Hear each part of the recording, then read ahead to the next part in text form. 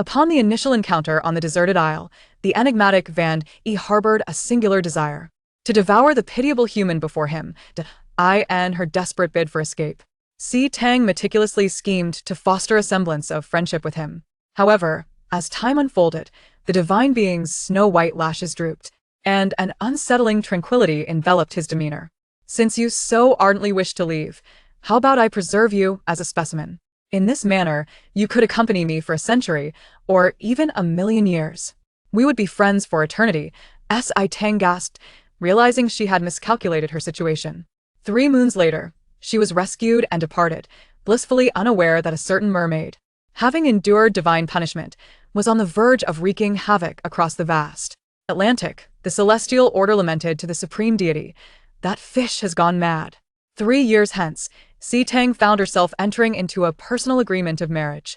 Her hastily chosen husband was strikingly handsome, emotionally stable, and possessed an air of refined elegance, much to her satisfaction. Yet, as time passed, she began to unearth a hidden facet of her spouse.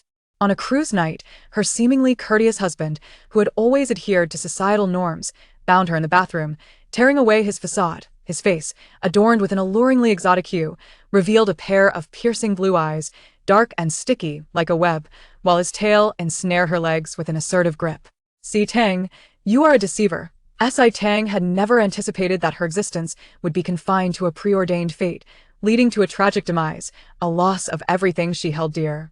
Nor could she have fathomed that the fiancé she had carelessly chosen was the very mad mermaid she had inadvertently provoked. Become a devotee of the sea god, and I shall alter your destiny. She, gullible in her trust, unwittingly signed not a covenant of devotion, but a bond of matrimony. From the male protagonist's perspective, in his pursuit to comprehend human courtship, he ultimately succumbed to jealousy, abandoning all pretense of sanity. Chapter 1. The Descent of the Deity. On a mysterious isle in the Atlantic, Tang gazed anxiously at the billowing smoke ascending into the heavens, fervently praying to the sea. Suddenly, the waves surged tumultuously, and the sky transformed, parting the waters as if unveiling an opulent curtain. Overcome with trepidation, Tang collapsed upon the shallows, her mind consumed by a singular thought. It was over. There was no escape. Upon raising her gaze, she beheld Van E standing at the delineation of the parted waves, his expression devoid of emotion as he scrutinized her. The man, with silver hair and cerulean eyes, possessed a face so strikingly beautiful it seemed a masterwork of creation. His long, snow-white lashes hung low, casting a condescending glance upon her as he uttered a taunting, "Dare you flee again? Do you truly believe I would refrain from consuming you?" He emphasized the word again, his voice huskier than usual, as if suppressing a deeper turmoil. Tang was momentarily speechless. However, as her terror ebbed, she discerned something unsettling in him at that moment. The stunning beauty of his visage was marred by a tempestuous heat surging in his eyes, tinged with a hint of crimson, exuding an indescribable danger. In response to her probing gaze, he furrowed his brow, an ominous shadow clouding his expression, before brusquely commanding, "Return." Although he had previously exhibited unpredictable moods, this display of emotional turmoil was unprecedented. Startled by his intensity, Tang caught a final glimpse of the terrifying warmth smoldering in his depths, rendering her momentarily speechless. Unlike the predatory gaze he usually cast upon her, this was a familiar yet foreign look.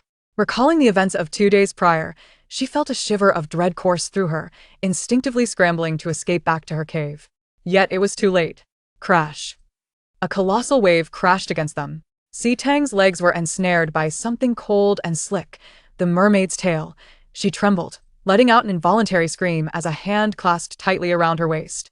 The vibrant sky spun in her vision, and as she regained her senses, she was met with a sight that left her breathless.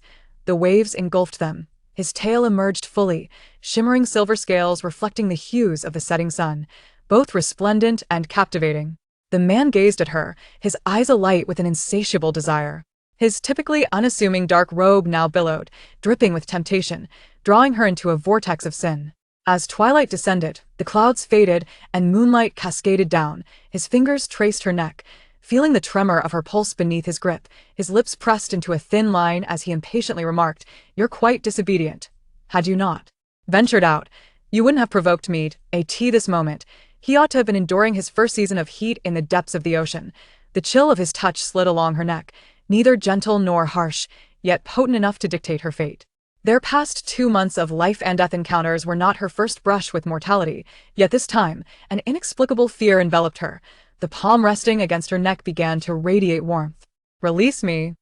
Tang's eyes glistened with unshed tears. He tilted his head slightly, maintaining his hold, his fingers gently caressing her neck as if to soothe her.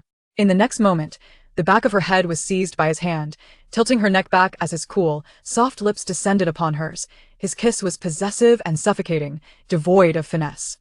Tang's eyes widened in disbelief. He closed his eyes, his trembling lashes as white as snow, enhancing his innocent allure.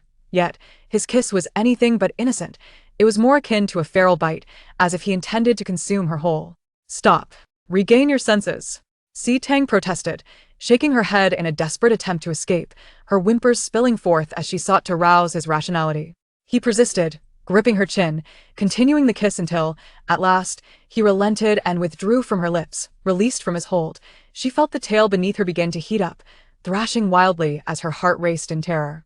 Turning to flee, she was met with a grip even more unyielding than before, a force that was both commanding and overpowering. A low, husky chuckle echoed in her ear. He nibbled on her earlobe, sending shivers of uncontrollable sensation coursing through her, the sharpness of his teeth grazing her skin, evoking a slight sting. "Didn't you say you wanted to be friends?"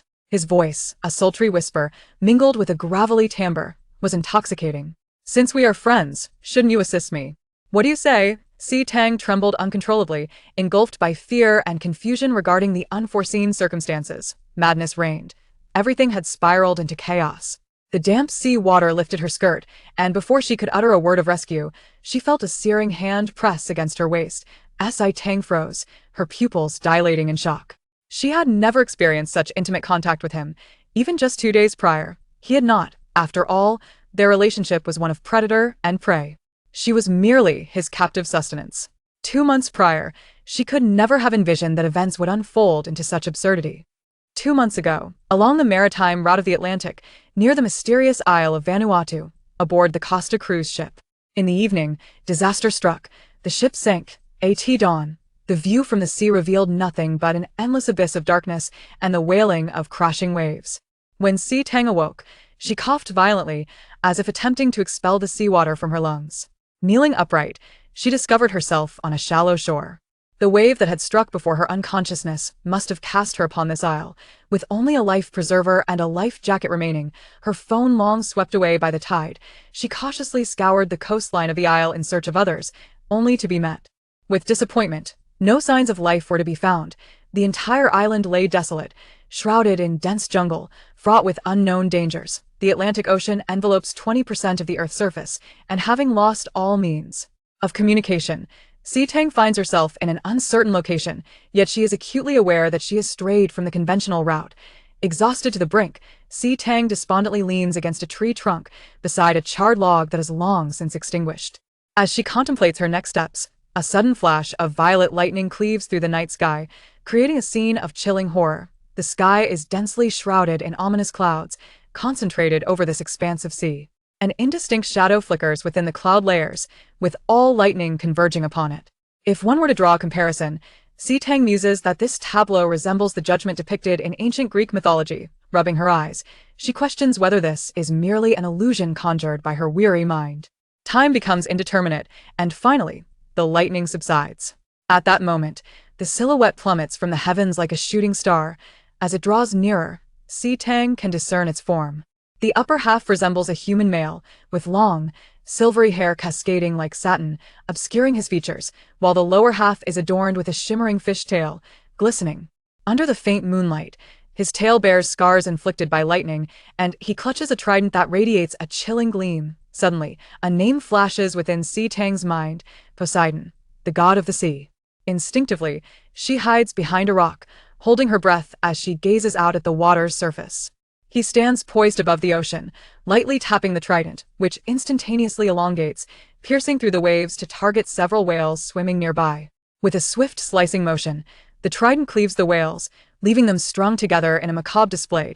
He casts a glance, his brow momentarily shadowed by a mixture of naive cruelty. As the trident returns laden with its grim bounty, he appears to playfully manipulate it before him. The surrounding sea succumbs to an eerie silence. Tang, startled by the sudden scene, nearly gasps in terror at the next sight.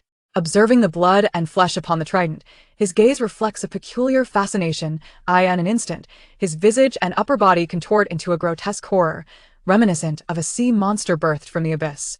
He opens his cavernous maw and devours the fish flesh in a single gulp.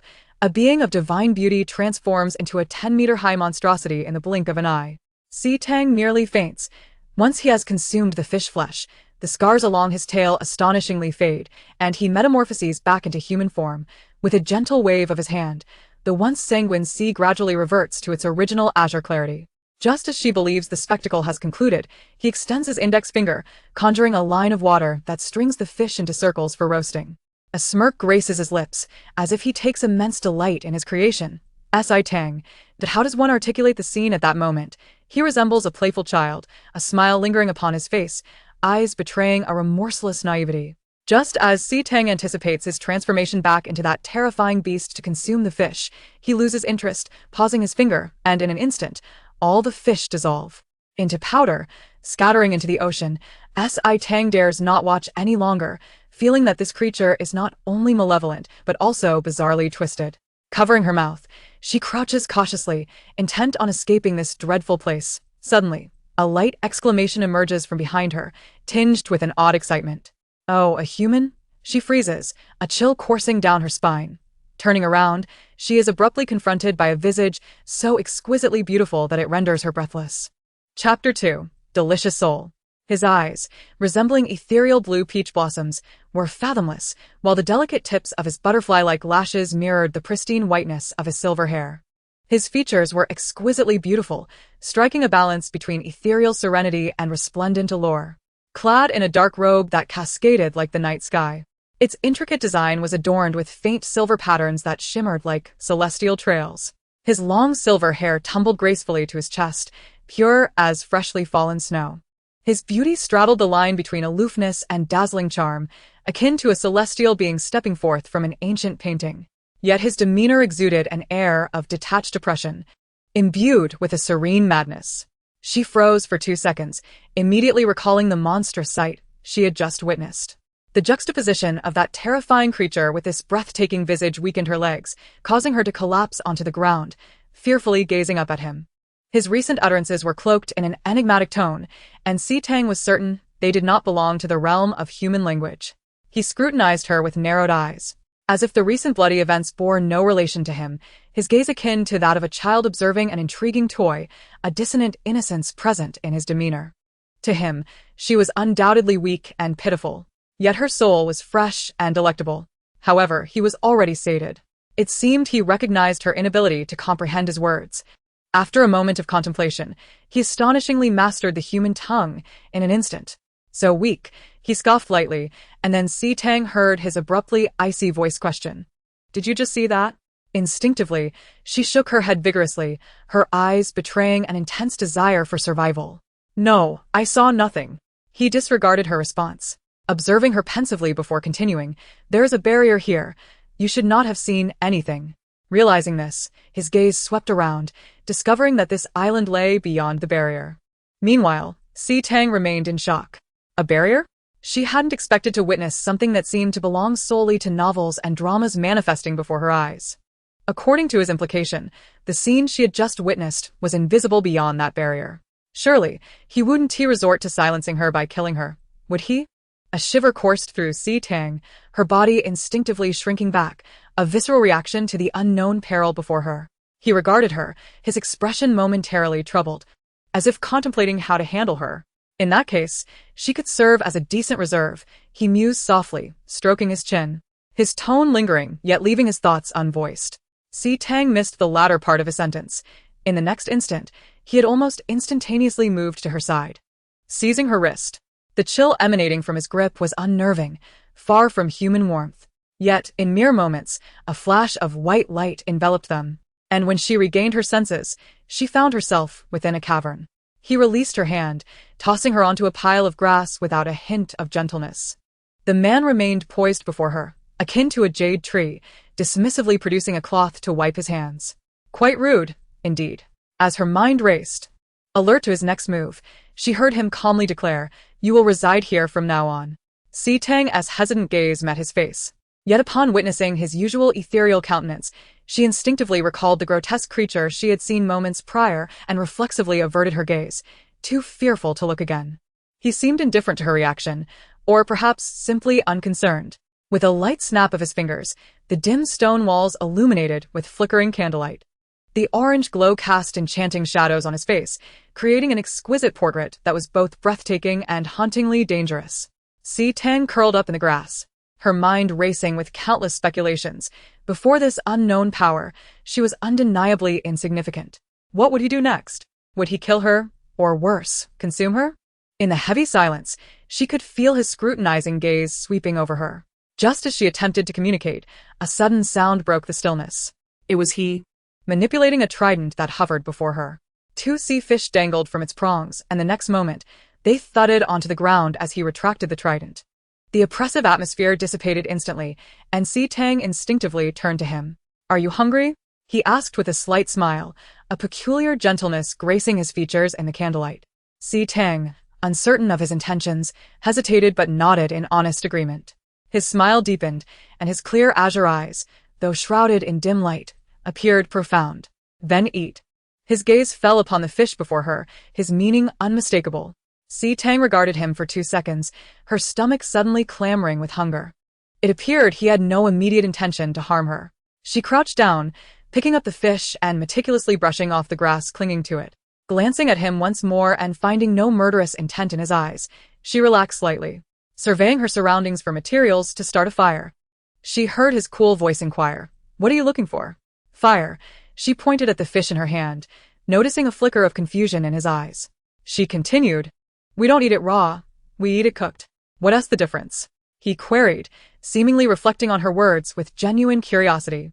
After all, he had only consumed raw food. Si Tang explained, "Humans have delicate digestive systems. Sea fish can harbor parasites, viruses, and bacteria. Eating it raw can pose serious threats to life." "What a regressed survival instinct," he scoffed, contemplating her with a silent thought. "Very well. If one were to cook it slowly, it would be a shame to let it die too soon." Si Tang, unaware of which words had struck a chord with him, was surprised by his amicability.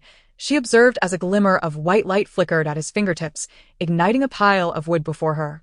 As she slowly began to roast the fish, she occasionally glanced at him, now seated on a stone bench not far away. "You're not going to kill me?"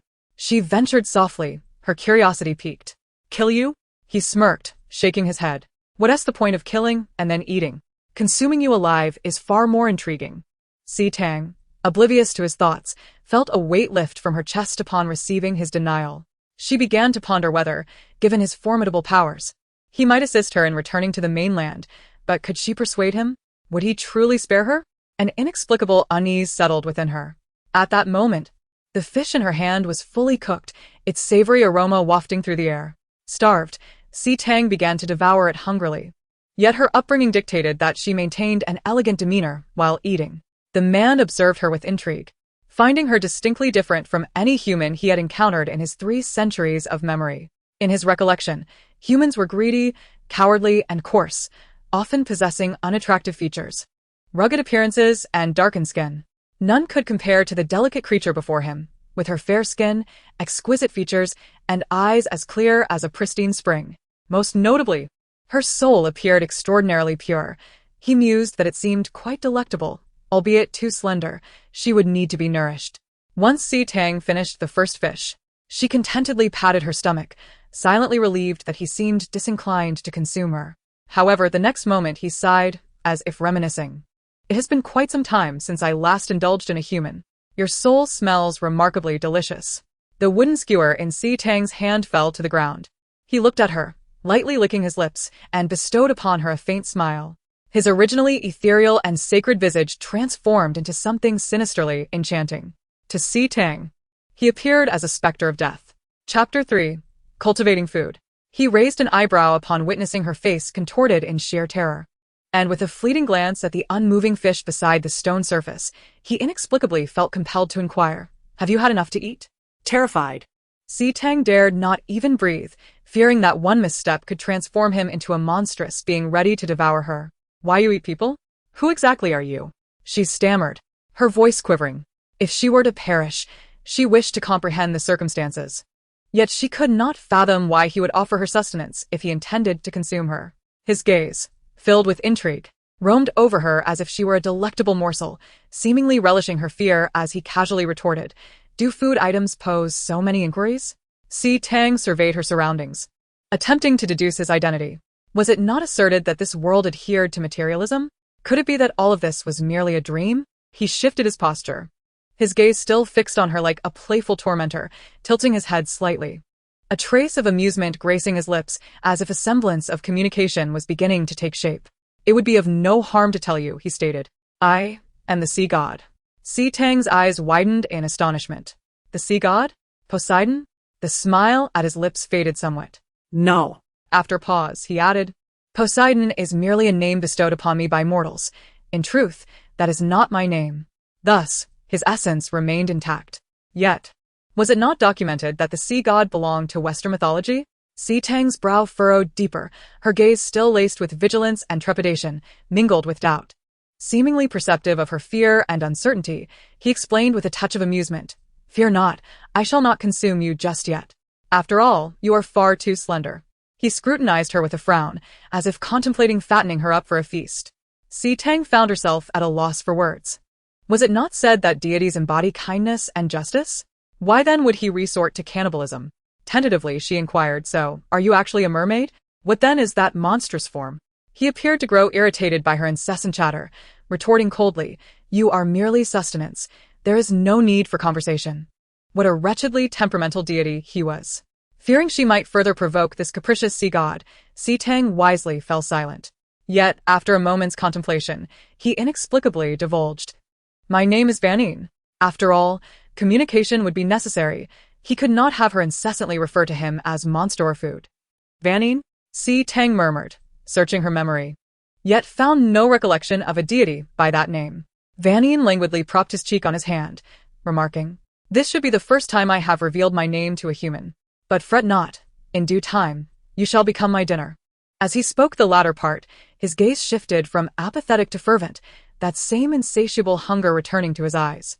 Tang felt a chill run down her spine. Undeterred, she endeavored to argue, "If you are God, why must you consume humans?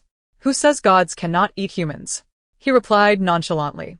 Logically, he could consume anything or choose not to eat at all, yet he detested the gnawing hunger that followed the expenditure of divine energy. Feeding could swiftly replenish his strength, but to him, it was perhaps more akin to an exhilarating game. Different foods seemed to possess a myriad of flavors, and humans, as a culinary delight, were the most fascinating morsel in his explorations. The souls of those teetering on the brink of death emitted diverse flavors. However, delectable specimens were a rarity. But now, it seemed he had stumbled upon one. Vanian's gaze intensified, growing increasingly fervent and peculiar. Tang instinctively recoiled, hastening to assert, "I have not committed any evil deeds." "Humph! How naive," Vanian scoffed. "Human, are you attempting to instruct me?" With a faint voice, Tang replied, "I am reasoning with you." Vanian laughed derisively. "Reasoning? What is that? Can it be eaten?" Tang fell silent. She perceived that he possessed no moral compass. He was a deity, yet devoid of a heart. After all, no respectable deity would resort to cannibalism. Tang ceased her dialogue, well aware that convincing this god to show compassion and aid her escape was a task as formidable as scaling a mountain. Quietly, she arranged the dry grass, fashioning a makeshift pillow, removed her life jacket, and reclined upon the heap. Throughout this, Vanian's gaze remained fixed upon her. For reasons unknown, her sudden tranquility unsettled him.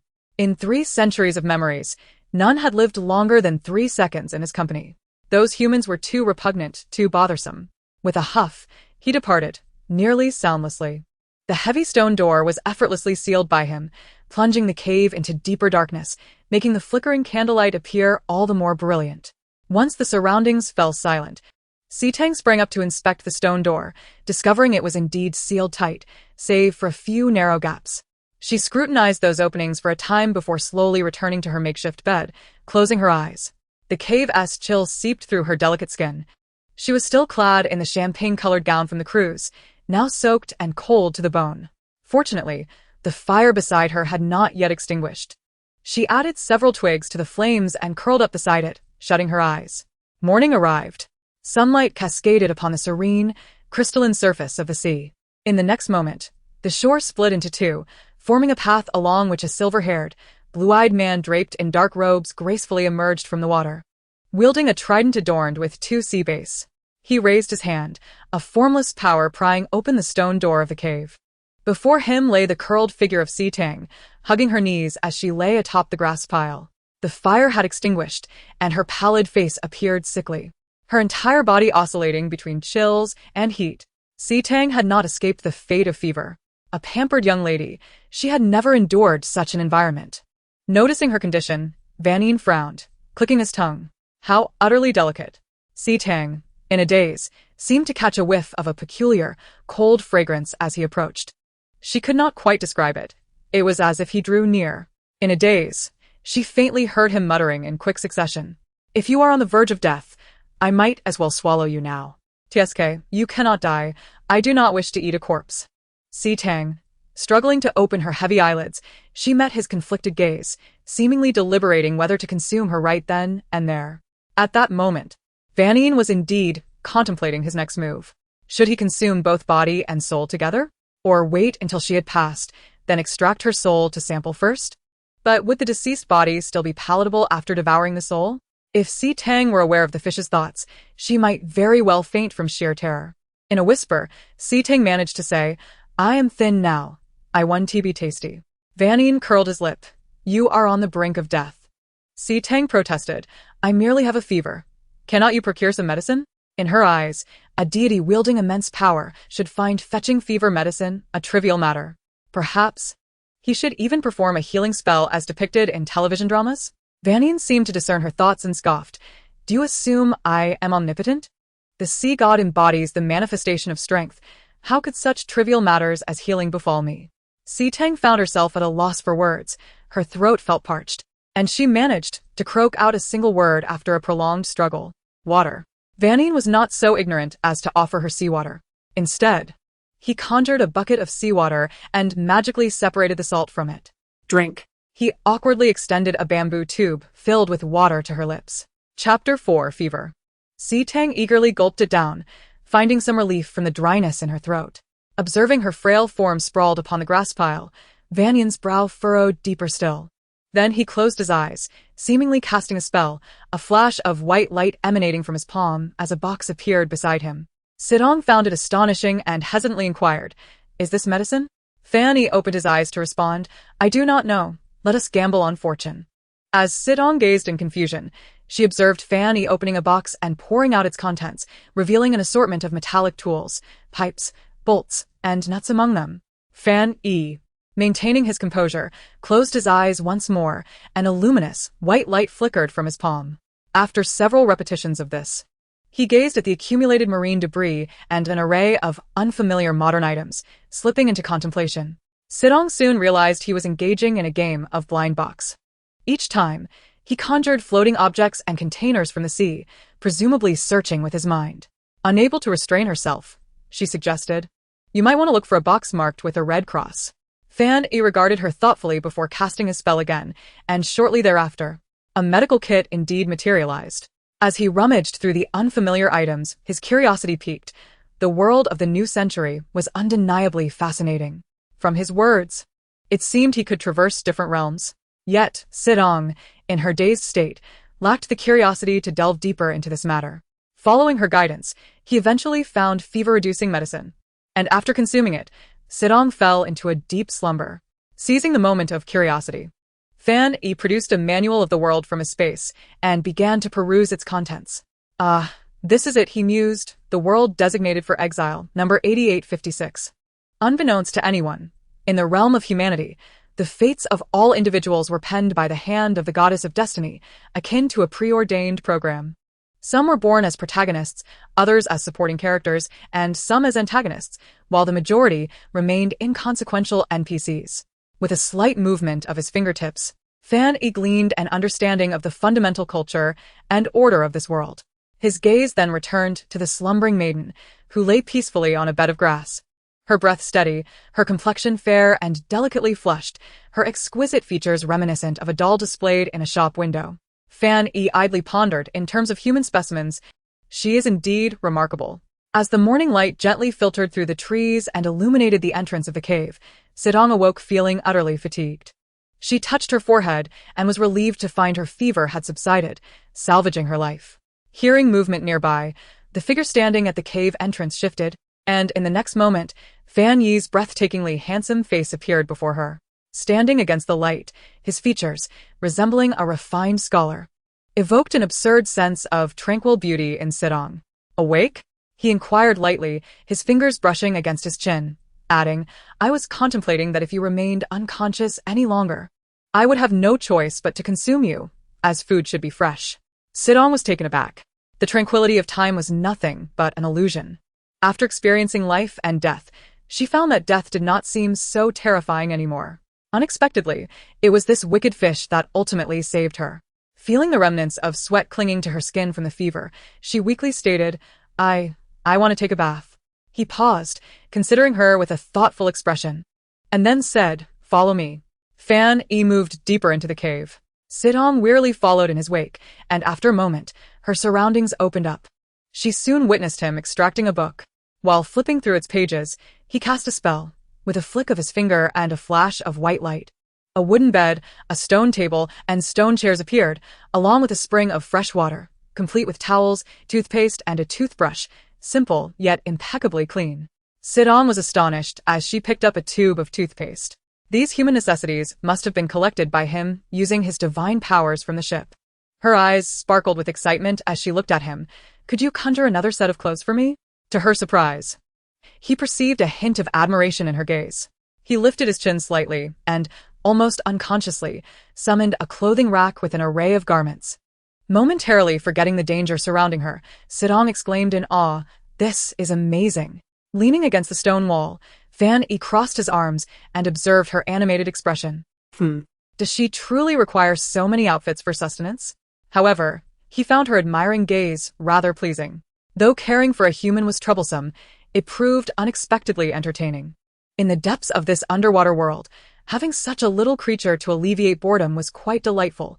On days when he felt displeased, he could simply consume her. An enticing thought indeed. As he fixated on her, he silently plotted. Just as Sidong reached for a set of clothes, she suddenly sensed his gaze upon her. That look, akin to that of a predator observing its prey, made her shiver internally. Her eyes darted around, and then she caught sight of the book he held. Its cover reading the Manual for Raising Humans. Sidong felt as though she might be devoured at any moment and, in a state of despair, glanced around, increasingly convinced that she was in a pigsty. As she wallowed in her despondency, Fan Yi observed her disheveled hair and ragged attire, his expression shifting to one of mild discontent as he furrowed his brow. Go wash yourself, he instructed. Upon hearing this, Sidong approached the natural pool, discovering it to be a hot spring. Just as she prepared to undress and enter, a sudden realization struck her. The fish was still present. Turning to look, she found him intently studying her, as if analyzing her form. Mr. Divine Brother, she implored, could you please turn away? Although you are a deity, propriety dictates that men and women should maintain distance. Fan Yi scoffed at her words. Mr. Divine Brother? What a peculiar term, he remarked, displeasure evident on his clear, handsome face. I have told you my name is Fan Yi, or you may call me Master. Sidong responded with a sigh. Master? How absurd. Were it not for his serious demeanor, she might have thought it a bizarre jest. Please, step aside, Fan Yi reiterated, and with a smirk, he vanished in an instant. It appeared he had departed. After Sidong finished her bath, she felt reborn. However, upon reaching the cave entrance, she found it blocked once more by stones. And Fan Yi had vanished without a trace, leaving behind a chaotic assortment of human items and 2 fish that lay still upon the stones. Remarkably, they had already been roasted. Sidong raised an eyebrow in surprise. Chapter 5. The Eve of Escape. Sidong picked up the food, seated herself on a stone bench, and began to eat, all the while keeping a vigilant eye on the stone door. A faint sliver of daylight seeped through the crevices of the heavy stone door. Her gaze fell upon a pile of discarded items nearby, remnants from Fan Yi's spellcasting in search of medicine yesterday, and her eyes brightened. If she was not mistaken, among them lay a crowbar. Hastily swallowing the fish in her mouth, she eagerly approached the heap and uncovered the crowbar. This meant that by employing the principle of leverage, She could use this tool to pry the stone door open. Hope ignited within her. 3 days of tranquil coexistence passed. When Fan Yi arrived to deliver dinner, he swung open the stone door, his gaze immediately landing on Sidong, who awaited him expectantly on the stone bench. You're rather easy to manage, he noted, observing that she hardly resembled the nearly lifeless figure from days prior. Fan Yi approached with elegance, clutching a trident adorned with 2 fish, his demeanor light-hearted, suggesting a pleasant mood. He leisurely approached her and took a seat, placing the sea fish aside. The fish, freshly skewered, still had its tail fin gently twitching, droplets of water splashing into the air, only to be halted by an unseen force just before they could land upon his robe. In the next moment, the ground ignited with flames, golden reflections shimmering upon the dark fabric of his attire, his brow and eyes resembling a captivating painting, exuding an inexplicable allure. You have arrived, he stated. Tang immediately straightened her posture. He appeared nonchalant, his gaze drifting towards the trident beside him, casually remarking, "Go roast the fish for the humans." Tang blinked, pondering whether he was addressing her, and in the next instant, she heard a soft clang as the trident obediently moved towards the fire, skewering the sea fish. Throughout this, Fan Yi kept his gaze lowered, making no discernible movement, as if he were not in control of the situation. "Are you speaking to it?" Tang exclaimed, astonished. "Otherwise?" she replied, staring incredulously at the trident. The artifact possessed a spirit, making her feel as though she had stepped into a fantastical novel. The trident cannot speak. Now it suffers in silence. Who would have thought that one day, this magnificent artifact of the sea god would be roasting fish for a mere human? It was unheard of. Upon arriving in the upper realm, it intended to complain to the chief deity.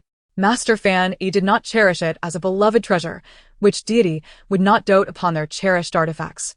Aside from genuine combat, they feared damaging them, let alone roasting fish. Yet, Master Fan Yi had always been a living embodiment of calamity. Today he wielded it to churn the ocean waves, and tomorrow he would ride it to summon thunder, creating turmoil in Atlantis, treating it as mere livestock. It was only during the brief 300 years of its existence that it had experienced a vacation, lost in the rifts of time and space. The ensuing days were far from peaceful, otherwise, it would not have been subjected to daily confinement by Lord Zeus. Who could have known that when its master committed offenses and faced punishment, the artifact would be implicated as well? This was why it found itself enduring the desolate expanse of this barren sea, between divine punishment and banishment. What it could not endure most was the appalling pollution of the ocean here. Oh heavens, I must endure this for 100 years. It longed for Atlantis, rich in spiritual energy from the 0003 world. Naturally, Tang was oblivious to the artifact's lengthy internal monologue. The air fell silent for a few moments, and Tang discreetly scrutinized him, her mind lingering on the mission she needed to investigate today. "I wish to inquire, aside from myself, did anyone else survive that shipwreck? Are you concerned for them?" Tang pressed her lips together, her voice softening, "Of course. They are all dead," he replied, his tone devoid of emotion. He paused, a hint of disdain creeping into his voice. "Indeed, the deceased humans carry a most unpleasant odor. There is not a single one worth consuming. Their souls have also vanished without a trace." Tang fell silent. Her gaze dropped slightly as the trident presented the roasted fish before her, having kindly skewered it on a wooden stick. Upon seeing the fish, she finally understood who had crafted the previous 2 skewers. She accepted it and instinctively uttered a word of thanks. The trident, receiving Master Fan Yi's approval, swished its tail and soared out of the cave, sinking into the depths of the sea. "It seems I have not heard the sound of ships for days. Have we strayed from the shipping route?" Tang probed subtly. "Human, cease your cleverness," Fan Yi scoffed, his cerulean eyes seemingly piercing through all. "For now, my presence is the safest for you. Should you step outside this cave, the next time we meet, you shall be but a corpse, parched and starved." Tang remained silent. She certainly understood that even if she escaped this cave, returning alive would be a daunting challenge. Thus, she must remain cautious, biding her time to uncover the opportune moment. After finishing the fish in her hand, under Fan Yi's unwavering gaze, which resembled that of a master observing a pet, she casually remarked, "So many have perished. Surely there will be a rescue team dispatched?" At her words, Fan Yi's fingers, resting on his knee, idly tapped as he replied in a languid tone, "In fact, a rescue team did arrive nearby not long ago. However, This area is too far off the shipping route. The likelihood of being washed ashore here is 1 in 10,000. They departed swiftly. Perhaps it was the confidence bestowed by being a deity. Tang lifted her gaze slightly, her eyes lingering on his breathtakingly beautiful face for a moment, analyzing the meaning behind his expression. Yet she discerned nothing. He may have been careless, or perhaps he was too preoccupied with flight to notice the recently burned branches along the shore, remnants of her encounter with him. Tang softly acknowledged, her mind racing with thoughts. Generally speaking, if a rescue team had landed on this island, they would have surely noticed the branches she had burned days prior. Their departure likely indicated they were seeking reinforcements, as 2 or 3 individuals would struggle to thoroughly search the small island. And tonight was the optimal time to escape. With this thought, Tang felt a surge of excitement course through her veins, a response to the glimmer of hope on the horizon. Sensing the emotional shift in the human, Fan Yi slightly raised his eyelids, casting a glance in her direction. Humans seemed to be peculiar creatures, their thoughts and emotions worthy of study. For instance, at this moment, Fan Yi found himself intrigued by what this human was pondering. Thus, the sea god focused intently, wishing to delve into her innermost thoughts. Tang was silently rehearsing her escape plan when she suddenly heard a somewhat surprised exclamation in the air. She looked up towards the source of the sound, curious about what had startled this fish. She only saw it suddenly fixate on her with an odd expression, as if confronted by an incomprehensible riddle. "Do you not believe in deities?" Tang heard him say unexpectedly. A fleeting moment of confusion crossed her face. Believe in gods? She had always been a materialist. Even though her recent experiences had shattered her previous beliefs, she wondered if she should truly revere deities, especially when she was on the verge of becoming one Esmiel.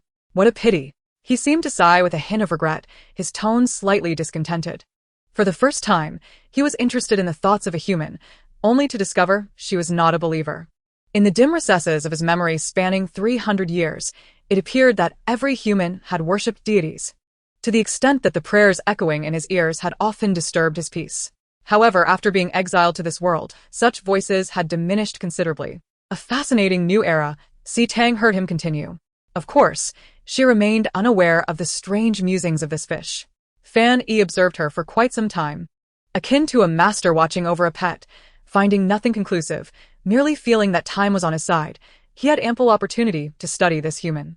Before long, he departed. Tang, watching his retreating figure, clenched her fists tightly. Chapter 6. A Failed Escape. The moon hung high among the sparse stars. The cold night was silent, occasionally interrupted by strange rustling sounds, the black tree shadows intertwining like lurking, dark beasts. Tang struggled through the forest, drawing upon her memory to find her way to the shore.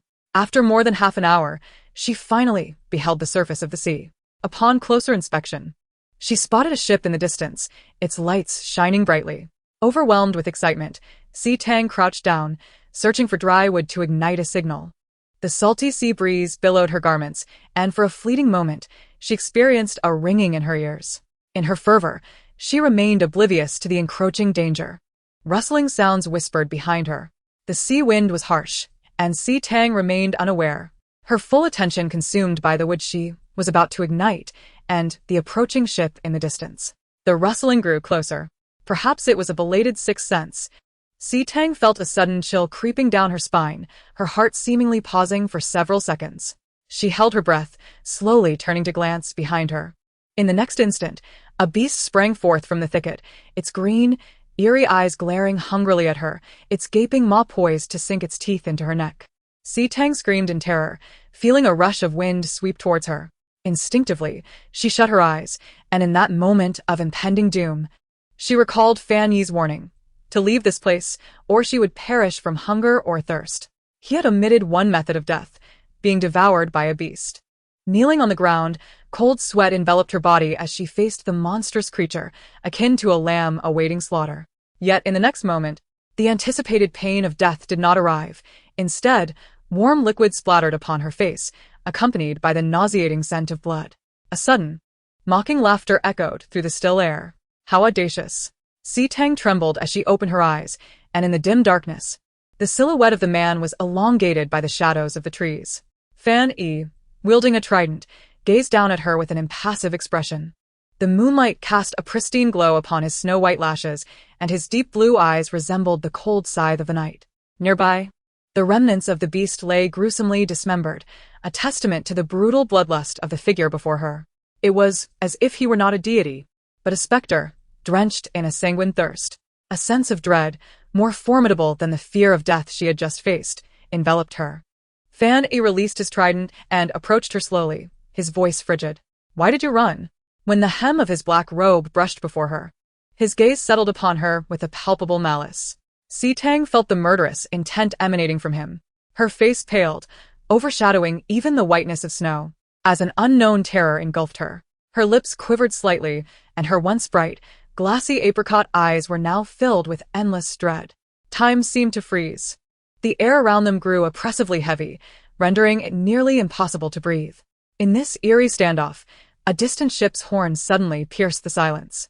Fanny raised his gaze slightly, glancing at the ship gradually becoming clearer on the horizon. A dangerous smile, laden with ambiguous meaning, curved upon his lips as a languid voice escaped his throat. "I underestimated humanity. To use strange tools to open a stone door weighing hundreds of pounds. Just a step away from escaping this isle. Yet, how naive. Does she truly believe that the entirety of the Atlantic Ocean eludes my sight? Or does she know the futility of hope yet stubbornly persist in her attempts? I find the humans of this world increasingly intriguing." His tone held a hint of amusement, the earlier displeasure fading away as if he had discovered a most delightful toy. What could be more captivating than capturing one alive for further study? Tang remained ensnared in her despairing fear, and in the next moment, she felt her body lift off the ground, a chilling touch grasping her wrist. In the blink of an eye, Fan Yi had whisked her into the air. Tang widened her eyes, helplessly watching as he used his magic to erase any trace of her existence on the island. 10 minutes later, the ship docked at the shore, and the rescue team immediately disembarked to search for signs of life. To their bewilderment, however, there were no recently burnt-out dead trees along the shore. Some even speculated that they must have misjudged the situation during the day. Tang, unwilling to surrender, watched as her hope of escaping vanished before her eyes, desperately pounding against the invisible barrier below her while calling for help. In her ears, a light laughter echoed, tinged with amusement. "I have employed a barrier. They cannot hear you, nor can they see you." As he spoke, he observed her reaction, his bemusement growing at her futile struggle in the face of despair. Strange. She clearly understood her inability to escape, yet she continued to resist in vain. Tang ignored him, her gaze fixed on the ground beneath. Seconds ticked by, the rescue team busily searching below, yet yielding no results. 2 hours passed, and the team members began to pack up their tools, preparing to leave this place. Tang bit her lip, an overwhelming sense of loss and despair saturating her heart, akin to a heavy mountain pressing down upon her, making it nearly impossible to breathe. She could only watch helplessly as hope slipped away from her grasp, powerless to intervene. Meanwhile, Fanny stood nearby, quietly observing her expression with keen interest, oblivious to the flickering fire of determination burning deep within her eyes. Finally, as the vessel slowly departed from the waters, disappearing beyond the horizon, the rescue team left. Fan Yi brought her back to the cave. Tang, dejected, leaned against a stone bench, resembling a defeated stray cat, watching as he meticulously inspected every corner of the cave as if it were a prison. It seemed the stone door did not provide him with peace of mind. He simply moved it aside and set up a barrier. Tang, surprisingly, found herself analyzing the appearance of his barrier, a silver-white light shield. She distinctly sensed that he no longer wished to consume her. Rather, he intended to toy with her. A god devoid of emotion? No, a madman. When Fan Yi finally seemed satisfied, he left her with a parting remark. A pet so weak should obediently remain in its cage. Tang glared at his departing figure, reassuring herself that he did not wish to devour her just yet. As long as the green hills remained, she need not fear the absence of firewood. One day, she would escape this place, she vowed. Chapter 7. Delicious. Tang spent a humble half-month in relative tranquility. At least, that was how it appeared in Fan Yi's eyes. She seemed to have truly come to terms with her reality, relinquishing her desire to leave. However, devoid of that stubborn resilience, Fan Yi found her presence increasingly insipid. Thus, Tang discerned that his gaze had grown more perilous. Each time he brought her food, that predatory glint in his eyes gradually resurfaced, intensifying with each passing day. Day after day, the gnawing fear and despair consumed her rationality. On this particular day, Fan Yi, as usual, delivered 2 sea fish, placing them upon the stone table. Yet, contrary to her routine, Tang did not take them to roast. Instead, she stared at the fish, motionless. Noticing her unusual behavior, Fan Yi halted his departure, watching her with keen interest. "What is it?" Tang, uncertain if it was merely her imagination, felt as though his gaze held a certain expectation, as if he were curious about her forthcoming words. She swallowed hard, meeting his profound eyes, and spoke slowly. "Do you not find them pitiable?" "Fan Yi." Tang parted her lips, continuing, "I mean the fish. They are quite unfortunate, are they not? Treated as food." Fan Yi tilted his head slightly, a puzzled expression adorning his face as he appeared to analyze her peculiar human sentiments. Unable to comprehend. Of course, it was not merely that he failed to understand. Tang herself could scarcely grasp her own sentiments, yet she persisted in articulating her thoughts. "The little fish are quite unfortunate, are they not? They never wish to be food, and besides, all living beings possess a spirit. What wrong have they committed to be treated as mere sustenance?" Fan Yi's bewildered expression did not dissipate. Tang's lips twitched as she endeavored to don a mask of sorrowful sympathy. Such adorable little creatures, destined to be consumed. How very pitiable. Fan Yi simply stared at her in silence, scrutinizing every subtle shift in her expression. As Tang's voice gradually diminished, she felt her embarrassment swell to the point of overflowing the air around her, uncertain if Fan Yi had grasped the underlying meaning of her words. As Tang anxiously awaited his reaction, Fan Yi unexpectedly emitted a low hum, followed by laughter that intensified with each passing moment. "Tang, is this some kind of joke?" However, the beauty of that fish's laughter was almost too enchanting. The ominous aura dissipated entirely. As the corners of his lips curled upwards, his deep blue eyes seemed to shimmer with moonlight ripples, reaching into one's heart. The idle trident nearby was stunned in silence, thinking, "Heavenly being, am I mistaken? Lord Fan Yi is actually laughing." Since its birth, having followed Lord Fan Yi, it had never witnessed such a smile. Generally, when Lord Fan Yi smiled, misfortune befell someone. After seemingly having his fill of her awkward expression, Fan Yi paused and countered her inquiry. "Are you suggesting I should show compassion towards food?" Tang remained silent but blinked at him, as if attempting to convey her innocence akin to the two little fish. Fan Yi's expression remained impassive. "Oh, if that is the case, then for dinner tonight, you shall have this." His languid words hung in the air as the two sea fish vanished, replaced by a cluster of mushrooms and a few blades of grass. Tang. He savored her disheartened expression for a few seconds, and when he had enough, he rose to leave, turning back to her with a meaningful remark. "Human, you would do well to remain this amusing." Tang. A chill instantly coursed through her. Tang truly began to live the life of a captive. Each day, aside from mealtimes when Fan Yi would regularly arrive at the cave to deliver food, he would engage her in conversation as if she were a pet. In truth, she had no desire to engage with him, but Tang was not foolish.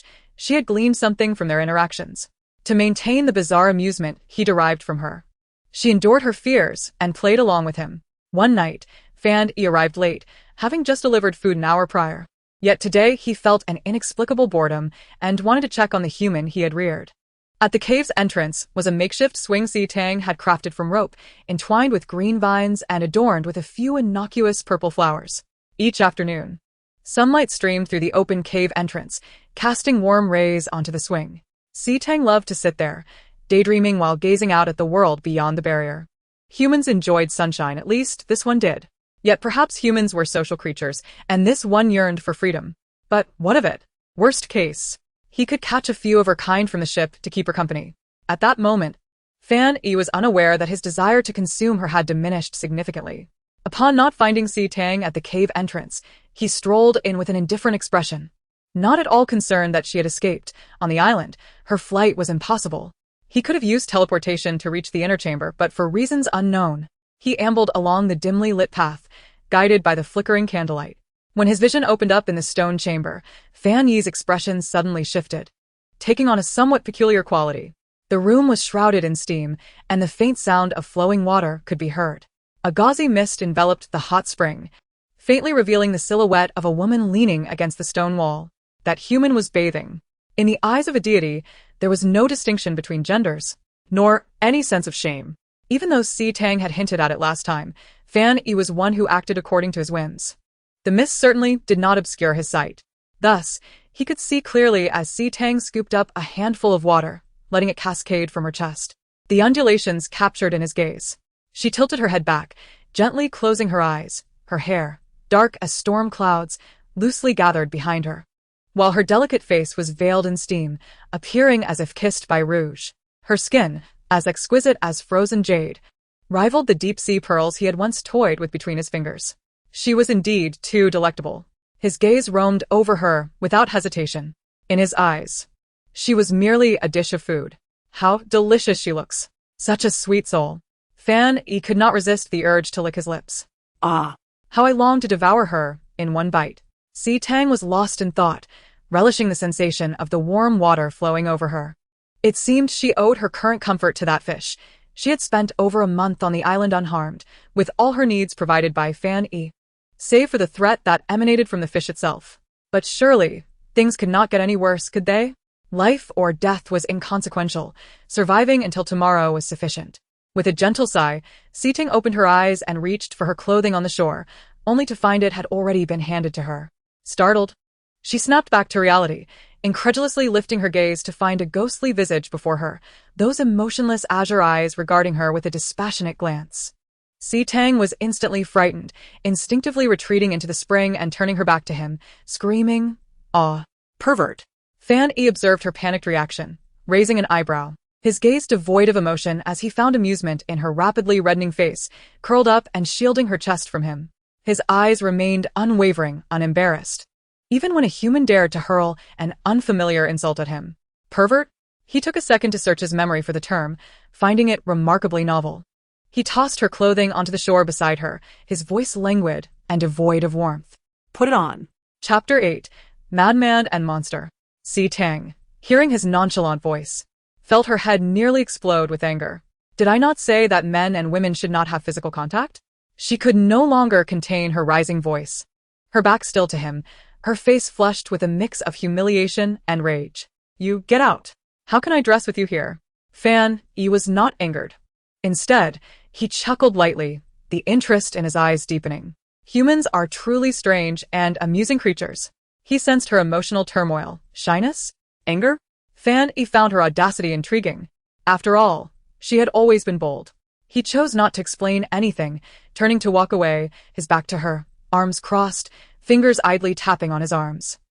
Tang, hearing the movement, turned to see him facing away from her and immediately bit her lip, hastily pulling on her clothing. As she dressed, she gritted her teeth, reflecting on how this loathsome fish only appeared during mealtimes. Why was he here in the dead of night? If she was not mistaken, he had nearly seen everything just now. Even if they were different species, it was unacceptable. Tang realized that this fish regarded her merely as a pet, and the look he had just given her carried no emotional weight, making it clear she was merely food in his eyes. Gritting her teeth, she steeled herself, attempting to convince herself that she need not feel ashamed. However, she could not allow such a situation to arise again. Upon hearing the rustle of her getting dressed, Fan Yi turned around just in time to see the myriad of emotions flitting across Tang's face. He instinctively rubbed his chin, genuinely curious about what thoughts were swirling in her mind. Not being a follower was of no consequence, however. The methods he employed on others could not be applied to her. Fan Yi felt a tinge of regret. Tang seemed to have mentally prepared herself, gathering her courage to approach him. Lord Fan Yi, Van Weiwei raised an eyebrow, gazing at her in silence, seemingly awaiting her further elucidation. Although you are a deity and I am but a mortal, there exists a necessity for discretion between the genders. Your divine exterior bears no distinction from that of humanity. Do you understand my meaning? She endeavored to clarify. Van Yi narrowed his eyes slightly, appearing to ponder her words before responding with a tone that conveyed ambivalence. Oh? Under the sharp glare of Tang, who was discreetly grinding her teeth, Van Yi suddenly closed the distance between them, causing Tang to tense up immediately. He circled her, his gaze unwavering and tangible, as if surveying his dominion, cloaked in an intense and perilous heat. A chill fragrance enveloped them. Tang once again caught a whiff of a scent, an indescribably complex aroma. The top notes were sharp and rich, while the base notes evoked amber and cedar, instinctively. She softened her breath, as if inhaling for an extra second might ensnare her senses. Van Yi's eyes betrayed no emotion as they lingered on the droplets of water cascading down her neck into her collarbone, observing her trembling lashes and taut form. He noted the visible veins that surged beneath her skin, contemplating how effortlessly he could extinguish her life and consume her, a thrill igniting within him that caused his eyes to narrow with excitement. He could also sense the alluring fragrance of her soul. Those agonizing seconds felt interminable for Tang, as she felt ensnared by his presence, submerged in an abyss of chaos, her entire body rigid. She was acutely aware of his gaze sweeping over her, ultimately resting on her fragile neck. Her body screamed in alarm, a primal instinct urging her to distance herself from him, yet her body and senses felt as if they were under some enchantment, lost in a state of numbness, with only fleeting thoughts managing to surface. She was oblivious to his intentions. The peculiar late-night visit raised suspicions. Had he grown weary of his games and sought to devour her? Tang's lashes quivered with increasing intensity, and she braced herself for the worst, feeling as though an eternity had passed, when in reality, it was merely a matter of seconds. Suddenly, his icy fingertip grazed her chin, lifting her downcast face to force her to meet his gaze. "Look at me," he commanded. Tang shuddered, helplessly locking eyes with Van E. Her thoughts, previously muddled, were abruptly drawn back to clarity, only to plummet into a chasm of despair. His enchanting eyes, deep and seemingly harboring the cosmos, glimmered with an otherworldly allure. They were perilous, capable of shattering one's sanity. There was nary a hint of emotion within them, save for a flicker of curiosity. Tang found herself holding her breath, as if entrapped within their depths. He seemed intent on proving something to her, or perhaps delving into her essence. Van E observed the intoxication flickering within her lustrous, clear eyes, a smile gracing his lips. Do you see? He inquired, his tone rich with interest as he studied her bewildered expression. The moment Tang registered his words, a flash of clarity pierced through her mind, prompting her to shove him away, turning in a near-panicked manner to face away from him, involuntarily closing her eyes and gasping for breath. This insane, demonic creature. She had certainly perceived the disdain in his gaze, akin to that reserved for lifeless objects, and she resented herself for being beguiled by his flawless facade. Yet, Van E showed no ire at her rebuff. His voice, devoid of emotion, echoed behind her, imbued with a sense of inevitable pity, as if passing judgment upon a lowly human. Gods and mortals are inherently different. Whether you adorn yourself or not holds no significance in my eyes, he remarked, twirling his fingertips with a nonchalant air. Tang, with her back to him, concealed her expression of exasperation, having underestimated the depths of this predatory fish. He mocked her. To him, she was merely a meal. The boundaries she spoke of seemed but a figment of her imagination to him, a mere illusion. To him, they were inconsequential, and he had no obligation to adhere to her constraints. He simultaneously conveyed the fundamental inequality between them. Tang clenched her fists, silently vowing to create a screen around the hot spring later. One may be killed, but not humiliated. She had her pride. If this loathsome fish dared to peek while she bathed, she would not hesitate to label him a pervert. Noticing her petite form shivering slightly in silence, Van E found himself unexpectedly sketching a picture of this human as furious, yet begrudging demeanor in his mind, a slight smirk gracing his lips. "Are you very angry?" Tang took several deep breaths, reminding herself to remain calm and not succumb to anger. Yet, before she could compose herself, Van Ye's stunning visage was suddenly in front of her, leaning in as if he were a predator, narrowing his eyes to relish her expression. Perhaps anger had taken hold, for her dark, glistening eyes were now tinged with unshed tears, amplifying the clarity of her almond-shaped irises, while her entire face flushed like a ripe peach, her lips trembling in a futile attempt to suppress her emotions. It bore resemblance to her earlier flustered expression, yet it was distinct. Truly, how amusing, he mused internally. Tang gazed at his magnified, flawless visage, which revealed no concealment of his malevolent thoughts, her anger overshadowing any sense of awe, nearly compelling her to strike him across the face. He was doing this deliberately. Chapter 9. His new game in moments of heightened emotion. One is often prone to utter impulsive words. Tang, unable to endure any longer, locked her gaze with his, each word she spoke biting through her teeth. "If there is truly no distinction, then why do you wear clothing?" His breath hitched, disbelief flickering in his narrowed eyes. What? This audacious remark, bordering on sacrilege, left Van Yi astounded. Tang's boldness in confronting him was an affront to his divine authority. Since his inception, no being, save for his father and brother, had dared to speak so insolently before him, let alone a mere mortal. He felt as though he was seeing this human in a new light, disregarding her retreating steps as he advanced towards her. Tang had already regretted her words as soon as they escaped her lips, not daring to repeat them. She stumbled backward, sensing the increasingly ominous glint in his eyes, a chill running down her spine. Van effortlessly seized her chin, and before she could offer any resistance, he gripped her delicate throat. The icy sensation pressed against her skin felt akin to a cold blade poised at her throat. He exerted no force.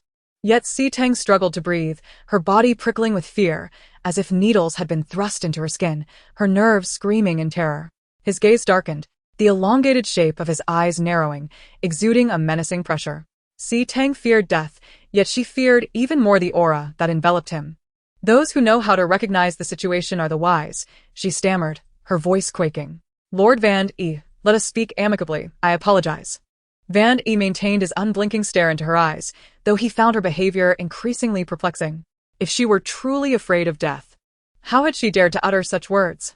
Conversely, if she were unafraid, why did she now exhibit such a desperate desire to cling to life?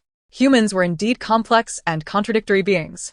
His cold fingertip traced her pulse, as if savoring the sweet blood flowing beneath the surface, his bloodthirsty gaze intensifying. For a fleeting moment, Tang felt the palpable intent to kill emanating from him. He reveled in the fear coursing through her. As if the tremors transmitted through her skin ignited his excitement. After a moment, a new spark of mischief ignited in his eyes. You may yet be spared. His voice, rich and melodic, took on a softer tone, as if draped in honey, yet his grip remained unyielding as he roughly yanked her closer, compelling her to meet his gaze. Her deep azure eyes were enchanting, resembling a mist that concealed a kaleidoscope within. Yet those who fell into their depths soon realized they were ensnared in the abyss of hell. Tang wished to close her eyes and avert her gaze from that captivating blue, but for reasons unknown, she found herself utterly unable to look away. Once again, she felt that familiar sensation as the cold fragrance enveloped her, and those slightly smiling peach blossom eyes became even more perilous than when they were devoid of mirth. They exuded no warmth, yet they were irresistibly alluring, as if beckoning her into perdition. Dizziness and numbness washed over her, her senses once again rested away. But this time it felt distinctly different, indescribable yet profoundly terrifying. Cold sweat streamed down Tang's brow as she silently screamed within, yearning to destroy what she wished to obliterate. Her breath quickened, heart pounding like thunder, her thoughts swirling until only the haunting blue eyes and that visage of unparalleled perfection remained. Just as she teetered on the brink of surrendering to darkness, the hand that had gripped her throat loosened abruptly. Tang collapsed to the ground, her body weak and unsteady. Drenched in sweat, droplets trickled down her forehead to her lashes, and as she struggled to blink, her blurred vision caught sight of the godlike man wiping his hands with a handkerchief. He chuckled softly, an enigmatic sound that sent chills down Tang's spine. Fan Yi's gaze fell upon the crimson imprints on her neck, devoid of any sympathy, only an intensifying intrigue. The fact that she could withstand the allure of a god for so long, teetering on the edge of consciousness, yet not fully succumbing to madness, was a testament to her resilience. Most would have long since descended into a near catatonic state, obedient to his every command. Truly, she was a prized toy in his hands. Yet, that was of little consequence. It only made the game more enjoyable. Tang felt the heat of his barely contained excitement in his gaze, her fear and resentment towards him reaching a fever pitch. Fan Yi seemed to sense that her current state had exhausted his amusement, and with an air of faux benevolence, he released her, his tone unexpectedly light. I shall fetch some medicine for your wounds. Do take care to survive. I trust you will continue to surprise me, dear human. The ink-black hem of his robe gradually faded from Tang's view, and when she looked up again, Fan Yi had vanished. Tang bit her lip, the searing pain at her neck serving as a stark reminder of her recent brush with death. Yet now, she was acutely aware that he no longer wished to kill her. He had discovered a new game. This was a game named destruction. What he sought to dismantle was her very persona, desiring her to surrender to him devoid of self. Once she became a puppet with no will to resist, he would devour her as sustenance. The flickering candlelight cast shadows in the dimness, and a cold glint flickered in Tang's eyes. Chapter 10. The Temptation of Intrusion and the Sense of Disparity. Fan Yi began to notice a palpable shift in Tang's demeanor since that fateful day. She had adopted a tone of reverence towards him. When he arrived, she was markedly more reserved, even foregoing her usual pastime of swinging. He found himself inexplicably displeased. After delivering her lunch that day, he lingered instead of departing immediately, observing as the wounds on her neck had begun to heal. A relief as he deemed humanity exceedingly fragile, he did not wish to ruin his plaything before the game had fully unfolded. Tang, on the other hand, was increasingly agitated, questioning why this malevolent creature had not taken his leave. Recalling the events of their last encounter, she anticipated further misfortune. Having deciphered his intentions, she understood that overt defiance would only incite his wrath. Tang resolved to maintain a semblance of obedience, exhibiting reverence toward him, yet striving not to exhibit fear, keeping a calm demeanor during their interactions. However, this proved to be a formidable challenge. She could sense his recent displeasure looming over her. Seated on a stone bench, Tang sat rigidly, her body tense as she remained vigilant for any signs of his impending ire. An uncomfortable silence enveloped the space. Not even the sound of breathing could be heard. Curiosity compelled her to steal a glance, and despite knowing the demon that lurked beneath his exterior, she found herself momentarily entranced. The afternoon sunlight graced his dark robe, his pallid complexion exuding an air of aristocratic languor, one hand propped against his forehead, while his exquisite features resembled a celestial being, softening the menace and allure that lingered in his expression, deceptively charming. In his left hand, he cradled a glowing tome, the delicate snow-white lashes and silken hair catching the light, imbuing him with an almost sacred quality. He appeared engrossed, as if intent on learning every word. Unable to resist her curiosity, Tang's gaze fixated on the book's pages, where she discerned several lines inscribed: Human Psychological Manipulation, How to Induce Submission, How to Inflict Mental Torment Upon Humans. Tang thought to herself, perhaps you might as well just kill me. Trembling, she prepared to divert her gaze, only to lock eyes with him in that very instant. He raised his hand with enthusiasm, causing the book to vanish at his fingertips. Come here, he beckoned, as if calling a pet. Tang's eyelids fluttered with trepidation, yet she found herself compelled to obey, rising to approach him. Fan Yi observed her hesitant steps, while his mind contemplated the feasibility of the methods outlined in the tome he had just perused. Physical torment was trivial. Humans, being inherently greedy creatures, possessed insatiable desires. He could extend favors. Once she submitted wholeheartedly, he would hear her innermost thoughts. Tang halted before him, braced and alert for his next move. He arched an eyebrow, tracing his fingers through the air, and with a flash of white light, a long table draped in white velvet materialized before them. Laid upon it were sumptuous delicacies, cakes and fine wines, a veritable feast fit for royalty. Stunned, Tang gazed in disbelief as the tempting aroma wafted towards her, and she couldn't help but swallow hard. For 2 months, her sustenance had been monotonous fish, devoid of flavor, having been coddled since childhood. She felt as if she were on the verge of losing her sense of taste. Her body reacted uncontrollably, swallowing in response, while her nerves frayed, uncertain of his intentions. Was this a meal of deception? A poisoned torment? With this thought, Tang instinctively recoiled several steps. Fan Yi noted her reaction, a smirk curling at the corners of his lips. What's the matter? Afraid I've poisoned it? Tang hesitated, and sensing her apprehension, he spoke lazily, as if bestowing a great mercy. Eat. This is my reward for your compliance of late. Casting a wary glance at him, Tang slowly approached the table under the weight of his dark gaze. Whether it was poisoned or not, she had little choice left. Under his keen scrutiny, she grasped a piece of exquisite cream cake, reminiscent of the creations by her family as private Michelin star chef. As the cream melted on her tongue, a wave of nostalgia washed over her, momentarily transporting her back home. This flavor, she could scarcely believe her eyes as she scanned the table, her gaze honing in on the corner of the white velvet cloth, where a complex totem was embroidered, her family's crest. These delicacies, where did you acquire them? Tang struggled to contain her excitement as she inquired. He remained silent, his sharp gaze fixated on her unusual expression. A subtle yet insistent curiosity stirred within him, compelling him to unravel the thoughts of this human. Though Tang received no answer, she felt no disappointment. Instead, she pondered whether her family had not given up on her, perhaps sending someone to search for her. This realization reignited a glimmer of hope. Just as she believed he would remain silent, his voice resounded with significant implication. These were procured from a ship. Tang could not restrain her curiosity and inquired, what purpose does that ship serve? Under her anxious and expectant gaze, Fan Yi let out a casual chuckle, discerning her futile hopes of rescue. In an attempt to dissuade her, he spoke languidly. Those humans are a great distance away, indulging in a banquet, seemingly celebrating the inclusion of some second daughter into their family tree. Instantly, a shadow of gloom crossed Tang's face. It was the first time Fan Yi had witnessed such an expression on a human's visage, a curiosity that made him narrow his eyes slightly. What are you contemplating, human? Why do you wear such a countenance? Are you troubled? Beyond despair, a flicker of complex disdain and fury flickered across her features. Did she know those humans? Every illogical reaction of hers piqued his interest. Tang lowered her gaze, responding nonchalantly. It's nothing. The food is quite delectable. Thank you for your generosity.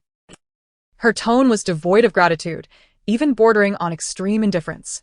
This was not the outcome he desired. Tang was too preoccupied to heed the thoughts of the being before her. She was not only disheartened by the extinguishing of her newly ignited hope, but also engulfed by a profound rage. She was not yet defeated. Yet her father could not wait to bring that illegitimate daughter home. Celebrating in the midst of her perilous plight in the Atlantic was akin to dancing upon her grave. The mere thought of her inability to return home filled her with resentment, knowing her father would be ensnared by that mother-daughter duo, especially with the son that woman bore. The notion of the Su family falling into their hands ignited a fierce unwillingness within her. The Su family held half of her mother's legacy. She must survive and return. Fan Yi observed the human before him, her almond-shaped eyes suddenly brightening with determination after the fury, as if ignited by a magnificent flame. He squinted slightly, feeling a twinge of frustration at this unexpected display of resolve. He eagerly anticipated the day she would submit to him as his devotee. If it were not for the constraints of their realms, he would have relished the thought of employing a method that would render her every thought transparent to him. Chapter 11. Acceptance and Compliance. The cavern was cloaked in dim light, the flamboyant afterglow of the sunset cascading like shards of gold. The wild green vines clung to the stone walls, their tendrils intertwining with the swing ropes that swayed gently in the breeze. At the center of the cave stood a long table, starkly adorned with a snow-white tablecloth, laden with exquisite dishes displayed on silver platters. Tang and Fan Yi faced each other, the atmosphere thick with an inexplicable strangeness. Tang's fingers unconsciously fidgeted with the cutlery in her hand, dining with a certain restraint under Fan's scrutinizing gaze.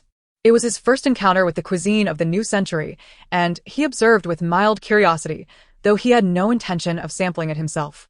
Having no interest in food cooked over fire, watching this human partake in her meal seemed to be his current source of amusement. She sat upright, her white woven linen dress rendering her remarkably demure. Each piece of food she sliced appeared as a work of art. Fan Yi had never considered that humans could eat in such an aesthetically pleasing manner. Perhaps this was what the text referred to as elegance and refinement. Yet under that gaze, no matter how delectable the food, Tang felt as though she were seated upon a bed of nails. Before long, she set down her cutlery and politely stated, "I am full." Fan Yi watched as she dabbed at the corners of her mouth with the napkin, then lowered her head slightly, as if awaiting his next command. Her acceptance and compliance were astonishing. "Are you satisfied?" he inquired, his mood lightening. Tang nodded. "Do you not find me impressive?" he continued, tilting his chin. Tang nodded, once more in agreement. Fan Yi's spirits soared further. He maintained this jovial mood as he departed, while Tang watched him leave with a peculiar gaze. Not only was Fan Yi oblivious to her thoughts, but Tang too was equally perplexed by the enigmatic musings of this fish creature. From that day forth, Tang began to experience the occasional indulgence of lavish meals. These dishes were salvaged from the ship, and she had already surmised how the legends of hauntings in the Atlantic would flourish. This fish was undeniably resourceful, after being continuously fed for several days. Tang obediently played the role of his adoring subordinate. Yet, Fan Yi grew increasingly dissatisfied. He had yet to hear even a whisper of Tang's true feelings. Though the game had only just begun, Fan Yi was not a patient being. He recognized her indomitable spirit. Thus, he scoured the wrecks of sunken ships for bountiful treasures. "These riches are yours, should you choose to accept them," he said, his voice low and enticing. Tang gazed at the cavern overflowing with precious gemstones, unable to suppress a gasp. Yet she was acutely aware that it was merely a trap set by the malevolent fish. "What must I do?" she inquired. "Become my devotee. Become your devotee. And that would allow me to leave?" Tang asked cautiously. "No," Fan Yi firmly denied. "Why not?" "I could accompany you back to the land." You could devour me at any moment. Tang began to feign vulnerability, but before you consume me, I wish to return home. You must remain in this ocean, Fan Yi insisted. He intended to feast upon her and would not permit her to escape his grasp. Fan Yi was bound to this Atlantic, exiled and imprisoned in this world. Not here for leisure. Yet he had no intention of explaining this to the human. Tang believed he simply sought to confine her in this ocean for his amusement. Staying here holds no value for me. Those treasures are of no use, she murmured. Fan Yi pondered for a moment before nodding. True enough, he raised his hand, and the room full of jewels vanished without a trace. He lowered his hand, tilting his head as he scrutinized her. What is it that you desire, aside from returning home? If you become my devotee, I can grant you any wish. However, such temptations felt utterly insubstantial to Tang. I only wish to return home. She could not help but whisper, her downcast eyelashes barely concealing her reddened eyes. Upon noticing her distress, Fan Yi's expression darkened, displaying his displeasure. Angered by her disobedience, he departed without leaving any food, intending to make her understand what her situation would be without him.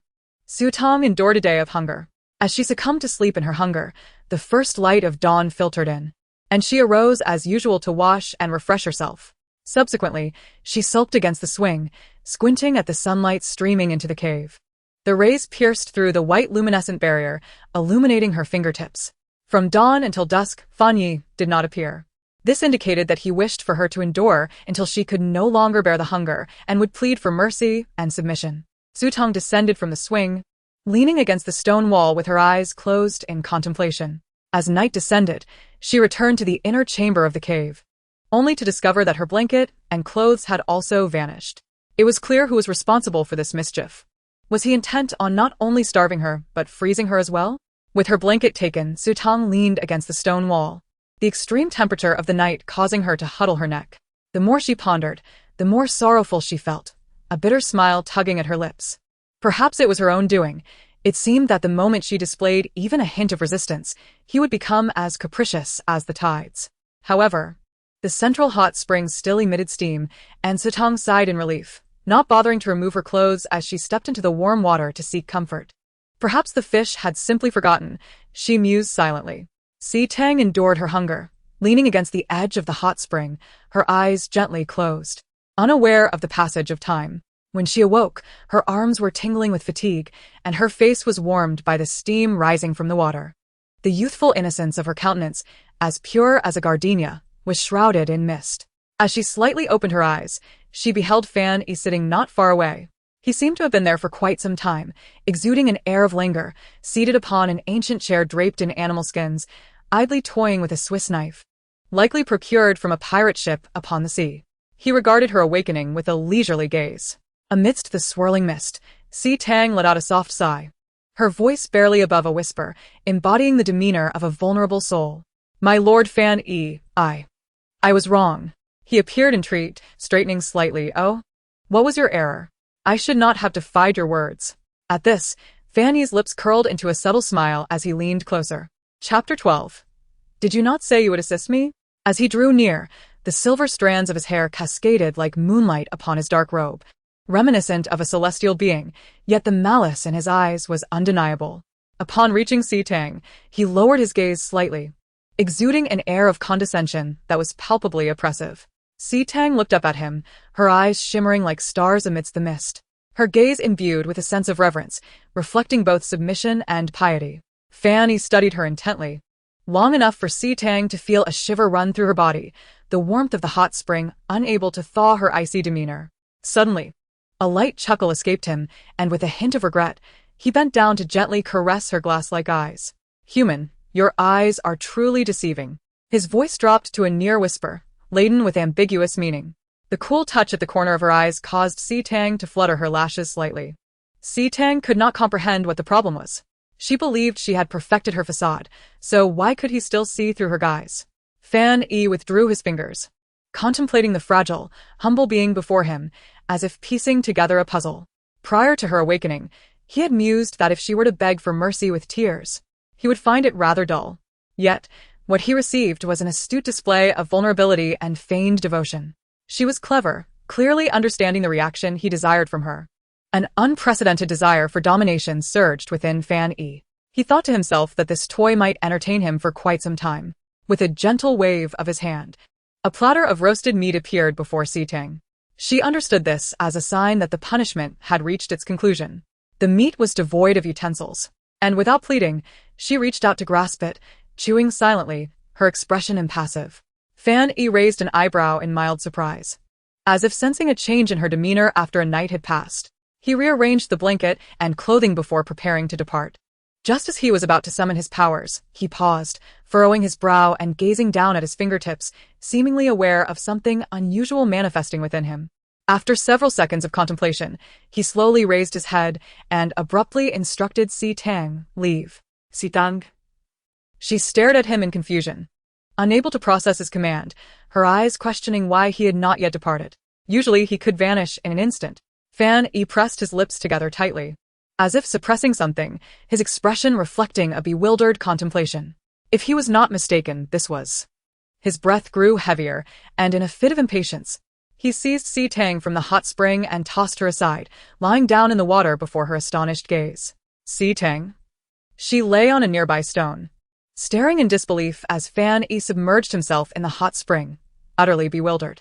He sank beneath the surface, his flawless visage the only part visible, his half-closed eyelids concealing those enchanting cerulean depths.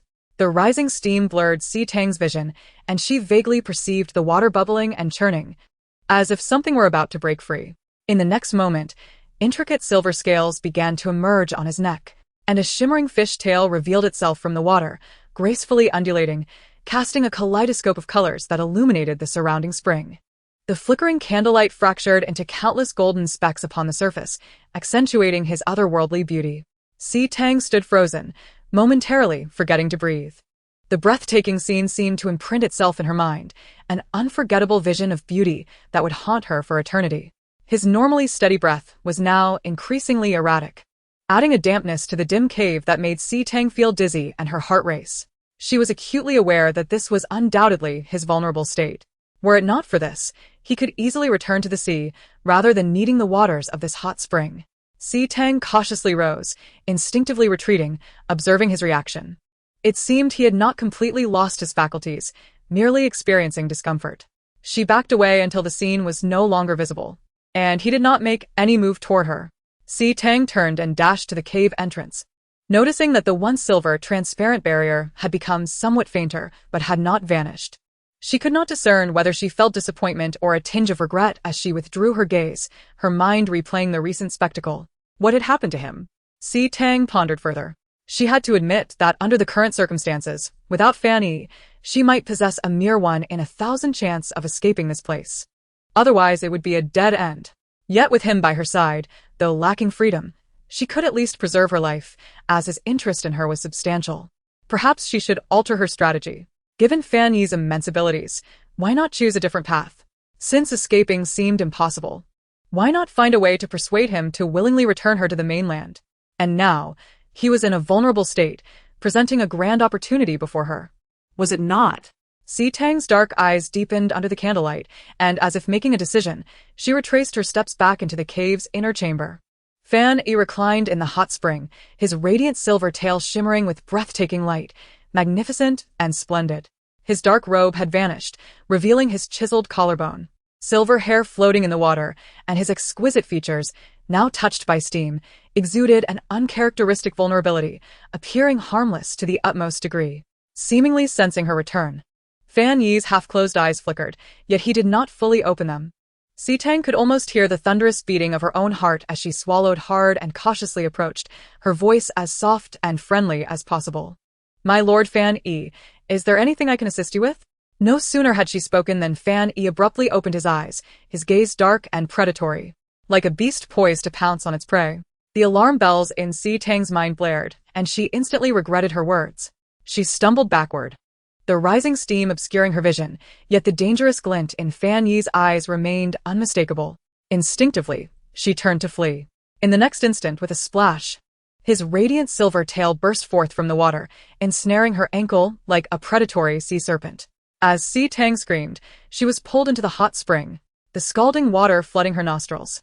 As the man's powerful arms lifted her from the water's depths, she glimpsed delicate white scales emerging along his neck. suffused with an air of enigmatic taboo. "Let go of me." Her protests were stifled against the sudden closeness of his chest. Fan Yi's searing palm pressed against her lower back, drawing her towards him, while the restless tail thrashed against the water's surface, the bony spines at its edge leaving red marks upon her calves. His body, once cold and devoid of warmth, now felt like a furnace, scorching Tang's senses and consciousness. He almost clumsily rubbed against her, leaving Tang paralyzed with fear, struggling helplessly. He lowered his head, nuzzling at her neck. His once dull fangs, now sharp, instinctively grazed the pulsing veins beneath her skin, his breath laced with an intoxicating chill. The voice, so close, was slow and hoarse, utterly devoid of melody. "Didn't you say you would help me?" Chapter 13. The tale was as rude as it was violent. With that statement he chuckled, as if finding it amusing. One hand pinned her waist, while the other grasped her chin, forcing Tang to meet his gaze. His expression was calm, a subtle smirk playing at the corners of his lips, yet his deep azure eyes swirled with a tempest of desire. His tale was as brutish and violent as his demeanor belied a tranquil facade. "This is your own doing," Fan Yi seemed to sneer in her ear. In truth, he had never experienced such sensations before, bewildered by the scene unfolding, feeling as if he had embraced a cool, soft bundle.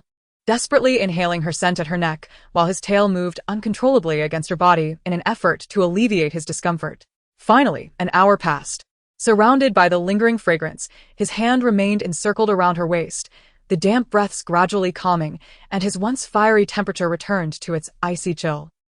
Tang couldn't help but tremble, engulfed by a disorienting sense of confusion about the time and place. As Fan Yi regained his composure, he instinctively glanced down at the girl in his arms. She had her eyes closed, biting her crimson lips, her entire face and long black hair drenched, her eyelashes quivering slightly. Pressed against the wet stone wall, she appeared pitifully helpless. For a few moments, Fan Yi was taken aback.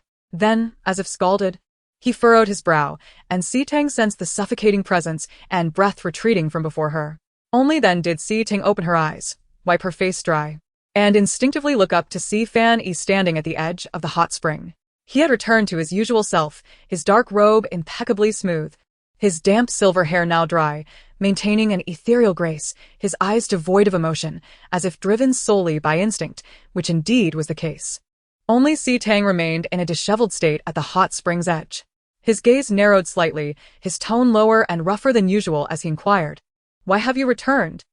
Tang trembled slightly, pausing for a few seconds before answering softly yet firmly, "I wish to help you, Lord Fan Yi. I believe we might become friends." Fan Yi seemed to find this amusing, letting out a genuine laugh. "Human, do you truly comprehend what you are saying? What could be wrong with that?" Unfazed by his mockery, Tang looked up earnestly at him. "Has Lord Fan Yi ever had friends?" Under the scrutiny of her sincere gaze, Fan Yi found himself momentarily at a loss for words. Indeed, he had no friends. The gods avoided him, treating him with deference solely due to his status as the brother of the supreme deity. According to the divine envoy 8856 of this world, he was deemed to have committed grave sins, and the supreme deity, unable to withstand the pressure from the other gods, had judged him, exiling him to this realm. However, during the judgment, he had lost several millennia of memories, which remained elusive to him. Perhaps during those millennia, he had known friendship. With that thought, he turned away. "You are dreaming." He said this and vanished before Tang could respond, leaving her momentarily bewildered. Once he had completely departed, Tang rose slowly, drying her body, letting out a soft hiss as she lifted her skirt, revealing her fair abdomen and thighs marred with crimson marks. Thankfully, this fish had been surprisingly innocent, not pursuing anything further. Angered, Tang's eyelids twitched, and after a deep breath, she emerged from the hot spring to change into clean clothes, cursing the wicked fish 1,000 times in her mind. Reflecting on Fan Yi's reaction, Tang felt that her change in strategy had not been in vain. If she could touch this fish's heart, she was certain she could escape. Yet, had Tang known that one day she would play with fire and get burned, she would never have employed this method. By the time she realized it, it would be too late. Meanwhile, upon returning to the ocean depths, Fan Yi wore a shadowed expression. The newly rebuilt palace of Atlantis was resplendent, with corridors entwined by glowing jellyfish and reliefs adorned with a trident emblem crafted from mother of pearl. Beneath the translucent dome, a giant clam shell opened to form a throne, its obsidian steps covered in star sand that shifted colors with the currents. Amidst the deep sea, jellyfish and squids glided through shattered stained glass, flowing alongside Fan Yi's silver tail. Leaning against the throne, he appeared as cold as frost. Yet his gaze was lost in thought as he stared at a nearby crystal ball, his demeanor suggesting deep contemplation. Perhaps feeling restless, he raised his hand. White light flowing within his palm, causing the trident beside him to tremble. 8856. Come fort. As his voice echoed, a golden light flickered before him. Though it had not yet taken a humanoid form, it could articulate human speech, its tone reminiscent of a youthful boy's, filled with respectful trepidation. Lord Fan Yi, what is your command? 8856 floated cautiously in the depths of the sea, fearful of provoking this living ancestor, which could easily upheave the ocean floor. After all, Fan Yi's reputation was well known, having stirred unrest in multiple worlds he had inhabited. Recently, tales of haunting had spread among mortals, attributed to the sea god's recent plundering of ships, yet he had maintained a semblance of order. Do you have friends? Fan Yi Sudani inhuited. Oh. Lord Fan Yi, I am merely the envoy of this world's order and fate. Friendship is a mortal concept. If I must say, I have governed this world since my inception, maintaining the threads of fate set by the goddess of destiny among humans. I have no friends, 8856 replied candidly. Fan Yi appeared to ponder for a few moments before asking, do you feel regret or boredom without friends? Lord Fan Yi, I do not quite understand, 8856 replied. Slightly puzzled, Fan Yi was silent for a few seconds before responding. Then what are your aspirations? Chapter 14, An Unusual Mating Season. That is, of course, to diligently fulfill my task quotas and advance to a higher realm. 8850 SXS voice brimmed with yearning. It envied those envoys of the heavenly way who had ascended to the realms of cultivation and possessed enough power to transform into human forms.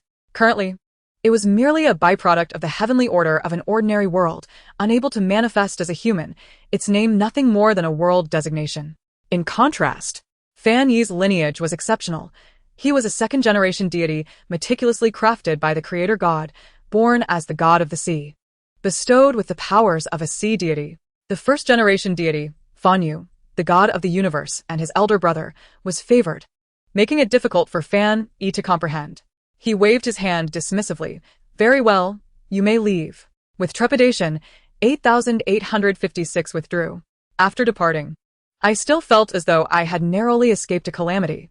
Strangely, Lord Vanine seemed to have become quite amiable. For 3,000 years, this sea deity had been notorious throughout the realms, capricious and malevolent. However, if 8856 were to foresee all that was to come, I wonder if he would still be able to smile. After 8850 SXS departure, Vanine did not relax his furrowed brow. He recalled the unusual sensations in his body today, characteristics that were indicative of the sea deity's rutting period, and today's lack of control was merely an appetizer. Vanine retrieved the divine tome and began to search for the page regarding the sea deity's mating season. Mating season. Not all deities experience a rutting period, and the sea deity's mating season can be triggered by various factors. Typically, its duration is unpredictable based on environmental conditions, lasting about a week. During this period, a deity may experience chaotic fluctuations in divine power, a sense of restlessness, and a revealing of their true form, accompanied by an urgent need for water and mating. Initially, reason remains intact, lasting only a short while, but by the third day, rationality is lost. It is advised that unbonded sea deities remain in the deep sea to maintain their sanity and seek out earthly tomes for relief. Data indicates that most deities experience their first mating season around the age of 3,000. If bonded, please treat your partner with gentleness. Subsequent mating cycles are irregular, typically occurring every 13 years. Upon reading these lines, Vanine felt a surge of irritation.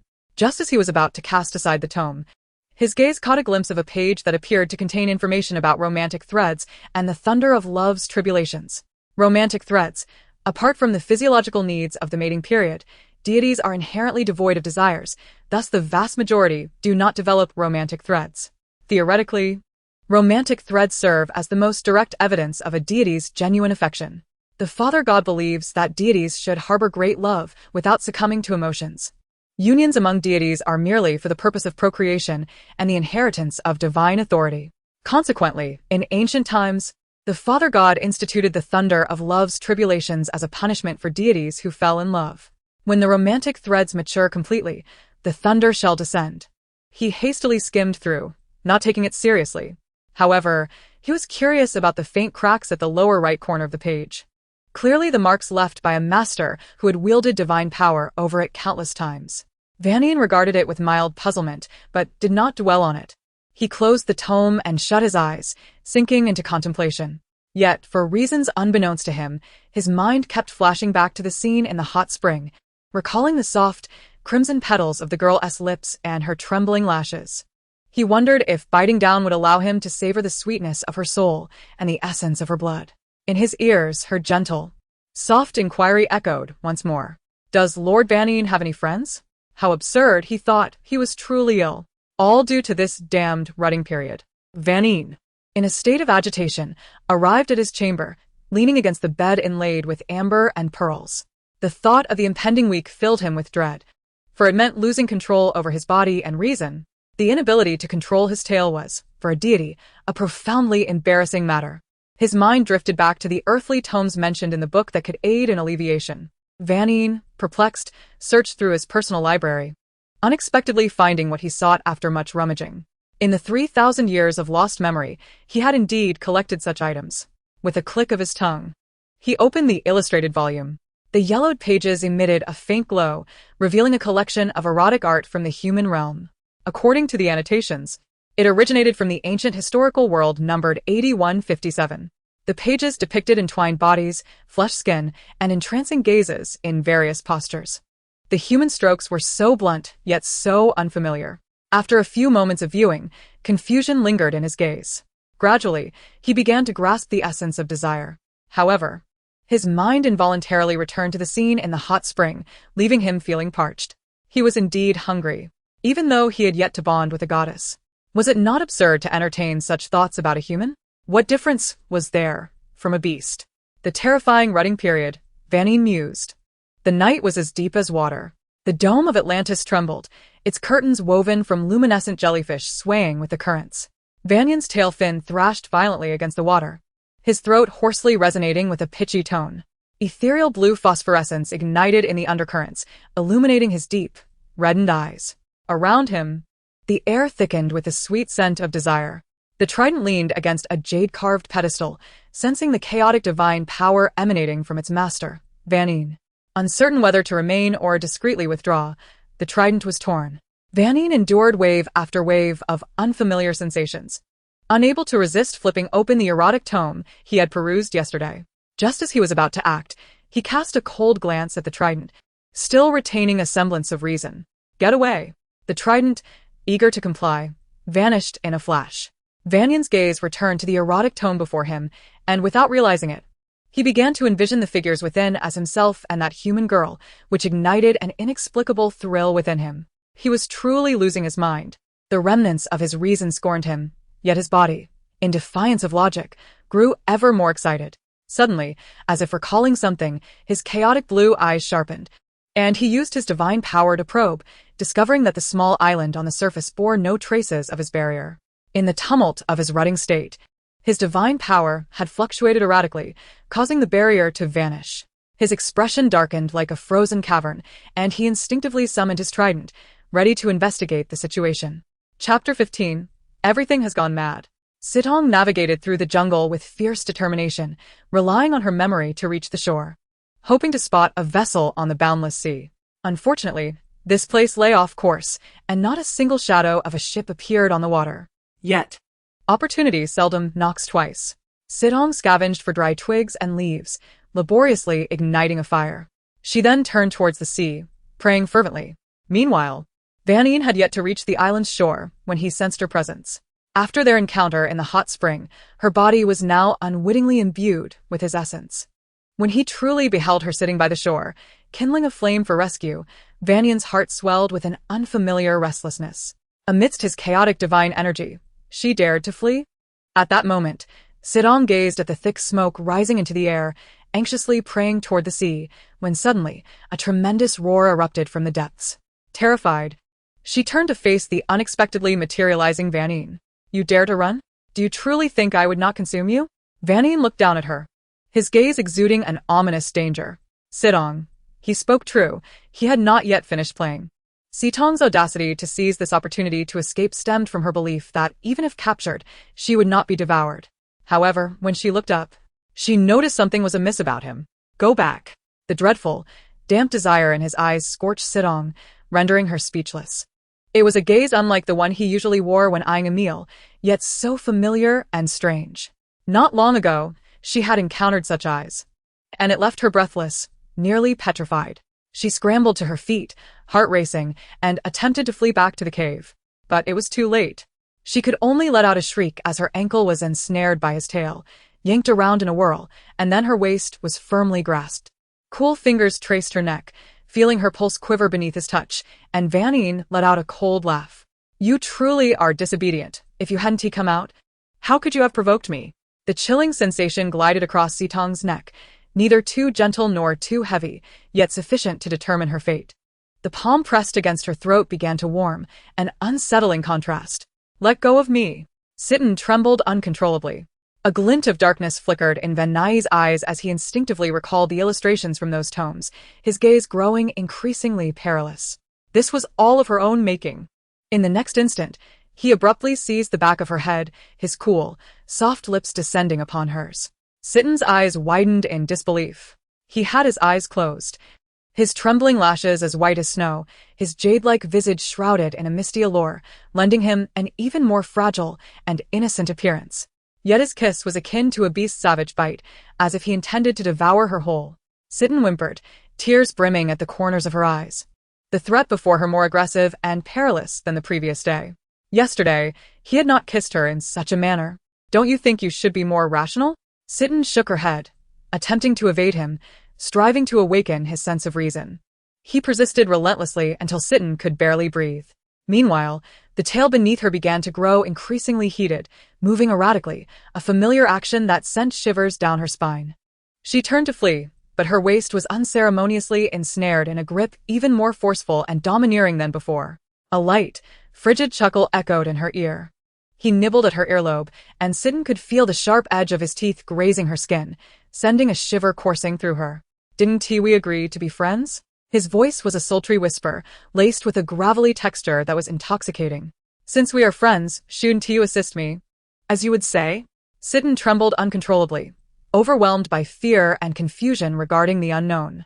Madness. Everything was madness. The damp sea water lifted her skirt, and before she could utter a word in protest, she suddenly felt a scorching hand press against her side. Tang froze, her pupils dilating in shock. Just yesterday, he had merely cuddled her. Today, how had it escalated to kissing, touching, and rubbing? He squinted with delight, his lips slightly parted, exhaling a husky breath against her ear. Tang felt as though her very soul was on the verge of departure. Her body felt alien, her consciousness detached. She was trembling, though the desire was not her own. Her hands, unable to support themselves, pressed against Van Nuys' chest, and at that moment, the inky robe he had worn vanished. Beneath her palms lay his bare chest. He even provocatively smiled at her. Touch me. His voice was naturally commanding, imbued with a seductive rasp that was hard to resist. Tang was on the brink of insanity. What was she to do next? Resist and curse him? Seize the opportunity to gain his favor? This was a conundrum. Chapter 16. My friend. Yet, whether she chose to comply or resist, Tang found herself unable to alter the predicament. Thus, she silently constructed 1,000 affirmations in her mind. Gritting her teeth, her voice strained as if forced from her throat. Very well, I shall help you, Lord Van Nuys. Subsequently, Tang, as if resolved to her fate, closed her eyes and began to caress his heated chest. Van Nuys froze entirely. With her eyes shut, as if resigned to her fate, she did not see his expression. All she heard was a faint sound of him swallowing, followed by his lips brushing against her ear, his voice low and husky. You're doing splendidly. Tang's mind instantly short-circuited. She screamed internally 1,000 times, You shameless fish. This was merely a temporary measure, a means to appease him in order to return home. Tang repeated to herself. In her view, all his reactions stemmed from this sudden heat, and not from any inappropriate desires towards her. She was merely aiding him through his fervor, whether passively or actively. He required her assistance. With no further options, Tang had no choice but to convince herself to take the plunge. I have assisted you, Lord Van Nuys. We are friends now. Then she cautiously awaited his response. He remained silent for a few seconds, then Sitten felt him brush her hair, his tone unexpectedly soft and friendly. Yes, my friend. Unfortunately, Sitten failed to perceive the deeper implications of his words. The tension she had been holding in her chest finally eased, and she collapsed wearily into Van Nuys' embrace. As Van Nuys' desire receded, he cast a deep glance at the blushing girl nestled in his arms before he carried the softened Sitten from the sea. He brought her back to a cave, and as Sitten struggled against fatigue, her muddled consciousness registered the sensation of her drenched clothing being stripped away, her body wrapped in a dry blanket. When Sitten awoke, she found herself in an unfamiliar setting, momentarily stunned. Before her was a sapphire candelabrum on the stone wall, shimmering under the candlelight with a silken quality. Beneath her lay a bed made of amber pearls, coral shells strung together gently swaying on the bed curtains. Sitten propped herself up slightly, only to discover that she wore nothing beneath the blanket, her face flushed with embarrassment. A glance around revealed a neatly folded pink dress beside her. She reached for it and slipped it on. The fabric was soft to the touch, distinctly different from what she had worn before. After donning the dress and stepping into pearl-encrusted shoes, she surveyed the vanity, the tables, the warm spring. Each piece of furniture adorned with an aura of ancient European opulence, grand and dreamlike. Had it not been for the surrounding stone walls and layout reminding her of reality, she might have thought she had traversed into a royal palace of some bygone European era. Sitten ventured through the dim passageway towards the cave's entrance, until the space opened up, sunlight flooding her vision, and there, the silhouette of that person appeared before her. The obsidian throne exuded a chilling, oppressive aura, surrounded by flowers of unknown origin. Van Nuys sat leisurely there, perusing a glowing tome. Even in the light, his demeanor was relaxed yet alarmingly dangerous. Hearing her movements, he slowly lifted his gaze, seemingly surveying her for several seconds. How are your injuries? Sitten heard his calm, indifferent voice, unable to discern if it bore any concern. I'm fine. Sitten fidgeted with the hem of her dress, glancing around, noting that only the swing was suitable for sitting. Thus, she made her way to the swing, attempting to maintain a normal posture as she sat. However, this place was exceedingly close to him, nearly face to face. A silence enveloped them, Sitten's gaze evading his, inexplicably unable to meet the cold, austere visage before her. She found herself uncontrollably recalling the heated moments of the previous night, the fiery warmth, entangled breaths, and enchanting features. An inexplicable awkwardness swirled around them. Van Nuys lowered his head, continuing to peruse the tome, but suddenly spoke. Tonight. He paused. The page of the book turned halfway, lifting his gaze to meet hers. Sitten instinctively straightened her posture. Van Nuys' lips curled into a slight smirk as he leisurely added the latter half of his sentence. I require your assistance, my friend. For reasons unknown. Sitten felt a shiver run through her nerves, her breath quickening. It seemed she heard herself responding beneath his profound gaze. All right. Very obedient, my friend. He seemed pleased, his smile deepening. What is your name? I am Sitten. Tang, he murmured, his voice deep and nearly mesmerizing. It is said that, among friends in the human world, one often calls upon each other by their nicknames. Is that so? Sitten instinctively echoed his words. Then from now on, you shall be my Tang. You may call me Van Nuys. His voice was soft and deep, and those profound blue eyes gazed at her, momentarily making Tang feel as though she were being scrutinized by a fierce beast. Nevertheless, this undeniably presented a splendid opportunity.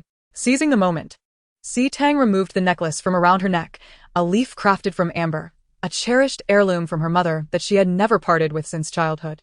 This is for you, she said hesitantly, extending the amber necklace toward him. Van Nuys glanced down with a somewhat indifferent expression. Oh. Such trinkets, no matter how precious in the human realm, are of little consequence in the eyes of the divine. Yet he accepted it nonetheless. Why give this to me? Summoning her courage, Tang looked up at him. Friends share and exchange meaningful gifts to signify each other's importance. Upon hearing this, a smile tugged at the corners of Van Nuys' lips, clearly pleased by her words. Then next time, I shall bring you a gift as well. With that, he inquired, what do you like? I adore butterflies. I long to see the world outside, Tang replied earnestly. Though she might not flee, she truly wished to escape the confines of the cave. As she spoke, she instinctively assessed his expression, fearful of provoking his ire. For the creature before her was not known for his temper. He seemed to contemplate her words for a few seconds before nodding. Once my mating season has passed, I shall take you to see them. At this, Tang thought to herself, as expected, he was indeed ensnared by the unavoidable constraints of his mating cycle, which had prompted his earlier actions. How long will your mating season last? She asked, biting her lip, finding the question difficult to voice. About 5 more days. Fani replied. How often does this happen? At least once a year, he answered nonchalantly. Tang quietly exhaled in relief. She merely needed to endure 5 more days. Once his mating season concluded, she would broach the subject of leaving this place. Chapter 17. Nightly Descent. Night fell, steeped in an ambiguous allure. The warm water cascaded and splashed, intertwining the deepest black with the purest white, creating an illicit tableau in the rippling waves.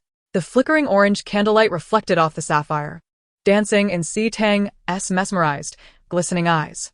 No, the previously dazed figure halted momentarily, then leaned down to bite her neck. Tang, it hurts. Tang detected a hint of petulance and pleading in his tone. However, he refrained from advancing further, aware of the dire consequences that might ensue. Before she could finish her protest, her face was turned, and her lips were firmly sealed. He nipped at her lower lip, emitting a soothing sound from his throat. When Tang blinked awake, she beheld his slightly flushed face, a sight both captivating and unsettling. His clear, deep blue eyes mirrored an intoxicating desire. His hair was damp, and his lashes glistened with moisture, adding an unexpected innocence to his appearance. As the moment settled, his gaze gradually regained its composure, and he seemed to realize he had inadvertently wounded her. What are you doing? Tang's mind remained in a haze. Do not be afraid. The divine being, devoid of shame, remained oblivious to how scandalous his actions appeared in her eyes. Tang felt as if struck by a bolt from the blue, attempting to flee. Yet escape was futile. As the days passed, Tang gradually understood that the tales she had read were indeed true. She felt herself on the brink of madness, forced into a quagmire of desire. Who was the one truly in heat? 5 days later, on a clear morning, Tang awoke with a sensation akin to resurrection. The gossamer curtains fluttered gently, casting a kaleidoscope of shimmering light, as if she were lost in a dream. Rare, exquisite pearls adorned the fabric, exuding a luxurious and ethereal quality. Behind her, she felt the weight of confinement as Fan's arm encircled her from behind, a posture of total possession. The rhythmic rise and fall of his breath calmed her. Cautiously, Tang turned her face to find Fan with his eyes closed. He had returned to his usual self, his flawless, pale visage exuding an innocent purity in slumber. Yet, beneath the covers, she wore nothing, causing her to flush with warmth. Summoning strength, she wriggled free from his grasp and reached for her clothes. A deep voice resonated behind her as Fanny stirred, sitting up slightly. His dark robe slightly ajar, a strand of silken white hair cascading onto her chest, tickling her. Turning her head, she noticed him hovering above her, gazing down with an inscrutable expression. Tang found herself unable to reconcile those unyielding, desireless eyes with the fiery gaze she had experienced over the past 5 days and nights. Divinities do not comprehend mortal emotions, she mused. Only she had remained conscious through those days of descent, while he was merely swept away by the chaos of his mating season. He scrutinized her for a long moment before suddenly smiling, his eyes brimming with delight, like stars twinkling in a deep blue sky. Tang, you have endured much these past days. His eyes held a clarity that seemed to convey nothing more than pure gratitude, oblivious to the significance of their shared experiences. Tang's heart fluttered, her cheeks reddening as she clutched the blanket to cover her chest. I need to get dressed, please step outside, Fan. Fan lowered his gaze to her, observing the contrast of her dark hair and black eyes, her cheeks flushed to the roots of her ears. Noticing a small beauty mark on her delicate nose, he, who preferred flawless things, found her inexplicably endearing. Very well. He rose from the bed, his fingertips brushing against the slightly crumpled fabric of his robe, a flash of white light illuminating his form, restoring him to a picture of elegance. I shall take my leave now, Tang. Rest well. Tomorrow I will take you to see the butterflies. After Fan departed, Tang slowly donned her clothing, her mind wandering. Memories of those 5 days and nights kept resurfacing, and she found that, surprisingly, she did not harbor as much resentment as she thought she would. Though it had all begun under duress, she had navigated the situation with a gentle approach, aiming to cultivate a friendship and eventually return home. Tang found herself perplexed. Perhaps it was the allure of his face, so captivating it made her forget his past transgressions. Arriving at the entrance of the cave, she found the sun high in the sky, a table laden with sumptuous delicacies at its center, and she wondered from which banquet fan he had procured such bounty. He was surprisingly considerate. Yet, the barrier at the cave's entrance remained. Disappointment washed over her as she withdrew her gaze. He still wished to keep her confined. Underwater. In the palace of Atlantis, Fan E languidly reclined upon his throne, his trident set aside, his demeanor one of languid indifference. A beam of golden light pulsed excitedly before him as 8856 urgently addressed him. My lord, have you lost your mind? She is but a human. What will happen if the supreme deity finds out? This is unprecedented. Unfazed, Fan E shifted his position slightly and then raised his gaze to the golden light. His voice languorous, yet laced with an undercurrent of threat. Oh, So, you intend to report to my elder brother? And what about the overseer? indeed. Fan E was exiled to this oceanic realm, while the celestial overseer of this world was 8856. The trident lay close at hand, trembling with an impending force that seemed poised to upheave the ocean floor. 8856 trembled, distressed yet speechless. Who would have thought this fish would so brazenly defy divine law? It dared not report to the supreme deity. What a troublesome situation. 8856 could only timidly offer words of consolation. My lord, if you merely regard her as a tool for your carnal desires, it would be a transgression against divine law. Should you overstep your bounds, the wrath of the heavens may befall you. Indeed, it contravenes the dictates of the divine. According to divine decree, deities are permitted only to engage in such matters with their chosen spouses. Not to mention, the fact that she is human complicates matters further. For the union of gods and mortals is inherently discordant and morally reprehensible, likely to summon even greater divine retribution, with the direst consequence being the shattering of one's soul. Van E cast his gaze downwards, appearing contemplative. 8856 presumed he had absorbed the gravity of the situation.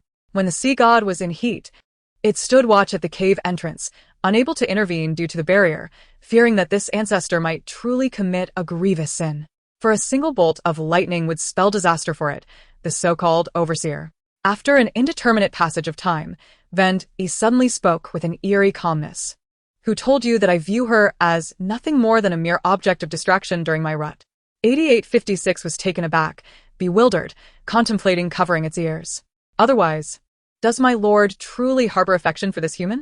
No wonder he is yet to consume her. Unthinkable. Perhaps Van E had been confused by the fervor of his own instincts, mistakenly believing he had developed a ridiculous affection for a mortal. My lord, please reconsider. 8850 SXS voice quivered with trepidation.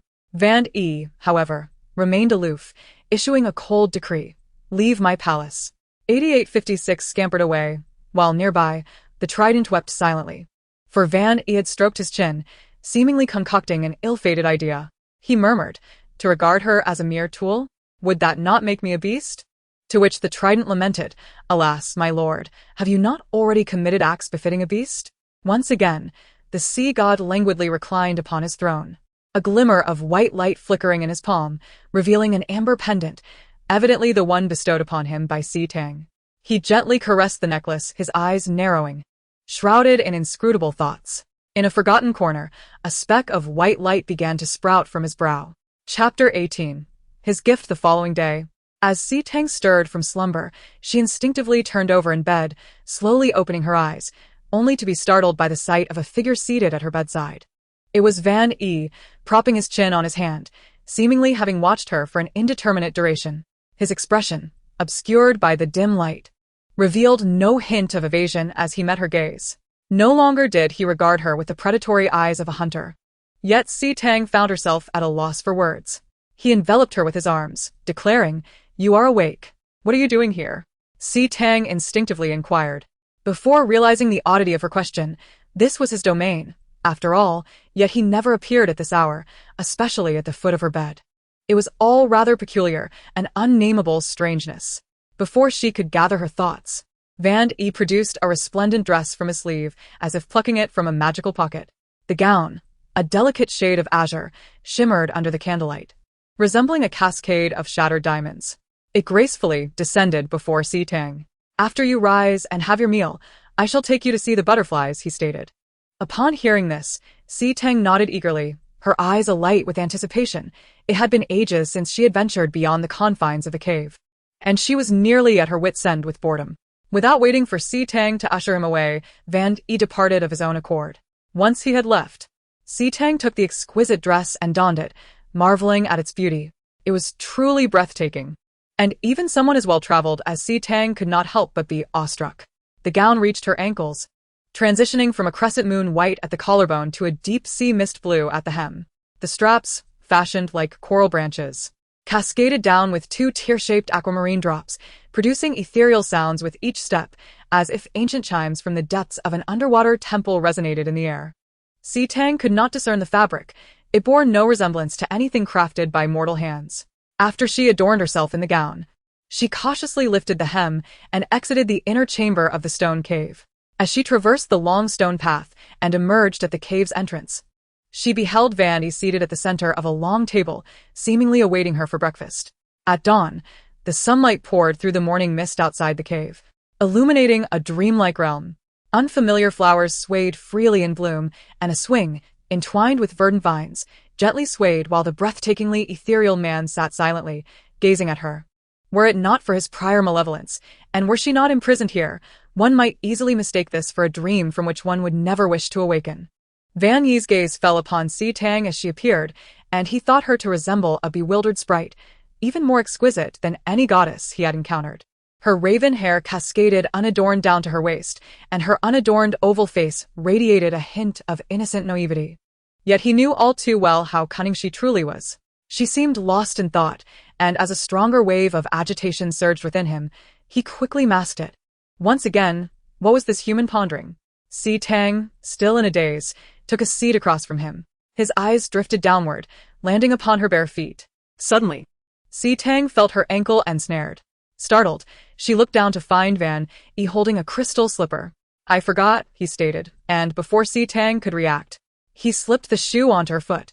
He quickly released her, returning to his seat as though what he had done was the most ordinary of actions. Tang remained in a state of shock. So, were these gestures mere tokens of friendship? She touched her nose, pondering. Since he had not broached the subject, she felt disinclined to mention it. Discussing ambiguous sentiments with this fish would be futile, as he would not comprehend. After Tang finished her breakfast, Van E led her out of the cave. The day was bright and clear. Tang inhaled deeply, savoring the long-lost sensation of freedom, albeit brief. Suddenly, a long, jade-like hand extended towards her, palm upward. She looked over to Van E gesturing to her. Tang, stay close to me. Huh? She tilted her head slightly, intending to ask something, but before she could, he firmly grasped her hand. With a gentle tug, Tang found herself colliding into his embrace. She felt Van E tighten his hold around her waist. Wait! She exclaimed, astonished, as a rush of wind swept past her, compelling her to close her eyes against the powerful gust. Once her feet were back on solid ground, she gradually opened her eyes. Before her lay a small island, adorned with a central lake, shrouded in milky mist that floated over emerald waters, while countless blue butterflies danced in a whimsical symphony. The translucent wings of the glass-like butterflies fluttered, resembling a cascade of stardust. Tang gazed in awe, exclaiming, "How beautiful!" Seeing her delight, Van Ye's lips curved into a smile. And there is more. He opened his palm, a flicker of white light illuminating it, and several black-veined golden butterflies awoke in his hand, their golden-tipped wings soaring gracefully between them. Tang recalled that these black-veined golden butterflies were nocturnal. How many did you catch? She marveled, realizing he must have gathered butterflies from several islands. Van E offered no response. After a moment's contemplation, Tang continued, "You should return them home later." Upon hearing this, Van E lowered his lashes, observing her intently. Why? Does Tang not like them?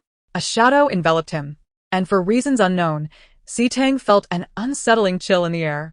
Gazing into his deep blue eyes, she inexplicably felt a sense of trepidation. Unsure of what had gone awry with her previous statement, she stammered, I like them. Then why not keep them all?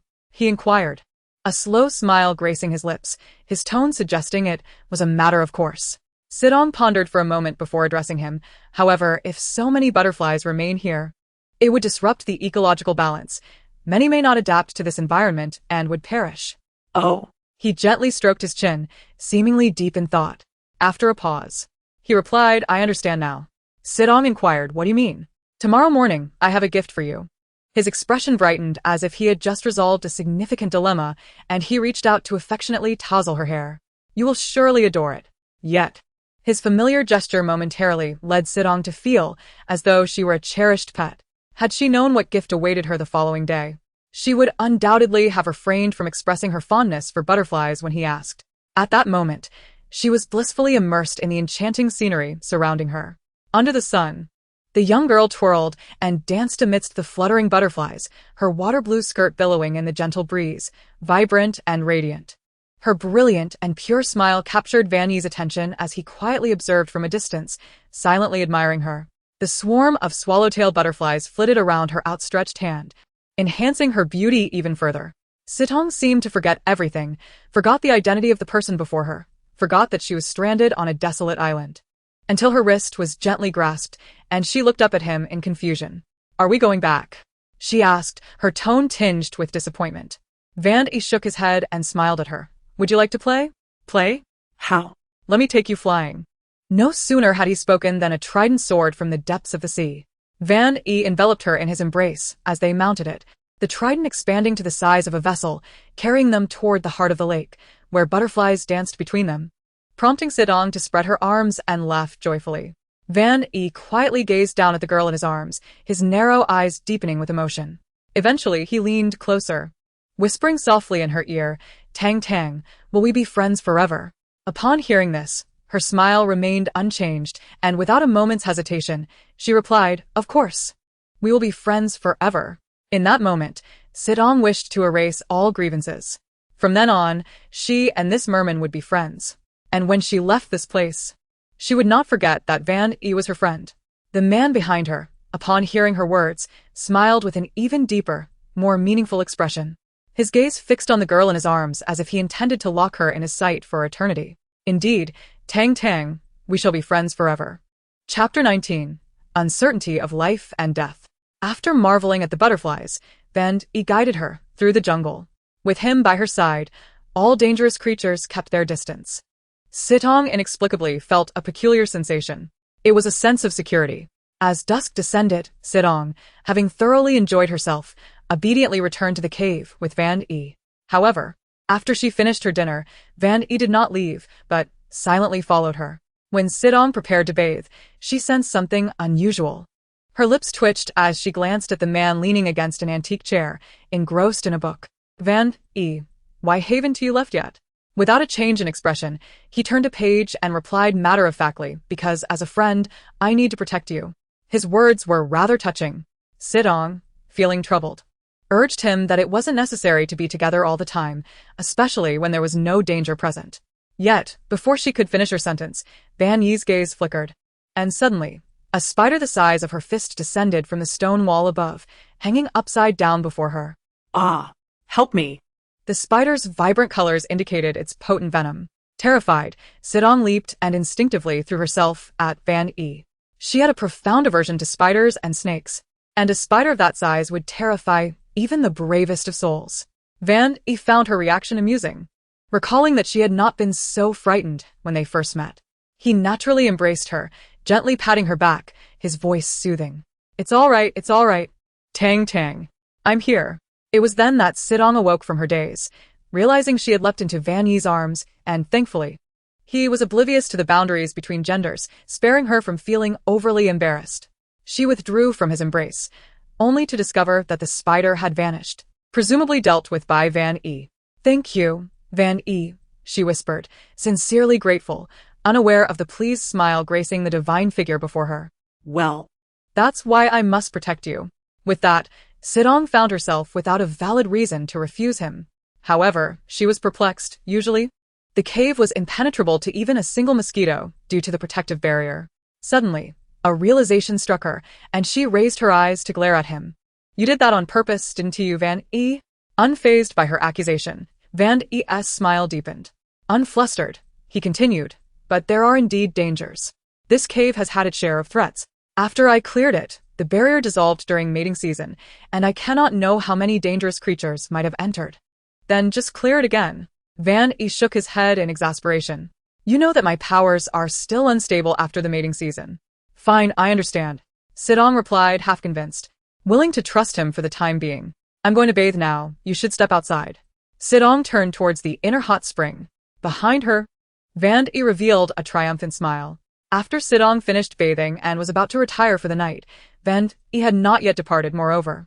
He insisted on sharing her bed. Absolutely not. Sidong declared vehemently. Why not? Van E asked, feigning innocence. It's not as if we haven't shared a bed before. That's different. What's different? Flustered, Sidong sweat at the thought. In the human world, men and women should not be so intimate. Van E, observing her flustered state, took a reluctant step back. Fine, I want to sleep beside you. I'll just watch over you. Watch over me? Sidong raised her voice incredulously. Yes. How can I sleep if you do that? I have to protect you. Sidong was rendered speechless. Ultimately, no agreement was reached. Sidong lay on her bed while Van E sat quietly beside her, watching her. She turned away, presenting her back to him. Why did he resemble a watchful specter? She mused. However, gradually, the feeling of being observed faded, and a sense of safety lulled Sidong into a peaceful slumber. The night was as deep as water.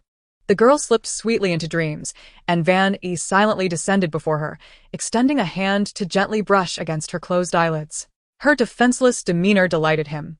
The smile at the corner of her lips suggested she was dreaming of something beautiful. Van E longed to enter her dreams. Alas, his whispered words lingered in the air. Unfortunately, she is still not my believer. Morning broke. When Sidong awoke, Van E was no longer before her. After refreshing herself, she stepped out of the cave. And there he was, prepared with food awaiting her. Recently, Sidong had been somewhat taken aback by his attentiveness. She sat down opposite him and hesitated before speaking. Wouldn't taking food from the crews disrupt the order? Van E remained silent. In truth, 8856 had already informed him to cease such actions, as the human world had begun to buzz with speculation regarding these events. Numerous cruise surveillance videos had surfaced online, leading many to believe in the supernatural occurrences in the Atlantic. It's fine, he eventually said. In the future, I can prepare meals for you. After all, how difficult could cooking be for a deity? Sidong was taken aback. You would cook for me, Lord of the Sea? I'm going to cry. It's quite all right, truly. Tang waved her hand dismissively. I can manage on my own. All I need from you are some ingredients and seasonings. I'll take care of it, Fan E responded. Lord of the Seas can be rather stubborn. Are you afraid I might poison you? Tang immediately shook her head. Go on, eat up. Once you finish. I have a gift for you, Fanny added. It suddenly dawned on Tang that he had mentioned a present for her that morning. With eager anticipation, she devoured her meal and then settled into her chair, gazing at him expectantly. Fan E retrieved a beautifully wrapped box from his sleeve. This is for you. The box was crafted entirely from exquisite glass and was quite large. Tang accepted it with delight, her heart brimming with anticipation as she opened it, only for her expression to freeze. Inside lay a delicate crystal, encasing a series of meticulously arranged butterfly specimens. The blue-flashed butterflies that had danced around her just yesterday now lay cold and still within the crystal layers, forever captured in their most beautiful poses. Their wings spread wide, as if they were still alive. Yet, Tang knew they had been turned into specimens, their lives extinguished, never to flutter again. It's beautiful, she thought, though a chill crept down her spine. Noticing her silence as she stared at the butterflies, Fan E spoke up. Tang, these are the butterflies you adore.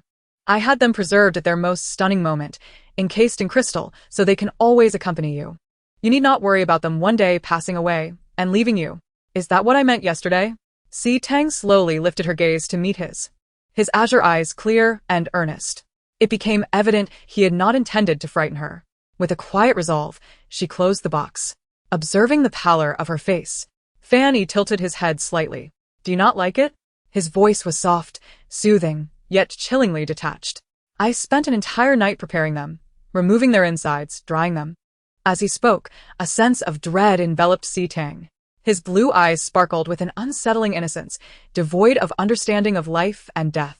In Chapter 20, a paradigm shift occurred. I like them, she replied, resigned under his expectant gaze. But could you refrain from turning living creatures into specimens in the future? Why not? Fan Yi genuinely seemed puzzled. This way they can always be with you. Tang struggled to articulate her thoughts. Because I prefer to see them alive. Soaring freely in the world. Oh, is that so? Fan Yi lowered his lashes, choosing not to press further. Well, I'll accept it for now. Tang felt that returning it would be impolite and, after a moment of hesitation, placed the butterfly specimen on the table behind her. Thus, she did not hear the man's murmured words behind her. Tang likes them, but I do not. Compared to their free flight, I prefer them forever frozen in my palm. Fan Yi's long lashes cast a shadow over his eyes, obscuring their depth. Once Tang had arranged the butterfly specimen, she turned back to find him smiling gently at her, appearing quite agreeable. Fan Yi, I've been rather bored in the cave. May I have the freedom to come and go? Tang cautiously inquired. Fan Yi's grip tightened imperceptibly, his snow-white lashes slowly veiling his eyes, rendering his expression unreadable. After a moment, he replied softly under her pleading gaze, Tang, this barrier is meant to protect you. She recalled the wild beast she had encountered during her first escape. Lowering her head, she conceded, all right, but I'm just so bored. Could you prepare some art supplies for me? I wish to paint to pass the time. Tang was a student at the prestigious University's design school, and the C family was renowned worldwide in the jewelry industry. Influenced by her mother from a young age, Tang possessed a remarkable talent for painting and design. After her mother's passing, she was determined to carry on her legacy, ensuring the family did not fall into the hands of that woman. Of course. That's no problem, Fanny replied. He then closed his eyes, seemingly sensing the ships on the sea. Before long, the cave was filled with palettes, paints, brushes, easels, and sheets of paper. Fan Yi, you are incredible, Tang exclaimed, her eyes sparkling with admiration. Did you find all this on a ship? Fan Yi smiled slightly, indeed. There happened to be a cargo ship carrying these. With renewed enthusiasm, Tang eagerly gathered the art supplies, her spirits lifting. Fan Yi used his divine powers to help her arrange them, and as the sunlight streamed into the cave, the scene resembled a poetic tableau from a bygone era. Imbued with warmth and color. Once everything was set, Tang began sharpening her pencil and laying out the paper. Meanwhile, Fan Yi sat upon his obsidian throne, quietly reading.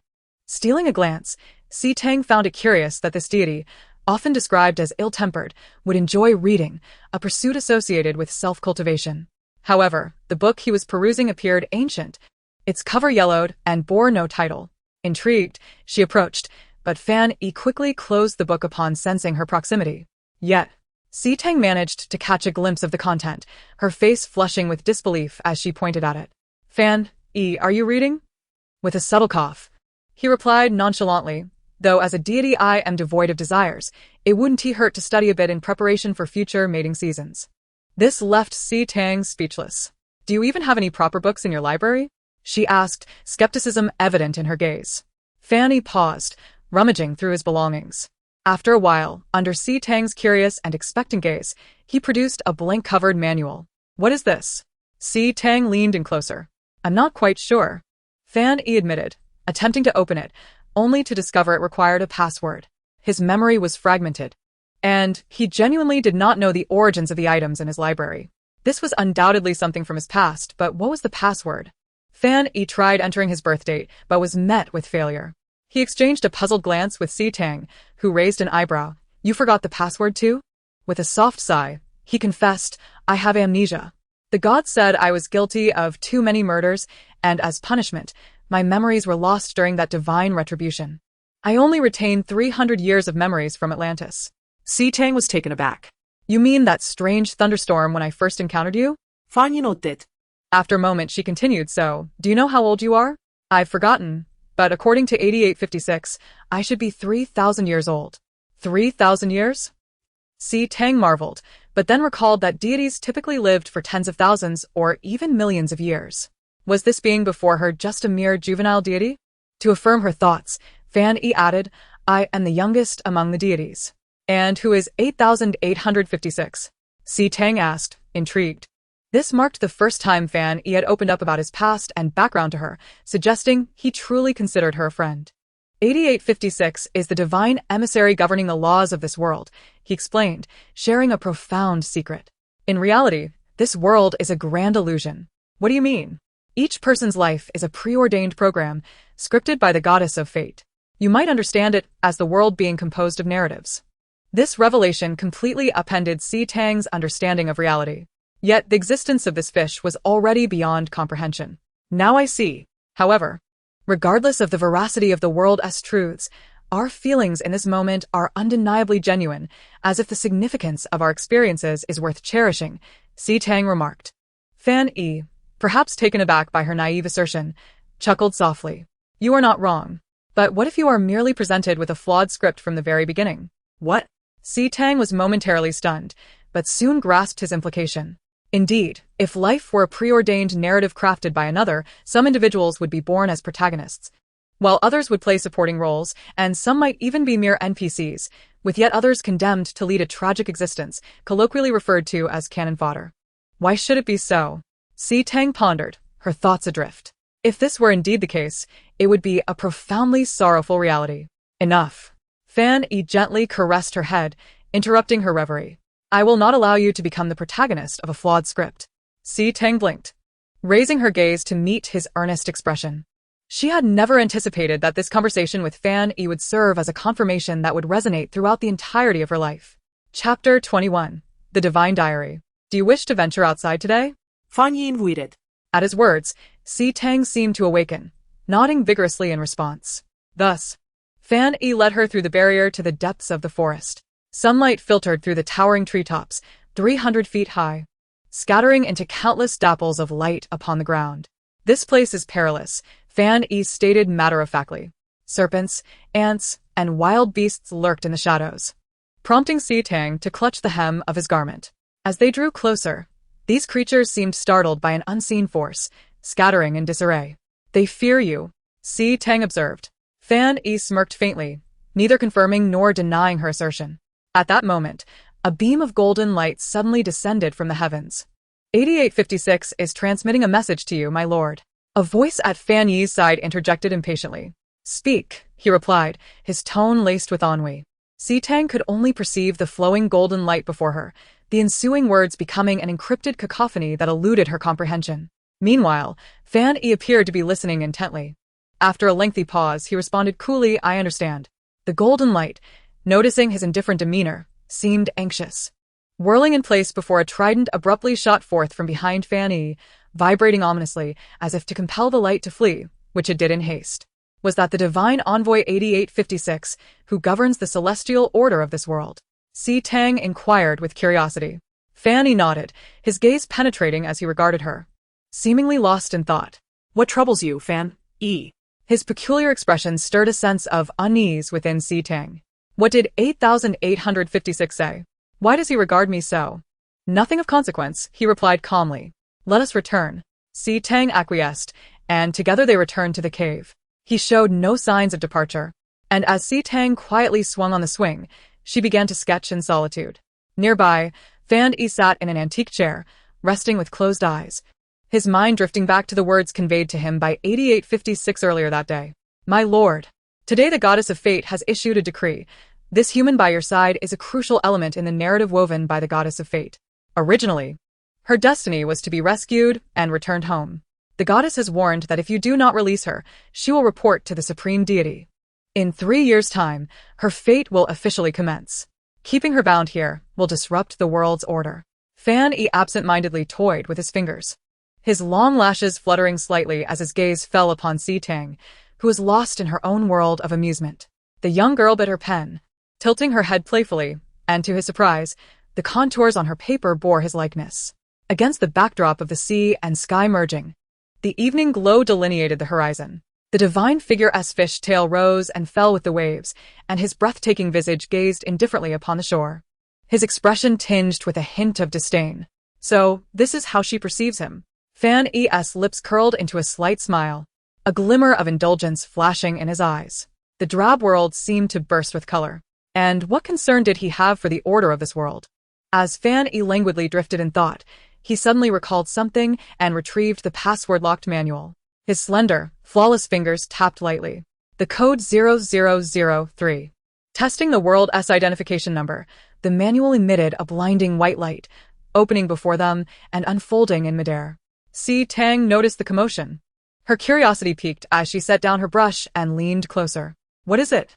Peering over, she saw the first page of the open diary inscribed with the word, diary. Tang couldn't help but find it amusing. How peculiar that this fish should engage in such an uncommon pastime as diary writing. Look. Tang stretched her neck, her hand grasping Fan Yi's arm, eagerly urging him to turn the page. Fan Yi cast his gaze downward, noticing her small hand tightly gripping his arm, a flicker of intrigue crossing his countenance. Meanwhile, Tang's attention was entirely captured by the diary that Fan Yi had penned. Fan Yi raised his gaze, his fingers gently turning the page of the diary, displaying no displeasure at the invasion of his privacy. The first page read, in the modern context of a certain world, it is the year 20000 BC. World number 0003. At the inception of my memories, the Father God created me, yet I found the celestial temple to be dull and devoid of interest.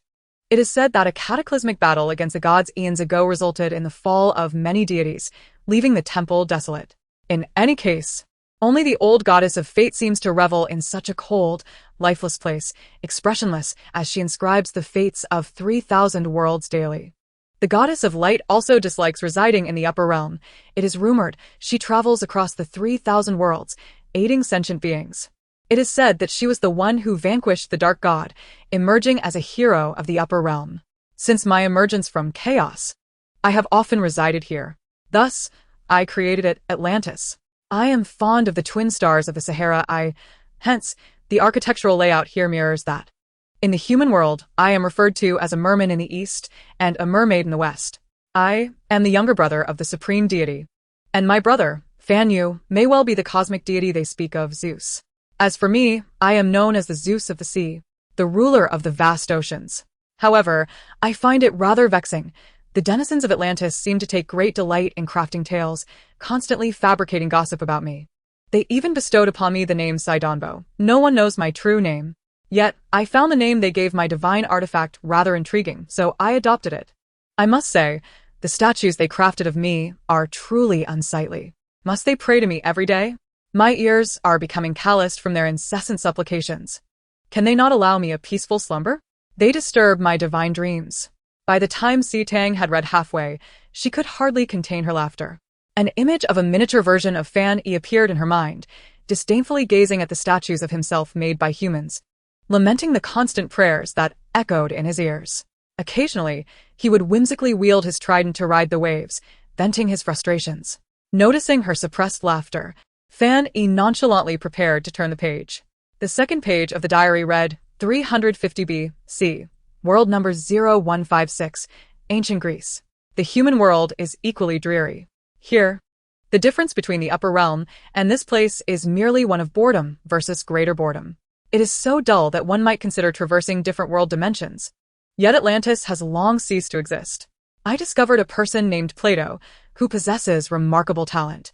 He has managed to capture the shadows of myth that existed over 10,000 years ago. However, who is spreading the rumor that I married a human wife and fathered 5 pairs of twin boys. Absurd. Tang found this amusing. Yet, as she continued reading, a chill crept over her. The third page of the diary. Returning to 20,000 years before Christ, in the world numbered 0003, Atlantis. There is an unsettling void in my memories, seemingly a fragment from the first few years following my inception, yet nothing emerges from the depths of my mind. My brother insists that I merely slumbered. Out of boredom, I shall resort to journaling, as I feel an inkling of having forgotten something immensely significant. I have heard whispers that human souls are quite delectable, and I must admit, I find myself tantalized. Helplessly, I seized a random biscuit to appease my hunger, but it was utterly distasteful, and I promptly expelled it. To my dismay, that individual turned out to be an emperor, causing a great uproar, and I faced the wrath of the supreme deity, which is rather vexing. Sidong, in shock, how has he become so malformed? Why does he still tempt others to devour him? Diary, page 4. Randomly selecting a world to explore, I find myself in the realm numbered 5689. Over 2,000 years before Christ. My boredom led me to watch a performance of snowflakes, and tragically, those fragile biscuits perished in the cold. They all succumbed, leaving not a single morsel suitable for consumption. I disdain the idea of consuming corpses, and the souls are hardly appealing either. The supreme deity has proclaimed me a being of profound malevolence, devoid of compassion, unworthy of divine grace. What does that even signify? Frustrated, I sneezed, inadvertently triggering a flood that claimed lives. After a brief slumber, I failed to notice the aftermath and received yet another reprimand. So it goes, another day without satisfactory biscuits. Their flavor pales in comparison to that of an orca. Sit on. Within the 3 millennia of lost memories, he has become this way. No wonder he once claimed that his deep-seated sins led to his exile. Diary, page 5, in the realm numbered 0036-2, 5 billion years before Christ. During the Triassic period, I find myself cast away by the supreme deity. The geological age is rife with magma, however, there are dinosaurs and ichthyosaurs. Yet, I am strictly forbidden from consuming them, as the supreme deity insists that their existence is far too precious for the future of biological evolution. Thus, I am left to subsist on sulfur, which is utterly revolting. Sidong. The experiences of this sea god in various worlds are indeed vibrant and diverse. Even sulfur seems to dazzle, while the thought of consuming humans no longer astonishes me. Chapter 22, A Wretched Script. Diary, page 6, in the realm numbered 1760, 1,500 years before Christ, in ancient Greece. My mood has soured today, resulting in the eruption of Mount Crete and a subsequent tsunami. The divine power bestowed upon me by my father is overwhelming and difficult to rein in. Witnessing the suffering of the minuscule creatures beneath my feet, I find myself devoid of any semblance of the compassion my father speaks of. Perhaps I am inherently lacking in such sentiment. Diary, page 7, in the realm numbered 0856, 47 years before Christ, at the end of the Western Han Dynasty. Today, yet another brawl erupted right before my eyes. With people incessantly chattering about their ambitions to conquer the world. It is tiresome, and I am utterly fatigued. Frustrated by the spectacle, I overturned a table underwater, miscalculating my strength, which triggered another tsunami, culminating in a harvest of filthy souls. Not a single biscuit to my liking. Another day of nausea ensued. During my meditation, I have begun to suspect that my memories are indeed flawed. Why has my brother gone to such lengths to suppress my memories from my initial birth? What is it that he wishes for me to forget? Sidong. Grimacing, it seems that Vanine is indeed a perilous and terrifying individual. Diary. Page 8. In the realm numbered 0900, in the year 1860, this world's debates on creationism and evolution pique my interest, and I have attended several discussions as an observer. The supreme deity dispatched envoys to assess my conduct, declaring me an inadequate deity, unrepentant over the course of 3 millennia, lacking any sense of moral discernment. I am bewildered by his words, and he threatens to confine me once more. I cannot fathom where I might be exiled next. As long as it is not the Triassic or Jurassic periods, I have no desire to consume sulfur. The other deities reproach my brother for indulging me. This time, the thunder god himself is to administer judgment, intending to imprison me in the Atlantic of the realm numbered 8856. Very well. At least there will be fish in the sea and people on the ships, so I shall not starve. Regrettably, I will be confined to the Atlantic, which is rather dull. This diary concludes here, with no further entries to follow. It appears that my transgressions are too numerous to recount, inciting the ire of the deities, thus leading to my divine punishment and imprisonment here. Vanine, seemingly unfazed, closes the diary, as if merely observing another tale.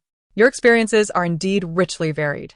Sidong, resting her hand against her nose, feels an inexplicable regret for having read it. Has she unearthed all his secrets? She is reminded of the 3 millennia during which he relished devouring humans, countless souls consumed, sending shivers down her spine.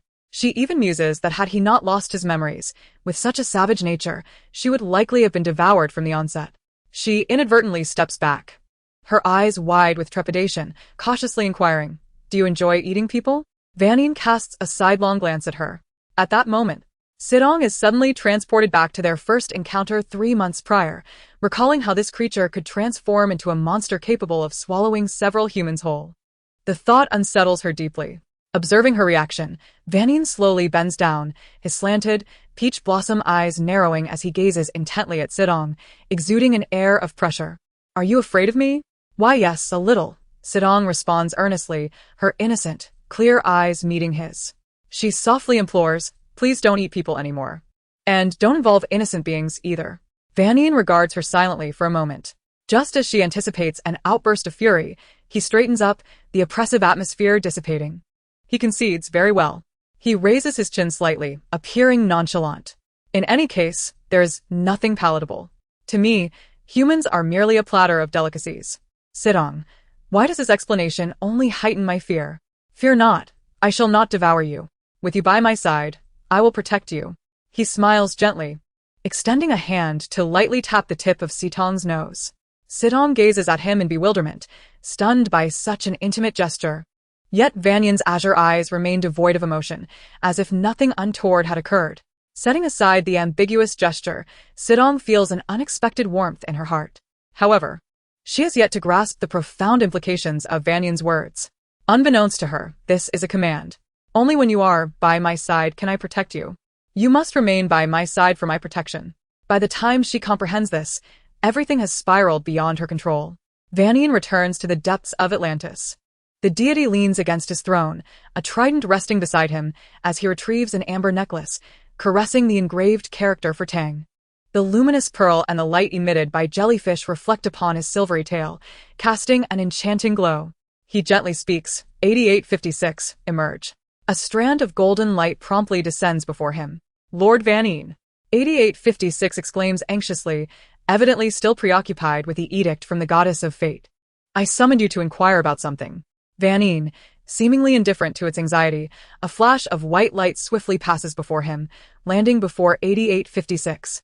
Before 8856 could respond, a long, bony hand suddenly grasped the golden light, as if seizing its lifeline. The pale fingers, akin to cold jade, pressed down on 8856. A tangible blade of threat emanating from Vanyan's cerulean eyes, exuding a chilling cruelty. 8856. Weak and helpless, please no. Lord Vanyan, let us discuss this calmly. Don't simply seize its lifeline. A single move from you, and it would be utterly obliterated. Vanyan lowered his gaze upon the trembling 8856, speaking slowly. Tell me about her fate line. Okay. Just don't scare me, Lord Vanyan. Even if you don't strangle me, I wouldn't dare to withhold information from you. Stop rambling. Vanyan coldly retorts. 8856 trembled, exclaiming, "Whoa, just see for yourself. It's madness. Lord Fani has truly lost his mind." As Fani released his grip, 8856 immediately retrieved a scroll inscribed by the goddess of fate, presenting it to him. This contains the fate lines for this realm, authored by the goddess over the past century, which I am tasked to fulfill. Fani accepted the scroll, and with a swift flicker of white light, he sought the name of Tang. In mere moments, his gaze fell upon a specific line of text. After a long pause, a ghostly blue flame erupted from his palm, incinerating the scroll to ashes. "Begone," he uttered coldly. 8856 fled faster than a ghost, daring not to mention that burning the scroll was futile. It sensed the tremors of the ocean floor, a harbinger of the sea god's wrath. It hastily chose to persuade the sea god to refrain from upheaving the depths and instead opted for its own survival. Fani's azure eyes had transformed into a chilling deep blue, as if tainted by shadows, exuding a ghostly aura. Nearby, the trident trembled violently under the sea god's influence. Internally, the trident lamented, "No, please. Master, spare me. I wish not to share in your sins." Fortunately, after several seconds of tumult, the sea gradually calmed. Fani struggled to contain his fury, recalling that he had just promised Tang today not to involve innocent beings. He released the trident, his fingers clenched tightly, and suddenly emitted a bone-chilling laugh. The absurdity of fate. How dare it script a dismal tale for my Tang? An infatuation with an unfaithful fiancé? Betrayal by a stepsister? Seizure of her shares? False accusations leading to imprisonment? A tragic and untimely death? My Tang, so exquisite, could perish from illness at the age of 31. Preposterous. Tang's fate shall be dictated solely by me. Chapter 23. He is a madman. Before the cave, Tang sat on a swing, gazing up at the moonlight. The dappled shadows danced beneath the trees as the girl gently tapped her toes against the ground, swaying leisurely. In the stillness of the night, the longing to return home surged within her. Tang yearned not to live her life as a mountain dweller, especially as she harbored unfulfilled aspirations. Suddenly, a chilling gust swept through, causing her to shiver involuntarily. In the blink of an eye, Fani appeared before her. This elusive being always arrived and departed without a trace. He seemed much like his usual self, stepping into the moonlight, his deep blue eyes unfathomable. When he looked at her, his lips curled into a gentle smile, yet the innate pressure he exuded sent a shiver down her spine. The leaves around them rustled, reminiscent of the brief earthquake they had experienced at dusk, leading Tang to suspect it might be his doing. Gripping the swings ropes tightly, she felt a mix of trepidation and intrigue. Tang, Fonny murmured as he passed through a white barrier, moving behind her. With a light touch of his fingertips, the swing began to sway in response to an unseen force. "What are you thinking?" His voice was soothing, disarming her defenses. The wind brushed past her ears, and Tang squinted, raising her gaze to the half-moon obscured by the foliage. Fonny's presence stirred within her an uncontrollable urge to speak, yet at that moment, words eluded her. "What does Tang desire?" He whispered softly, his low, magnetic tone enticing her. "Anything you wish for, I shall grant you." Perhaps it was the gentle moonlight or his affable demeanor that compelled Tang to voice her buried desire. I want to go home, Fonny. The wind abruptly ceased. The swing stilled, and the once soft moonlight transformed into a cold, ghostly pallor. A slender, jade-like hand reached out from behind, and before Tang could react, her neck was unexpectedly grasped, forcefully pulling her into the embrace of the man, an overwhelming and coercive grip enveloping her. The sudden shift took her by surprise. His cold, piercing blue gaze bore down on her, filled with an ominous energy that was suffocating. "You wish to leave?" Fonny's voice had turned frigid, the warmth long vanished. The pressure on her neck was perfectly calibrated, the veins on his pale hand visibly pulsing with restrained fury. A choking sensation enveloped Tang, yet it allowed her a few precious breaths. She gasped for air, gripping the hand that constricted her throat in a desperate attempt to break free. Her long lashes trembling, a manifestation of her fear. Shadows consumed Tang entirely. In the heavy night, his silver hair, as pristine as moonlight, stung her eyes. Fonny observed the girl's reddening almond-shaped eyes, now filled with fear and tears, and in a moment of weakness, he abruptly released his hold. Tang immediately cradled her neck, breathing heavily, still reeling from the shock of Fonny's sudden aggression. Confusion clouded her mind. She could not comprehend where it had all gone awry. The divine being, with snow-white lashes lowered, continued to gaze at her with an unsettling calmness that bordered on madness. After a long silence, he murmured, "Since you wish to leave so ardently, how about I turn you into a specimen? That way, you could accompany me for a century or even 1,000,000 years, and we would be eternal friends." Following this, he offered her a slow, almost tender smile. Tang was taken aback, recalling rows of butterfly specimens, forever captured in their most beautiful moments. Panic surged within her. Had he developed a twisted obsession? Did he misinterpret the essence of friendship? Touching her neck anxiously, her voice hoarse, she confronted him. You must have misunderstood something. Friends should respect one another. Even if we are to be eternal friends, you should not confine me on this island. Tang dreaded the thought of her conciliatory efforts being in vain. Striving to alter his extreme perspective, Fonny scrutinized her for an extended period, his gaze causing her hairs to stand on end. He replied coolly, "Then what exactly is the issue?" His calm tone concealed a destructive insanity. Tang was rendered speechless, staring at him in disbelief. It was in this moment that realization dawned upon her. This elusive creature was, at his core, utterly deranged. Suddenly, a flash of insight illuminated her mind. As if the clouds had parted, she understood that his refusal to let her leave the cave was likely a pretext for his chaotic divine power. He would not even permit her to exit the cave alone. He was selfishly keeping her as his own possession. How could a deity comprehend emotions? To him, she was merely a plaything, a pet kept for his amusement. The brutal truth sent tremors through Tang, her eyes gradually filling with despair.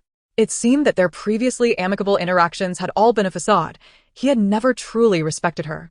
"Fonny, I considered you a friend. Yet you selfishly want me to remain by your side. What am I to you? A pet?" Her voice trembled, laden with disappointment.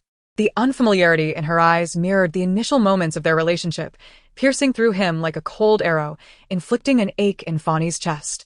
But gods do not possess hearts. How could he feel pain? "You are not a pet, Tang. His voice was low and husky, as if concealing a torrent of emotions. As Fonny struggled to maintain composure, he felt a sudden heat at his brow. He lightly touched his forehead, confusion flickering in his eyes. Meanwhile, Situ Tang remained oblivious to his turmoil. Then what are you doing? Keeping me locked in this cave, setting up barriers? You could easily eliminate the dangers on this island. Why do you confine me and prevent my departure? Situ Tang could no longer restrain her accusations. Tang. If you dislike it, I shall no longer confine you within the cave, he said, lowering his hand and falling into a prolonged silence before speaking again. If you desire, I can take you to explore other places in the Atlantic. Tang raised her gaze, meeting his cerulean, crystalline eyes. And she felt an inexplicable sense of guilt wash over her, as if she were the one who had committed an unforgivable sin. Yet, despite his words suggesting a retreat, it was evident that he still had no intention of allowing her to return home. I only wish to go home, Fan E. The weariness etched on Tang's face pierced through Fan E's heart. He gradually lowered his eyelids, concealing the turmoil within, his crimson lips pressed tightly together. Resembling a child deprived of a cherished toy, stubbornly insisting, "But you are the one who first expressed the desire to be friends, Tang. You must remain by my side forever." The divine being's voice resonated with a deep, hoarse timbre, akin to a somber oath. Tang found herself enveloped in despair, gazing at him with an expression of incredulity. Noticing her guarded and unfamiliar demeanor, Fan Yi's lips tightened, and he suddenly declared, Tang. I once told you that every individual in this world possesses their own destiny. Some are inconsequential, while others serve as crucial links. Are you not curious about your own fate? Chapter 24, Possession. A flicker of confusion crossed Tang's face, as if she had yet to grasp the abrupt shift in his topic. Calmly, Fan Yi conveyed to her the essence of the divine scroll concerning fate, his lowered lashes veiling the enigmatic emotions beneath. So, Tang, 3 years hence, your destiny will officially commence. Everything will be taken from you, merely to highlight another's illustrious life. Your demise will serve as a prelude to the fall of the Shur family and the change of their surname.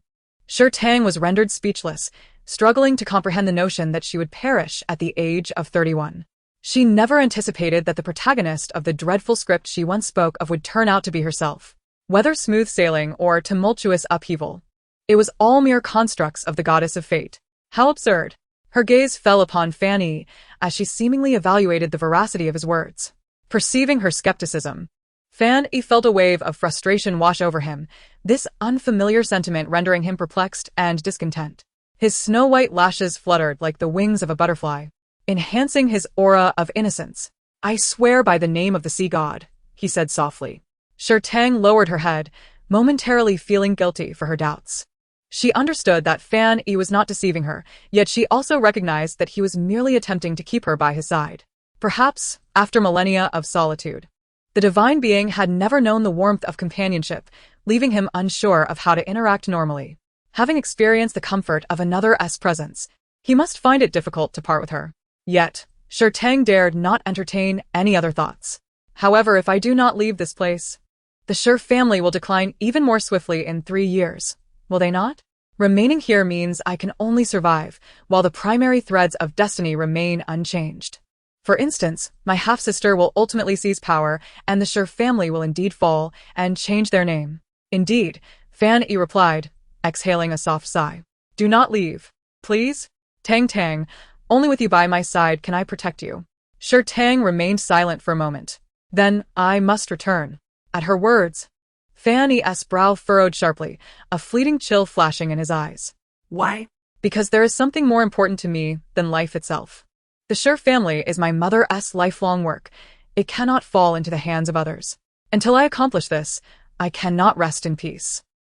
Tang's rare display of determination sparked a fire in her gaze as she looked at Fan Yi, her expression brimming with resolute courage. She wished to convey the significance of this matter to him. To the divine being, the affairs of the human world were but ephemeral illusions. He could not comprehend why the decline of a family held any importance. Did family not matter more than life itself? Fan Yi's expression grew darker, an unspoken pressure enveloping the air between them, while Tang's pale visage remained steadfast, frustrating him further. Do not be foolish, Tang. Returning will not alter the outcome, nor can you escape death. By my side, I will ensure your safety throughout this life. To the divine, human lifespans were fleeting, merely a century at most. Why must one engage in such self-destructive folly? Tang gazed at him, the moonlight illuminating her dark eyes, casting a brilliant glow. She suddenly began to speak. But you have revealed these truths to me. If I were to act contrary to them, I could evade the trajectory of my fate. Could I not? Destiny, I shall rewrite it. Fan Yi regarded her for a long while. His Tang was undeniably intelligent and courageous, deserving of admiration. Yet her stubbornness incited his ire. A lingering gloom clouded his brow.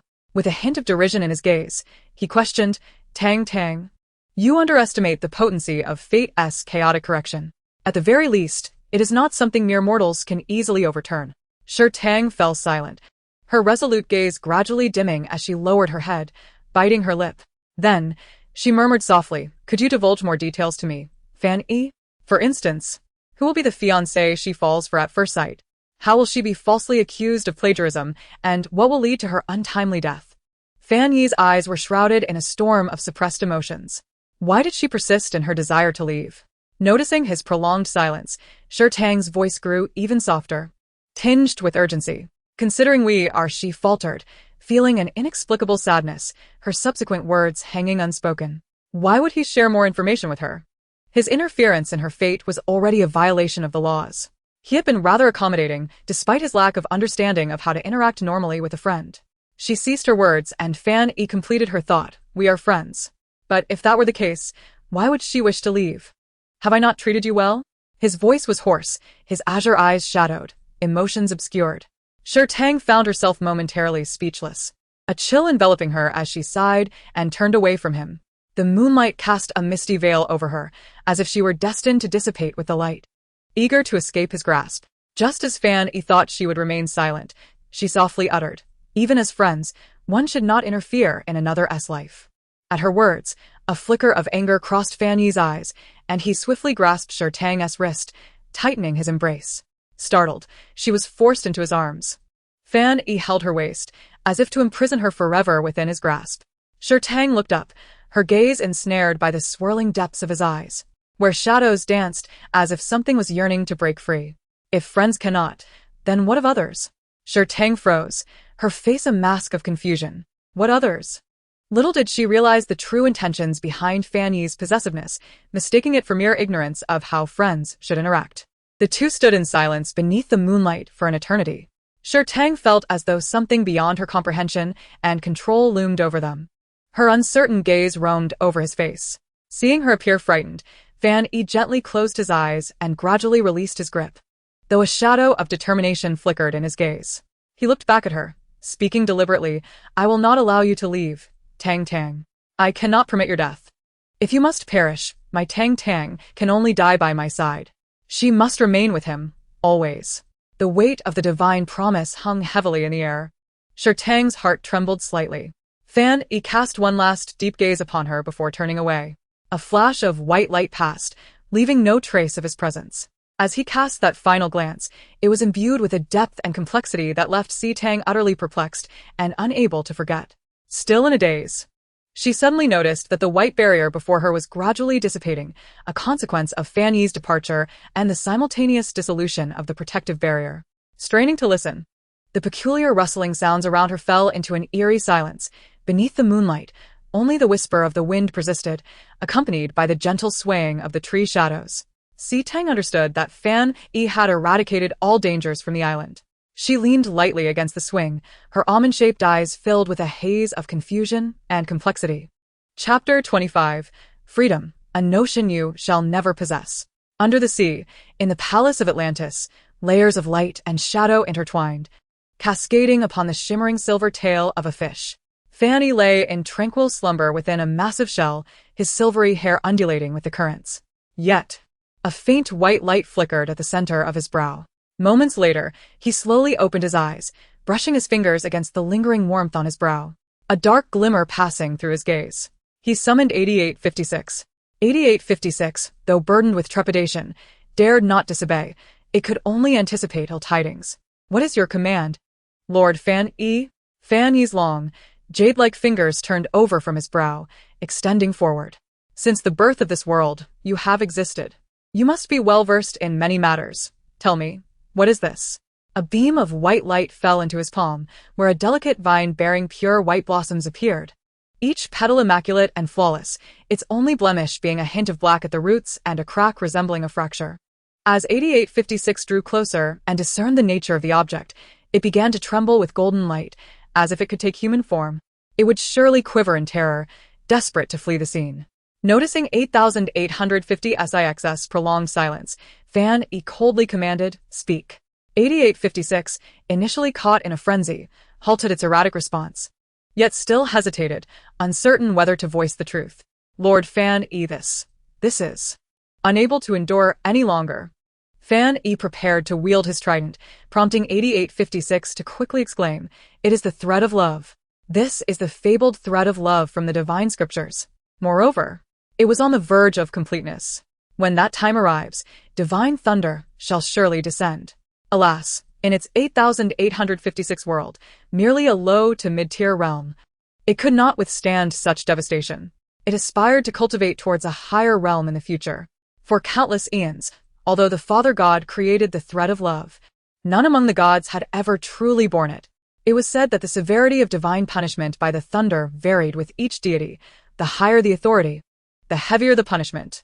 Even one endowed with supreme divine power could suffer grievous injuries, taking millions of years to recover. And the sea god Fan E was the first deity to manifest the thread of love. Yet, at merely 3,000 years of age, how could he endure this unscathed? Seeing Fan E fall into a contemplative silence, his deep blue eyes lost in thought, 8856 seized the opportunity to suggest. Perhaps it would be prudent for Lord Fan E to consult the supreme god. The paths of gods and mortals are inherently distinct. If you remove it now, everything could revert to its original state. Moreover, having just undergone judgment, another divine thunder punishment could leave you gravely injured, or worse, lead to your soul's dispersal. What do you propose? Fan E replied with palpable impatience.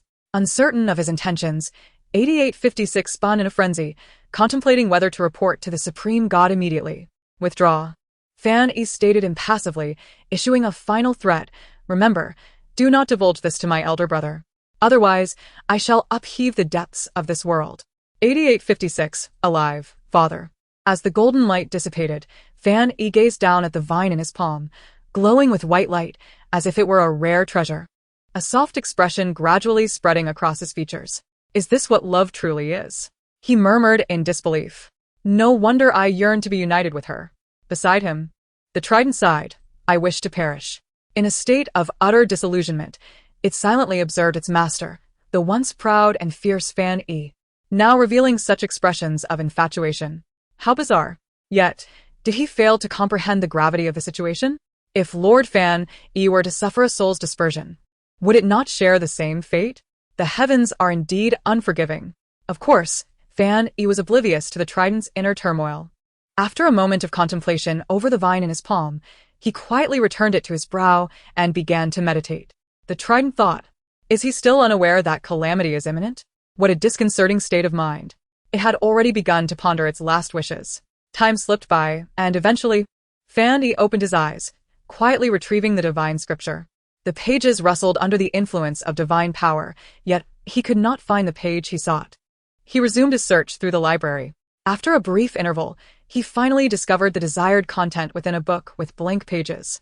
A soft light illuminated his azure, crystal-clear eyes, which glimmered with a hint of anticipation, leaving the trident utterly baffled. It cautiously inched backward, attempting to glimpse what Lord Fan E was examining. However, Fan E's focus was entirely absorbed by the contents of the book, oblivious to the trident's subtle movements.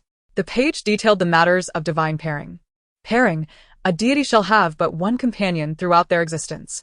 Upon swearing an oath on the pairing elixir and subsequently pressing their handprints, the two shall share a profound connection, and their souls shall bear each other's marks. Note: mortals and deities cannot bear offspring, and such unions are forbidden by divine law. Fan E's gaze swept over the final line, and he merely scoffed. The path he intended to tread rendered divine regulations irrelevant. What of offspring? He could return his authority to the Father God, allowing him to seek another deity for continuation. What he desired was to be eternally united with her, as inscribed in the sacred scrolls, to ensure her soul belonged to him forever. Even in death and rebirth, he would recognize her at a glance. Fan E indifferently closed the book, his pure azure eyes betraying a ruthless determination. Beside him, The trident thought. In terror, I must flee. Recently, Tang felt that Fan Yi was becoming increasingly enigmatic. Their time together grew more frequent, even as she insisted that she no longer required protection. Perhaps it was not protection, but rather surveillance. Beneath the calm facade lay a tumultuous undercurrent. As she savored the wild fruits plucked by Fan Yi, their sweet aroma blossomed on her palate. Is it delicious? He asked, his gentle smile radiating beauty as if the stars themselves had fallen among them. Today, he always appeared amiable, yet Tang knew that mentioning her departure would strike a nerve. Fan Yi, she hesitated. I wish to return home. I promise, after I return, I will come back to the island to see you. Fan Yi tilted his head slightly, his gaze fixed upon her face. Return to find me? Tang nodded fervently, assuring him, as long as you take me back to the shore, I will not forget you, and I will certainly come back to see you. See me? Rather than remain? Tang was taken aback. Was his possessiveness not a bit too intense? Fan Yi, friends should also allow each other the freedom of space. Yet, as her words fell, Tang felt the air around her grow frigid. Fan Yi's lips tightened, his clenched fists bulging with tension. Suddenly, it seemed he could no longer contain himself, and his cold brows slowly relaxed. He lowered his eyelids, the warm light filtering through his snow-white lashes, casting a shadow over his eyes. Suddenly, a subtle smile curled at the corners of his lips as he softly spoke. You should never think you can have it. Tang. Chapter 26. The desire to plunder and the desire to possess. Such an exquisitely beautiful face uttering such mundane, gentle words made Tang repeatedly doubt the accuracy of her hearing. What did you say? Tang's gaze, filled with uncertainty, fell upon him. The deity's expression was indifferent as he lifted his eyelids to meet her gaze. Each word was delivered as if it were the most natural statement in the world. It meant that she was to accompany him, not just in this lifetime, but in many more to come. Tang felt a buzzing in her ears. No freedom? Not just this life? How many lifetimes did he intend for her? Had he lost his mind? What do you mean?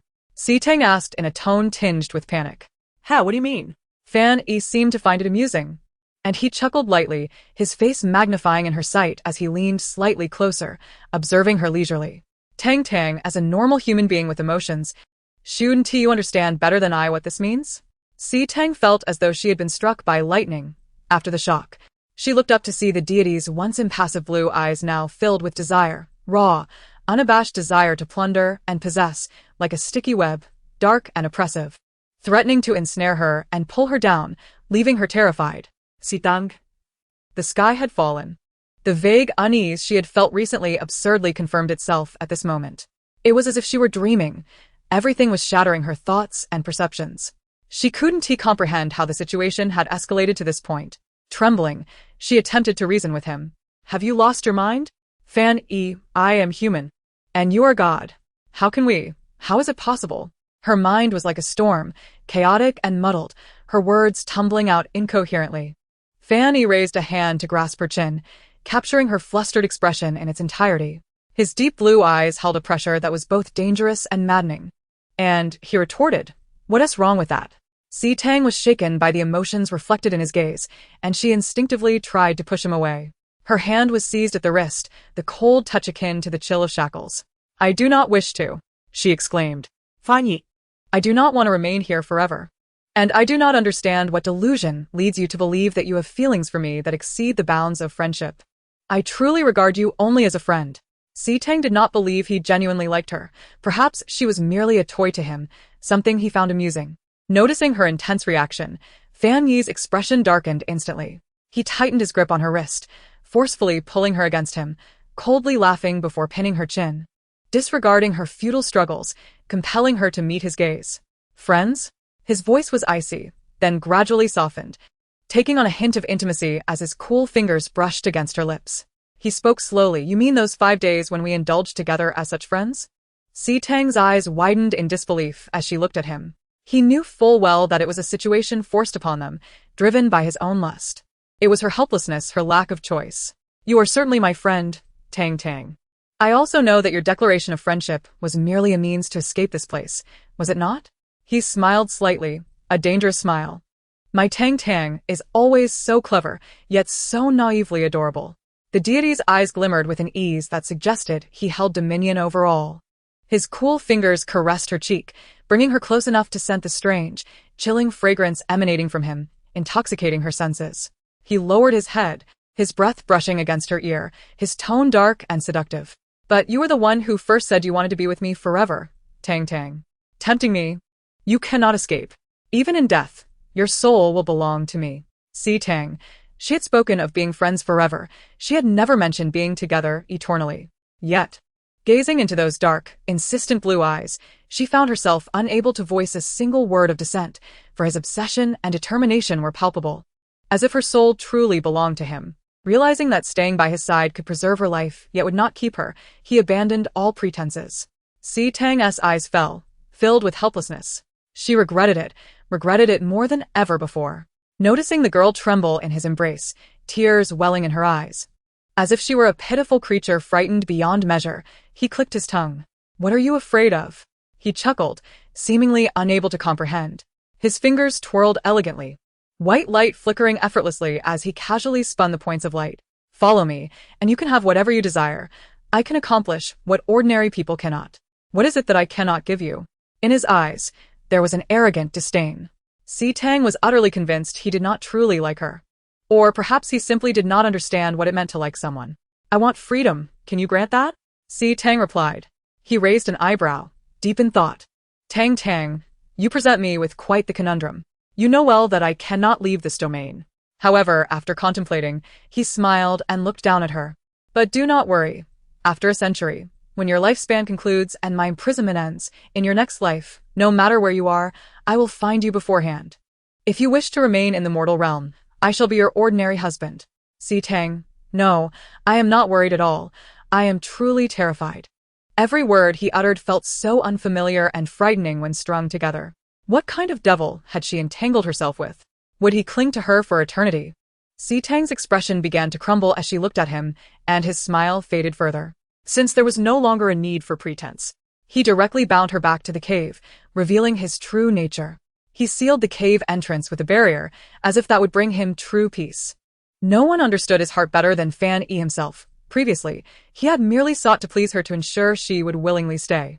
Unfortunately, she was obstinate. The flickering candlelight illuminated the dark cave as he laid the girl on the bed adorned with pearls and amber, a smile lingering at the corners of his lips. Si Tang was still lost in her emotions, resembling a flower wilting under the rain. Yet, it seemed her sorrow did not affect him. The deity's fingertips roamed freely over her soft features, as if he could not bear to part with her. Si Tang turned her head away, only to have her chin seized and pulled back, her gaze colliding with his cold, exquisite features, his brows and eyes twisted in a wicked allure. Be good, Tang Tang. Si Tang stared at that face, one that could be described by every beautiful adjective in existence, her teeth trembling. Her almond-shaped eyes filled with despair and resignation as she bitterly retorted, You are keeping me captive again, Fan Yi. Chapter 27. One More Bite. Fan Yi smiled helplessly, his fingertip gliding over the girl's delicate lips, an expression of infatuation crossing his face. I know you dislike this, but Tang Tang longs to leave so desperately, which makes me very sad. As the last word fell from his lips, he suddenly leaned in closer, pressing her down onto the bed, his crimson lips nearly brushing against hers. Si Tang shivered at his cold temperature, yet his gaze burned like fire, momentarily pulling her into the chaotic entanglement of those 5 days and nights. I am very sad, Tang Tang, he repeated, his tone seemingly genuine in its sorrow. Yet his deep blue, narrowed eyes brimmed with a sickly delight. Crimson lips curled upwards, as if gazing at a cherished possession, resembling a madman. Si Tang harbored no doubt. He was utterly insane. Perhaps this was the true essence of him, entangled in the sins of murder. How could he comprehend love? The deranged Si Tang remained speechless for an extended period, his throat finally releasing a heavy utterance. He appeared indifferent, the arc at the corners of his mouth deepening, a low laugh escaping his throat. Tang Tang was indeed correct. Upon saying this, he turned to lie on his side, drawing the petite girl into his embrace from behind. Si Tang struggled in vain, feeling a mixture of shame and despair. The familiar cold fragrance lingered at her nostrils, inciting Si Tang's anger. And she turned her head to bite fiercely at the deity's neck, seemingly intent on tearing away flesh. Fan Yi stiffened. His voice emerged hoarse and cryptic.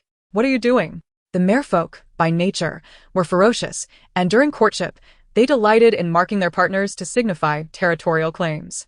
Although Fan Yi was a deity, he also possessed mere folk blood, embodying their primal instincts. The pain radiating from his neck was inconsequential.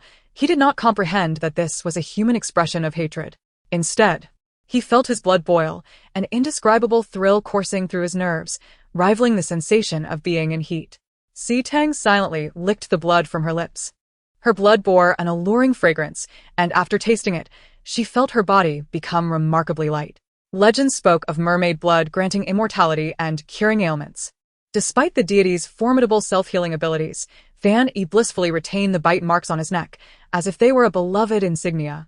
Tang, bite again, he urged, leaning his neck closer. Tang, why does he seem to relish it? She pouted, turning her gaze away in disillusionment. Fan Yi's gaze remained glued to her, his hand gently brushing the bloodstains from her lips, finding her astonishingly beautiful. Tang closed her eyes, as if to shield herself from all sensations. No one could be more despairing than her. He showed no intention of leaving, abandoning all pretense, and simply lay with her upon the grand bed. As Tang feigned sleep, contemplating her next move, a sudden cool, moist sensation brushed against her earlobe, jolting her awake.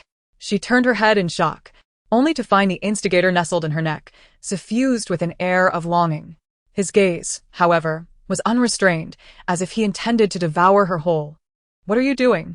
Tang exclaimed. Tang, he drawled slowly, each word a blade torturing her nerves. "In 7 days, shall we bond as mates?" His tone was questioning, yet his eyes conveyed something far more sinister. Tang thought that blade had indeed pierced her nerves. Her head buzzed, veins throbbing on her forehead. Was there no one to intervene with this madfish? Where was the heavenly order? Where was the supreme deity? What of the gods who sought to judge him?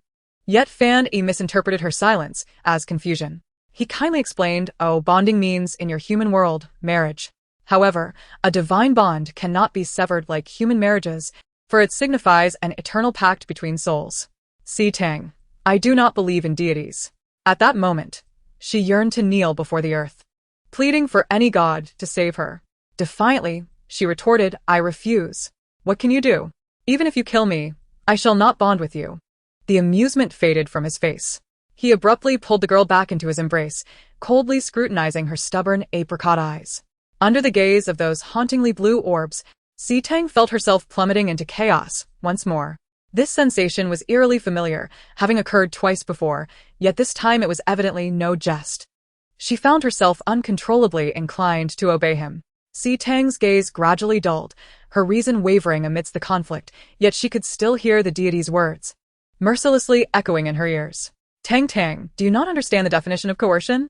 Even if you become a fool, I possess the means to bind you to our union. But must you truly live this life as a fool?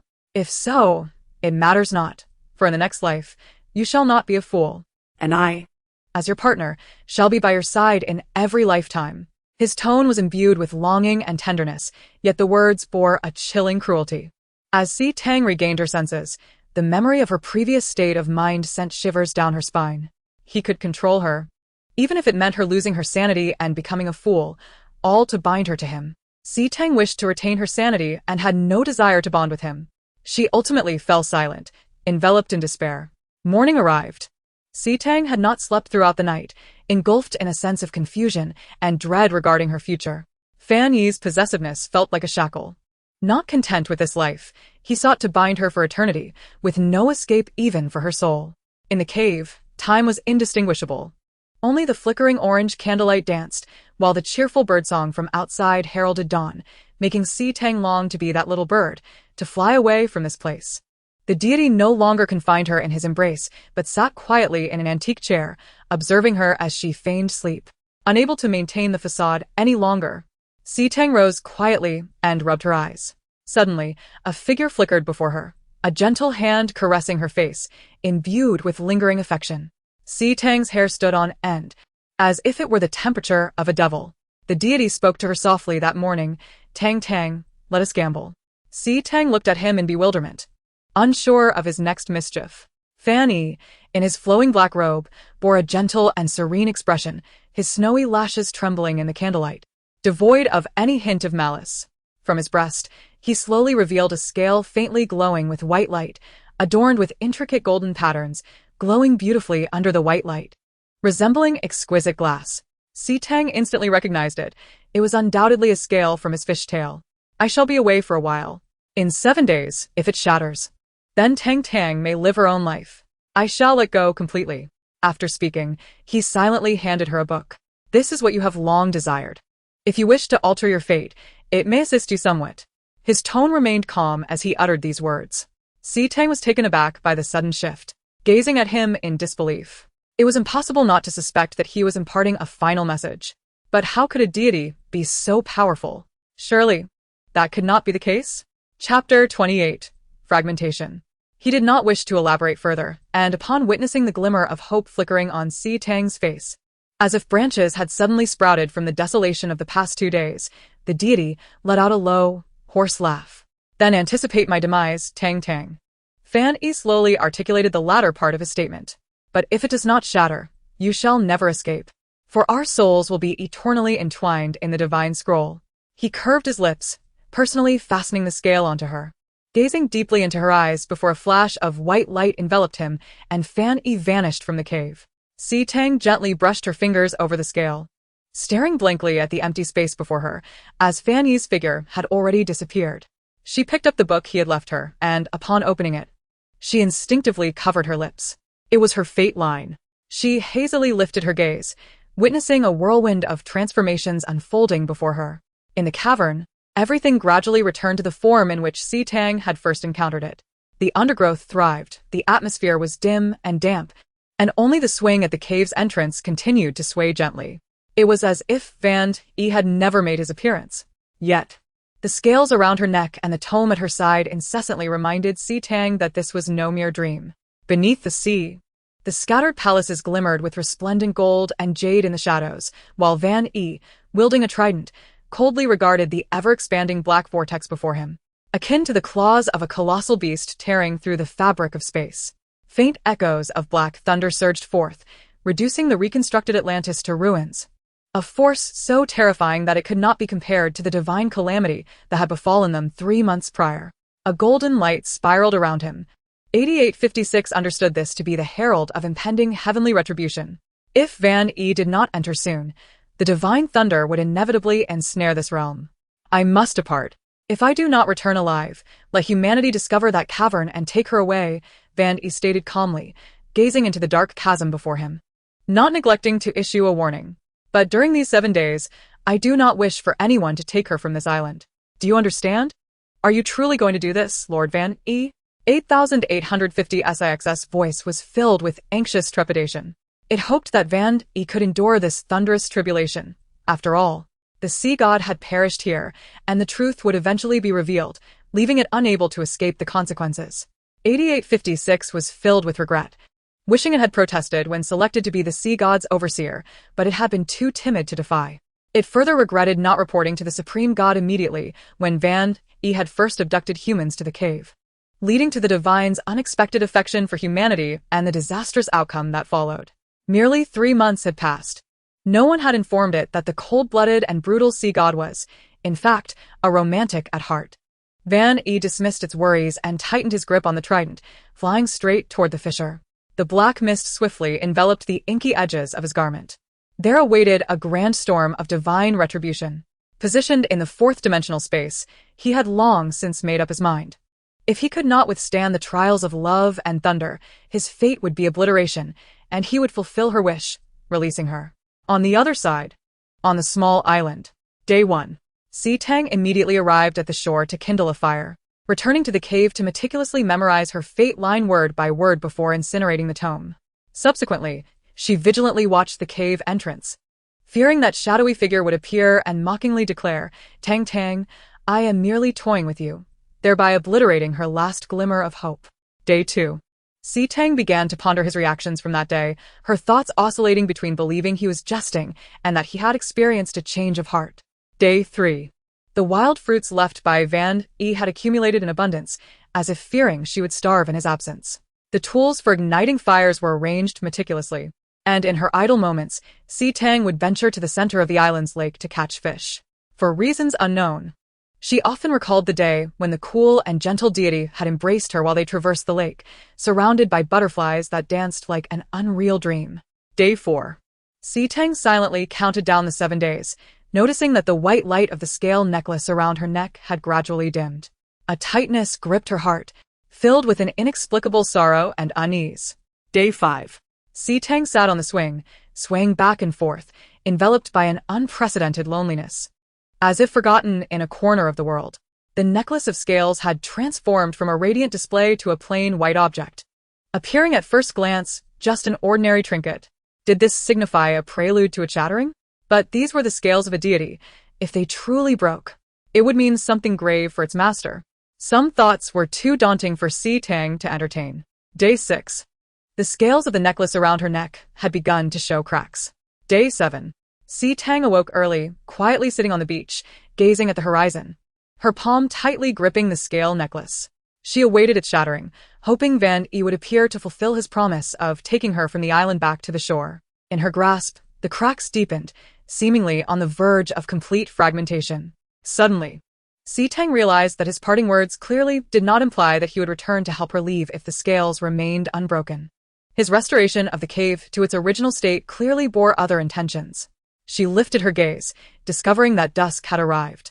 The orange glow of the setting sun illuminated the sea, appearing tranquil and unchanged from usual. An inexplicable thought crossed her mind.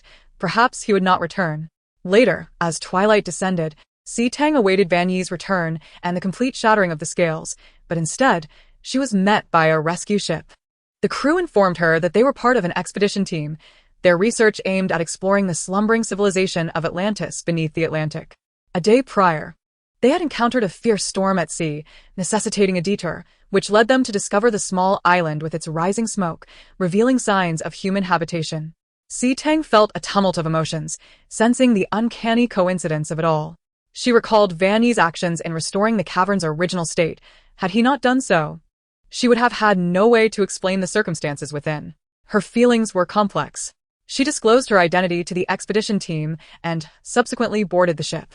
As she stepped aboard, Tang instinctively glanced back at the small island that had been her home for 3 months, a prison of sorts. Finally, she had achieved her long-desired freedom, within reach at last. Yet, in the depths of her heart, Tang could not deny the intricate feelings she harbored for Van E, an ambiguous fondness, intertwined with a clear understanding of their vast differences, preventing her from accepting his ways and thus halting her descent into deeper entanglement.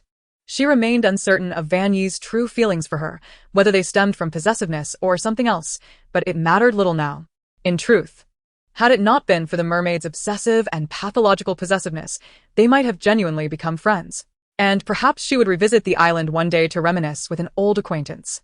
Regardless, she felt gratitude toward Van E for revealing the thread of her fate. However, she was acutely aware that returning might signify a point of no return. Standing on the deck, watching the island fade into the distance, Tang experienced a subtle sense of reluctance and melancholy. Thus, she resolved to treat it all as a fleeting dream. Yet her feet would never again tread upon the Atlantic. Chapter 29. Return. Night deepened. The ship floated upon the sea, only to be suddenly besieged by torrential rain. Tang gazed through the porthole at the darkened waters, her heart racing with anxiety, fearing the omnipotent deity might suddenly appear. Yet, she sensed that the emerging cracks in the scales might foretell his possible plight. Surely, the deity could not perish? As her palm brushed the scales, lost in thought, a clear, melodious male voice suddenly interrupted her. "Miss C, what are you looking at?" The leader of the expedition team, Ling Shubai, expressed great curiosity about her ordeal, bewildered by how a delicate girl had managed to survive for 3 months on a perilous island. When they found her, she appeared remarkably clean, dressed in simple garments, and he was at a loss as to where she had obtained fresh clothing, as she claimed to have found it.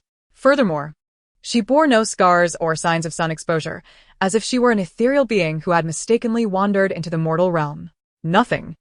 Tang withdrew her gaze, turning towards the young man beside her.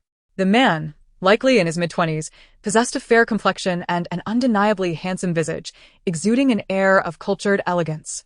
However, Tang noted his frail health, as he intermittently produced a handkerchief to suppress a cough, yet he did not appear effeminate. Earlier in the day, They had communicated with the C family, who were now dispatching numerous personnel to their location. He smiled gently, mentioning that they were hosting a grand cruise banquet in the Atlantic, and her father was quite anxious about her, hastening to come and collect her. A flicker of cold amusement crossed Si Tang's eyes as she remained noncommittal.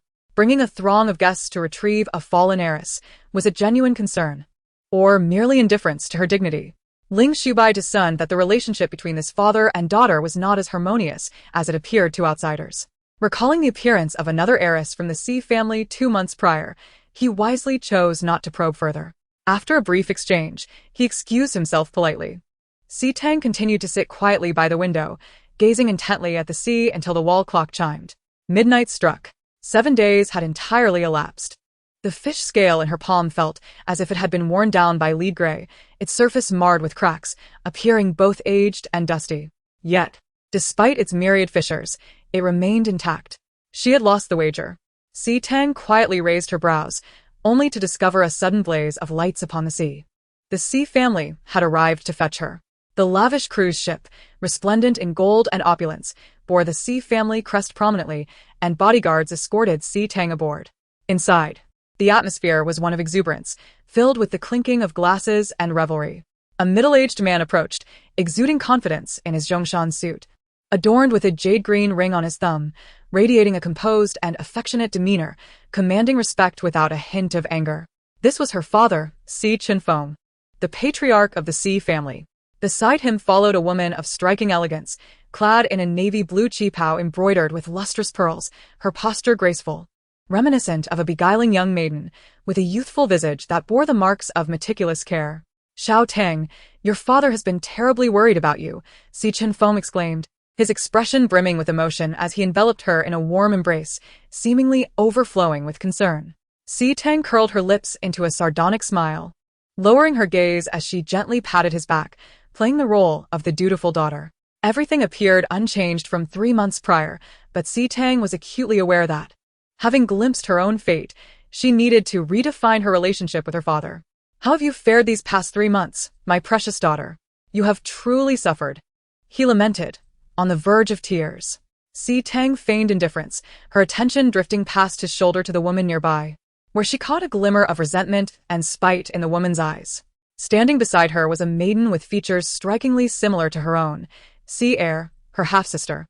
A product of Si Chinfeng's infidelity. She was merely 2 months her junior, an undeniable testament to her father's betrayal, which he had dismissed as a drunken misadventure. Initially, Si Tang believed her father harbored genuine affection for her, albeit clouded by poor judgment, having remarried Chenyu after her mother's passing. Unable to discern the ulterior motives of the mother-daughter duo. Yet, after witnessing her own destiny, Si Tang realized that Si Chinfeng had merely played the role of a caring father out of fear of her maternal lineage, the Yun family. As the Si family had risen to prominence through their connections to the Yun clan. "I'm well, father. Truly," she replied, her tone light and airy, her demeanor poised and dignified, betraying no signs of having just returned from a deserted island. This only served to deepen Chenyu's animosity. She had anticipated witnessing Si Tang's disheveled state upon her return, yet what did she find instead? This little wretch had emerged from the island looking even more radiant than before, her complexion fair and dewy, entirely unblemished by the elements. Arriving late at night alongside Si Chinfeng, she had intended to witness the disgrace of this wretched girl, only to find herself sorely disappointed. As Chun Yu's resentment simmered, her cunning eyes darted, and she feigned sorrow, saying, "Xiao Tang, how pitiful. It's a miracle you survived the island. You seem none the worse for wear. But I heard that island. Oh dear, it must be mere gossip. What about that island?" Si Chinfeng inquired, turning to her with concern. Chun Yu feigned hesitation, stammering, "I've heard tales of a tribe of wild men inhabiting that island, all male, and they say they don't spare even the female gorillas." At this revelation, a collective gasp echoed through the gathering, and murmurs of disbelief followed. Numerous scrutinizing gazes fell upon Si Tang, who found herself the subject of a plethora of strange conjectures. Yet none dared to voice their thoughts, mindful of the Si family's reputation. "Oh my, sister," Shi chimed in, her innocent demeanor accentuated as she covered her mouth, exuding a facade of concern. "Are you all right? I've heard those wild men are filthy and brutish. Perhaps you should visit a hospital for a checkup?" The surrounding expressions grew increasingly complex, a mixture of pity and disdain. Once the esteemed eldest daughter of the Sea family, now a figure of sympathy and ridicule for having mingled with savages.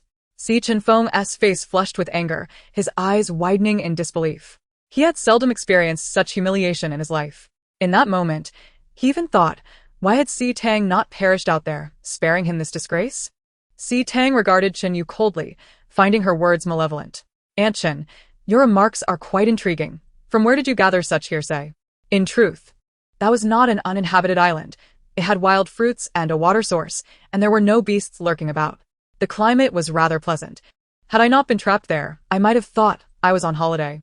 Si Tang downplayed her 3 months of confinement, compelling others to genuinely believe that the island was a veritable paradise. If she had truly faced the wild men, would she not have succumbed to madness or despair? Chen Yu seethed with frustration, her teeth clenched. How was it that this little wretch remained so articulate, showing no signs of distress or tears? Si Tang was acutely aware of Chen Yu's inner thoughts, for the original timeline had seen her rescued after just a week, utterly distraught and weeping upon her return home. The mother-daughter duo had stoked the flames of gossip, leading to rampant rumors of her being violated by wild men, rumors that would persist long after her demise. Enough.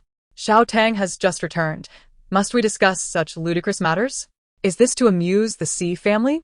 Si Chenfeng chastised Chen Yu without hesitation. When it came to matters of his dignity, the typically affable Si Chenfeng could swiftly turn stern. He then turned to Si Tang, adopting a fatherly demeanor once more. Xiao Tang, why don't you go rest in your room? I will immediately order the ship to return to shore. Chen Yu, sensing the shift, fell silent, her resentful gaze still fixated on Si Tang as she was escorted away by bodyguards. Chapter 30. Returning to the right path. Back in her room, Si Tang blinked wearily. Yet her senses remained alert. They were still over the Atlantic, not entirely free from Fan Yi's domain. She removed the seemingly ordinary fish scale necklace from her neck, scrutinizing it for several moments before placing it in a brocade box and stowing it away in her nightstand. She then approached the window, silently gazing at the ocean in the early hours. Suddenly, a beam of icy blue light illuminated the surface of the water, causing her heart to skip a beat.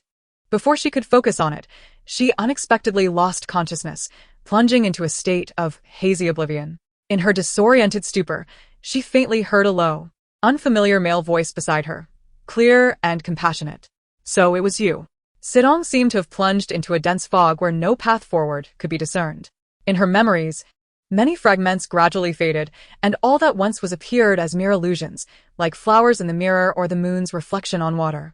For a moment, Fan Yu silently gazed at the slumbering maiden, his divine figure clad in white as pure as snow, radiating an undeniable sense of divinity, akin to moonlight. With a slight motion of his fingertips, a snow-white crystal origami crane soared from his palm. Go, tell Shauna that the threads of fate have been unraveled and set right. As the dawn's light spilled over the Atlantic, the morning appeared no different from any other, yet beneath the surface, turbulent currents churned. The trident pierced sharply into the crevice of the rocks, stirring up dust. The once mighty artifact now seemed somewhat worn and battered. The deity emerged from the depths of the ocean, drenched in blood. His trailing ink-black robe, stained with dark blood, painted the passing sands in crimson, gleaming brilliantly under the sun, yet exuding a sense of tragic beauty. The divine being arrived at a cave, only to find it utterly empty. The deserted island was devoid of life. Fan Yu leaned weakly against a tree, enveloped in silence for a long while, before erupting into a chilling laugh. With the last vestige of his strength, he ascended into the air. The trident, sensing the call, instantly expanded in size, while Fan Yu's gaze turned fierce, his blue eyes now reflecting madness. In an instant, the trident cleaved the sea in two, unleashing a cataclysmic maelstrom. Even in his grievous state, he was capable of turning this inferior realm's ocean upside down. Tirelessly, Fan Yu roamed the surface of the Atlantic, the trident infused with divine wrath, overturning every stretch of water it encountered, even though he knew that such efforts were futile, for the Atlantic had long since lost her essence. 8856. Fan Yu called out, his eyes suffused with murderous intent, his hoarse voice betraying his resentment and anger. If 8856 stood before him, there would be no doubt that he would wish to crush it. Meanwhile, 8856 was lamenting to the chief god by the shores of the Atlantic. Lord God, that fish has gone mad. Before the golden light stood a white-haired man with gray eyes, clutching a cosmic staff of crystalline ice. His expression was strikingly calm and cold, his brows imbued with an aura of authority, resembling a blooming dark lotus. His gray eyes seemed to harbor the essence of an ancient universe, yet also appeared utterly empty. Fanyu observed the surging waves of the Atlantic, and with a barely audible sigh, he raised his hand and lightly tapped, sending a thread of ice-blue light towards the sea's surface. In an instant, the restless waters calmed. Not long after, Fanyu's divine power was depleted, and his grievously wounded body sank heavily to the ocean floor, the trident resting quietly in his embrace. The icy tide surged forth, numbing the searing pain of his wounds, yet the ache in his chest surpassed all. At the ocean's depths, Atlantis lay in ruins. Fanyu's countenance was ashen as he waved his hand in a fit of rage, instantly flattening the remnants of Atlantis. The deity sat with his head bowed amidst the ruins, shards of shattered jade scattered around him. His snow-white hair flowing with the dark currents, casting fleeting shadows upon his form, evoking a sense of desolation and beauty. Fanyu! A cool voice sounded softly from behind. Upon hearing that familiar voice, Fanyu immediately lifted his head and turned to face the newcomer. Brother. His eyes flickered, and he rose. I wish to seek someone on land. Fanyu regarded the figure before him in silence. At this moment, Fanyu revealed his true form. The once resplendent fish tail was now marred with deep, visible scars. Scales cracked and burned, a sight both shocking and tragic. The power of the emotional calamity was formidable, rendering the deity's formidable self-healing abilities nearly ineffective. Fanyu's gaze fell upon the center of his brow, where a pure white flower of emotion bloomed, swaying gently, contrasting with Fanyu's eyes, which appeared innocent. The die was cast. He had ultimately arrived a moment too late. Fanyu sighed, his eyes devoid of emotion, yet his tone carried an undertone of compassion. Gods and mortals are destined to walk separate paths. Forget it. With that, he raised his hand, seemingly to impose a restriction upon Fanyu's memories. In his current state, Fanyu had no capacity for resistance. He suddenly met Fanyu's gaze, his eyes reflecting a reckless madness, a fierce wrath that could slay gods, his voice filled with challenge. What? Brother, do you intend to impose restrictions upon my memories again? At this, a flicker of emotion crossed Fanyu's eyes. Gazing into those fervently obsessive orbs, his heartstrings slowly loosened. He was inexplicably reminded of his fallen companion from the War of the Gods, a time when Fanyu had yet to be born. Fanyu, unaware of his thoughts, felt a slight tremor in his desolate gray eyes, and unexpectedly, he released his grip. I merely recall a portion. However, what transpired during those lost years of my life 3,000 years ago that led you to impose restrictions on my memories? What is it that makes you so reticent, brother? This time, Fanyu chose not to respond. His divine power represented the embodiment of creation, encompassing all. Unlike Fanyu, healing was a trivial matter for him. With an expressionless face, he raised his hand and casually cast a healing spell to alleviate Fanyu's external injuries, then proceeded to construct a cage upon the ruins of the deep sea. A shard of ice crystal from the cosmic staff fell, instantly blooming into an ice-blue light shield, resembling a massive crystal sphere, floating above Atlantis, imprisoning the gravely injured Fanyu within. Take care of your wounds. From this day forth, you are forbidden to leave this place for 100 years. Only then will the confinement be lifted. With that, Fanyu disregarded Fanyu's futile attempts to violently strike the barrier with his wounded tail and calmly summoned 8856. 8856 appeared apprehensively, inching towards Fanyu's back, afraid to meet Fanyu's gaze. He had bungled the task entrusted to him by Fanyu, but who could have anticipated the arrival of the chief god? He felt utterly overwhelmed by both.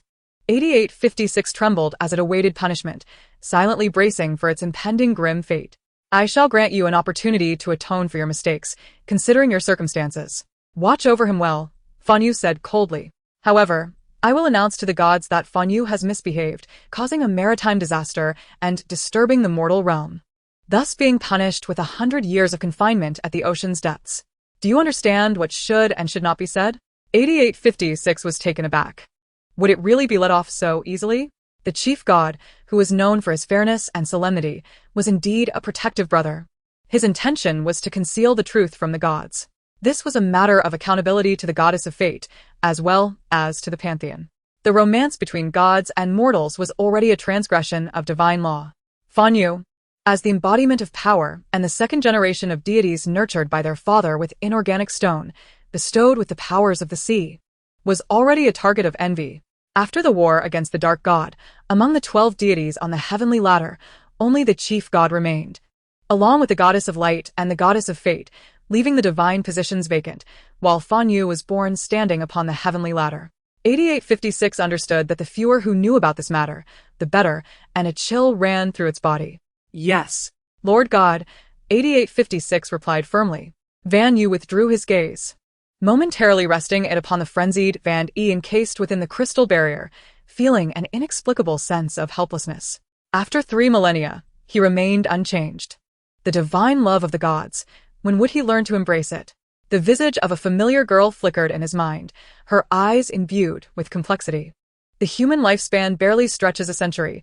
By the time Van E emerged from this confinement, that human soul would have long since transitioned into its next life. In the vast expanse of 3,000 worlds, among the myriad of beings, their paths would likely never cross again. With a gentle flick of his sleeve, a shimmering icy blue light flickered, vanishing in the blink of an eye. Chapter 31. Breaking the Deadlock. 3 years later, beneath the Atlantic Ocean, amidst the ruins of the Atlantean Palace, a colossal icy blue crystal orb loomed overhead. Van E reclined within the orb, his right hand propped against his face. The shimmering silver scales of his fish tail glimmering in the shadows, a breathtaking beauty that exuded an air of sanctity, yet a blood-red scar marred the side of his tail, adding an element of tragic allure. A trident, resembling a rusted weapon, lay discarded nearby, appearing utterly devoid of lethality. Bored and quiet, he languidly opened his left hand. A leaf-shaped amber pendant spinning leisurely in his palm, his demeanor entirely unthreatening, his azure gaze cast downwards in a nonchalant manner. In a seemingly aimless fashion, he called out to the outside of the crystal orb, 8856. Lord Van E, I am here. 8856 appeared eagerly. For the past 3 years, out of sheer boredom, Van E had commanded 8856 to attend to his whims. Today he wished to witness jellyfish dance. Tomorrow he desired to hear the song of Orcus. It felt as though he were not imprisoned, but rather on a leisurely retreat, tormenting the creature instead. His heart ached. This was not the confinement of a sinner, but the imprisonment of a living deity. 8856 held its breath, awaiting the continuation of its ancestors' words. I want to eat humans. A flicker of gold momentarily dimmed in the water. Great, a living king of hell. Van E lightly pinched the amber pendant into his palm, smirking slightly. I want to eat fish. 8856 let out a silent sigh of relief. Yet, it quickly became wary, as the icy crystal barrier sealed tightly, if it delivered the fish. What if Van E seized the opportunity to escape? Seemingly understanding its concerns, Van E replied coolly, before my brother departed. The ice crystal on the cosmic staff was set to automatically track me. If I leave, it will forcibly bind and drag me back to my original position. At present, my divine power is severely depleted. I cannot traverse dimensions. Where could I possibly flee? 8856 found this reasoning compelling, but more importantly, it feared Van E and dared not defy him. Lord Van E, wait. The golden light had vanished. At that moment, Van E straightened, his fish tail morphing into legs, instantly darting to the barrier of the crystal orb. The icy blue shield appeared solidified as if formed from crystal. When 8856 returned, it was accompanied by a pod of whales. 8856 silently recited commands, creating only a small breach in the barrier. The pod of whales, pulled by an unseen force, surged into the barrier. However, unbeknownst to them, a vast horde of fish outside the barrier seemed drawn by some unseen call, converging to seal the breach completely, rendering 8856 incapable of discerning Van Ye's direction. Feeling a sense of foreboding, 8856 contemplated closing the opening when a pale, jade-like hand suddenly shot forth from the school of fish, seizing its lifeline. The barrier sensed the intrusion of the trapped, instinctively enclosing both Van E and 8856 within. Yet it could not liberate 8856 from Van Ye's grasp. The events transpired in mere moments. The deity's divine power had not yet recovered even a fraction. Yet it was sufficient to annihilate it. Please, no. It's just a little calamai. Why must it always be hurt? The man, with silver hair and blue eyes, possessed an enchanting gaze, now radiating an eerie allure. He tilted his head, observing the golden light, slowly curling his lips into a smirk, his visage imbued with sinister intent, resembling that of a specter. Tell me, what is the key command for the barrier? This time, 8856 displayed remarkable fortitude. It believed that allowing Van E to proceed was unwise, especially since he would surely seek that human, which would lead to utter chaos. This time, even if Lord Van E were to crush me, I will not divulge it. 8850 SX's voice trembled. Oh? His smile deepened, his expression brimming with ruthless madness. Then shall you accompany me to doom alongside this world? He spoke as casually as if discussing the weather. Indeed, to obstruct him would mean the entire world would be drawn into his tragic fate. 8856 lamented. So, I and this world are merely pawns in your play? The golden light trembled even more violently, evidently frightened into silence by Van Ye's frenzied demeanor. After a prolonged silence without a response, Van Ye's brow furrowed in impatience. His voice chilling as though a harbinger of doom whispered in 8850 SX's ear.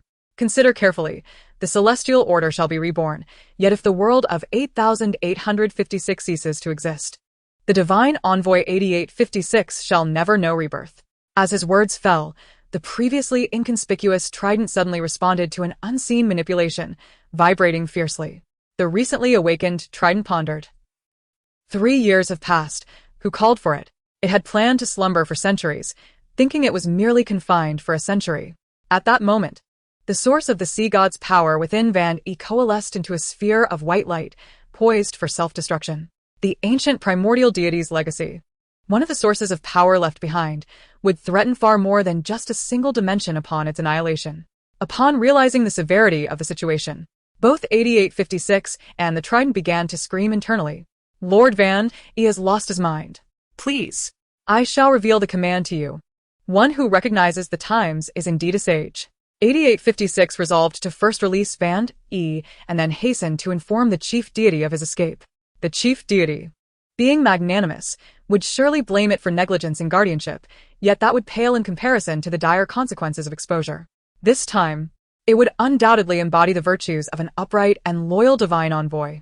8856 disclosed a segment of divine incantation, allowing Van E to achieve his aim and release it. However, before letting it go, he unexpectedly propelled a beam of white light into the golden light. Before 8856 could comprehend what had transpired, it felt a monumental shift in its power. The golden radiance grew increasingly brilliant, the energy within surging with nowhere to vent, and in that moment, it could even transform into human form if it so wished. Lord Van E. 8856 exclaimed in shock. This was undeniably the power of the sea god. Van E had forcibly imparted a portion of the sea god's power to it. What was his intent? Knowing all too well the malevolence of this fish, he would not bestow power upon it without reason. Was it a bribe, fearing it might report to the chief deity afterward? That could not be. It vowed to be a just divine envoy this time. Yet, Van Ye's subsequent words mercilessly dismantled its assumptions. All right, now we are in the same boat. Van E calmly recited the command, and the vast crystal orb barrier instantaneously reverted to its original form, the crystalline radiance on the cosmic staff being drawn into his sleeve. 8856 sensed the gravity of the situation. Who would wish to share a vessel with this unruly fish? It sought to follow the path of righteousness. Quietly, it attempted to slip away to report to the chief deity. What? Still intending to report? With a mere wave of his hand, Van E compelled it to obediently return to his side. Do you believe that with the divine power of my lineage coursing through your veins, you can maintain your independence? Van Ye's smile was decidedly wicked. Do you think the chief deity and the other gods will still trust your words? They will only conclude that you intentionally set me free. 8856 lamented. The sky has fallen. Chapter 32. The Thieving Vessel.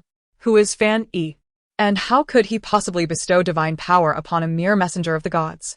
Especially considering that he is currently gravely weakened and preoccupied with his own plight. He lacks the benevolence to share his divine strength with another. There is no evidence to substantiate the claim that Van E seeks to frame him. 8856 felt an overwhelming desire to weep and escape, as if he had been forcibly bound to a pirate ship. Thus, 8856 found himself coerced into complicity. In the corner, the trident silently diminished its presence. It was easy to discern 8850 SX's emotions. He could empathize, for he had been aboard Fan Yi's pirate ship for 3 millennia. What will become of the goddess of fate? 8856 lamented. Currently, the pantheon remains oblivious to the fact that this fish has escaped from captivity. Yet the goddess of fate governs the fates of all beings, and any aberration in the world would surely attract attention.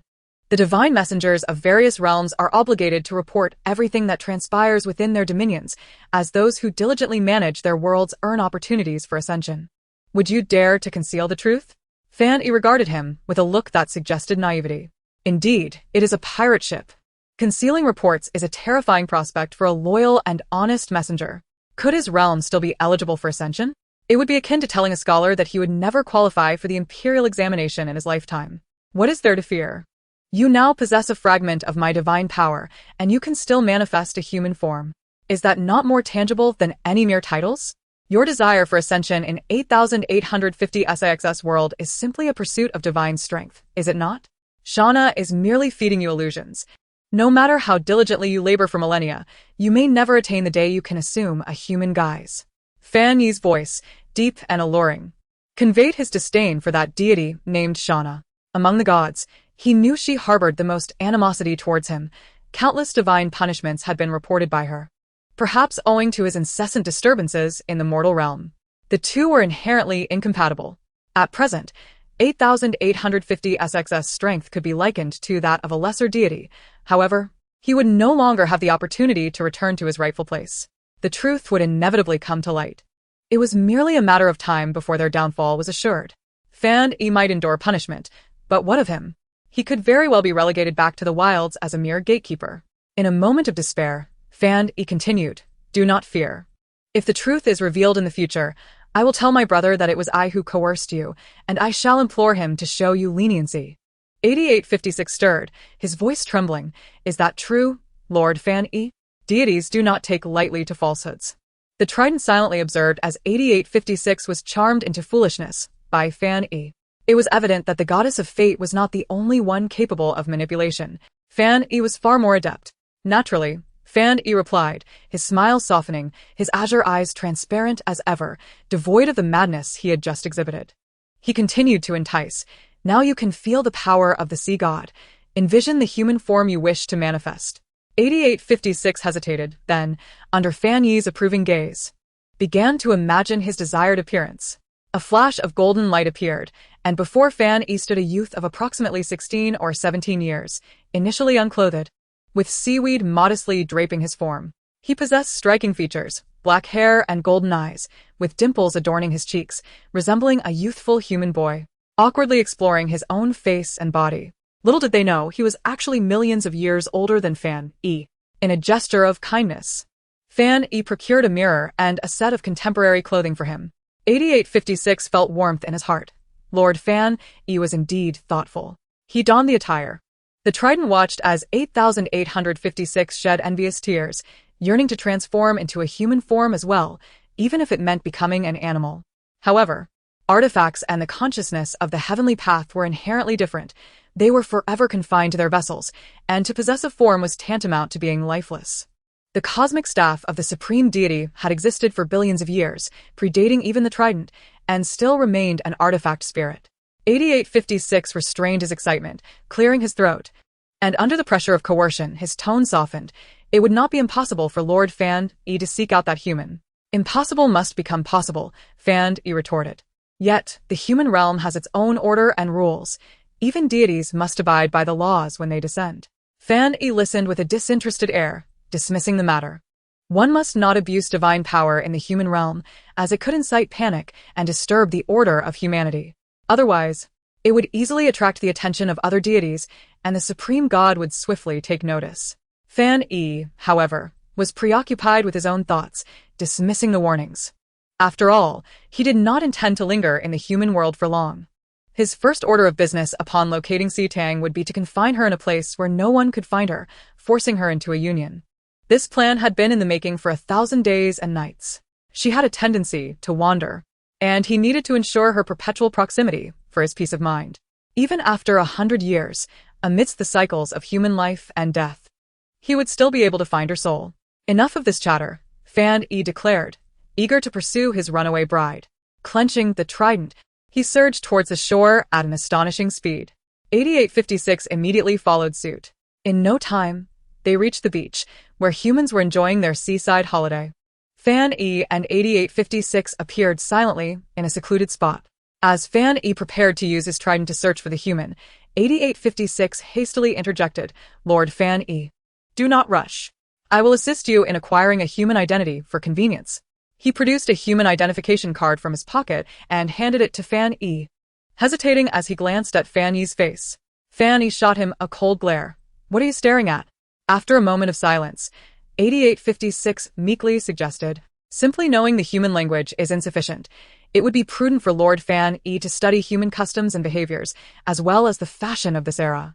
Upon uttering this, 8856 could not help but glance at Fan Yi's magnificent snow-white hair and the tightly wrapped black robes he wore. The garments from the upper realm bore a resemblance to European styles, adorned with intricate and lavish patterns. "Otherwise?" Fan Yi scoffed dismissively. "Otherwise, you might be mistaken for cosplay." 8856 murmured. At that moment, Fan Yi's striking snow-white hair and stunning visage caught the attention of several human girls. "Who is that handsome guy? Is he here for cosplay at the beach? He is so striking. Those colored contacts look so realistic. That boy is adorable. He must be some idol trainee. That white hair is simply too stunning. It's mesmerizing. Is this even a natural look? I must get his autograph." Fan Yi sighed. Humans are so noisy. Unable to tolerate any longer, he seized 8856 by the collar and fled as the humans attempted to approach. The onlookers were left bewildered, wondering if they had merely experienced a fleeting illusion. Moments later, they found themselves on an empty street. 8856 sighed, "Lord Fan E." He pointed to his own black eyes and his outfit of a t-shirt and jeans, resembling a middle school student. No one would believe he was a living fossil of billions of years. He adopted an expression that suggested, "Am I not disguised well?" The trident skeptically regarded him, questioning whether his human form, resembling a 15 or 16-year-old boy, was merely an act of youthful pretense. Fan E, maintaining a stern expression, glanced at a man on a distant screen, begrudgingly transforming his hair into a shorter style, changing its flamboyant white hue to a muted black. His azure eyes darkened to black, the ebony hair and eyes diminishing the striking beauty of his face, imparting a cooling, ethereal quality that made one overlook the hint of mischief within. 8856 was oblivious to the origin of the attire he had summoned. It was merely a simple white shirt paired with black trousers. Once adorned, he exuded an elegance rivaling that of the most renowned models in the human world, his demeanor imbued with a cool, aristocratic air, and his features strikingly captivating. After completing his transformation, he cast a glance at the formidable trident beside him, lost in contemplation for a few moments before transmuting it into a Swiss Army knife, which he playfully manipulated in his palm. The trident lamented, "Could you not transform me into something more charming? Perhaps a plush little bunny?" Having finalized his preparations, Lord Fan E stepped out onto the bustling streets, passing by shop windows where his reflection caught his eye, and he appeared to be somewhat satisfied. Were it not for the imposing Swiss Army knife in his hand, one might mistake him for a harmless young gentleman, as pure as jade. "Lord Fan E, where shall you reside in the human realm?" 8856 inquired, trailing closely behind him. Lord Fan E seemed slightly annoyed by its incessant following. "I will dwell wherever I please," he replied casually. "Why are you following me?" 8856 instinctively envisioned Lord Fan E devouring the owner of a house to claim it as his own. "You're a robber," it remarked, now even more diligently keeping pace. As if fearing that without its presence, Lord Fan E would run amok in the human world, only to be swiftly discovered by the supreme deity, bringing about their impending doom. "I must accompany you, my lord. It is the only way to evade the watchful eyes of the supreme deity and the goddess of fate," 8856 insisted. "With my presence, Lord Fan E can possess a legitimate human identity and residence, thereby avoiding undue attention." "Very well," Lord Fan E acquiesced, and the pair continued their journey down the street. Lord Fan E, "Could you refrain from playing with that knife? Do you not see the police observing us from behind?" Chapter 33, Dreamscape. In the capital, at the C family estate, Tang was engulfed in slumber within the main villa adjacent to the bay. In her dreams, everything felt as though it were suspended in a cloud, a surreal blend of reality and fantasy. "Tang Tang." A voice called to her, deep and lingering, enveloping her ear with a breathy whisper. Warm water surged around her, forming a turbulent vortex that pulled her sanity down into its depths. Tang felt herself at the center of a hot spring, a damp and searing sensation coursing through her neck, coiling around her like a serpent. Her waist, ensnared, had lost all capacity for resistance. Who was it that had overbearingly captured her within their embrace? Long hair, white as the moonlight and smooth as satin, intertwined with her bare shoulders, droplets of water obscuring her vision as they trickled down her lashes. She strained to lift her gaze, yearning to discern the visage of the figure before her. The mist blurred the contours, revealing only a pair of deep, cerulean eyes, alabaster skin, and lips as red as blood, enough to bewitch the heart. The tail. With every fervent flick, sent sprays of water cascading around them. The being was not human. With a gasp, Tang bolted upright from her bed. In the stillness of the night, her breaths echoed in the silence, her trembling body repeatedly thrusting her back into the vivid dream. So real it felt as though she had truly been there. This dream had recurred over the past 3 years, leading Tang to question whether she had reached the age of yearning. And the object of her dreams was none other than a mermaid? She had dismissed it as a figment of her imagination. Yet, the sensations left by that dream figure were not merely physical. They evoked a psychological grip akin to falling into a predator's trap, sending chills down her spine. She steadied her weakened body and rose from the bed, making her way to the bathroom, shedding her sweat-soaked garments. Instinctively, she glanced at her reflection in the mirror, the girl before her possessing an ethereal beauty, her face and figure seemingly a divine gift. However, her complexion was flushed, and a strange allure flickered in her brows, rendering her almost unrecognizable to herself. It was unclear when her face had begun to emanate such bewitching charm, her skin flawless, devoid of even the slightest blemish, so perfect it seemed unreal. Tang exhaled softly, stepping beneath the shower, instinctively closing her eyes against the fatigue, her thoughts swirling. Her hand involuntarily rose to clutch the fish scale necklace hanging around her neck. Since the shipwreck 3 years prior, all memories of the 3 months stranded on the deserted island had vanished overnight. Her mother's keepsake was lost, replaced by this seemingly inconspicuous fish scale necklace. The doctor had informed her that her amnesia was a result of some traumatic event during those 3 months, leading her to subconsciously avoid recalling it. Yet, upon her rescue, she distinctly remembered feeling no abnormalities. In hindsight, that period of memory felt as though it had been shrouded in fog. Tang had returned to that small island, discovering its picturesque beauty. Unlike other perilous deserted islands, it was unnaturally safe, defying logic. Her experiences during those 3 months felt like an enigma. Wrapping herself in a bathrobe upon exiting the bathroom, the remnants of sleep dissipated, and she approached the balcony, from which she could overlook a corner of the Atlantic Ocean. In the stillness of the deep night, gazing at the vast ocean, Tang often felt a sense of unease, as if it concealed something she sought to evade, yet simultaneously drew her in with an inexplicable pull. Morning arrived. Tang, plagued by insomnia, bore a weary expression as she descended the stairs, only to hear Yu's sardonic tone. "Little Tang is finally awake. I heard from the maid that you've been returning home late quite frequently. Aunt Chen mentioned you're to announce your engagement in 3 days. As someone about to marry, you must be cautious of your reputation and image, especially after the criticisms surrounding your circumstances 3 years ago." As she spoke, Yu affectionately served a bowl of porridge to her son, Xiaoyi, seated nearby. Tang remained silent, her expression impassive as she took her seat, casting a glance at the gluttonous little boy, Xiaoyi, who was engrossed in his meal.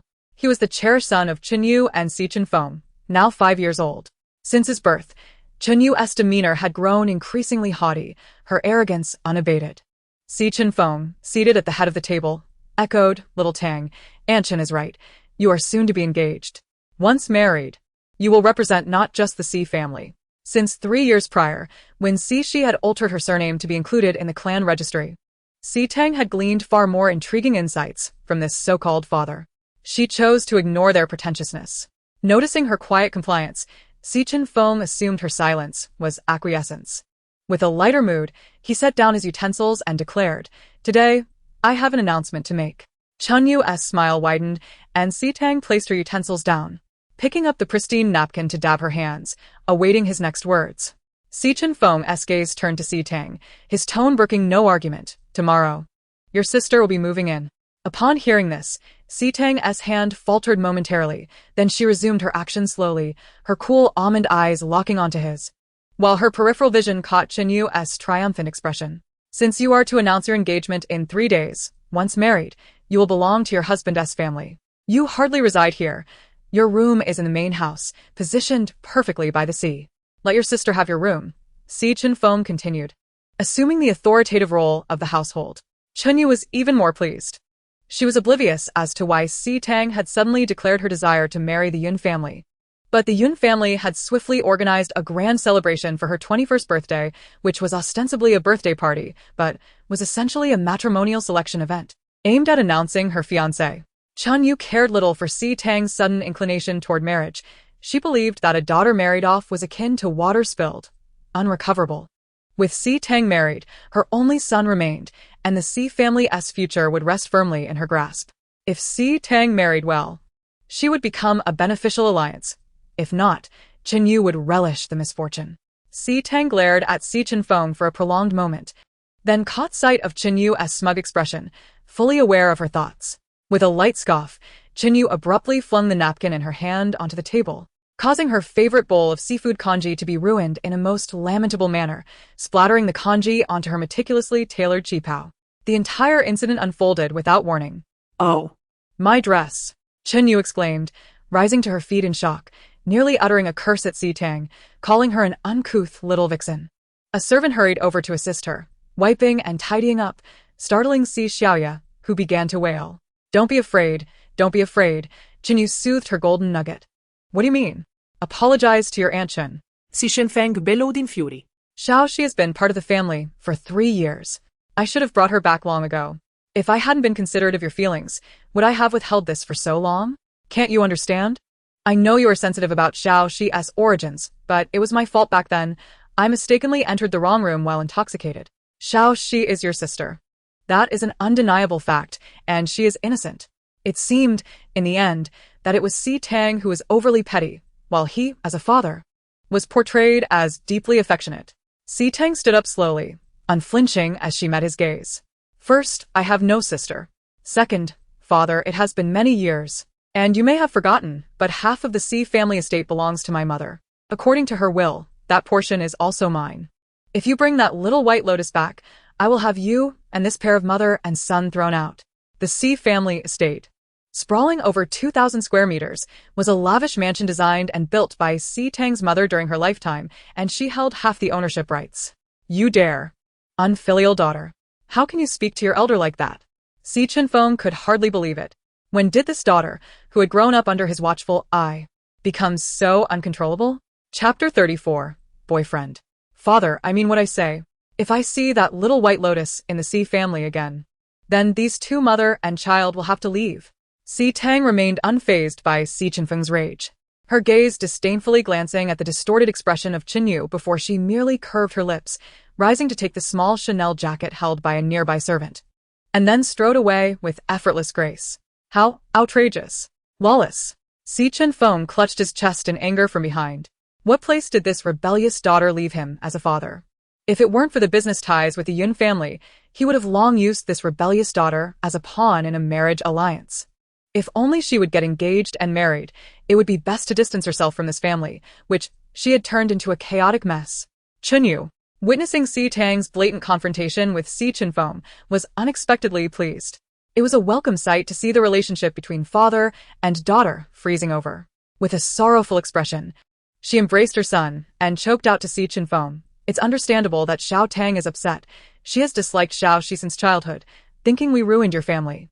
But her mother has passed away. What does that have to do with me? It's just a pity for our Xiaoxi, who has never lived by my side, always relying on my brother. Because she couldn't publicly acknowledge her heritage, she has always been scorned as a fatherless wild child, unable to even reveal who her biological father is. Back then, Si Chenfeng had dared not disclose Xi's identity to the public.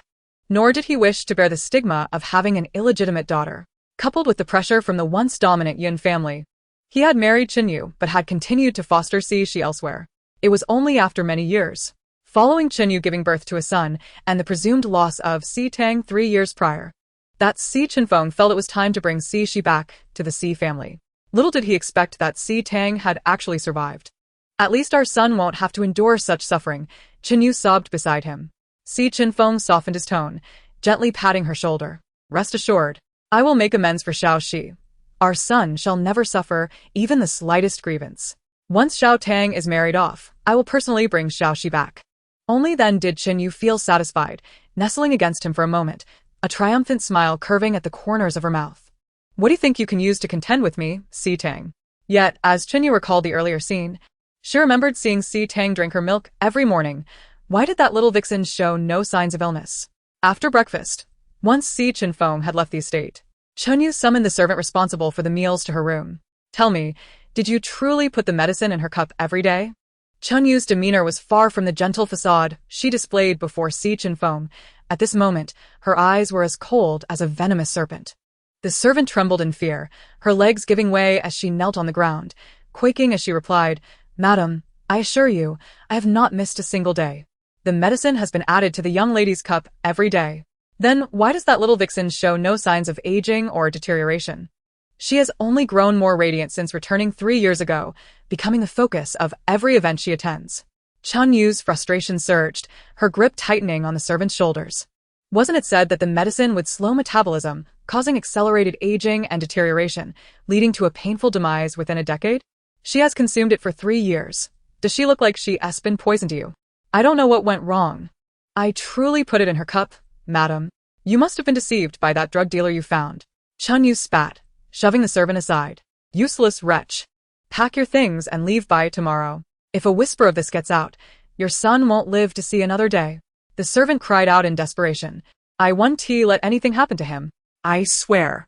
Once the servant had departed and silence enveloped the room, a vicious glint flickered in Qin Yu's eyes. You think you can play me, Qin Yu, and still remain unscathed? She dialed a number. Hello, brother, I need you to take care of someone for me. Yes. Don't ask too many questions. Also, find me a slow-acting poison. On the other end, Si Tang was driving when her phone rang. Hello? Mo Hung? Si Tang's voice was gentle. Tang, are you free today? The voice on the other end was deep and magnetic. Yes, I am. Then let us meet. I'll be waiting for you at Yunyuan. Okay, see you soon. After hanging up, a smile graced Si Tang's lips as she turned the car around to head to Yunyuan. Yunyuan was a high-end club under the He family in the capital, featuring a new Chinese style and extreme luxury. As Si Tang entered the private room, her gaze immediately landed on He Mo Hung, who was playing billiards with friends. He possessed striking features, pale skin, and a smile that exuded a refined charm, though it could not mask his nobility. His sharp brow and facial contours were striking, and his deep, alluring peach blossom eyes held an enigmatic allure. Years ago, it was those very eyes that had captivated her at first sight. At that moment, it felt as if the world had stilled, and the crowd behind him dissolved into countless specks of light, leaving only him clear in her sight. Several young gentlemen were taken aback upon seeing Si Tang enter. She was a prominent figure in the capital, renowned not only for her beauty, but also for her miraculous return after 3 months of disappearance, a tale that had long been the subject of much discussion. Tang. He Mo Hung spotted her as she entered, quickly putting down his cue and striding over to take the jacket from her hand, hanging it on the nearby coat rack. He reached up to gently ruffle Si Tang's hair, and a fleeting moment of nostalgia washed over her. It felt as though someone had done that to her long ago. He wrapped an arm around her shoulders, the crisp scent of cedar enveloping her senses, making Si Tang unaccountably uneasy as she lowered her gaze, hearing him introduce her to his friends. This is my girlfriend. How fortunate for the second young master he. So the illustrious Miss C is your girlfriend. How have you kept this a secret for so long? I beg your pardon. The previous reticence was due to Tang's perception of inconvenience. Pray, do divulge the truth. How long have you been together? 2 years, I believe. You two are remarkably adept at concealing this. Did I not hear from my esteemed father that the Yun family is hosting a birthday celebration for Miss C? Although it is termed a birthday banquet, it is, in essence, a matrimonial selection event. It seems that others may not have a chance now. Mo Ching merely responded with a composed smile to the playful banter of his friends before stepping aside to converse with Si Tang. Tang. You aren't upset about my disclosure, are you? After all, I thought it prudent to inform my friends ahead of our engagement announcement in 3 days. Si Tang bore no resentment and tacitly accepted his actions. However, recalling something, she gently tugged at Mo Cheng, wishing to explain. Regarding grandmother. Mo Cheng's gaze flickered momentarily as he interrupted her. I am aware that your grandmother disapproves of me. The Yun family is fully cognizant of your intentions, yet has orchestrated this so-called selection banquet merely as a means of asserting pressure. Your choice is not confined to me alone. I am but an illegitimate son of the He family, lacking any real authority. Should I treat you poorly? The Yun family would be the first to seek retribution. Tang sighed softly, and in the next moment, her palm was enveloped in his grasp. Upon looking up, she beheld He Mo Cheng's strikingly handsome visage, his peach blossom eyes brimming with tenderness. For a fleeting instant, her expression appeared dazed. He Mo Cheng, skilled in reading emotions, observed the fleeting change in her demeanor, a shadow of darkness passing through his eyes. Gently, he grasped her shoulder and leaned closer. The beauty before him was akin to a celestial being, her innocent gaze almost transparent enough to reveal his darker thoughts. As he leaned in for a kiss, he was abruptly pushed away. Tang, perplexed, could not comprehend her own reaction. She was undoubtedly enamored with his visage, a deep-seated fondness emanating from her very core. Yet her body instinctively recoiled with aversion, preventing her from drawing closer. I'm sorry, she breathed, lowering her head in apology, oblivious to the icy determination in the man's eyes. It is all right, he reassured gently. The psychologist mentioned that you experienced trauma 3 years ago, which may render you averse to intimacy. We shall take our time. He Mo Cheng casually adjusted his cufflinks, exhibiting no haste.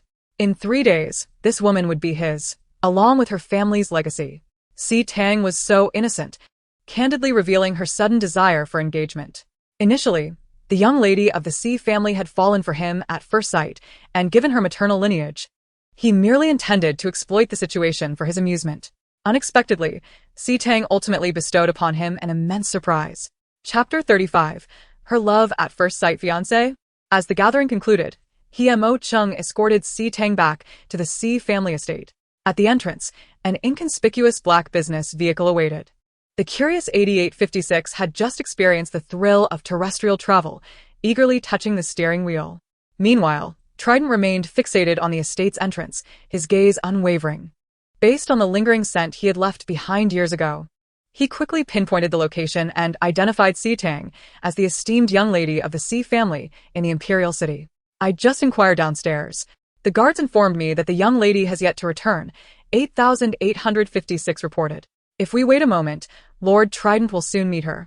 To avoid startling anyone with instantaneous travel, the limitations of divine powers in human society proved exceedingly inconvenient, making the apprehension of a single individual rather troublesome.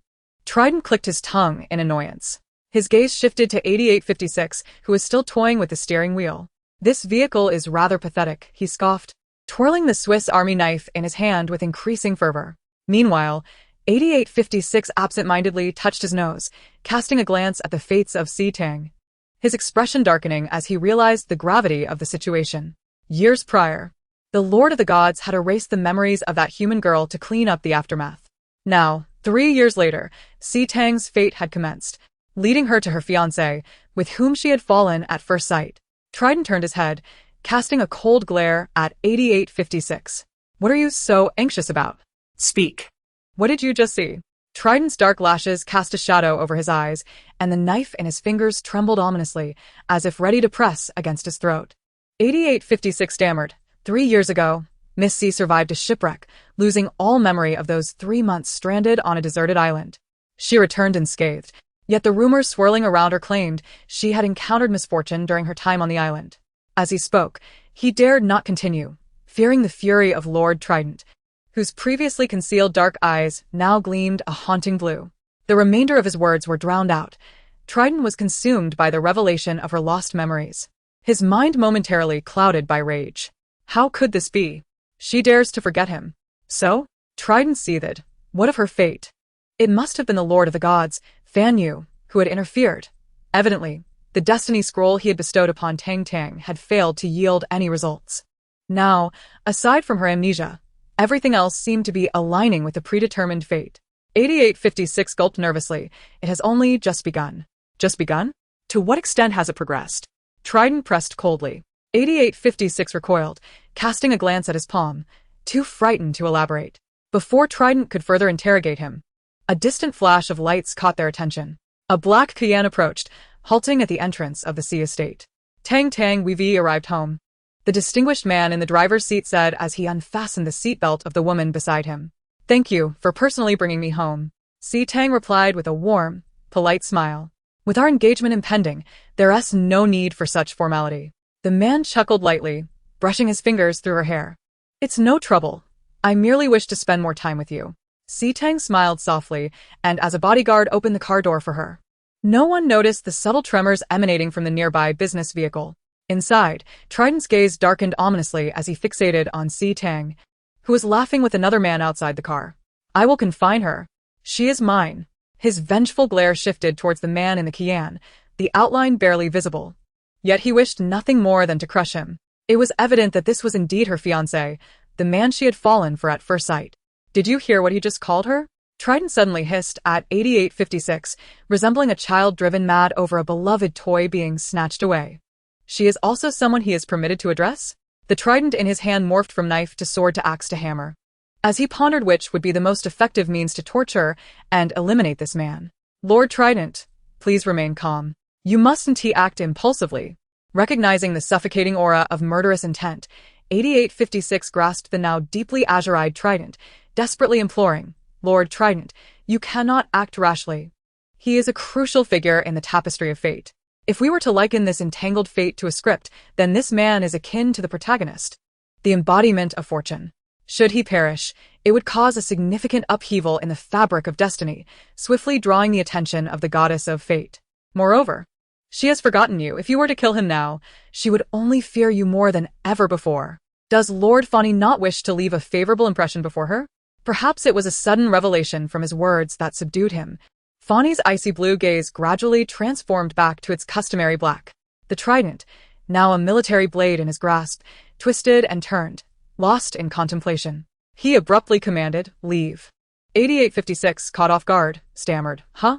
Depart from this place, Fani reiterated impatiently, casting a glance out the window where he spotted Tang conversing with her bodyguards, her eyes suddenly shifting in their direction, as if she would soon approach to inquire. Fani glanced at the bewildered 8856 and, summoning his divine power, forcefully propelled the vehicle away. A deafening roar echoed as the car surged forward.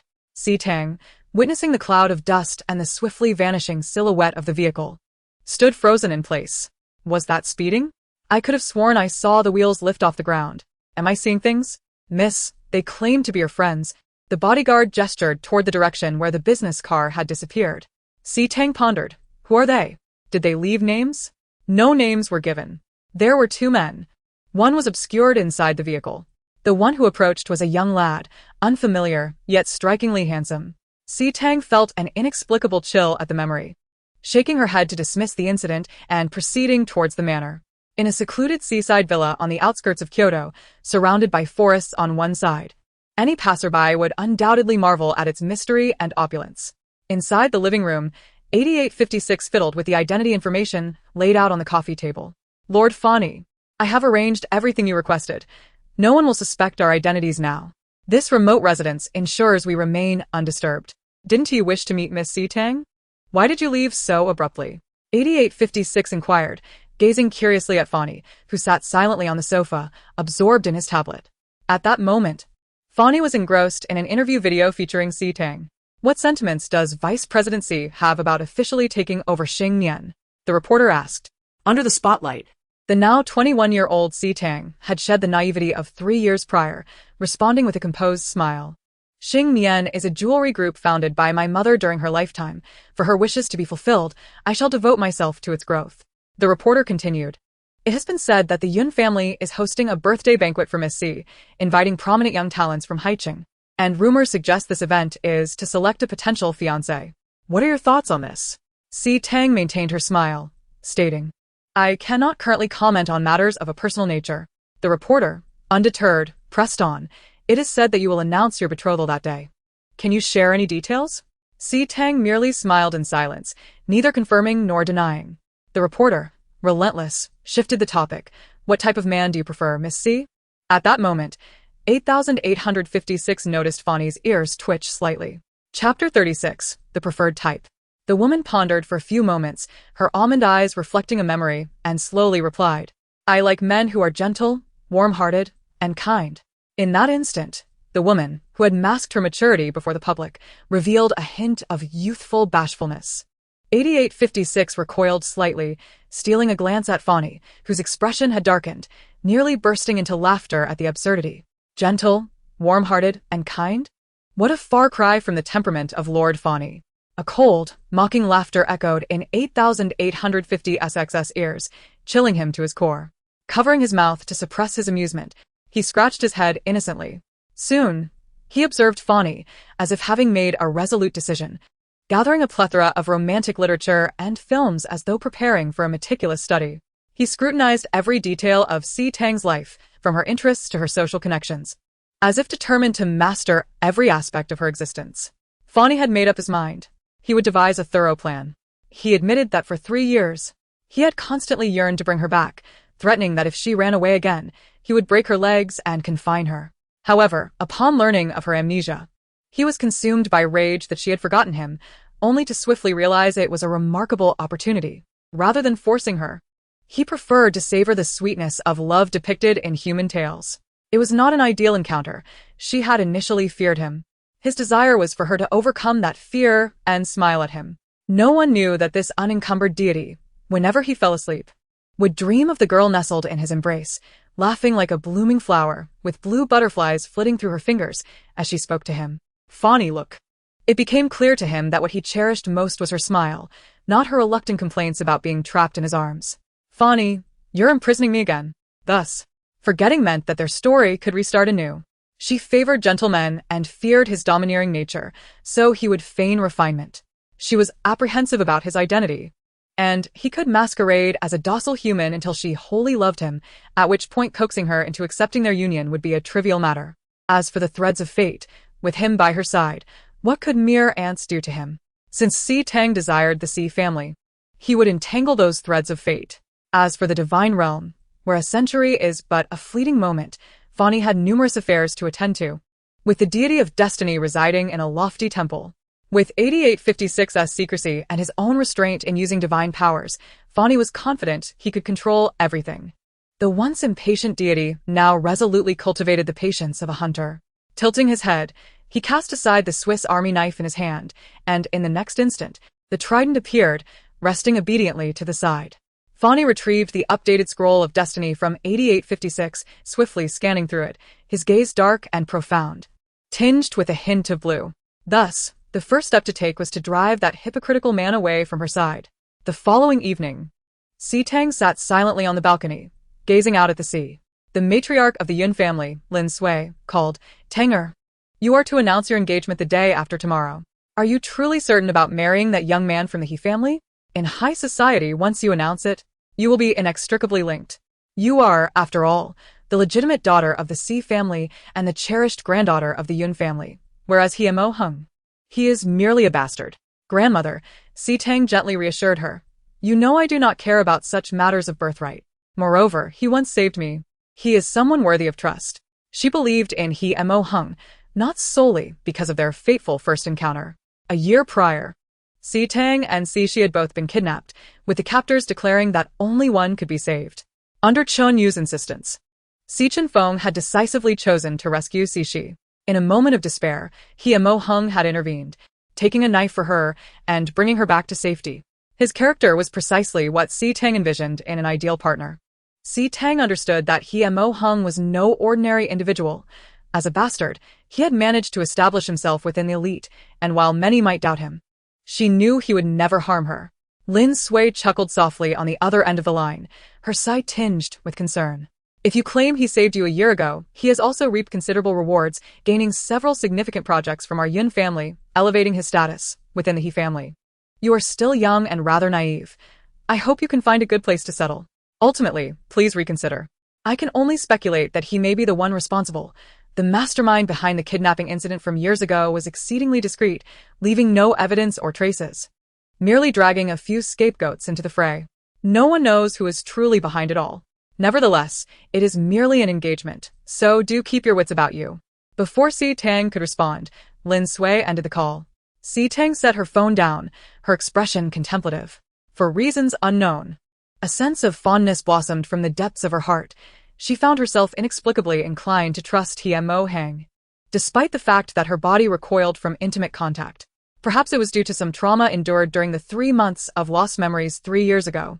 As she pondered, her phone rang again, startling her from her reverie.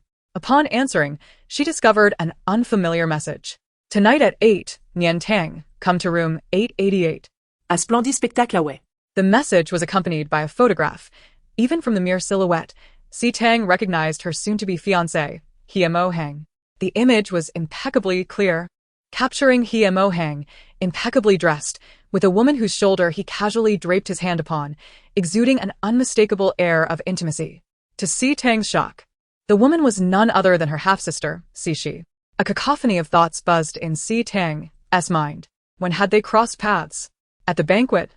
Hang had been quite dismissive of Shi, harboring disdain for her due to his connection with Tang, barely acknowledging her presence. When had that disdain transformed into mere indifference? It dawned on her that Hang had shifted from openly disliking Shi to simply ignoring her. Even when she attempted to engage him, he no longer turned away as he once did. Tang was no fool. Once trust is fractured, the previously overlooked details began to replay in her mind, recalling her grandmother's earlier words. She stripped away her emotions to confront the reality. A series of gruesome truths lay bare before her. She glanced at the time. It was 7 o'clock. Taking a deep breath, she clenched her trembling hands and made her way out of the villa. As she drove, her expression remained notably numb, lost in thought, unaware of her own musings until she found herself standing at the entrance of Tang.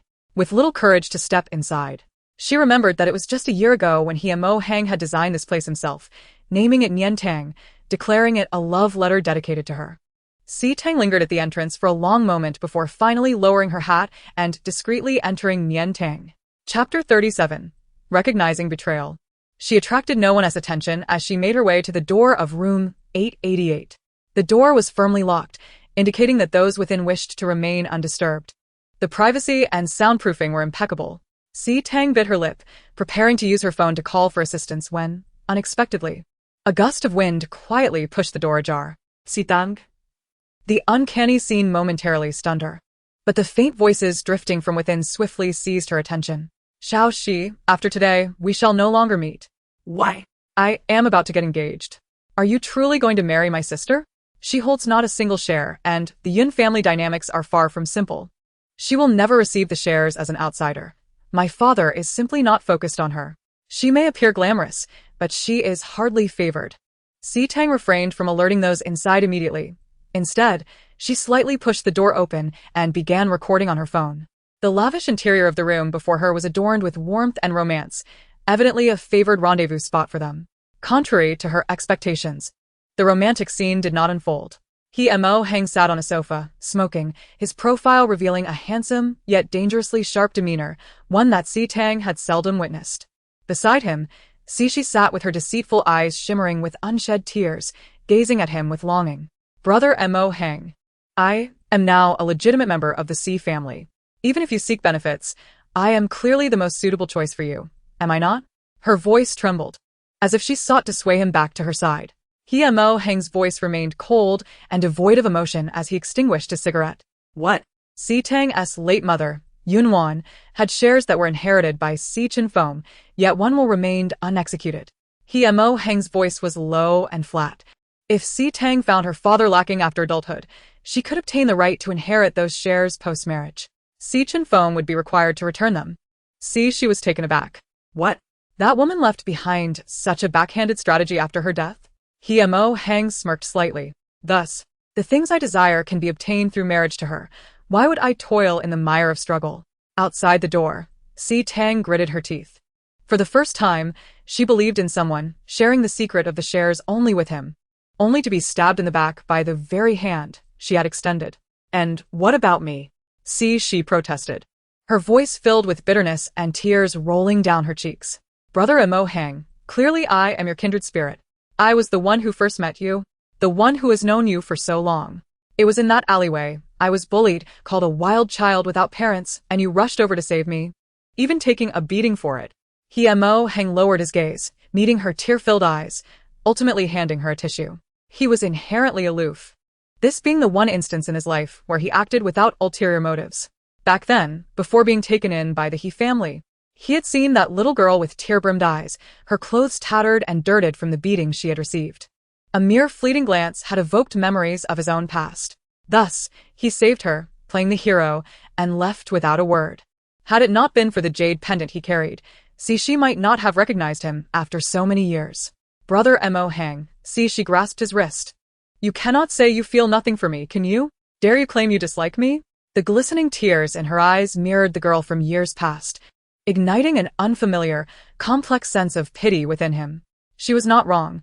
They indeed shared a bond, and despite Tang's disparaging words about she, he could understand and accept her completely. The shadows lurking behind she's tears reflected his own depravity. Brother Mo Hang, you know I have no one but you. Her gaze softened as she leaned against his shoulder, as if it were her sanctuary. In this world, you are the best to me. You once promised to help me acquire shares from the C family. It's all right. You know I desire nothing. When the time comes, I will give you everything, without reservation. Mo Hang's eyes flickered with emotion as he looked down at the woman who held him in such high regard, as if he were her entire world. She lifted her gaze to meet his, speaking gently. It's all right, Brother Mo Hang. I want to make things difficult for you. After you marry, we can still maintain our connection. I want nothing, ask for nothing, just to be by your side, regardless of my status. She nestled deeper into Mo Hang's embrace, her demeanor and words imbued with profound affection. Brother Mo Hang, you enjoy being by my side, don't you? Look at this place. It resembles our little home, just the two of us nestled together. In this world, we have only each other. Mo Hang remained still, allowing she to lean against him, their silhouettes resembling those of devoted lovers. Tang observed them coldly, almost moved to commend their tragic romance. Tang turned off the recording, yet her departure went unnoticed by them as she retraced her steps and left. The day after tomorrow, she would present them with a grand gift. After Tang's silhouette vanished, two figures emerged from around the corridor's corner. Fan Yi gazed thoughtfully in the direction where Tang had departed. Why didn't she charge in directly? 8856 posed the question. Fan Yi did not respond, but instead inquired. It seems this marriage will undoubtedly be called off. If that recording is made public, what will happen to their fates? In the original trajectory of fate, Tang discovered their clandestine machinations only after her marriage, but by then, it was too late. 8856 remarked, that would certainly inflict reputational damage upon the two of them. Yet these two are akin to embodiments of fortune on the destiny line. The invisible threads of fate will endeavor to force them towards a predetermined conclusion.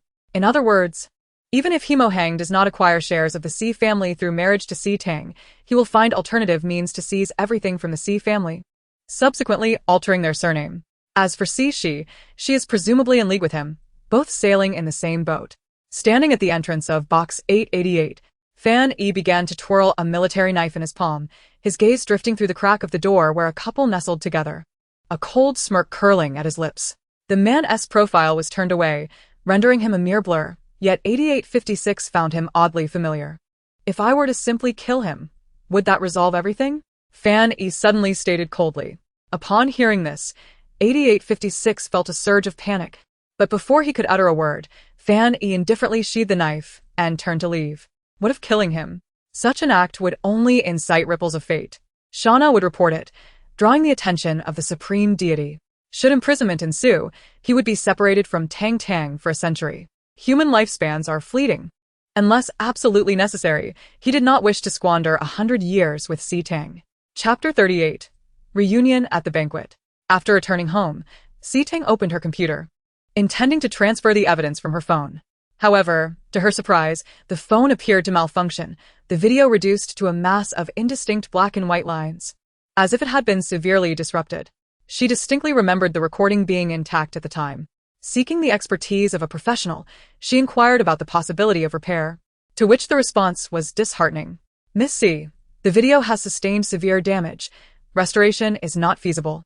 With a sense of regret and defeat, Tang reluctantly set her phone aside.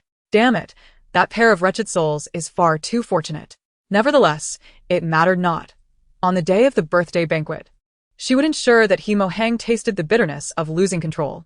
Meanwhile, 8856 conveyed everything that transpired to Fan Yi, who for the first time recognized the formidable unseen power of the fate lines among humans. Soon, The day of Si Tang's birthday arrived. In Haicheng, a grand cruise banquet was underway. It was Si Tang's 21st birthday celebration, attracting the elite youth of Kyoto, the atmosphere lavish and extravagant. As guests raised their glasses and engaged in lively discussions, whispers spread about Si Tang announcing her fiancé today, rumored to be Kyoto's most beautiful woman, who could have the honor of winning her heart. Your news is outdated. Everyone knows that just days ago, the second young master of the He family declared Si Tang as his girlfriend, whom he has courted for 2 years. You mean that illegitimate son of the He family? Such words should not be uttered. Times have changed. When he arrives, it's best to address him as young master He. An illegitimate son without a background.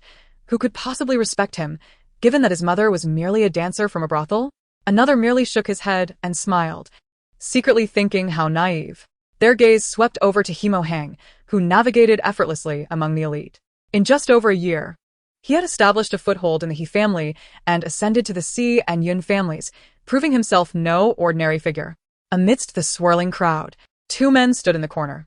Fan Yi, with arms crossed, lazily twirled the base of a high-stemmed glass between his fingers, a weary expression clouding his brow.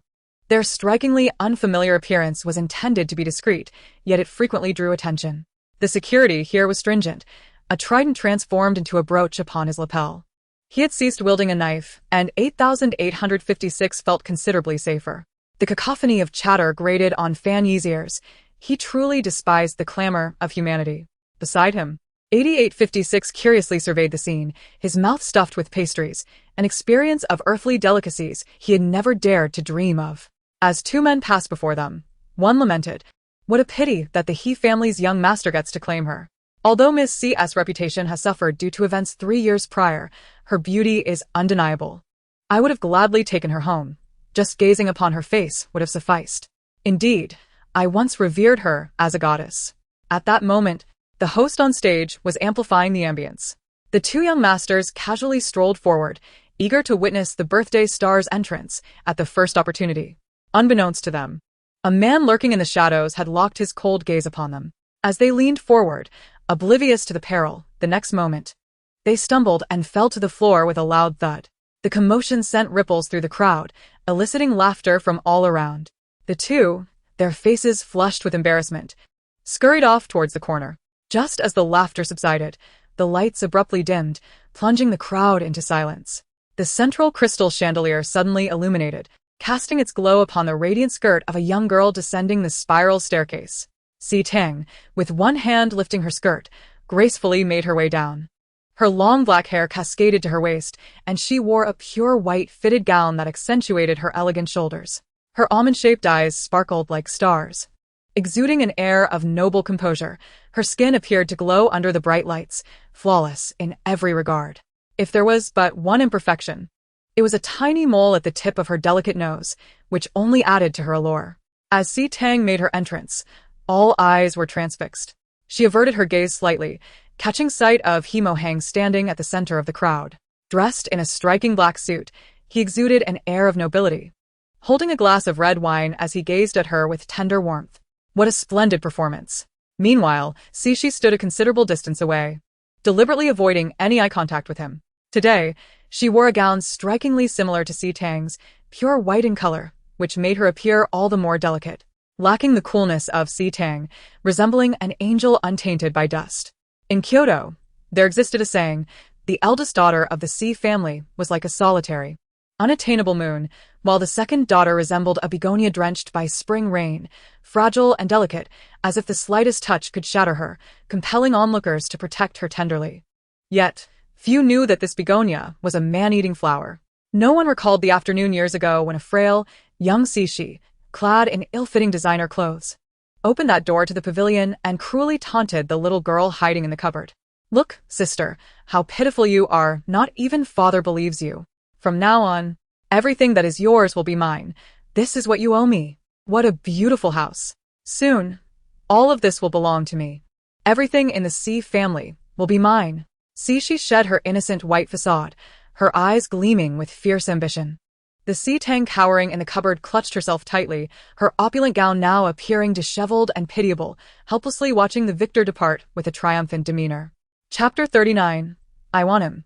Upon their first encounter, Shi feigned a fall from the swing, falsely accusing Tang, leading to her confinement by their father in the pavilion. Had it not been for Tang's discreet phone call to her grandmother after emerging from the pavilion, she would have remained oblivious to the turmoil surrounding her. Feng had taken a new wife, and the malicious young girl, despite her tender age, turned out to be her half-sister. Their father brazenly declared his intention to bring her back to the Si family. It was the formidable matriarch of the Yun family, Lin Sui, who intervened decisively to halt these proceedings. Whom you marry is of no concern to me, but this illegitimate child shall not be permitted to enter the Si household. If she returns to the Si family, what will become of our Tanger? Furthermore, she warned, if you ever dare to treat Tanger as you did today, do not expect me to show any mercy. Ultimately, she was merely a daughter. Feng chose not to contest this, for the Yun and Si families had been intertwined for centuries, with the Yun family having rendered significant favors to the Si family long ago. It was said that Shi was later sent to be raised by her brother Qinji. Subsequently, when Tang went missing, Feng, having fathered a son, was determined to compensate Qinyu, changing Shi's name to Shi, thus securing her place in the family tree, which led the Yun family to reluctantly acquiesce. Yet, no one anticipated Tang's return. Why was Tang still alive? From the shadows, Shi observed Tang, who was the center of attention.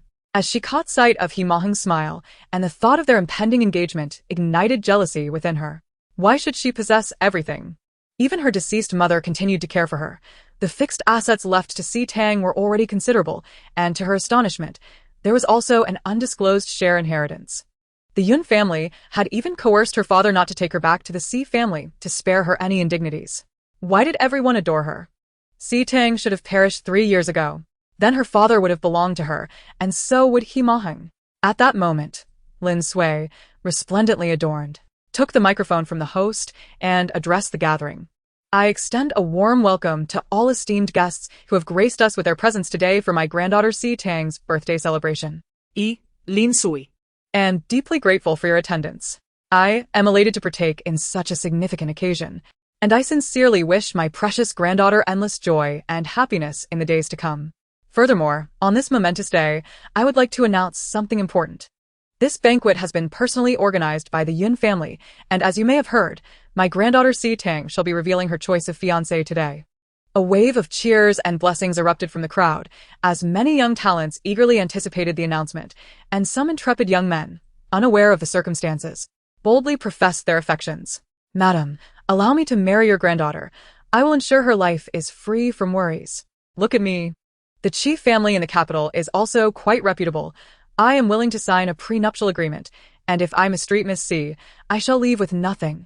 Ah. And I have secretly adored Miss C for many years. If she marries me, she will have control over my family's business. Tang surveyed the lively crowd with a serene smile, remaining silent. Lin Sui shot her a knowing glance, confident in her granddaughter's qualities, beautiful as a celestial being, gifted in talent, aside from Maheng, who could possibly be difficult to manage. In her opinion, one ought to marry someone easily controllable. The young men who had just expressed their intentions seemed promising, as they had demonstrated ample sincerity. Amidst the clamor, Tang grasped the microphone but lingered in silence. Her gaze briefly settled on Maheng before drifting away. Maheng stood composed at the center, exuding an air of control. His friends sensed something amiss, but seeing Maheng unfazed, they relaxed. Meanwhile, the cornered 8856 was so startled that the cake slipped from their hands. Tang's eyes scanned the crowd, as if genuinely contemplating a second choice. Please, dear Miss C, do not choose anyone else. Feeling the palpable tension in the air, Fan Yi's expression darkened as he scrutinized the suitors vying for Tang's attention, his brooch resembling a trident trembling ominously, as if ready to pierce through the hearts of those contenders. What a selection banquet this was! Would she truly choose someone? Fan Yi wished to interject, perhaps to charm her attention, fearing what might transpire if she chose another. As he pondered, he noticed a flicker of movement in his brow. He raised his gaze, his dark eyes locking onto Tang on stage. Just as he prepared to speak, Tang's gaze unexpectedly collided with his. Under the expectant eyes of the crowd, a strikingly unfamiliar yet alluring face intruded upon Tang's vision. The enigmatic, deep-set eyes shimmered with a bluish hue, dark locks cascading down, and a smile that hinted at mischief. The exquisite features bore an uncanny resemblance to a silhouette from her dreams. A tremor coursed through Si Tang's heart, prompting her hand to instinctively extend toward him. I want him. In the shadows, Fan Yi seethed with jealousy, contemplating the havoc he would unleash should she dare to choose another. At the utterance of her words, he was momentarily taken aback. With her declaration, every gaze swiftly turned toward the direction she indicated. Chapter 40. The Betrothal Agreement. As Si Tang delayed in announcing her choice, He Maheng's calm demeanor began to unravel. The girl on stage shone like the moon, and when her eyes flicked past him, devoid of any emotion, he was bewildered by the sudden shift. It wasn't until she raised her hand, pointing behind him, that the truth began to dawn on him. Suppressing his growing unease, He Maheng instinctively followed the crowd's gaze behind him, where two exceptionally handsome men stood in the shadows. To his right was a dashing youth with cake crumbs adorning his lips, while to his left stood a figure of striking excellence.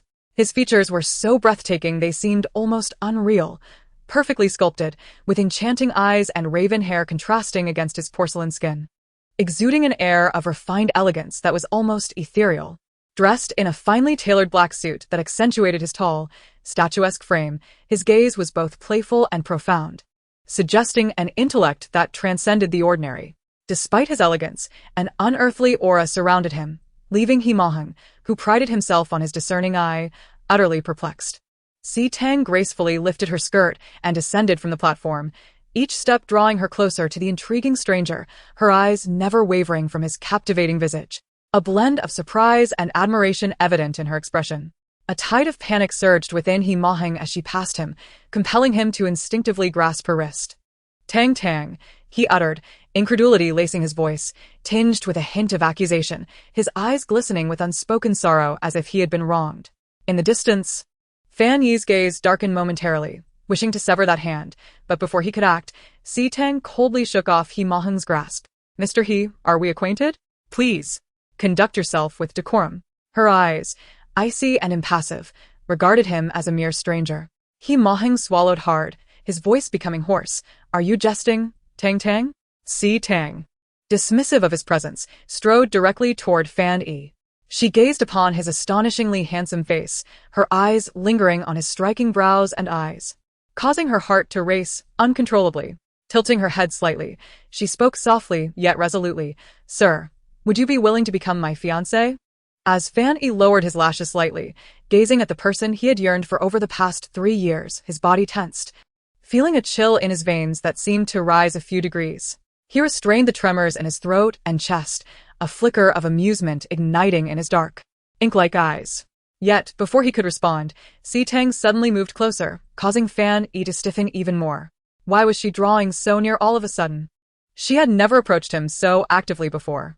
Images of romantic tales flashed through his mind as he beheld Si Tang's rosy, delicate lips, a fierce, almost predatory excitement flickering in his gaze before he quickly diverted his eyes, fearing he might startle her. Si Tang leaned closer to his ear. Help me. If you agree to marry me, I can offer you a considerable reward. The coolness of her voice sent a momentary shadow across Fan Yi's expression, masking a hint of disappointment. Casting a glance at the teasing 8856 beside him, he suppressed the impulse to whisk the girl away and keep her hidden, forcing a gentle, harmless smile he had practiced countless times in front of the mirror. I am willing. Si Tang's heart raced at the sight of that smile at the corner of his lips. This sensation had only occurred when she first met He Maheng, but she no longer believed in the folly of love at first sight. Up close, his face was even more stunning, with flawless, fair skin and a pair of enchanting, peach blossom-like eyes that shimmered with a hint of azure. His hair, a soft shade of ink, glimmered like silk, casting a delicate shadow at the tips of his brows, giving the impression that it was incredibly touchable. Moreover, his visage was a perfect replica of the shadow she had dreamt of, even more resembling the silhouette from her dreams than He Maheng himself. Si Tang found this coincidence remarkably enchanting. The young woman extended her hand towards him. Fan Yi grasped it firmly. His palm was cool, prompting Si Tang to glance at him, wondering why he felt like a block of ice. Meanwhile, those in the crowd who were privy to the situation expressed their dissatisfaction, some speaking up for He Maheng. What does Miss Si mean? Is she toying with our young Master He? Wasn't it said that Miss Si and young Master He were a couple? Just 2 days ago. She wanted to host a gathering to publicize it. What is going on? What? Miss C is acting like this? Poor young master has he been dumped?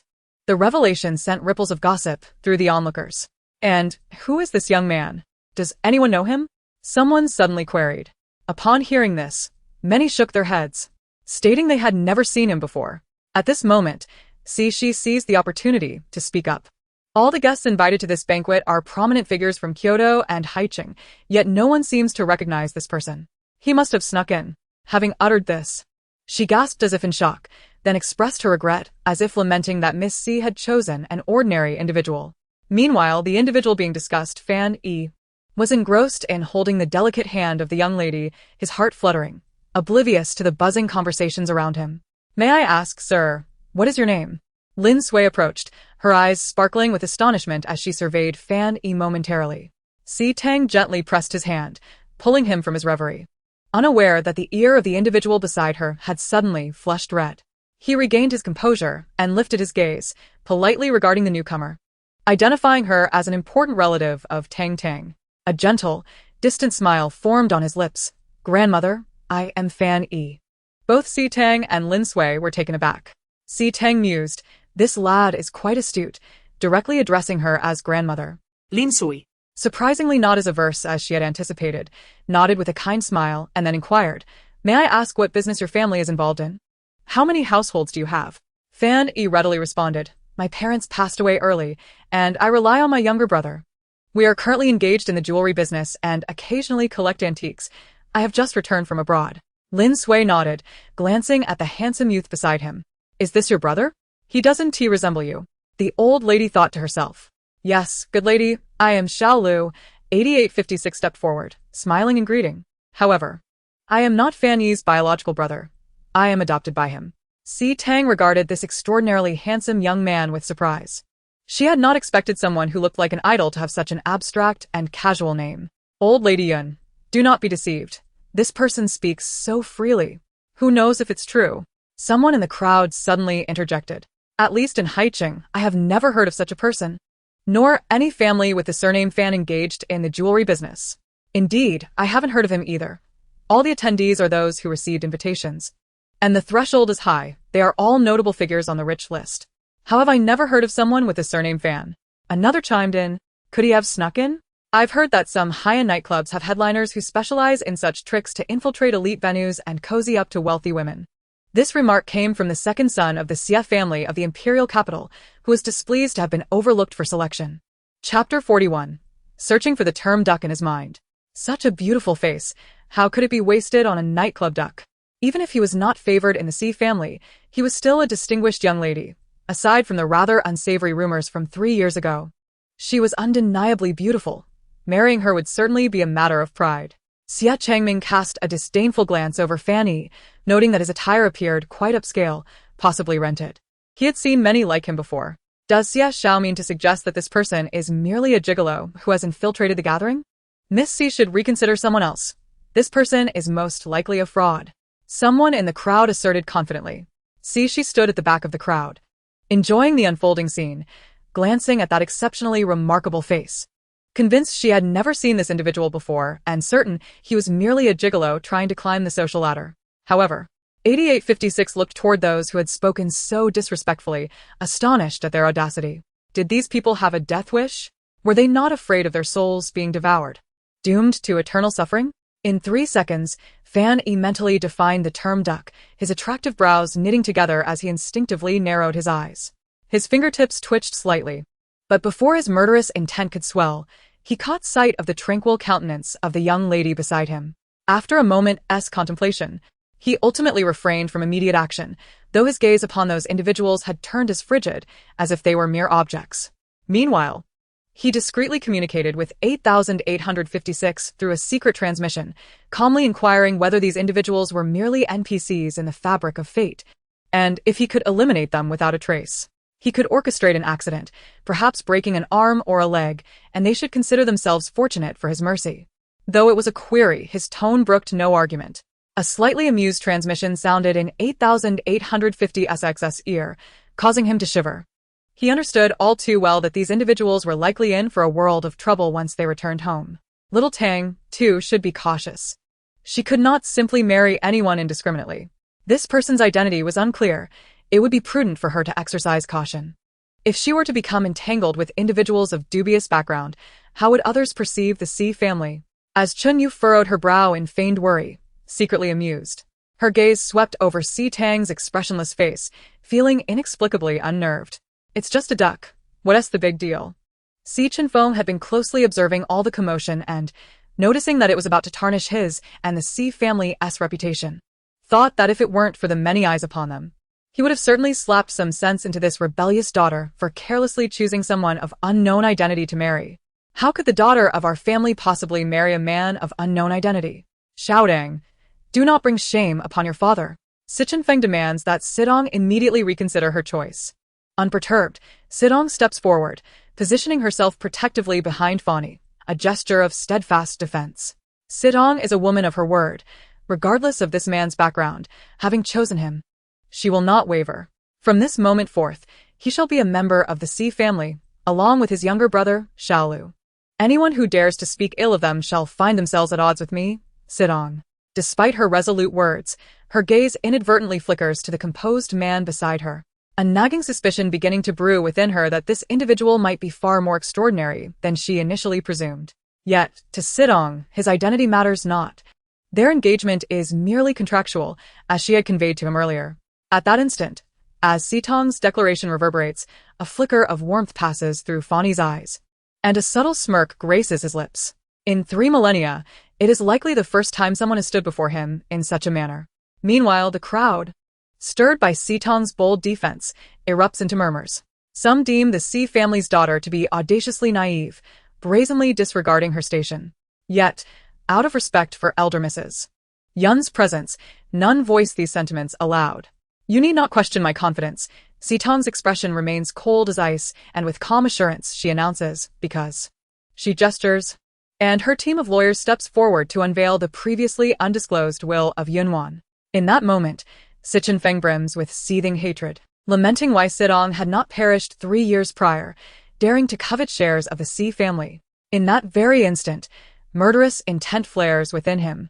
Undeterred by Si Chenfeng's shock and fury, Sidong solemnly declares, upon marriage, I shall inherit all 23 shares belonging to my late mother, Ms. Yunwan, and assume the position of a board member in the Si group. She expects her father's cooperation in transferring the shares into her name. This proclamation is directed at Si Chenfeng, showing no concern for the potential fallout. Under the scrutinizing gaze of the crowd, Si Chenfeng's expression contorts, yet he musters a strained smile, muttering, This is your mother's love for you. Your father has no objections. What objections could he possibly raise? The legal team has already been assembled.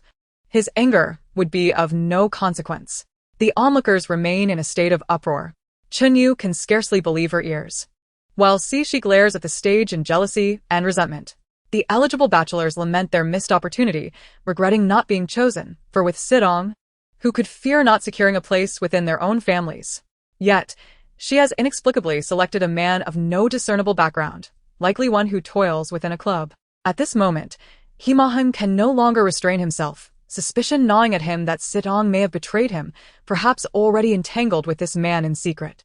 Maybe, as others have suggested, this man is the star attraction of some establishment, and Sidong is bewitched by his looks. Anger and frustration well up within him, but he feigns innocence, stepping forward with a gentle tone. Tang, please, let us not jest. I know this is a prank, right? We haven't broken up. How can you choose someone else?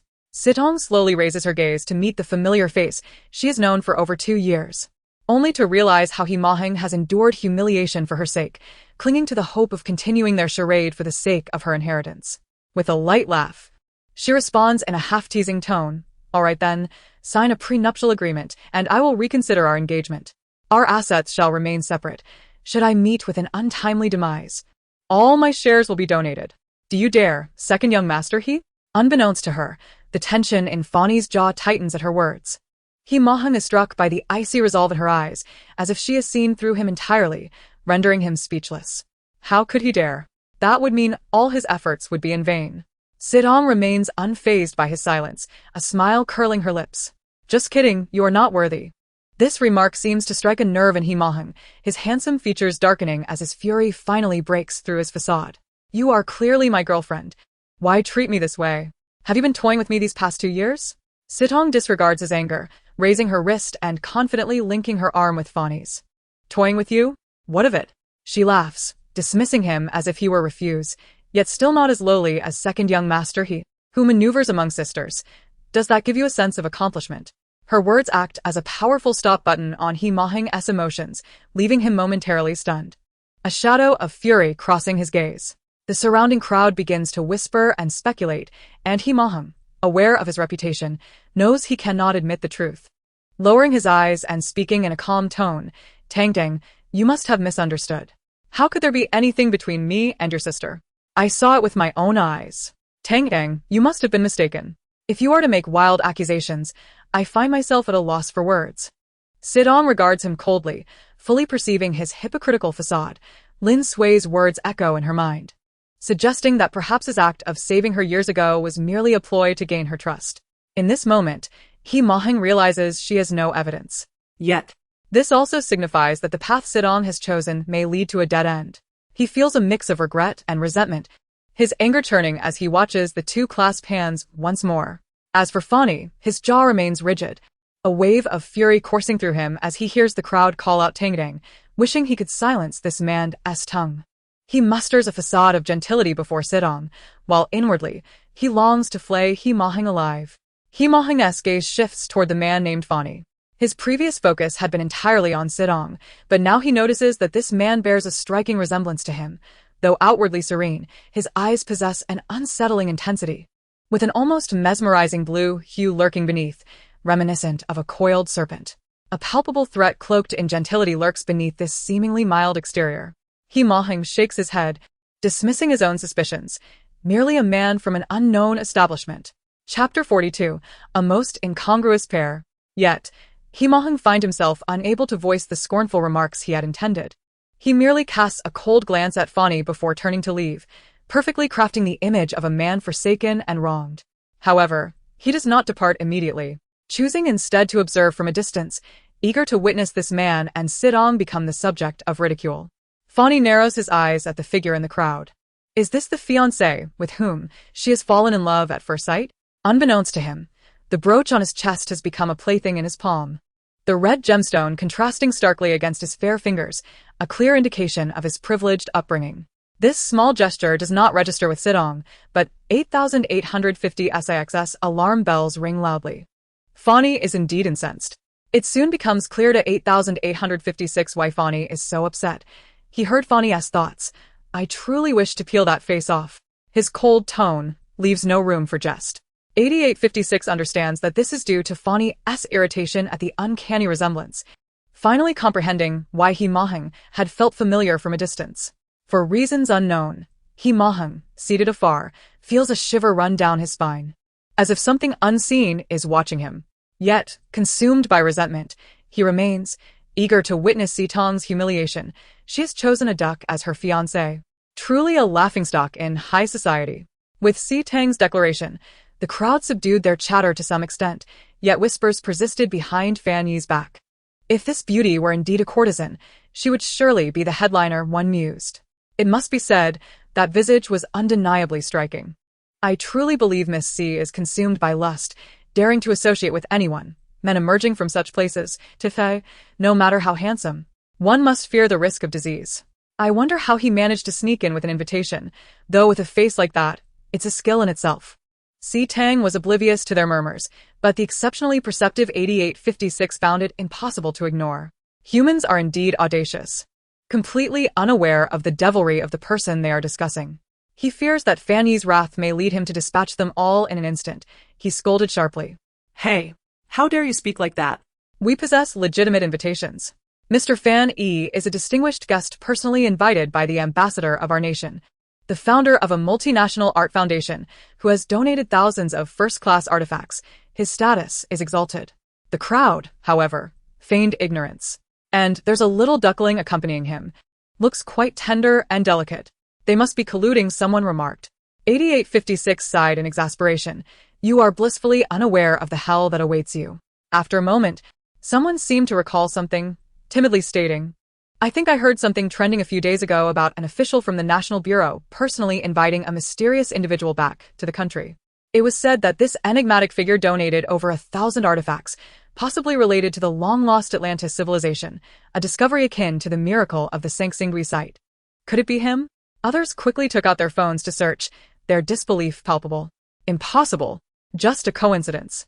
Besides, the identity of this mysterious person hasn't been disclosed. You claim to be him? I might as well say I'm Qin Shi Huang. Laughter erupted around them. At this juncture, Lin Sui, who had been discreetly observing Fan Yi, seemed to recall something. I did indeed invite that mysterious gentleman. The invitation has a serial number. I've already instructed someone to verify it. Once we compare, it will be crystal clear, she stated coolly. As the matriarch of the Yun family spoke, silence fell over the crowd, all eyes turning to Fan Yi and 8856. 8856 straightened his posture and retrieved an invitation from his pocket, eagerly anticipating the moment these skeptics would be proven wrong. A servant approached to take the invitation, promptly dispatching someone to the backstage to verify the serial number associated with the mysterious gentleman's invitation. Meanwhile, the protagonist of the unfolding drama, Fan Yi, stood there composed and graceful, seemingly indifferent to the slander directed at him. When Tang glanced his way, he smiled gently, exuding an air of tranquility. She admired his emotional stability and nonchalance, while only 8856 and the Trident were aware of Fan Yi's meticulous nature. He was one who would not forget a slight. And all who had spoken ill of him were undoubtedly catalogued for retribution. As they awaited the outcome, Tang belatedly realized that she and Fan Yi were still holding hands. For some reason, his touch was cool, while her palm was damp with perspiration, causing discomfort. Instinctively, she attempted to pull away. To her surprise, he tightened his grip. This was not the gentility she expected. He even caressed her hand afterward. The movement smooth and filled with an unsettling familiarity. Tang was taken aback, instinctively looking at the initiator of this unexpected intimacy, only to meet his inscrutable gaze. Emotions hidden deep within, yet his smile remained warm and courteous. Seeing her expression akin to that of a startled rabbit, Fan Yi lowered his eyes, suppressing the urge to pull her into his embrace. That was unintentional. He released her hand, feigning an apologetic demeanor, as if the act had been a mere reflex, reminiscent of a cat he kept at home. Tang was momentarily speechless, feeling the incongruity between his gentle demeanor and the earlier boldness. Chapter 43. The beautiful eyes. The brief interlude swiftly passed. The servant soon returned with the results. It was confirmed that this gentleman was indeed the mysterious individual. Gasps of disbelief rippled through the crowd. Hang signaled discreetly to someone amidst the throng. That person, upon receiving the cue, exclaimed loudly, "It must have been stolen." One invitation proves nothing. Miss C should ensure she recognizes true talent. Pointing to some unknown person now will leave her with no chance for regret later. Exactly. What evidence is there to prove that Mr. Fan Yi is indeed the mysterious person? 8856 covered his face, bewildered by their blindness. Finally, the center of attention, Fan Yi, spoke. "You are correct. My identity does require validation. Pray tell, how would you have me prove it?" he asked nonchalantly, not meeting their gazes. His hand caressing the ruby insignia that shimmered like pigeon blood under the light, contrasting sharply with his exquisitely refined features, which, while calm, exuded an undercurrent of ruthlessness. In an instant, an unexpected silence enveloped the crowd. After a prolonged pause, someone timidly suggested, "Since Mr. Fan has previously donated over 1,000 artifacts, he must surely present a fitting birthday gift valued at over 1 million for this occasion. If he can do so, we shall accept that he is indeed the mysterious individual." This statement left others in a quandary. Few, if any, among them could present a gift worth such a sum without a personal connection. Yet Fan Yi remained unperturbed, casting a glance at 8856, who promptly retrieved his phone and tapped a few buttons. Before long, a red velvet-draped pedestal was wheeled into the banquet hall. "This is a birthday gift I prepared for Miss Tang. I hope it brings you joy," Fan Yi remarked, gesturing for the servants to unveil the drapery. Within the glass display case rested a pearl the size of a palm, its surface gleaming like a severed strand of the Milky Way, enveloped in liquid moonlight. Gasps of astonishment erupted as the assembled crowd, well-versed in the realm of treasures, beheld a pearl unlike any they had ever encountered, defying classification and seemingly transcending the ordinary. They circled the glass case, marveling in disbelief. "This is indeed the first time I have encountered such a treasure. This gentleman is exceedingly generous." If this were to be presented at an auction, it would undoubtedly fetch a sum exceeding 100 million. Such a treasure is nothing short of miraculous. Tang gazed intently at the luminous pearl, feeling an inexplicable sense of familiarity, as if she had seen it somewhere before. A vague memory flickered through her mind, reminiscent of a box filled with rare curiosities, containing many similar treasures. Shaking her head, she dismissed the notion, attributing it to the peculiar dreams she had been experiencing, and perhaps even hallucinations. Meanwhile, the crowd's demeanor shifted dramatically, eager to approach Mr. Fan E and forge connections with him. I have traveled far and wide, and this is truly my first encounter with such a marvel. May I inquire, Mr. Fan E, what historical significance does this treasure hold? In which museum will the artifacts donated by Mr. Fan E be displayed? It seems I was quite ignorant, failing to recognize the true value before me. Might I invite you to my home for a visit in a couple of days, Mr. Fan E? As you mentioned, you are involved in the jewelry business, and coincidentally, my family has a long-standing heritage in jewelry as well. Perhaps we could exchange insights and explore potential collaboration? Mr. Fan E found the incessant chatter around him to be exceedingly bothersome. What companies? What collaborations? He had no desire to toil like an ordinary corporate drone and wished for this swarm of buzzing humans to disperse quickly. However, upon catching Tang's scrutinizing gaze, he suppressed the impulse to push these people aside. Maintaining a facade of politeness and magnanimity, he set aside past grievances. This pearl hails from the long-lost Atlantis. My ancestors were seafarers and salvaged numerous such artifacts, which have been passed down through generations. I am merely managing a small enterprise, entrusted to my younger brother, Xiao Lu. The young man exuded an elegant charm, akin to jade, evoking a sense of shame among the onlookers. It was evident that Mr. Fan E possessed a broad-minded disposition and an extraordinary vision. Miss C truly has an eye for discerning talent. The two standing together resembled a celestial couple, a perfect match. Many in the crowd extended their well wishes. This sentiment delighted Mr. Fan E, and his faint smile appeared even more refreshing. Meanwhile, a few individuals observing Tang and Mr. Fan E surrounded by admirers were seething with anger, their eyes ablaze. Particularly, Shi and He Mo Hang were taken aback by the man's mysterious and formidable background. He Mo Hang gritted his teeth in frustration, ultimately leaving in a huff, vowing that one day he would make Tang regret her choices. As for she trembled with indignation when suddenly Chen Yu's venomous voice pierced through the air. Why is that little wretch so fortunate? Chen Yu's disdainful glance at she only intensified her resentment. If it weren't for the fact that she was a woman, she would have secured shares in Chen Phone long ago and not be so thoroughly overshadowed by that wretched Tang. Perhaps I would have already usurped Yunwan's position instead of waiting for her demise. She lowered her head, silent, appearing chastised and unwilling to defy. In this public setting, Chen Yu refrained from unleashing her fury, but slammed her glass down with anger, disregarding her daughter's expression as she turned away in frustration. Once the figure before her disappeared, she finally lifted her gaze. Her innocent face bore no expression, her eyes sweeping over Tang, who was being adored like a moon surrounded by stars, and she couldn't help but bite her lip in distress. It was all her fault, entirely her fault. Meanwhile, Tang sensed several unfriendly gazes, but dismissed them. Amidst the flattery from those around her, her mind wandered. Unable to endure the endless socializing any longer, she declared, "My fiancé, and I must excuse ourselves for a moment." Tang linked her arm with Mr. Fan Yi's and ascended the stairs. Once they reached the room and closed the door, Tang turned to scrutinize the man before her. He stood with his back to a vast, transparent porthole, the shimmering sea serving as a picturesque backdrop, akin to a scene from a slow-motion film. The man was tall, and as he blocked the light, his gentle yet refined features exuded an unexpected sense of pressure. "Please have a seat," Tang gestured invitingly. Mr. Fan E inclined his head slightly, embodying the demeanor of a courteous gentleman, yet his piercing gaze remained fixed on Tang. Tang noticed his long, thick eyelashes were not the typical black, but bore a hint of silvery gray, casting a faint shadow beneath his eyelids. Looking into his captivating, almost ethereal eyes, she felt an inexplicable sense of familiarity and involuntarily remarked, "Your contact lenses are quite striking."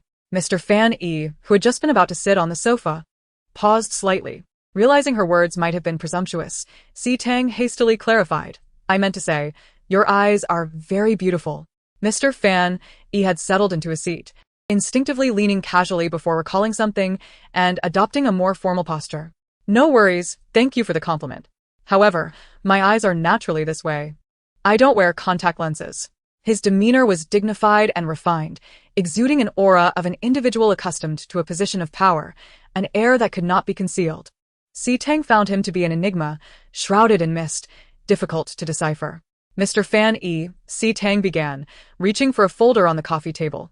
Opening it to reveal a contract but withholding it from him, her inquisitive gaze fixed upon him.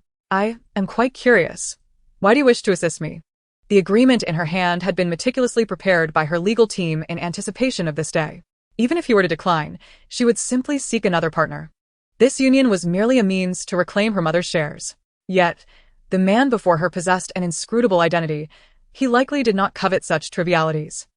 Tang contemplated whether she should raise the stakes to prevent him from having second thoughts.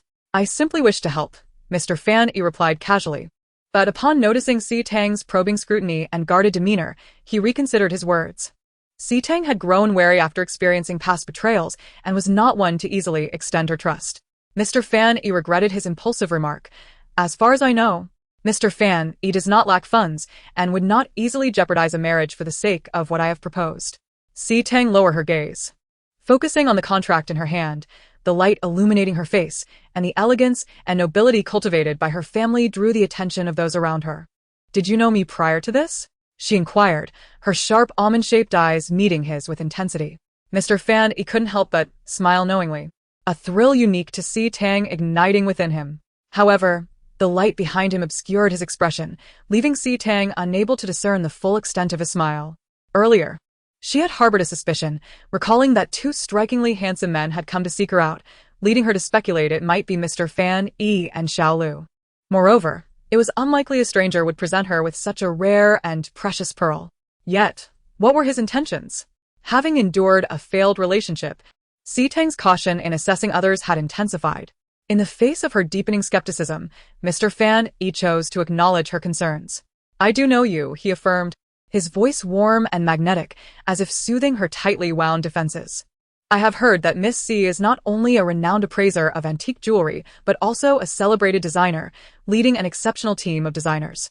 Therefore, I have a project I wish to collaborate with you on. Upon hearing this, Tang's tension eased slightly, while from her perspective, Mr. Yi's expression grew dark and brooding. So, why still work? However, if he did not work, would Tang suspect his motives and identity? Perhaps thinking he was merely a frivolous scion attempting to woo her? What a headache this was. maintained a facade of solemnity as he spoke. I possess a collection of raw stones that have long left me in a quandary regarding their refinement and transformation. However, upon discovering the jewelry firm Star Nian, managed by Miss Tang, I found myself deeply admiring your company's philosophy and design. I aspire to collaborate with Miss Tang to create a collection of jewelry that will astonish the world. Tang's eyes sparkled with intrigue. Yet, she remained cautious, recognizing that collaboration should yield mutual benefit, and there was no need for to sacrifice his marriage. Mr. A partnership does not necessitate such a monumental personal sacrifice, she replied, her hesitation evident. There is no reason to be overly concerned about a contractual marriage. It is but a formality. Furthermore, I hold a certain fondness for Miss Tang. His smile was gentle, reminiscent of a refined gentleman, yet he spoke candidly. However, given the significant price I am paying, this condition seems insufficient. Just 2 days ago, I donated 3,000 artifacts to the nation, which will be exhibited in a month. Yet I find myself in need of an appropriate speaker. I believe Miss Tang is ideally suited for this role. His forthrightness left Tang unable to find fault. The feelings he mentioned between men and women were quite natural. Perhaps it was merely a fleeting whim, or perhaps, as time unfolded, infinite possibilities would arise. Tang smiled, unperturbed, and handed him the agreement. The contract stipulated a marriage of convenience, with a divorce to be announced 3 years hence, declaring no interference in each other's affairs. Her mother's will only required her to marry to inherit shares, yet there was a loophole. It specified marrying for true love. Thus, to safeguard their interests, they would wait 3 years before parting ways, projecting a facade of emotional disintegration and keeping their arrangement confidential to avoid scandal from the outside world and the C family. The remuneration was set at 100 million. However, given Mr. Yi's high standing, She agreed to the collaboration on the condition that he would provide an additional 100 million. Moreover, the birthday gift from Mr. Van E was exceedingly rare and precious, which she promised to return later, requesting that he accept it. Tang spoke with calm assurance, while Van E felt an inexplicable impression of being financially supported by her. He recognized that she had no genuine interest in the treasures he possessed, and as for divorce, he deemed it an impossibility. After signing the contract with a flourish, Van E handed it back to her. Tang lowered her gaze to the signature, momentarily taken aback by its scrawl, which was almost illegible. The handwriting resembled a dog's pawing more than letters. Observing the composed Van E, she felt an odd sense of dissonance.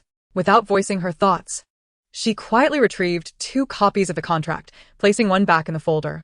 "Shall we proceed to register our marriage?" Van E suggested, seizing the moment. Tang was surprised by his eagerness. "There is no ulterior motive," Van E clarified, rising and adjusting his sleeves with nonchalance. He surmised that Miss Tang was eager to secure her inheritance from the will. Striking a chord with her unspoken concerns, they promptly decided to register their marriage before the banquet concluded. At the Civil Affairs Bureau, Van E held the small red book, unable to suppress a smile. "Does this count as a flash marriage?" he mused, contemplating whether a wedding ceremony should follow. His reasoning was straightforward. After all, the book suggested that marriages typically involve a celebration. Tang nodded, calmly placing the marriage certificate into her bag. "There is no need to trouble Mr. Van E with wedding arrangements. We can simply state that we prefer discretion, as this is merely a contractual marriage." Tang had no desire for unnecessary complications. While Van E's expression darkened as he contemplated voicing his willingness to bear the burden of planning. "Shouldn't we reside together after the marriage?" he ventured, attempting a casual tone in light of the potential scrutiny from the C family. If Si Chinfeng discovered their arrangement, he would surely exploit any weaknesses. As Tang pondered their living arrangements, Van E interjected, "I reside at Haiyuan, which is spacious enough for you to move in." After all, the media would undoubtedly sensationalize the contract. It was imperative that others remained unaware of their agreement. "I am correct, am I not, Miss Tang?"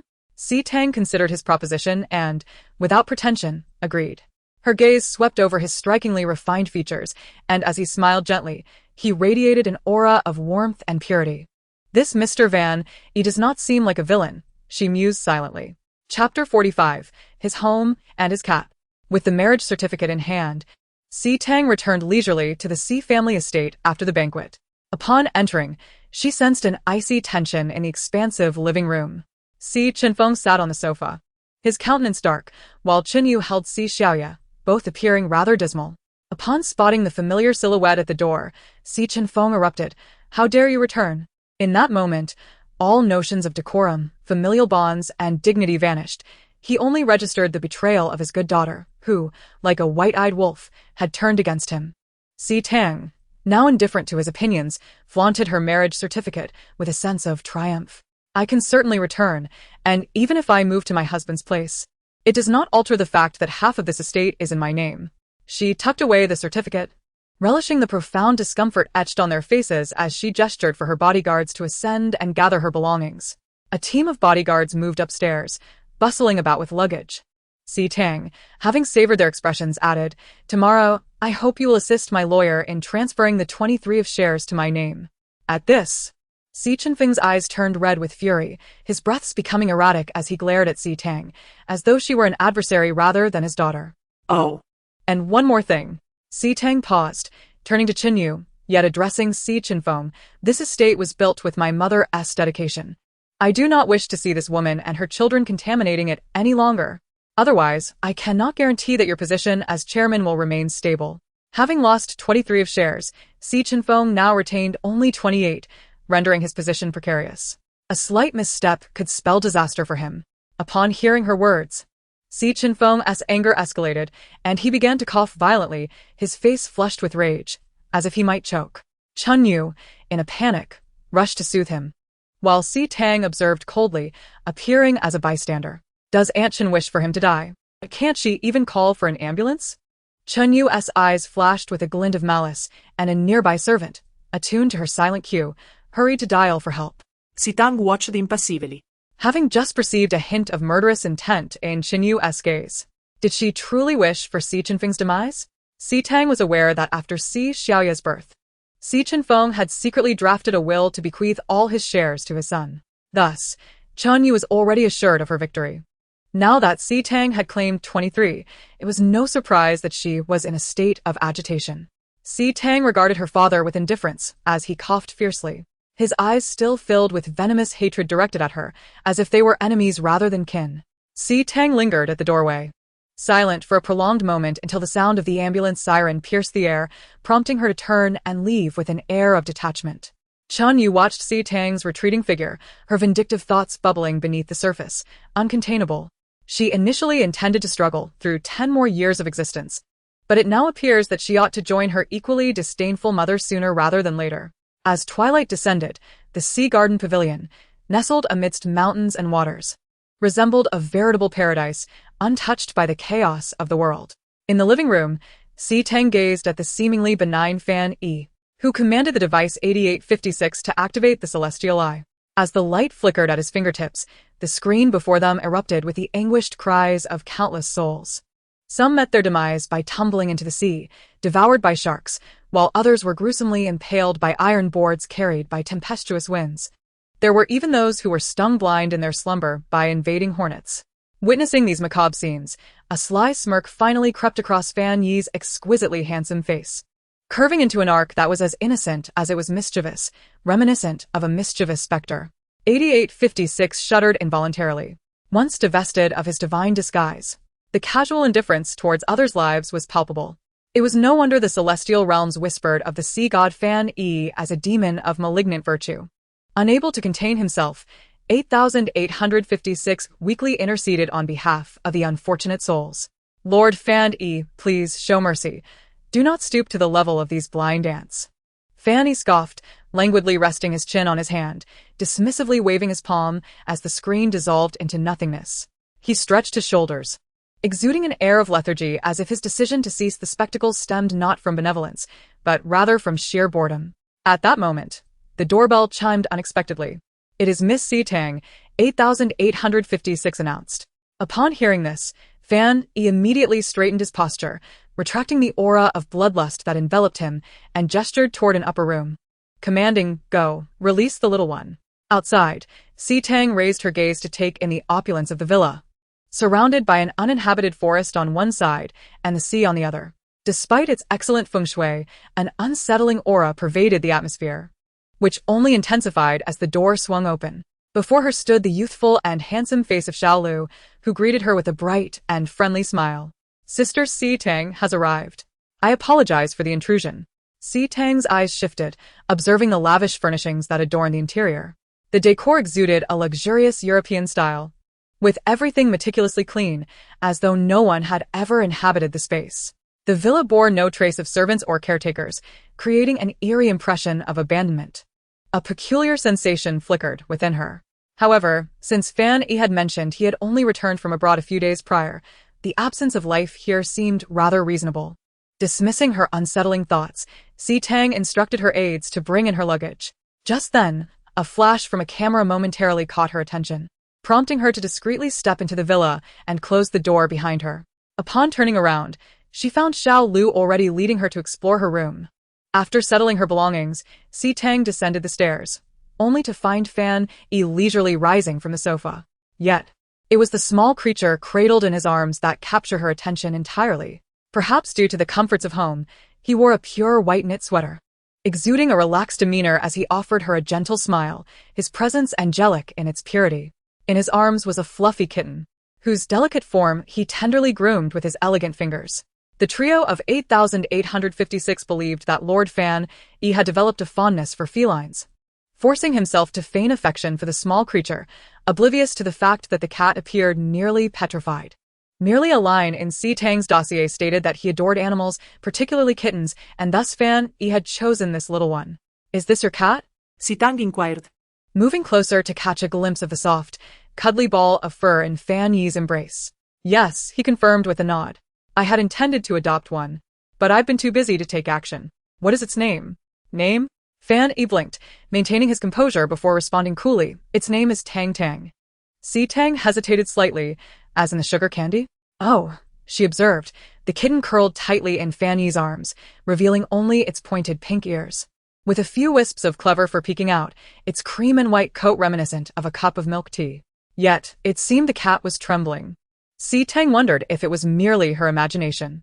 A strange suspicion welled up within her. Was this truly his cat? Chapter 46. A Watchful Eye in the Shadows. Fan Yi placed the kitten on the ground, and as soon as its paws touched the floor, it reacted as if triggered by an unseen force. Darting off in a frenzy. Tang faintly perceived a low sound of impatience. Subsequently, the kitten, as if under a spell, obediently approached her, curling into a ball at her feet. Why does this little creature seem so pitiable? She pondered, squatting down to cradle the kitten in her arms. The small feline nestled against her, as if it had found a safe haven, unwilling to emerge, as though something terrifying lurked just outside. Tang is quite timid, Tang remarked, feeling an inexplicable awkwardness at the name, which sounded rather peculiar to her ears. It likes you, perhaps I should just gift it to you. Isn't that a bit too casual? Tang replied, taken aback. Sister Tang, have you had dinner yet? Xiao Lu inquired from the side. No, not yet, she replied. Perfect timing, as we haven't eaten either. Let's dine together. With his enthusiastic invitation, Tang acquiesced, although she was curious as to who would be preparing the meal. I'll cook, Fan Yi interjected casually. This took both Tang and 8856 by surprise. 8856 had expected Lord Fan Yi to continue exploiting him. I'll assist you in the kitchen, Tang offered, feeling a bit guilty about the prospect of free food. In the kitchen, Fan Yi initially intended to take a shortcut using a small divine technique to muddle through. After all, it was his first time cooking for Tang, and he felt embarrassed about presenting subpar dishes. However, with Tang watching intently from behind, it felt as though she were eager to witness his culinary prowess. For the first time, Fan Yi experienced the sensation of embarrassment. He rummaged through his mind for recipes, and the knife, which usually cut through demons without hesitation, seemed to falter as he chopped vegetables clumsily. He inhaled deeply, perhaps this knife was better suited for slicing flesh. Unable to maintain his composure any longer, Fan Yi set the knife down and turned to find Tang watching him with an innocent curiosity after washing the vegetables. Tang, why don't you step outside for a moment? I can manage this alone. Without waiting for Tang's response, he gently pushed her shoulder, ushering her out of the kitchen with an air of finality. Tang stood frozen for a moment, then her expression shifted to one of contemplation. The lingering chill of his touch remained on her shoulder. Was there something unusual about his physique? Also, what had he just called her? Tang sounded strikingly similar to the breathy whispers in her hidden dreams. What am I thinking? Tang instinctively covered her flushed face, her mind racing with those undisclosed secret fantasies. Fan Yi's efficiency was remarkably swift. The table was soon laden with an array of delectable dishes, and as Tang glanced over, she noticed that, by some coincidence, there was not a single item she disliked. A faint sense of strangeness flickered through her. Perhaps it was merely a coincidence. However, during the meal, Tang noted another peculiar detail. Aren't you eating? She asked, glancing at Xiao Lu, who was devouring his food. Then at Fan Yi, who remained seated, motionless. I'm not hungry, Fan Yi replied after a brief pause. 8856 internally mused. He certainly doesn't crave these dishes. He craves human flesh, raw. How can one not be hungry after dinner? Tang remarked, perplexed. What an odd person. I had lunch earlier, so I'm not hungry. Fan Yi explained. Tang nodded in understanding and, after finishing her meal, stood to ascend the stairs. Thank you for the hospitality, Mr. Fan Yi, she said politely. You may call me simply Fan Yi from now on. Fan Yi also rose to his feet, the light illuminating his handsome features while casting shadows that obscured the depths of his gaze, leaving Tang unable to discern the emotions lurking within. After all, we are friends now, are we not? The low, gentle utterance of the word friend was sufficiently enchanting to beguile one's senses. A fleeting sense of familiarity brushed through Tang's mind, one she longed to grasp but could not. Even after ascending the stairs and closing the door to her room, she could still hear the rapid pounding of her heart. From the moment she set foot in this villa, an inexplicable oddity had clung to her, only intensifying upon opening the wardrobe. Lavish garments of every hue lay before her, each tailored to her tastes. Turning back to survey the room's design, every detail seemed meticulously aligned with her preferences, almost as if to validate her thoughts. Her phone buzzed with a message from Fan Yi. The wardrobe is filled with clothes prepared according to your liking. I believe this is a basic gesture of goodwill. for I hold a considerable fondness for Miss C. Tang. I hope you do not find it intrusive." The sincerity and measured distance of his words revealed that her contractual husband was indeed adept at discerning the human heart. C. Tang tucked her phone away, her heartstrings loosening slightly as she stepped into the bathroom. On the other end of the line, in the dimly lit basement, Van E wore a subtle smile, his gaze fixed on the enormous screen before him. Since C. Tang's arrival at the villa, every one of her movements had been under his watchful eye. In this scenario, the 8856 and Trident were naturally left outside. He was not particularly skilled at concealing his true self. Thus, he allowed a part of his intentions to surface. Tang must surely perceive him as a gentleman of restraint. His eyes were glued to the screen, where C. Tang reclined in the bathtub, the humid steam delicately framing her innocent, ethereal features and soft, rosy lips. Tang, Van E gently traced his lips with his fingers, his gaze intertwining with desire. An insatiable yearning burgeoning within him, his dark eyes transforming into a haunting blue. After a moment, he curled his lips into a smile, one that bore an unhealthy obsession, as if he could already envision the moment the girl would fall in love with him. In the bathroom, C. Tang, after finishing her shower, stood up and grabbed a towel to dry herself, glancing down to see the necklace around her neck, her fingers instinctively caressing it. 3 years later, this necklace had shed its initial plain white hue, revealing a spectrum of colors under the warm light, reminiscent of the pearl from her birthday banquet. C. Tang took it off for closer inspection, noticing subtle differences. Had she, during those 3 years, wandered into some Atlantis-like realm, much like Alice in Wonderland? The thought made her chuckle to herself. As a staunch materialist, how could she indulge in such whimsical fantasies? Shaking her head, she donned her clothes and a bathrobe before exiting the bathroom. To her surprise, she fell into a deep slumber that first night in unfamiliar surroundings, entering the same dream once again. In the dream, C. Tang found herself submerged in a hot spring, the surrounding details shrouded in a hazy blur. As her thoughts drifted into chaos, a searing embrace pressed against her from behind. Instinctively, she opened her mouth to scream, but her chin was grasped, and her lips were captured by a fervent kiss. C. Tang instinctively struggled, only to feel her lower lip bitten fiercely. Tang, you're so warm." The voice beside her murmured, tender and intoxicating. He called her warm, yet he was the one who felt like a flame, threatening to consume her entirely. Chapter 47. No eating small animals. C. Tang jolted awake, sitting upright in bed, drenched in sweat. As expected, the time on her phone read 3 in the morning. She climbed out of bed and returned to the bathroom for another shower, her thoughts lingering on the echoes of Tang from her dream, conjuring Van Yi's face and the tone in which he called her name. A shiver ran down her spine. She shook her head, feeling that perhaps a visit to the clinic was in order, as she had been experiencing increasingly bizarre associations lately. The next day, C. Tang descended the stairs, expecting to find Xiao Lu and Van E busy with their respective tasks, only to discover them seated together on the living room sofa. Xiao Lu was feeding a cat, and upon hearing the commotion, Tang scampered over to nuzzle against her ankles. C. Tang's heart melted at the sight, and she crouched down to scoop the cat into her arms.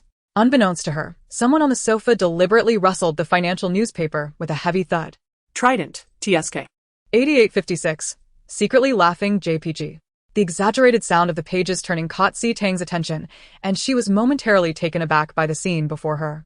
Van E sat elegantly on the sofa, absorbed in the newspaper, his profile perfectly illuminated by the soft morning light, his tousled silvery hair catching the rays, casting a gentle glow. His long lashes cast shadows over half of his eyes as he slowly turned to her, offering a slight smile. Each angle of his visage was a testament to meticulous perfection. "You're awake? Shall we have breakfast together?" Van Yi's warm voice broke the silence. He set down the financial newspaper, which he had not truly read, and stood up with a carefully rehearsed motion. As C. Tang approached the dining table, she noticed breakfast was prepared, albeit only for 2. Thank you, Mr. Van E. C. Tang sat down, casting a curious glance in his direction. However, in such a vast villa, had Mr. Van E not considered hiring a housekeeper or chef? Hearing this, 8856 immediately chimed in. "Usually my brother cooks for us, and we hire cleaning staff by the hour. As for the management of the household, that's all on me. That's how we did it abroad." After finishing, 8856 slyly winked at Van E, as if seeking praise. In the realm of human relationships, the ability to cook was undeniably a significant asset. Tang nodded. observing the exquisite Western breakfast before her. This Mr. Van E truly possessed remarkable culinary skills. Tang, you're too polite. As I mentioned yesterday, you may simply call me Van E from now on. After she acquiesced, she instinctively glanced at the clean side of the table in front of him, inquiring, "Have you already eaten?" "Yes," Van E replied, a fleeting shadow crossing his eyes as he felt a twinge of annoyance. After all, this could only serve as a temporary facade. Eventually, his dietary habits would be revealed. At that moment, 8856 seized the opportunity to interject. "My brother has somewhat peculiar tastes. He particularly enjoys fresh food." Ah, "Does that include seafood?" Tang inquired, her curiosity piqued. "Both fresh seafood and meats," 8856 blurted out, only to be immediately interrupted by Van E. "No eating small animals." 8856, Lord Van E, how do you define small animals? Are seafood and the usual chickens, ducks, and sheep included? Tang asked. At this point, Van E felt a mix of confusion and frustration, so he discreetly inquired of 8856, "Isn't seafood considered small animals? Fish and shrimp are rather diminutive. Why does Tang consume them?" Tang loves small animals. I cannot reveal my consumption of them in her presence." so, "Does that mean larger animals are acceptable? But giant pandas are massive, and humans do not eat them. The definitions of humans are truly bizarre." 8856 could only respond, "As long as they aren't fluffy and adorable, it's fine." Upon hearing this, Van Ye's gaze instinctively swept over to the corner of the living room where Tang was, and he nodded in understanding. Thus, he affirmed to her, "Indeed, I only eat these." Seeing that Tang showed no signs of suspicion or aversion, he felt a wave of relief wash over him. "What do you have planned for today, Tang?" Fan Yi inquired. "A visit to Xingnian is in order. Matters concerning shares may require postponement, as my father was hospitalized last night." Speaking of my father's hospitalization, a complex expression flickered across Tang's face.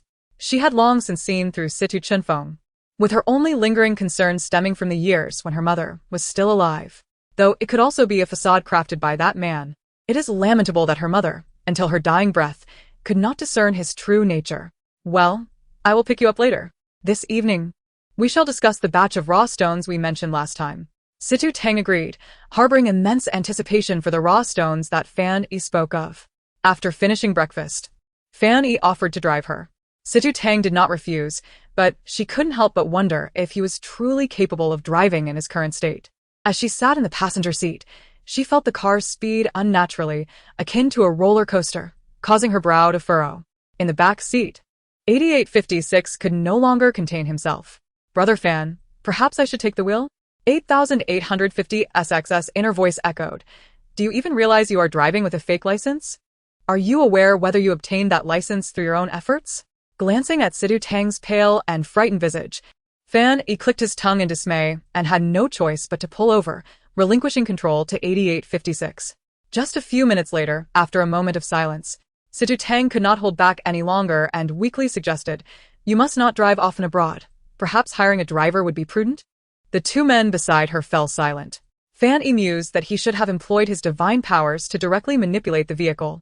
With a heart full of trepidation, Tang arrived at Xingnian, a subsidiary of the Situ Group, and a cherished memento left to her by her mother. After her graduation, Lin Sui had insisted that Chenfeng entrust the management to Tang. Fan E watched as Tang entered the company, lingering in thought rather than departing immediately. The fate line indicated that Tang would succumb to illness at the age of 31, a consequence of the chronic poison administered by her stepmother, Jinyu, over the course of 3 years, resulting in the accumulation of toxins within her body. However, upon this reunion, I discovered that due to the blood shared between us, she now possessed an immunity to all poisons, thus rendering the toxin ineffective against her. The bite that once marked him had led to such a twisted outcome. 8856. Upon hearing this, could not help but feel a sense of relief, exclaiming, "What a stroke of luck.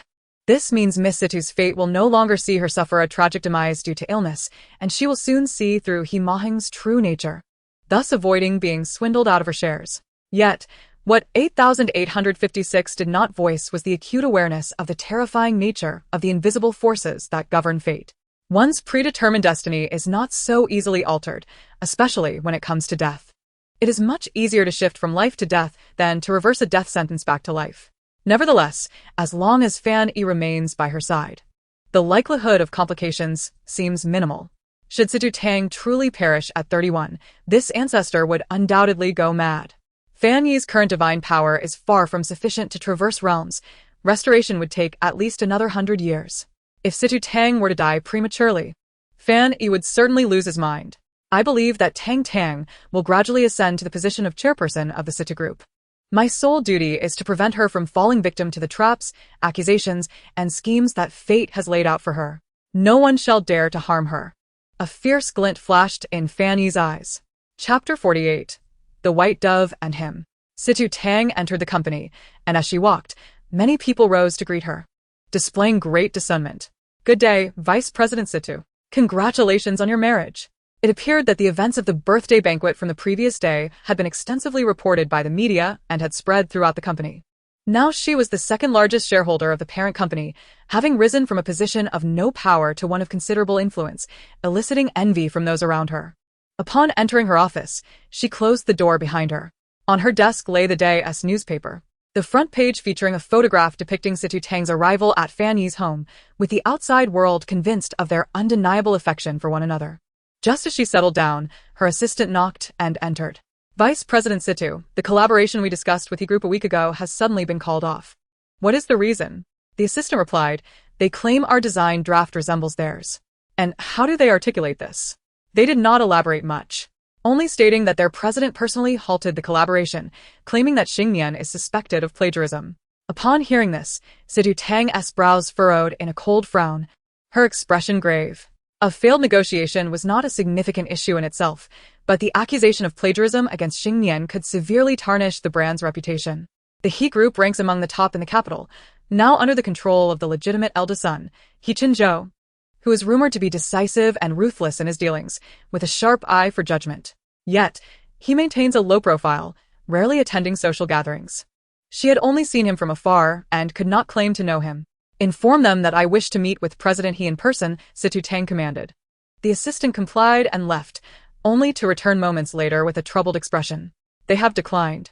Situ Tang narrowed her eyes, realizing that He Qinzhou was indeed a formidable opponent. Tell them that if we cannot meet to resolve this matter, Xingmian will initiate legal proceedings against He Group for defaming our company with allegations of plagiarism. The assistant nodded, trembling slightly, and exited with caution.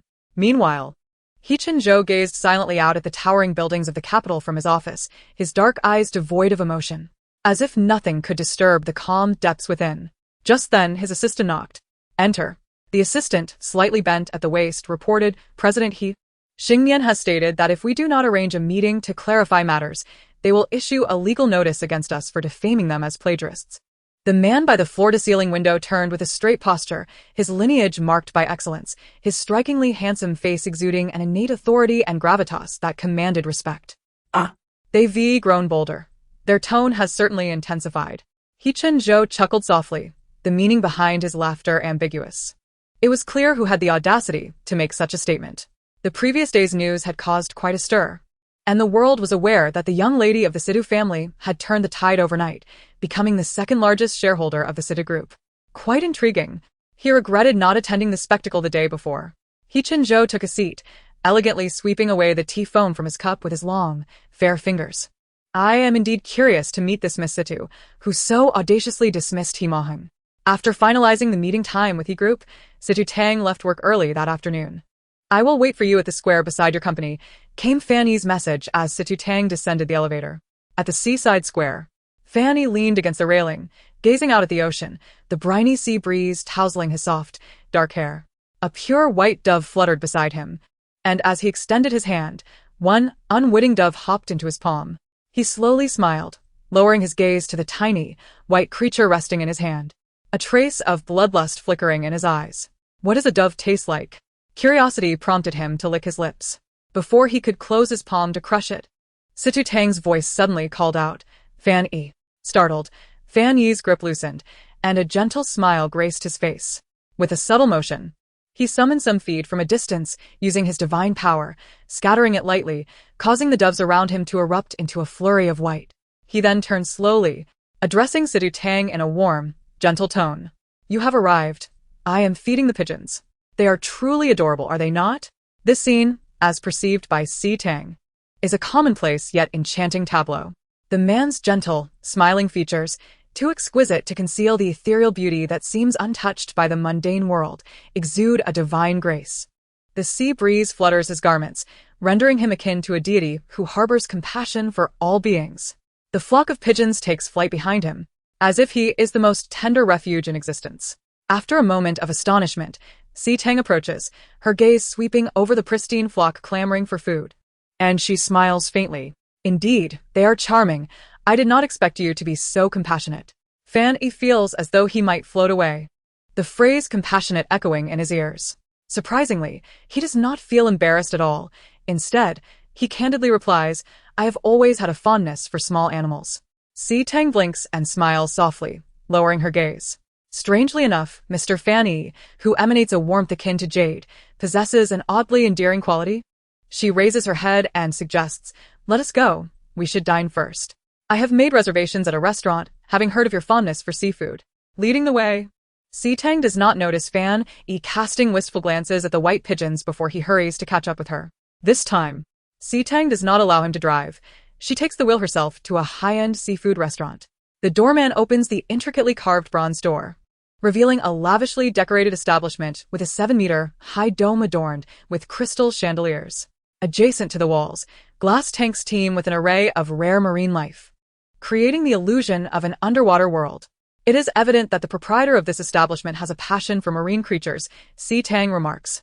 Yet that does not impede one from consuming them, Fan-yi replies nonchalantly. With a smile, Tang and Fan-yi are seated, and a server approaches to take their order. What would you like to eat? Tang inquires. Fan-yi peruses the menu briefly, then turns to the server and states, I will take all of these and a serving of each raw. In truth, he wishes to specify that he desires them alive, but he fears it may startle Tang. The server, taken aback by his request, hesitates, unsure whether to confirm if he truly wants a portion of each or if he really means them raw. This gentleman, so strikingly handsome, is indeed a peculiar individual. Sir, all raw? The server asks hesitantly. For some reason, he feels a chill.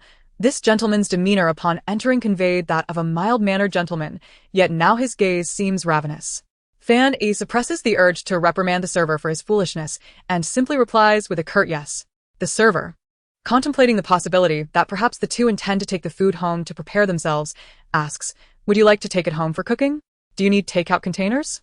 Upon hearing this, the server notices a slight shadow darkening the gentleman's visage. No need. Just serve it as is, Fan-yi instructed. Very well. Please hold on a moment, the server responds, hurriedly recording the dishes Tang ordered before departing. Tang then regards Fan-yi with a look of surprise, tentatively asking, you intend to eat all of these raw? Yes. Isn't that potentially detrimental to your health? Not at all. Tang refrains from further comment. Perhaps his constitution is unique. She has seen many coastal foragers who consume seafood raw, and perhaps he is simply accustomed to it. After a short while, the table is adorned with an array of raw seafood. Tang, enjoying the cooked dishes before her, discreetly observes the man opposite her. Fan-yi steals a glance at Tang's dining posture, picking up a pair of chopsticks to mimic her. At the end of the long table, his long fingers delicately lift an oyster, his movements exceptionally graceful as he uses a silver spoon to tease the flesh past his lips, the crimson of his mouth barely parting. He then picks up a fish, its entrails meticulously cleaned yet still glistening with a sanguine sheen. Unperturbed, he opens his mouth and bites down, his long lashes casting intricate shadows upon his eyelids. As he chews, a trickle of blood seeps from the corner of his mouth, which he instinctively licks away with his tongue. Tang's pupils constrict involuntarily, her skin prickling with unease as a hazy image flashes through her mind. This scene inexplicably reminds her of the legends of vampires in ancient, eerie castles, evoking a chilling sensation. Yet, he gazes at her with calm indifference, lifting his head slightly, asking, what is it? Is there something on my face? Fan-yi appears puzzled. He is certain that he is eaten with elegance, without exhibiting any primal instincts. No. It is nothing, Tang replies, returning to her senses and lamenting her overly vivid imagination of late. It seems she must make time to visit the clinic soon, as these peculiar occurrences have become increasingly frequent, affecting her social interactions. Just moments ago, she had even experienced a hallucination, an unsettling vision of a vast, shadowy figure beneath the waves, resembling a monstrous creature, its gaping maw swallowing a school of fish whole. She knew the creature was terrifying, even if she could not see it clearly. Before long, Tang finishes her meal and, upon lifting her head, is taken aback to see that Fan Yi has unconsciously consumed more than half of the dishes, and the food has yet to be fully served. Not far away, a few servers whisper among themselves. This is my first time encountering such a customer. My goodness, he seems like a competitive eater, though he is undeniably handsome. They must be a couple, such a match of beauty and talent, yet this gentleman is truly peculiar and has quite the appetite. At that moment, the server returns with another dish. This is our signature dish, fugu sashimi. Please enjoy. It's a signature dish. Should you try it, Tang? Fani instingivevel inhuires. Tang gazes at the translucent slices of meat in the dish, hesitating to pick up her chopsticks. She is timid, having never tasted fugu before. It is said that improperly prepared fugu can be lethally toxic. You go ahead, I don't particularly like it, she declines. Fan Yi, however, hesitates not a moment longer, picking up his chopsticks and swiftly placing a piece in his mouth. He is surprised to find that the meticulously prepared food of the human world is quite palatable. He wonders if humans, after removing the entrails, taste even better. This thought lingers in his mind, but is quickly dismissed. He has promised Tang that he would not consume humans again. Tang's gaze falls, and she notices the ruby brooch pinned to his chest. It seems to be his favorite. Suddenly, a commotion erupts nearby. Ah! Help! Someone has died. Call 120. Tang immediately turns her attention to the source of the commotion, where a man lies on the ground, frothing at the mouth, his limbs twitching, gasping for air with wide-open eyes. A glance reveals that a plate of fugu sits before him. Judging by his reaction, it seems he has been poisoned. Tang frowns and quickly looks at Fan Yi, who has also consumed fugu. Are you alright? The trident emblem. Eating sulfur poses no threat. What could possibly happen to him? Fan Yi shakes his head, while the crowd erupts into chaos, accusing the establishment. The manager rushes out, then hurries back to the kitchen, panicking. It's over. It's over. The manager mutters, drenched in sweat, and soon rushes towards Tang's table. Please, do not eat that plate of fugu. Tang. She instinctively paled and swallowed hard, her gaze fixed intently on the half-empty plate of fugu, then darted a glance at the composed Fan Yi. The manager interjected. That plate and the sashimi on that table came from the same fish. He halted in his tracks, noticing the disarray of the platter. His eyes widened in horror as he trembled and exclaimed, You ate it? Quickly, to the hospital. At that moment, someone had already alerted the authorities, and all fugu on the tables was seized for inspection. Caught off guard, Tang never anticipated such a turn of events during what was meant to be a simple meal. With palpable anxiety, she tugged at Fan Yi's sleeve, insisting he accompany her to the hospital. Hurry, we must go. The fact that you feel fine now might simply mean the poison hasn't manifested yet. Her panic surged. How could a meal lead to such dire consequences? Fan Yi instinctively touched the tip of his nose. Toxins held no sway over him, and he had no desire to visit a hospital. Yet, with no means of escape, he begrudgingly followed Tang for a checkup. After a thorough examination, he had to employ his divine powers to alter the abnormal report. In the end, all results were normal. Tang exhaled in relief while clutching the test results. What a stroke of luck, she remarked, turning her ire towards Fan Yi. You should refrain from consuming fugu sashimi in the future. Just today, someone who ingested it reportedly died before reaching the emergency room. Her voice trembled with residual fear. Shortly thereafter, her phone rang. Hello? This is the police station. Are you the patrons at table 6 in the seafood restaurant? We have just detected that the fugu sashimi on your table is toxic. If consumed, please head to the hospital immediately. Tang stood aghast, glancing down at her perfectly normal test results and then at the unscathed Fan Yi, feeling as if she were in a surreal dream. What's wrong? Fan Yi asked, noticing her stunned expression after she hung up. The police just called, saying the sashimi we had was toxic, Tang replied, her heart still racing. Shouldn't you get checked again? What if the hospital made a mistake? Reluctantly, Fan Yi was compelled by Tang to undergo another examination. The second report again showed normal indicators, allowing Tang to finally breathe easy. Perhaps you fortuitously consumed the non-toxic portion. It seems you are destined for great fortune, she mused. Perhaps the heavens themselves fear to claim me, Fan Yi jested lightly. After such a frightful ordeal, Night fell, and Tang suggested they postpone their visit to the raw stone exhibit until the next day. As they departed the hospital, the police station buzzed with lively discussions about the incident. This man named Van E is extraordinarily fortunate.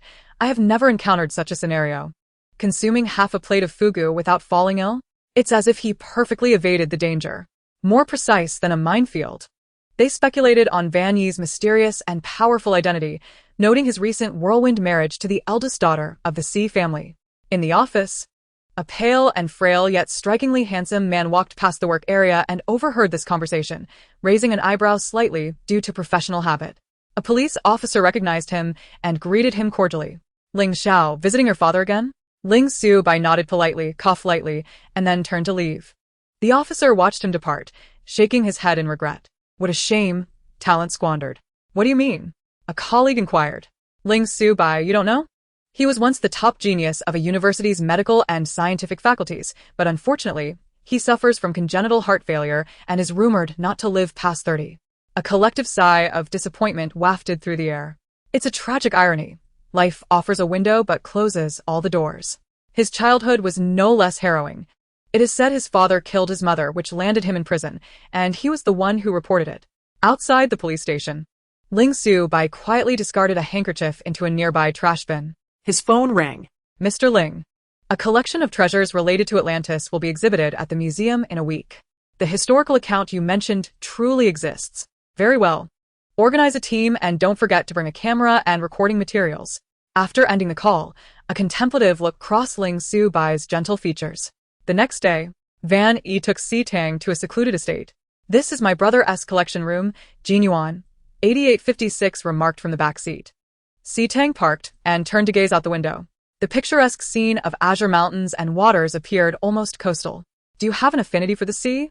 She inquired of the man beside her. Van E offered a non-committal response, perhaps.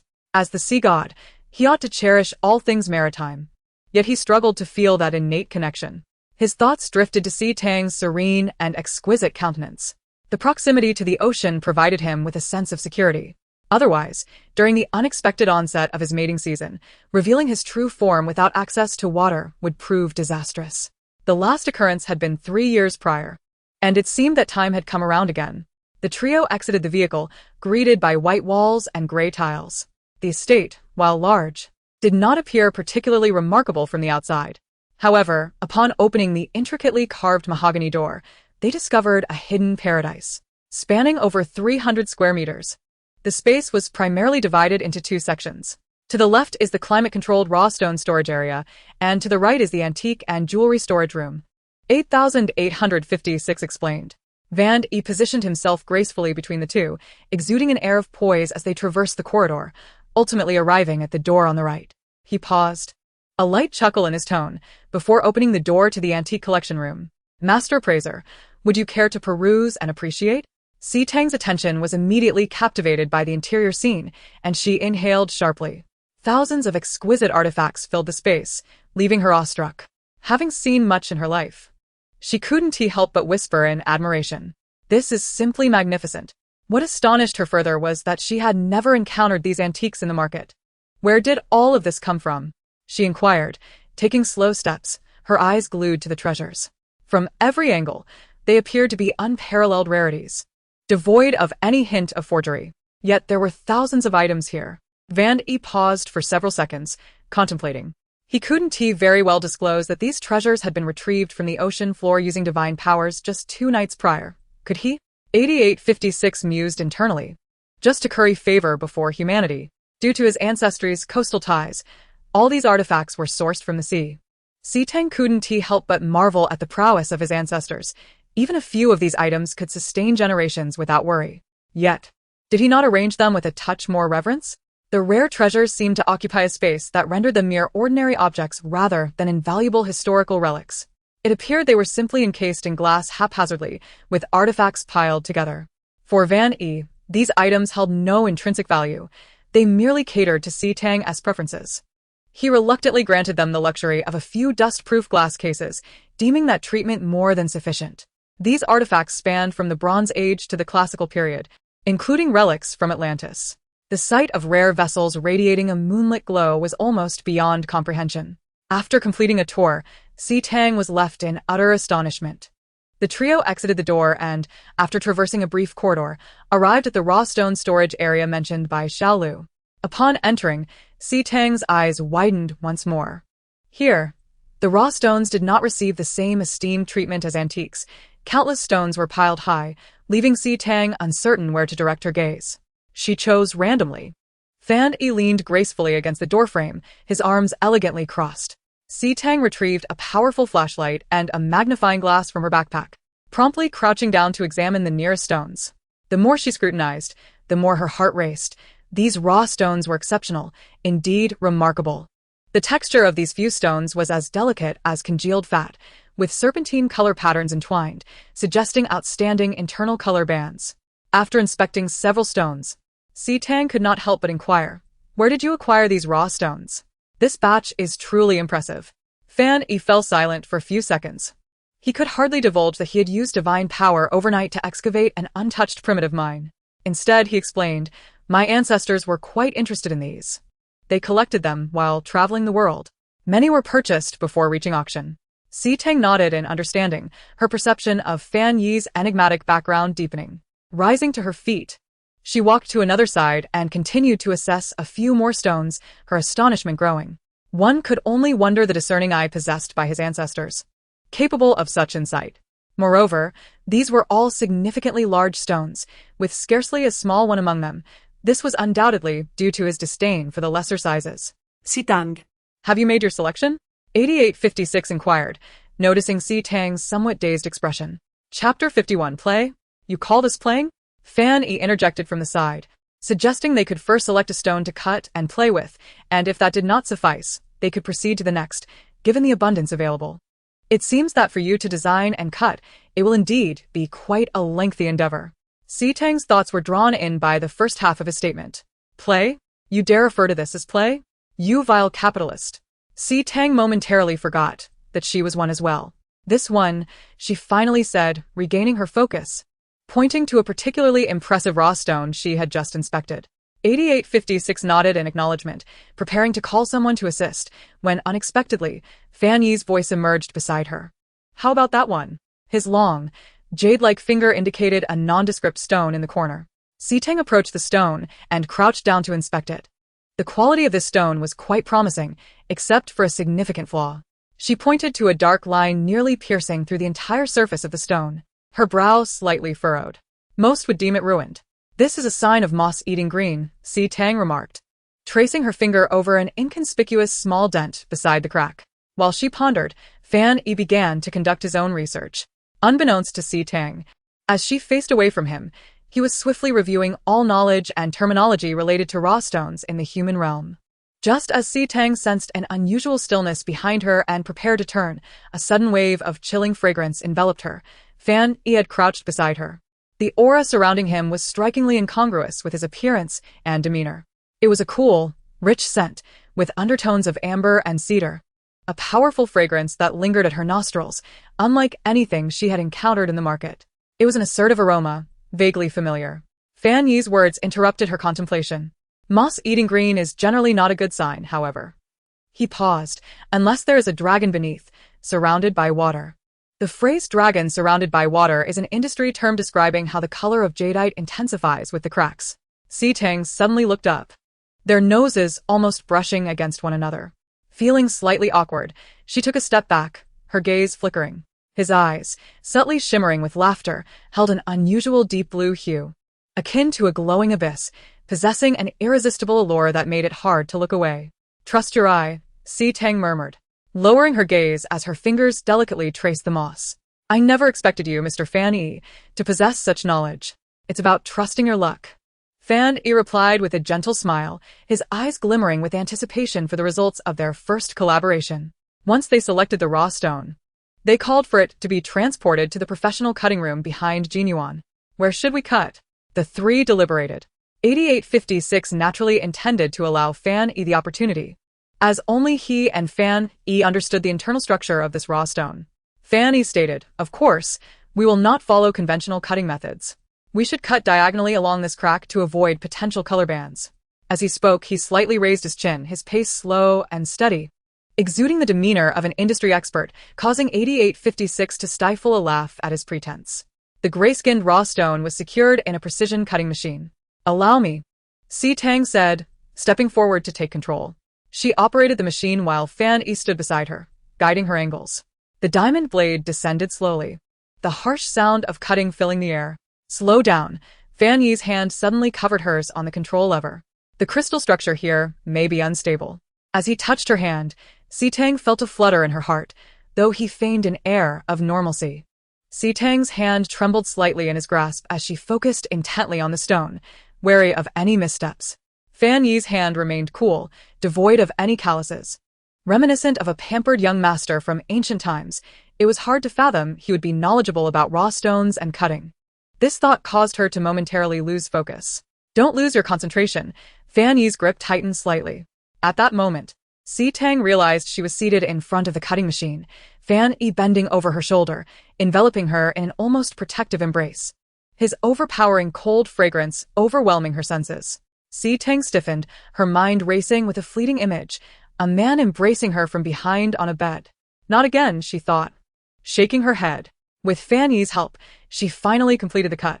Turning off the machine, she instinctively held her breath, carefully removing the cut stone. Wiping the surface with a damp cloth, a breathtaking green burst forth under the light. Imperial green. Tang gasped, "It's a glass type." On the cut surface, the crack, which most would consider a disaster, revealed jadeite colors that not only did not fade but instead presented an almost dripping, vibrant green. The texture was as translucent as glass, shimmering faintly under the light. Stars sparkled in Tang's eyes as she instinctively looked up at Fan Yi to share her excitement. "This is amazing." Fan Yi similekenti. His expression softening as he gazed at her, yet the excitement in his eyes seemed muted, as if he were not genuinely interested. "Fan Yi, you are incredible," Tang exclaimed once more. At that moment, the tips of Fan Yi's eyelashes fluttered slightly as he lowered his gaze, the soft, dark strands of hair brushing against his slightly flushed ears, and a joyful expression began to bloom in his eyes. That was a genuine smile from a deity. 8856 covered his face and turned away, exclaiming, "Oh dear, the light bulb. Trident, this is the first time Lord Fan Yi has shown such a smile. What a sight to behold." Fan Yi gently flipped the stone over, revealing the other cut surface. "Moreover, look here, the color becomes even more uniform as it deepens with the crack. This is not just ordinary imperial green, this is dragonstone type, the highest grade of jadeite." Tang smiled radiantly, her joy pure and heartfelt. "Fan Yi, do you have any idea how many times the stone's value has multiplied?" Fan Yi's eyes glimmered with a serene expansiveness as he contemplated the stone before him, fixated on its intrinsic worth. His gaze pierced through to Tang, pondering the transformation she could effectuate upon it. Tang momentarily froze, her heart ignited by the intensity of his stare. In the inky depths of his narrowed eyes, her reflection shimmered, while the gentle curvature of his brows exuded a profound trust bestowed upon her. "Indeed, I shall diligently complete the design," she resolved, intending to craft this piece herself. "I am most eager to witness your creation," he replied. After a fruitful day, several of them returned home. Subsequently, Tang transported the raw stone to the company's secure storage. Upon returning to Haiyuan, she discovered that dinner had been prepared, half of which consisted of her favorite dishes. During the meal, Tang had grown adept at maintaining her composure in the presence of Fan Yi's peculiar tastes, provided he refrained from serving her pufferfish again. Chapter 52, Learning the Pleasures of Human Companionship. After dinner, Tang retreated to the study to work for a while. Fan Yi's study was spacious, steeped in the fragrance of books, with shelves brimming with a vast array of literature, both profound and obscure. "It appears you have a penchant for reading," Tang remarked, her gaze flitting over the titles, silently admiring the eclectic collection of classics from various fields. "Clearly, Mr. Fan Yi was a man of considerable erudition. He stood on the opposite side of the shelf, the warm light of the study playing upon the tips of his soft hair, presenting an image of domestic tranquility, almost husband-like in its gentleness. "I occasionally indulge in a bit of reading when boredom strikes," he replied, his voice languid, imbued with a casual elegance. A faint blue light flickered in his eyes as his jade-like fingers glided across the shelf, extracting a copy of Das Kapital. Tang supresta smile. Redirecting her attention to the computer before her, where she meticulously designed her plans. Seated at the desk adjacent to Tang, Fan Yi was absorbed in his work. And whenever Tang looked up, she caught sight of his focused demeanor. His slightly drooping lashes quivered, radiating an earnestness that embodied the saying, "A man at work is most handsome." Yet, from a perspective hidden from her view, Fan Yi calmly observed the video playing on his screen, occasionally tilting his head in contemplation or nodding in realization as he assessed its applicability for future endeavors. Nearby, the trident lamented, "My eyes have been blinded." It is as clear as day. The trident, having shielded its senses, whimpered, "I am merely an innocent, charming artifact." Meanwhile, the Lord of the Sea was utterly unashamed, engrossed in studying the nuances of human romantic interactions, leisurely donning a Bluetooth headset to savor the intimate dialogue exchanged between lovers. What might be deemed taboo by human standards was utterly mundane to him, though it was imperative that Tang remained oblivious to his fascination. As the night deepened, Tang rubbed her wrist and prepared to leave, while Fan Yi remained engrossed in his work. "Fan Yi, you continue with your tasks. I shall retire to my room," she murmured softly. He lifted his gaze, instinctively breaking his focus from the computer to meet her eyes, causing her heart to skip a beat. In the stillness of the night, bathed in the dim, warm light, his dark eyes shimmered with a hint of blue, evoking an image of a lurking predator in the shadows, intensely invasive and reminiscent of the indistinct blue eyes from her dreams. Tang blinked, and upon reopening her eyes, she found Fan Yi's gaze warm and concerned. Tang, what troubles you? You ought to return to your room and rest," he gently urged. "I am a bit weary." "I shall go now," she replied with a slight nod. After Tang departed the study and returned to her bedroom, she instinctively glanced at her phone's calendar, noting that her follow-up appointment at the psychological clinic was in 3 days. In the study, after her exit, Fan Yi stretched, propping his leg over the other, enveloped in a languid, mischievous demeanor, casting a dispassionate glance at the computer screen. Unbeknownst to him, the memory of those 5 days and nights spent in the cave 3 years prior flickered in his mind, her delicate voice echoing in his ears. He then lowered his gaze to a fixed point, feeling a sudden warmth flood his cheeks. Later that night, as Tang slipped into a deep slumber, she found herself in a dream. The island, shrouded in night, was imbued with an icy chill akin to the aftermath of a typhoon. A colossal creature, reminiscent of a deep-sea beast, opened its cavernous maw to devour a school of fish. In the blink of an eye, this creature transformed into a human form, its silver hair billowing in the fierce wind, exuding an air of cold dominance tinged with a predatory savagery. She cowered behind a rock, paralyzed with fear as he suddenly turned his face, the diffused light casting an indistinct halo around his features, rendering him unrecognizable. An overwhelming sense of terror pierced through her, as though an innate intimidation had crushed her spirit. She recoiled, desperate to flee, to escape, yet, oh, a human? A voice, low and laced with both amusement and disdain, tinged with an unsettling excitement, resonated from behind her. Tang jolted awake, her heart racing uncontrollably. The dream she experienced was unlike any in the past 3 years. The silver hair was too coincidental. Could the monster in her dream be the merman? How could she ever perceive a merman as a monster? Tang exhaled softly, retreating to the bathroom for a shower. Afterward, she descended the stairs for a glass of water. As she reached the corner of the staircase, she noticed a faint glow emanating from the living room, along with the distant murmur of the television. Curiosity piqued, Tang peered down through the gap at the staircase, catching sight of a figure seated on the sofa, engrossed in the television screen. The angle obscured her view of the show, but the sound suggested it was either a movie or a drama. Slowly, she descended the stairs, her curiosity prompting her to speak. "Why are you still awake at this hour? What are you watching?" The sudden sound of Tang's voice startled Fan Yi, causing him to momentarily freeze. His pupils dilated in surprise as he instinctively reached for the remote to switch to a financial channel, but it was too late. The Lord of the Sea, too, had his moments of clumsiness, using his divine power to change the channel, which flashed to a nature documentary.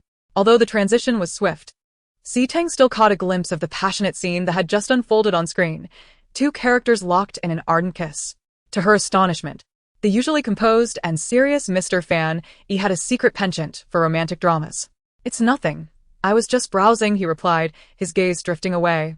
His ears flushed with a hint of embarrassment. Fan Yi had merely sought to learn how humans pursued their chosen partners, unaware that Tang had caught him in this compromising situation. His carefully crafted image was now at risk of crumbling. This rare display of vulnerability was enough to make Si Tang tilt her head, studying his face for a few moments. She could not deny how strikingly handsome he was. His fair complexion was exquisitely refined, and amidst his elegant features, the slightly arched brows and elongated eyes lent a sharpness that avoided any hint of femininity. The beautifully contoured lips appeared softer than early spring petals, and his prominent nose was a paragon of aesthetic perfection. Clad in a casual gray knit shirt that hung loosely, his slightly lowered neckline revealed hints of well-defined collarbones, exuding a sense of allure. Si Tang was momentarily entranced, her gaze lingering before she swiftly averted her eyes. Fortunately, Fan Yi seemed oblivious to her momentary lapse in decorum. Unbeknownst to her, his gaze, which had once wandered, suddenly sharpened, and a subtle smile played upon his lips as he slightly elevated his chin, positioning his flawless visage to catch the best light in the dim ambience. For the first time, the Lord of the Sea savored the sweet allure of his own appearance. On the coffee table, the trident, transformed into a gem-like insignia, silently observed its master, Lord Fan Yi, as he resembled a flamboyant peacock. He casually rolled up his sleeves, rested his knuckles against his chin, and slowly turned his gaze toward Si Tang, offering a gentle smile, as if captured in a meticulously choreographed cinematic moment. At that moment, the television emitted the appropriate narration for a segment on the animal kingdom. Spring had returned to the rainforest, heralding the courtship season of the bird of paradise. The male birds proudly displayed their most vibrant feathers, flaunting their talents through elaborate dances and territorial displays to attract the females. Chapter 53. She actually sprayed perfume. Si Tang pressed the back of her hand against her nose, attempting to alleviate the awkwardness of the moment, and coughed lightly, saying, "Do you enjoy watching idol dramas?" "It's not a bad thing, really." Fan Yi turned to look at her earnestly, his expression so serious that it seemed he needed her to assure him repeatedly. It appeared he was quite invested in her thoughts. This demeanor was almost childlike. Si Tang nodded gently, a hint of a smile flickering in her eyes. "I do." Seeing her unaffected expression, devoid of any disdain, Fan Yi felt a wave of relief wash over him. He retrieved the remote control and switched the channel from the animal kingdom to a financial news segment, eager to salvage his image, reiterating to her, "I was merely browsing." Si Tang nodded in agreement. Fan Yi found himself at a loss for words, redirecting his gaze to the television screen, where a formally dressed host discussed international economic trends, which he found as monotonous as the prayers humans had offered him over the millennia. He couldn't fathom how Si Tang could possibly enjoy such content. Meanwhile, Si Tang attentively listened. Although Fan Yi's eyes were fixed on the screen, his mind had long since drifted. All his attention was focused on her. Did she suffer from insomnia again? Had she experienced nightmares? What could she possibly be dreaming about? Fan Yi resolved that once they were married, he would certainly delve into her dreams to uncover the truth. "Your sleep seems rather troubled," Fan Yi suddenly spoke. Si Tang was momentarily taken aback, then nodded slightly. Some matters were not secrets, and she began to explain. 3 years ago, I was stranded on a deserted island due to a shipwreck, and upon being rescued, I lost all memories of the 3 months spent there. Since then, I have been plagued by strange dreams each night." Strange dreams? Of course, Si Tang could not articulate the unspeakable scenes, only hesitatingly adding, "Yes, dreams that disturb my sleep. But it's all right. I'm seeing a psychologist. He says they are merely my fantasies." Fan Yi's brow furrowed deeply. It was rare to see such a sharp expression on the otherwise gentle visage of Mr. Fan Yi. He understood that the dreams that awoke her were indeed nightmares. More resolutely than ever, he decided he must explore her dreams in the future. "Come here," Fan Yi suddenly said softly, his brows relaxing as he regained his gentle demeanor. Si Tang, intrigued, stepped closer to him. Fan Yi reached into his space and retrieved an ice-blue star-shaped crystal, murmuring a key phrase. A glimmer of ice-blue healing energy coalesced at his fingertips, and he gently tapped Si Tang's forehead, pretending to massage her temples. The fragment of the Master God's cosmic staff should be easy to wield. "Do you feel any better?" he asked reluctantly, his hand lingering as he gently inquired. Si Tang gazed at him in a daze. At such proximity, his face resembled a snow lotus atop an icy mountain, his eyes soft and shimmering. To her surprise, she felt her fatigue dissipate entirely, her body and mind becoming remarkably light and relaxed. "I feel so much better," Si Tang exclaimed, her almond-shaped eyes brightening with astonishment. "Go. Have sweet dreams," Fan Yi smiled. Si Tang nodded. "You should get some rest too." "Good night, Fan Yi." She stood up briskly. the hem of her nightgown brushing against the man's wrist, igniting a wave of warmth within him. Fan Yi silently watched her light-hearted ascent up the stairs. A gaze that Tang could not perceive, his expression shifted from gentle to fervent and obsessive, as if he were determined to possess her entirely. The next day, as it was the scheduled meeting with the He group, Tang dressed more formally. She wore a sleek, tailor-wrapped dress complemented by a white blazer, showcasing her straight, fair legs, while her high heels exuded a hint of feminine, languid elegance. Her long, dark hair was elegantly styled up, revealing delicate earrings. And her makeup was light yet accentuated her natural beauty, with rose-hued matte lipstick drawing attention to her lips. As soon as she descended the stairs, Fan Yi's gaze remained fixed upon her, a strong, vigilant instinct unsettling his thoughts. He hadn't even had the chance to invite Tang for breakfast when a faint, cool woody fragrance wafted in, followed by the sound of the door opening and closing, leaving only the cheerful echo of Tang's departure in the empty living room. "Go ahead and eat.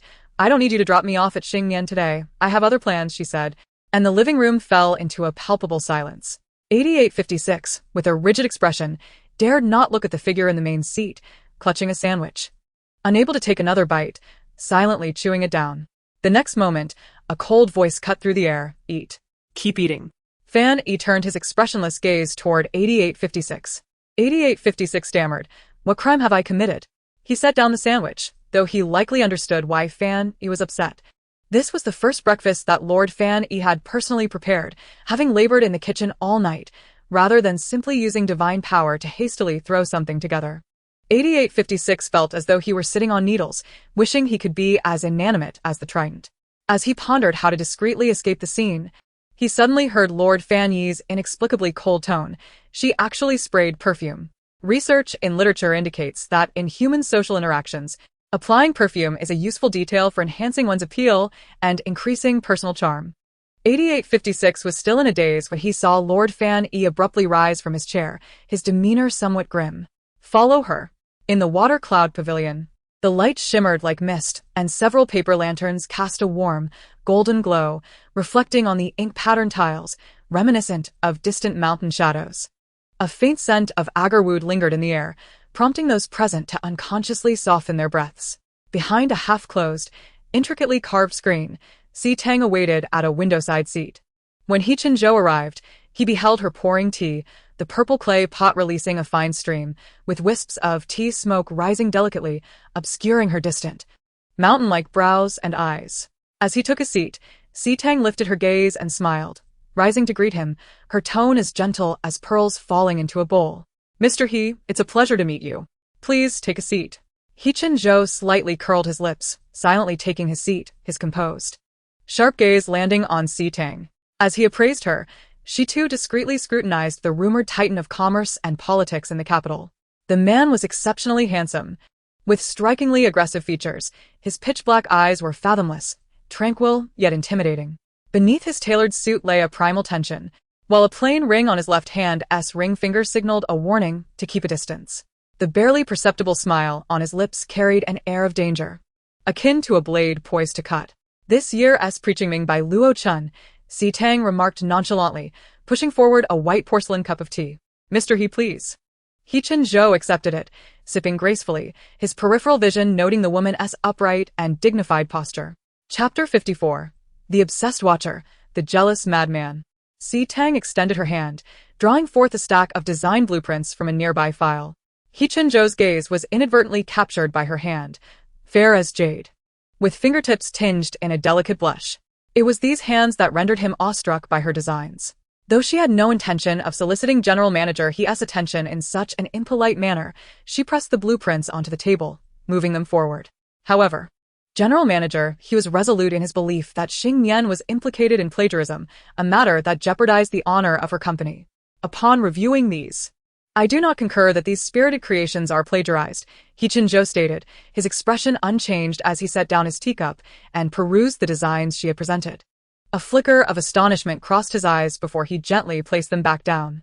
At that moment, Zhou's assistant knocked and entered, delivering a document pouch. "General Manager, here is the item you requested."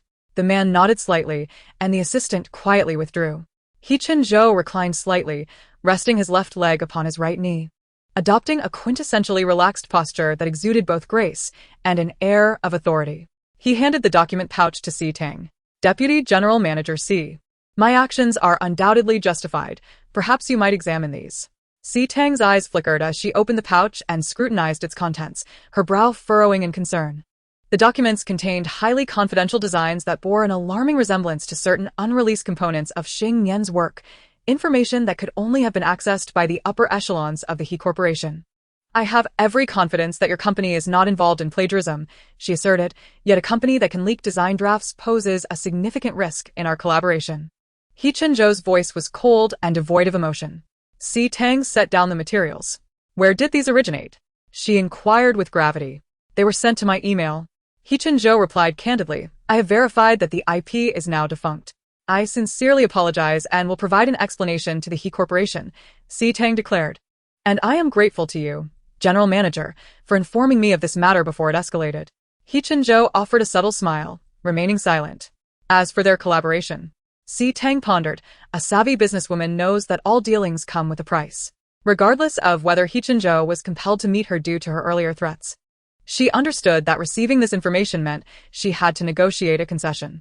If your company is willing to grant Xing Yan another opportunity, we are prepared to offer a 20% profit share. He Chenzhou set his teacup down, his hands long and fair, exuding an extraordinary calmness and restraint. In the serene ambience of the moment, he conveyed an air of unapproachable dignity. Agreed, he replied softly.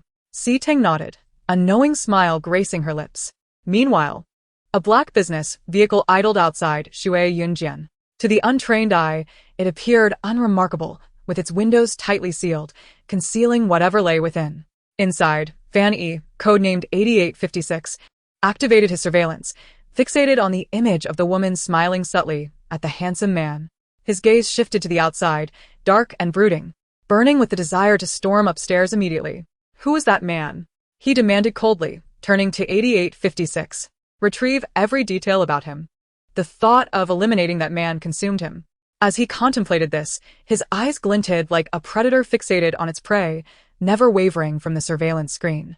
8856 shrank back, hesitant to meet Fan Yi's gaze, feeling that he resembled a zealous stalker, a jealous madman. After retrieving the latest information from the divine scroll of fate, he had scarcely begun to review it when Fan Yi snatched it away. The eldest son of the He family, emotionally detached and deeply entrenched in power struggles. He is destined to inherit the He family legacy and establish a new commercial empire, yet remains unmarried. Oddly, the fate line revealed only fragments of his destiny. Fan Yi scrutinized the color of the fate line. The deeper the hue, the more significant the role in the destiny narrative. Logically, a figure with such wealth and capability would play an important role in the tapestry of fate, yet his was inexplicably transparent. 8856 leaned in for a closer look, astonished. How could this be? I've never encountered such a case, he murmured, hastily delving into the divine texts. As he glanced once more at He Chenzhou on the screen, an unbelievable hypothesis crept into his mind. Lord Fan Yi, this man is untouchable. He is Shunlin, the transcendent being of S-class, akin to a demigod in the realm of cultivation. Fan Yi's frustration intensified. How could Si Tang be associated with someone of such stature? What was he doing here? His piercing gaze darkened as he scrutinized He Chenzhou. Shunlin practiced the path of emotional detachment, and to gain his father's approval to ascend to godhood, he must endure 10 lifetimes of suffering. I do not have the clearance to view that, he noted. Very well, I shall merely observe. Ultimately, this man was a reincarnated powerhouse from the cultivation world. Regarding the higher realms, Fan Yi held some knowledge. Those from the cultivation worlds devoted their lives to seeking transcendence, and upon achieving immortality, aspired to become gods. In Fan Yi's eyes, the distinction between immortals and deities was merely the ability to traverse between worlds at will.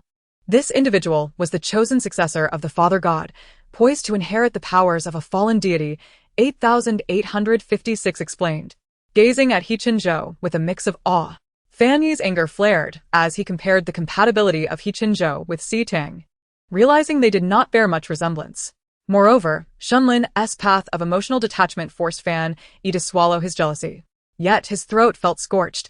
His obsidian eyes transformed into an eerie blue, wishing to consume Si Tang wholly for peace of mind. At that moment, the two figures on screen rose to depart. And Fan Yi immediately focused on Tang's movements, his gaze following her. She had best distance herself from that man, he thought grimly. Lord Fan Yi. They are heading downstairs, 8856 reported. Moments later, Tang and Zhou appeared at the opulent entrance of Shui Yunjian, engaged in conversation. They seemed to be going for lunch, 8856 noted, his voice diminishing as he fidgeted with the car door, eager to escape. Fan Yi's icy tone cut through the air as he snapped, I am not deaf. I can hear you. Before long, a car approached and Zhou, displaying gentlemanly decorum, opened the door of a Rolls-Royce Phantom for Tang, who entered the vehicle, and the driver promptly departed from Shui Yunjian. Fan Yi glowered at the exhaust fumes trailing behind the vehicle. As 8856 contemplated making a discreet escape, he was startled by the roar of engines as Fan Yi used his divine power to propel their vehicle in pursuit of the departing Rolls-Royce. Chapter 55, The Veiled Desire to Conquer. Half an hour later, at an upscale Western restaurant, the ambience was romantic and warm, filled with couples on dates. Fan Yi sat at a corner table, shielded by greenery, surreptitiously monitoring a couple seated by the window. They appeared to be engrossed in lively conversation. Tang's loose strands of hair danced as she lowered her head, the warm light casting a gentle halo around her, captivating the attention of onlookers with her effortless elegance. Fan Yi found himself increasingly restless. Across from him, 8856 endured the mounting intensity of Fan Yi's ire while stealthily cutting into his steak. Delicious, delicious, he murmured. General Manager let us toast to our fruitful collaboration, Tang said with a playful smile, clinking her glass against Zhou's, embodying an unintentional grace and charm. Zhou chuckled lightly, raising his hand to reveal a simple ring on his ring finger that caught Tang's attention. However, she merely glanced at it without any curiosity to inquire further. It was no secret that Zhou had a mysterious fiancé, as rumors had long circulated. Regarding the matter of the design draft being plagiarized, he assured her that if the He family could be of assistance, she should feel free to ask. The man exuded an air of calm composure. Tang nodded and shared some of her design concepts with Zhou. At which point she discovered that they were actually alumni, with Zhou having studied design as well. Curiously, she inquired why he had abandoned design for finance. Design taught me to create value, while finance taught me to amplify it. I relish being the one who sets the rules in the game of capital. Zhou unabashedly revealed his profound ambition and thirst for power. Tang gained a deeper understanding of Zhou, finding him to be quite akin to the rumors she had heard. Meanwhile, Fan Yi was teetering on the brink of losing control. He had to admit that, at the very least, this man was more adept at feigning gentlemanly demeanor than he was, which instilled in him a strong sense of crisis. Suddenly, he stood up, intending to approach. 8856 swallowed his steak hastily and quickly restrained him. They are merely discussing cooperation, he insisted. Discussing cooperation? Do they really need to be that close? Fan Yi retorted, suppressing his anger. 8856 glanced over at Tang and Zhou, confirming that their social distance was perfectly normal. Indeed, a jealous husband is quite a fearsome creature. Fortunately, at that moment, Zhou received a phone call. Picking up his napkin to dab at the corners of his mouth, and politely addressed Tang, I have other matters to attend to. I'm afraid our meeting must conclude here. Please forgive my rudeness. I will arrange for my driver to take you home. Tang had already summoned her car at Shuyanjian, and she nodded in understanding. Thank you, Mr. He, for the meal. Not at all, Zhou replied, rising to leave. As if suddenly noticing something, his gaze swept towards the corner where Fan Yi was seated, and their eyes locked.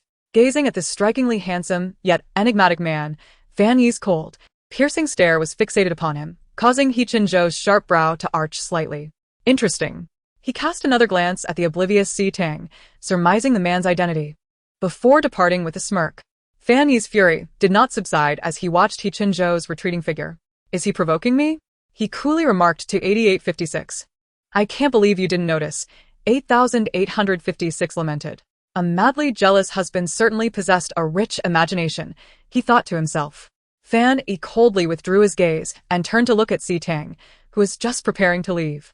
As she turned, she spotted Fan Yi and 8856, pausing in surprise before instinctively walking over.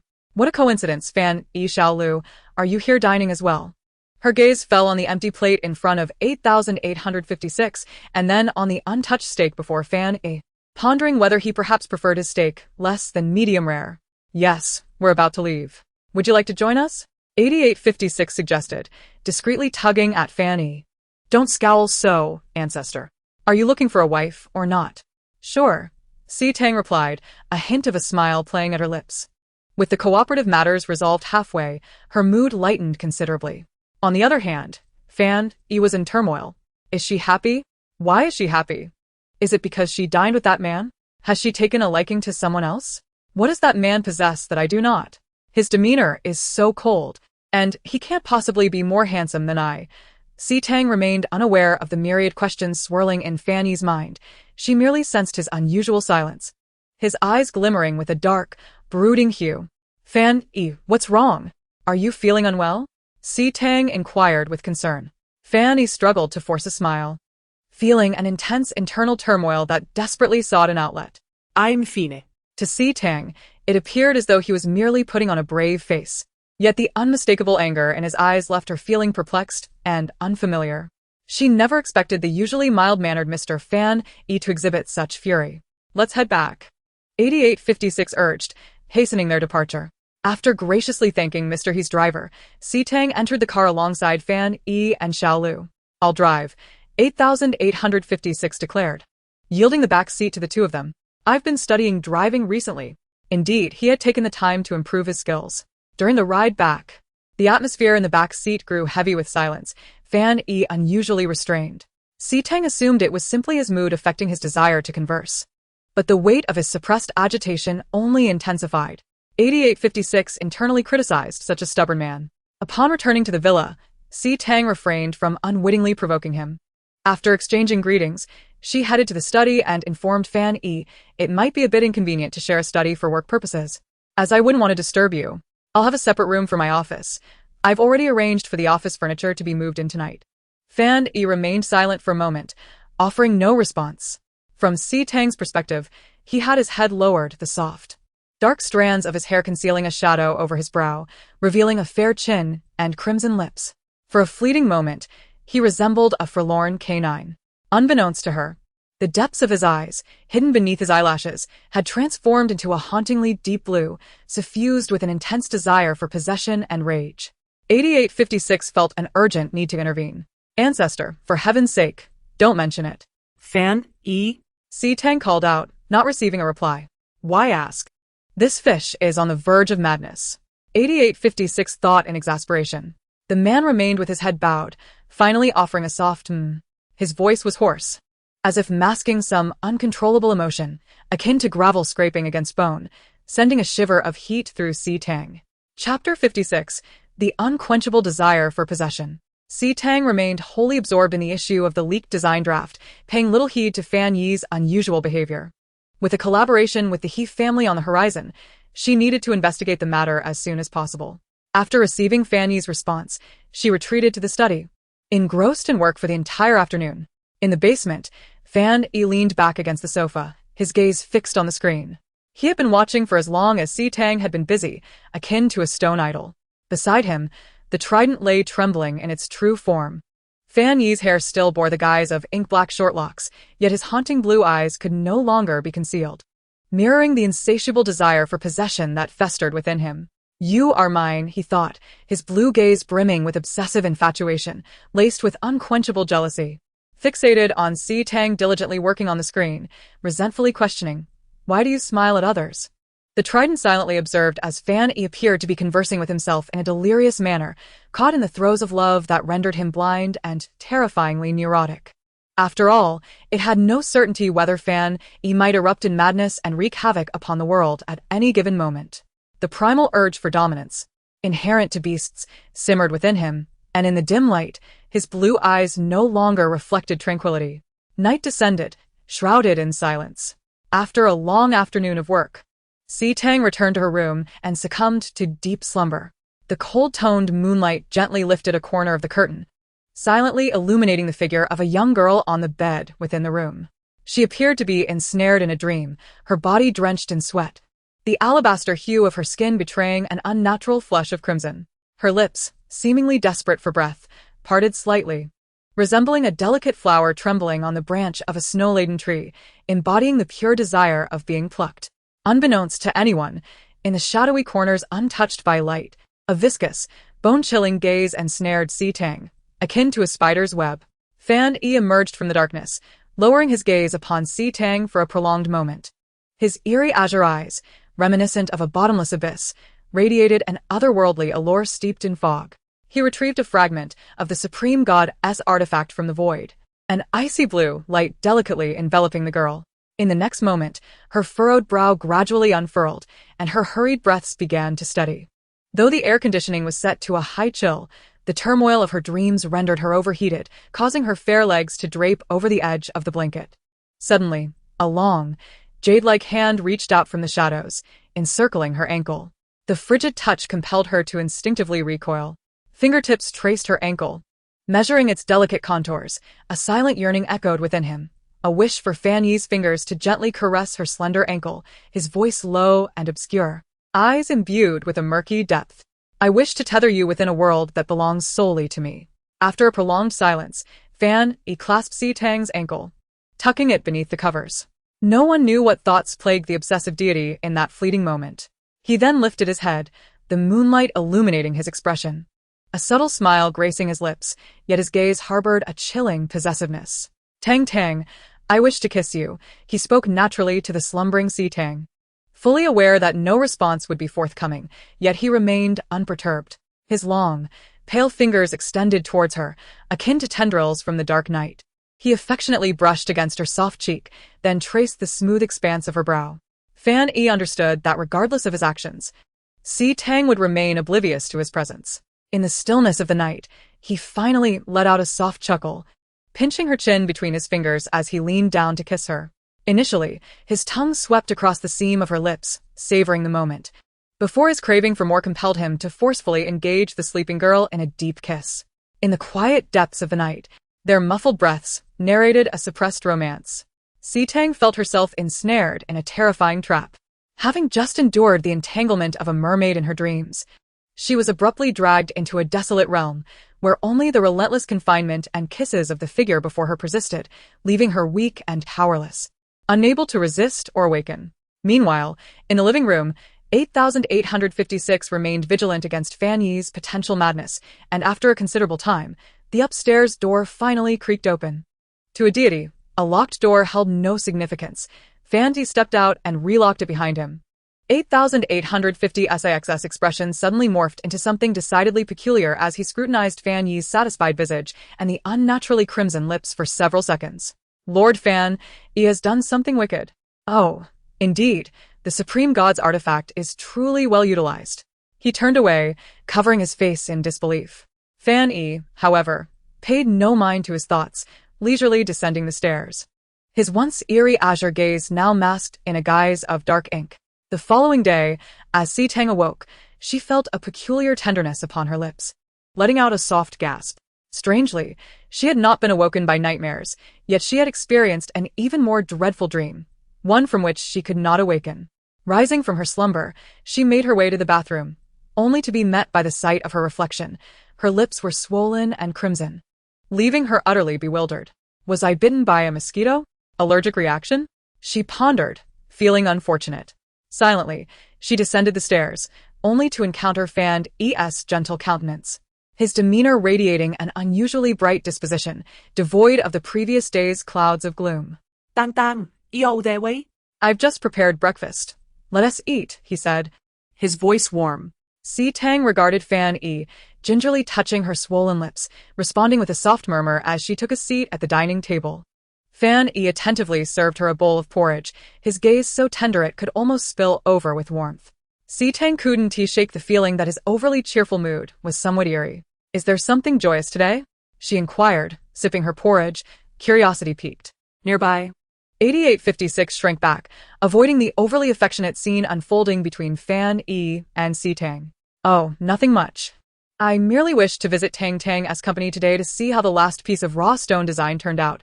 Fan Yi deftly changed the subject, feigning seriousness. It's nearly ready. Perhaps you could accompany me to the company tomorrow, Tang considered, acknowledging that it was indeed time to showcase their affection to the outside world. Do you have any plans today? Fan Yi's voice unconsciously rose, his lips tightening. Tang instinctively replied, I'm scheduled to see my psychologist today. What's wrong? Fan E's tone turned anxious. It's nothing. I just tend to experience some unrealistic hallucinations lately, Tang said with a wry smile, choosing not to elaborate further.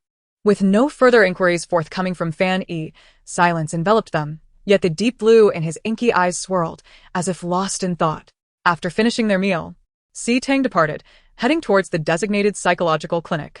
The moment she left, 8856 observed Fan E springing to his feet and striding toward the exit.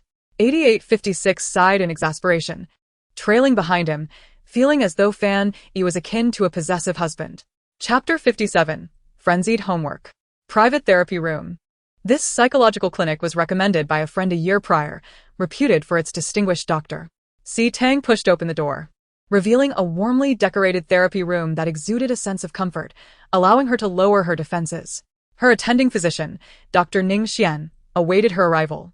Doctor. Ning Xian was gentle and beautiful, her face adorned with a perpetually warm smile, adjusting her gold-rimmed glasses as she greeted Tang. Miss C, you've arrived. Please, take a seat.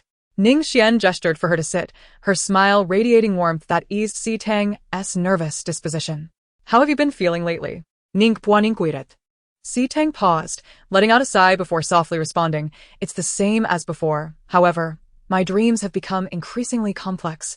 No longer confined to just one recurring scene. Ning Xian nodded, prompting further. Could you describe those scenes in more detail? Tang furrowed her brow, straining to recollect. Previously, I would often dream of a man transformed into a mermaid, which you must be aware of. Until a few days ago, I dreamt I was on a small island, and that mermaid morphed into a massive creature, consuming dismembered whales. I distinctly remember feeling an overwhelming fear in the dream, a desperate urge to escape. What chills me upon waking is that the imagery resembles a fleeting hallucination I once experienced. It's truly dreadful. As she spoke, Tang's gaze fell, a hint of defeat evident. Ning Xian diligently recorded Tang's account before asking, in these dreams, are you still unable to discern its face? Yes, Tang affirmed with a nod. Additionally, I recently married, which you may have seen in the news. Ever since being with my husband, I've been plagued by these unrealistic fantasies. Oh. Ning Xian's pen paused momentarily, her curiosity piqued as she lifted her gaze. How does this manifest? He bears an 8/10 resemblance to the figure in my dreams. Tang did not conceal anything from her. Perhaps for this reason, I consistently associate him with the mermaid from my dreams, although that seems rather improbable. Ning Xian nodded in understanding, contemplating for a moment before saying, I never expected such coincidences to exist in this world. All right, I understand. Your condition may be attributed to stress or anxiety. I shall prescribe some medication to assist you in regaining balance. It should yield improvements. Tang accepted the prescription from Ning Xian, feeling a slight sense of reassurance. Ning Xian comforted her, saying, do not worry. Adhere to the medical advice. Ensure ample sleep. And these symptoms should gradually dissipate. Tang let out a bitter smile, lowering her head. I hope so. 3 years ago, her first psychologist had said something similar. After expressing her gratitude, Tang departed from the consultation room. She hoped that this medication would indeed bring about improvement, liberating her from the occasional fleeting hallucinations that haunted her. Meanwhile, downstairs, Fan E was fixated on the entrance of the consultation room. Employing his supernatural sight to listen to the dialogue within, his brow slightly furrowed. Only he understood that these were not mere illusions. This was likely a precursor to Tang's memory recovery. How could that be? She had yet to fall in love with him. If she were to recall who he was, she would likely flee faster than a ghost. Wouldn't the sweet love he desired become an impossibility? Though a forcibly obtained fruit may quench one's thirst, he longed for both the sweetness and the depth of affection. With a grim expression, he retracted his gaze and instructed 8856, drive back. Uncertain of what had triggered the change in his master's mood, 8856 silently complied, steering away from the psychological consultation center. Upon returning to the villa, Fan E silently locked himself in the basement, kicking the trident that had been left on the coffee table out the door. What is this? My lord? The trident inquired. Fan E was frantically immersed in his studies, amassing countless books on love, such as How to Make the One You Love Fall for You, The 5 Languages of Love, and Mastering the Art of Seduction. He tossed countless volumes into the void, feeling somewhat satisfied with his progress. When Tang returned to the villa, she found Fan E seated on the sofa, engrossed in a financial newspaper. He adjusted his gold-rimmed glasses. exuding an air of cultured elegance beneath the crystal chandelier. His posture was straight and graceful, embodying a refined demeanor, as if he were basking in the gentle spring breeze. Little did anyone know, he had practiced that very pose in front of the mirror all afternoon, repeatedly comparing himself to a man named He-Chin-jo. "You're back?" he greeted, resembling a husband awaiting his wife's return, naturally rising to take the coat from the dazed Tang, hanging it on a nearby rack, and gently guiding her to the dining table. "Let's eat."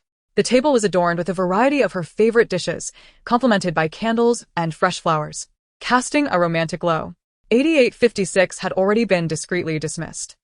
Tang sat there, momentarily stunned, before finally finding her voice. "Is today a special occasion?" No. "I simply wanted to lift your spirits," Fan Yi replied, sitting down across from her, though no one could discern the tension in his palms. The warm candlelight flickered in his dark blue eyes, rendering them particularly captivating, despite his gentle expression. Tang glanced at him, then at the candlelit dinner setting, a faint smile blooming on her lips. Mr. Fan Yi seemed rather charming. Of course, Tang chose not to reveal the gentleman's intentions. She picked up her knife and fork, savoring the meal. Noticing the absence of any discomfort on her face, Fan Yi finally relaxed, a soft, genuine smile gracing his features. "Is it delicious?" "Quite wonderful," Tang praised without reservation, causing Fan Yi's heart to soar. Remembering something, she then inquired, "What about Xiao Lu?" Oh. "He's working late at the company." At that moment, 8856, who had been exiled outside the villa by Fan Yi, lamented silently about his unfortunate fate. After finishing dinner, Tang turned to Fan Yi, saying, "By the way, there's something I need your help with." "Oh? Please go ahead, Tang. Fan Yi encouraged with a warm smile. "There's an original stone auction in 3 days. I need to represent Xing Nian and would like you to accompany me. There will be many media present, and we need to pretend to be a loving couple." "Pretend to be in love? Is that necessary?" Fan Yi's smile broadened, his heart swelling with pride. It was high time to let all the unworthy suitors see that Tang was his. 3 days later, as the evening lights began to shimmer, a black Maybach glided to a stop in front of the International Exhibition Center in the capital. The door swung open, and Fan Yi stepped out first, naturally turning back to hold the door open for the passenger. His tall figure was striking in a white Zhongshan suit that accentuated his broad shoulders and narrow waist, the silver patterns at the hem rippling like waves on water, enhancing his gentlemanly aura. The only embellishment was a ruby insignia on his chest, adding a hint of mystery to his already captivating appearance. With a gentle smile akin to a clear moonlit night, he addressed the occupant of the car, "Tang, we have arrived."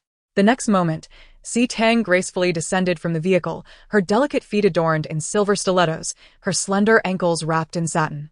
She wore a modified qipao in crescent white that flowed elegantly along her graceful curves, her dark hair simply styled to reveal her porcelain skin. Tang raised her smile, linking her arm with Fan Yi's, as 8856 exited from the other side, clad in a well-tailored black suit, his youthful face now exuding a touch of maturity. The trio walked toward the exhibition hall, drawing the attention of many along the way.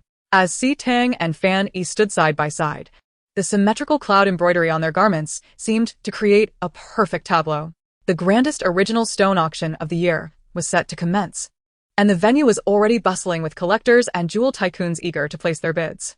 While traversing the red carpet, guests could not help but be captivated by the entrance of the three. "Look, it's Miss C and the mysterious Mr. Fan Yi. They truly are a match made in heaven, appearing quite affectionate. Are they here for the auction because Xing Nian needs design materials, or does Mr. Fan Yi wish to acquire something for his collection? I heard Mr. Fan Yi is impressive. He donated 3,000 artifacts from Atlantis to the museum." The trio paid little mind to the surrounding gazes. Tang desired precisely this effect. In the distance, Shi, standing alongside Mo Hang, glared enviously at the spotlighted Tang, jealousy flickering in her eyes as she tightened her grip on Mo Hang's arm. Mo Hang, upon witnessing Tang after a few days, felt a fleeting moment of surprise. She appeared to be thriving. A wave of frustration washed over him. Although he had lost the opportunity to pursue Tang, he had not sunk into despair, as multiple business partners had recognized his talent and sought collaboration. He had even gained further acknowledgement from the elder of the He family. Yet his feelings for Tang lingered, an unspeakable frustration haunting him in the quiet hours of the night. Meanwhile, Tang, Fan Yi, and Xiao Lu had already taken their seats. Tang accepted the iPad handed to her by a server, her slender fingers gliding across the screen as she perused the auction items for the evening. Her gaze lingered briefly on several photographs of raw stones, a hint of contemplation gracing her expression. As Tang leaned in to examine the auction catalog, Fan Yi stealthily scrutinized the myriad of gazes fixated upon her from all directions. The looks from the female spectators were predominantly infused with envy and admiration. While the male onlookers bore a more complex array of emotions, he felt an overwhelming urge to gouge out their eyes. And then there was that man, Mo Hung. Why was he still alive? Why was he gazing at another man's wife? An extreme loathing and murderous intent flickered in Fan Yi's eyes. He squinted slightly and, in an ostensibly natural gesture, tucked a few stray strands of hair behind Tang's ear, deliberately revealing the golden vine pattern on his cuff that mirrored the one on her collar. 8856, catching this display, could only express silent astonishment at Master Fan Yi's behavior, reminiscent of a beast marking its territory. Have you found a stone that piques your interest? Fan Yi inquired, tilting his head towards Tang, his voice low and intimate, creating an impression of closeness from afar. A few are quite intriguing, Tang replied, her response non-committal, accompanied by a gentle smile. When she lifted her gaze, it fortuitously collided with Fan Yi's. At that moment, she realized they were uncomfortably close. Yet, recalling the purpose of their visit, she naturally extended her hand to adjust the collar of Fan Yi's attire. The pads of her fingers brushed against his cool Adam's apple, causing both to momentarily pause. After a brief moment of shock, Fan Yi grasped her fingertips, gently drawing them aside, yet he did not relinquish her hand thereafter. A faint blush spread across Tang's cheeks, while Fan Yi felt his heart soften like cotton candy, though he feigned calmness. 8856 discreetly distanced himself, fearing that his presence might disrupt their moment, knowing that Master Fan Yi would not take kindly to interruptions. Suddenly, adorned in a delicate pink gown, Cixi appeared, gracefully linked arm in arm with the impeccably suited Mo Hung, making their way towards them. I heard that the collaboration between the Xing Nian managed by my sister and the He family has fallen through? Cixi's soft voice dripped with malice. So, you have come to the auction hoping to stumble upon a lucky find without any raw materials? Tang remained expressionless. Ultimately, it was her sister who was out of the loop regarding the matters with the He family. However, she had refrained from sharing this information with many at the company. Noticing Tang's indifference, Cixi whimsically shook Mo Heng's arm. Mo Heng's gaze darkened slightly as he regarded Tang. Who wouldn't he even spare him a glance, a simmering frustration boiling within him. Miss Tang, I am now the vice president of the He group. Should you not afford my companion a modicum of respect? Upon hearing this, Tang's cold gaze fell upon him, as he desired. Yet it was not the expected surprise. Regret, or envy, her expression was akin to that of a stranger. Seeing that Tang would not acknowledge him, and she stood beside Cixi without any reaction, Mo Hung felt a surge of indignation and, with a tone tinged with accusation, pointed towards Fan Yi. Miss Tang, let us be honest. Have you been involved with this man all along? Fan Yi, being pointed at, felt a chill rise in his azure depths. His narrowed eyes glinting with a frosty glare as he held Tang's delicate hand, contemplating how to slap this man without ruining his carefully crafted persona. If I cannot kill him, a good beating will suffice. Meanwhile, Tang regarded Mo Heng's face, which bore a striking resemblance to Fan Yi's, and felt a deep sense of revulsion, thinking that he was utterly unworthy of such features. She was almost amused by his shamelessness. How could she have been so blind in the past, believing him to be a trustworthy individual? You are interrupting my romantic conversation with my husband, Tang said slowly, her hand, still intertwined with Fan Yi's, subtly rising to present it before them. By the way, I have something to convey to Vice President He. Tang elegantly seated herself, her gaze directed upwards at Mo Hung, exuding an overwhelming presence. A playful malice crept into her smile. You are correct. I have no affection for you. My heart has always belonged to my husband, and you are merely a pale imitation of him, a temporary solace. Have you heard of the name Wan? Upon articulating those words, she observed Mo Heng's previously refined features darken, his eyes flashing with a furious crimson. Tang. You. Very well. In such a prestigious setting, surrounded by watchful eyes, he ultimately refrained from rudely confronting her, casting a venomous glare her way before departing with Cixi. As they retreated, Cixi appeared to be soothing his emotions while simultaneously displaying an almost childlike demeanor. Fanny's gaze remained fixed on Hemo Hung as he distanced himself, his fingertips unconsciously brushing over the ruby emblem on his chest. He silently relished the memory of Tang referring to him as her husband, feeling as though he were floating on air. As for the raw stones displayed on the iPad, he found no interest in examining them. He had plenty at home for amusement.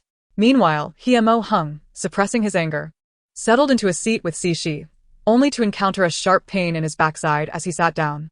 He instinctively leapt up from his chair, his expression contorted with irritation.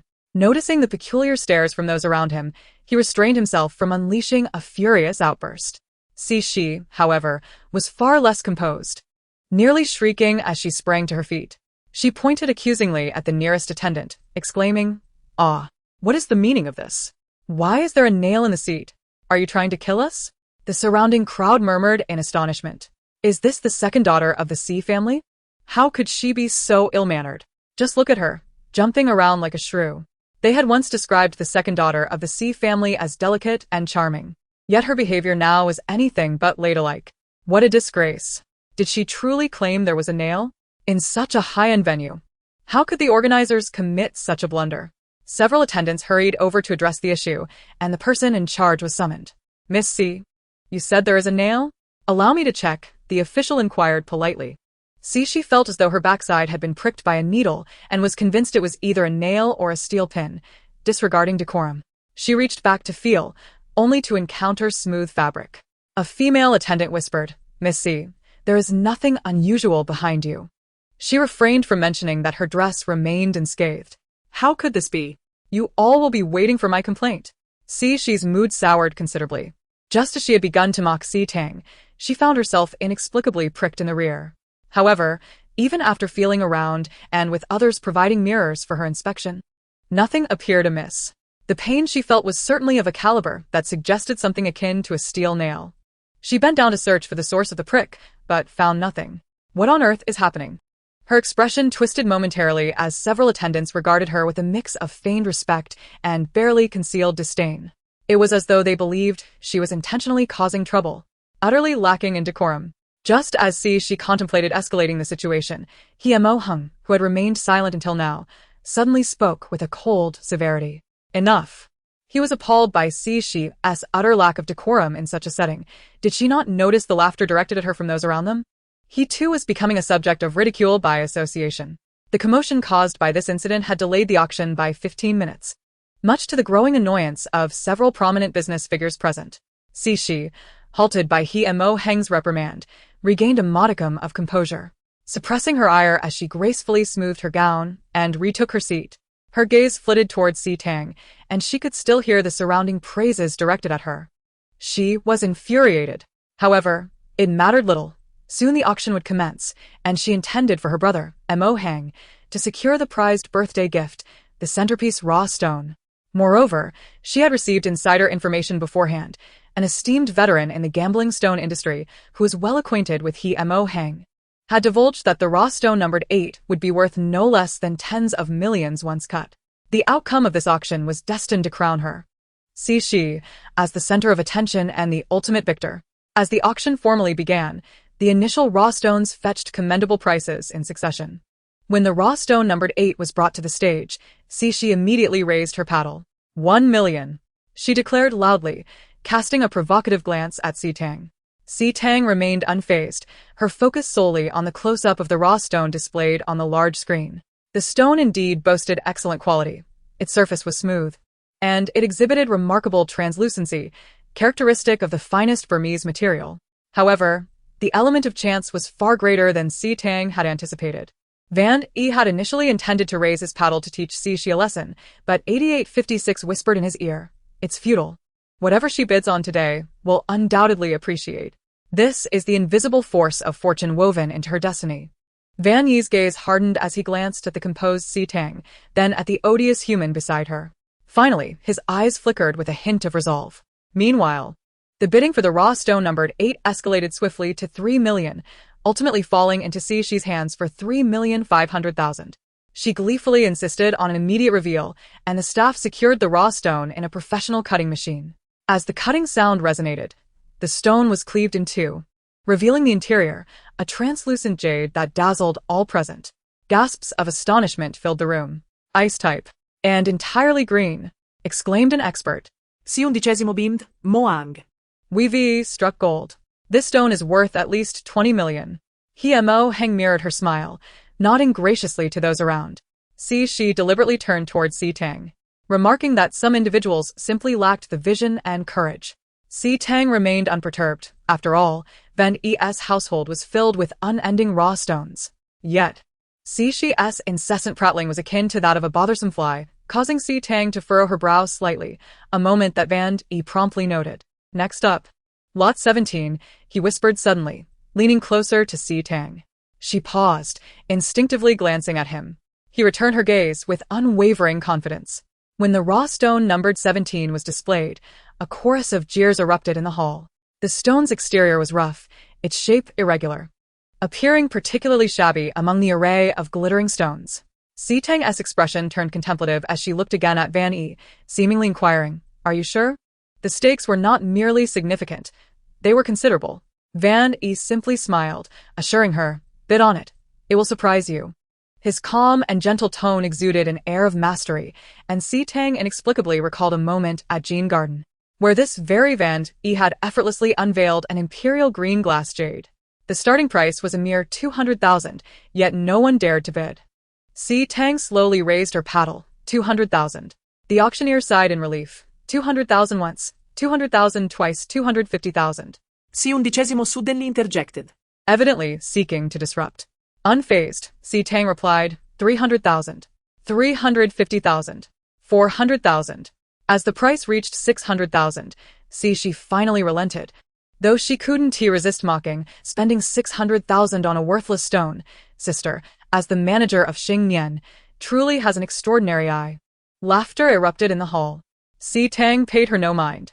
Beside her, Mo Heng scoffed, Vice Presidency, should Xing Nian find itself lacking in cut stones. Perhaps you might seek my assistance at Hes. I might consider extending a favor for old-time sake. You may keep your little plot of land. Tang remained silent, but Xiao Lu interjected with an eye roll, as if we can't survive without it. Mo Heng's expression darkened as he glanced at the young man beside Van E, still puzzled by Van E's identity. The jewelry company he mentioned was merely a newly registered entity, not yet publicly listed, possibly a shell company. Yet, they wielded considerable influence. Drawing the attention of national authorities, he dared not offend them for now. The auction progressed to its climax as the grand finale raw stone made its entrance. This was a 15-kilogram Burmese raw stone, its surface exhibiting the typical Yangmei skin, with numerous openings revealing a lush interior of green, an exceptional specimen.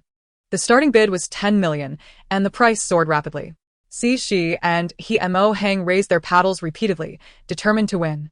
Funny. Aware of the stone's quality, encouraged Xiao Lu to bid as well, but soon Xiao Lu had to convey via thought, "Ancestor, we lack sufficient cash flow." For the first time, Van E experienced the vexation of financial constraints. Thus, he subtly indicated to Tang that if she desired it, she could bid on it. Tang observed the determined expressions of Shi and Mo Heng, then simply smiled and raised her paddle. Predictably, Shi continued to bid until the price soared to over 30 million. Tang leisurely lowered her paddle, ceasing her participation. Van E grasped her strategy and couldn't help but chuckle. 32 million. The auctioneer concluded. Sold. Congratulations to Miss C and young Master He. She beamed with pride, rising to accept the applause of the crowd, not forgetting to cast a victorious glance at Tang, asserting that some individuals simply lacked the strength to compete. With that, she disdainfully regarded Tang and turned to Mo Heng. Mo Heng, let us cut this stone, so everyone can witness the spectacle. Most importantly, she wanted Tang to see how she would steal the limelight today. The audience perked up at the prospect, eager to witness the unveiling of the raw stone, heralded as a once-in-a-millennium find. As you wish, Mo Heng replied with a slight smile. Amidst the eager anticipation of the crowd, the raw stone valued at 32 million was placed on the cutting machine. As the machine whirred to life, tension enveloped everyone. Tang felt little anxiety. Regardless of whether the stone revealed fortune or failure, it was no longer her concern. Unbeknownst to her, Van E and 8856 were engaged in a silent dispute. Van E complained, "Is there no way to render this raw stone worthless? Truly, an inept entity. 8856 retorted, feeling aggrieved. The heavenly way is not omnipotent. I am merely a mid-tier, celestial envoy. Van E scoffed. I used to find even the souls of such inferior humans repugnant. Had it not been for the nonsensical prohibition against misusing divine power that could attract the attention of the main deity, I would have swiftly dispatched them. Perhaps employing human currency to hire someone to deal with them could suffice? A spark of inspiration ignited in Van E. Theoretically feasible, 8856 responded. But do not go too far, Lord Van E., he cautioned, though internally he was already roused with excitement, sharing in the disdain for these individuals.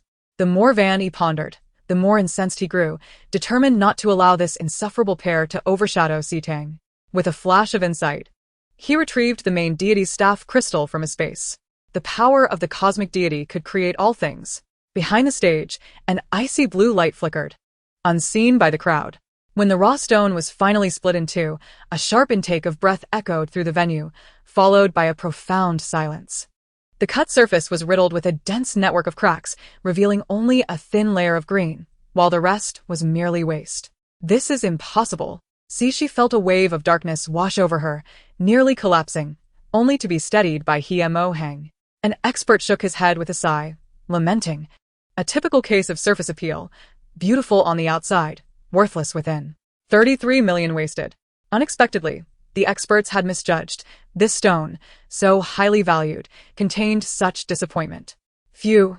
Thankfully, I didn't bid on it.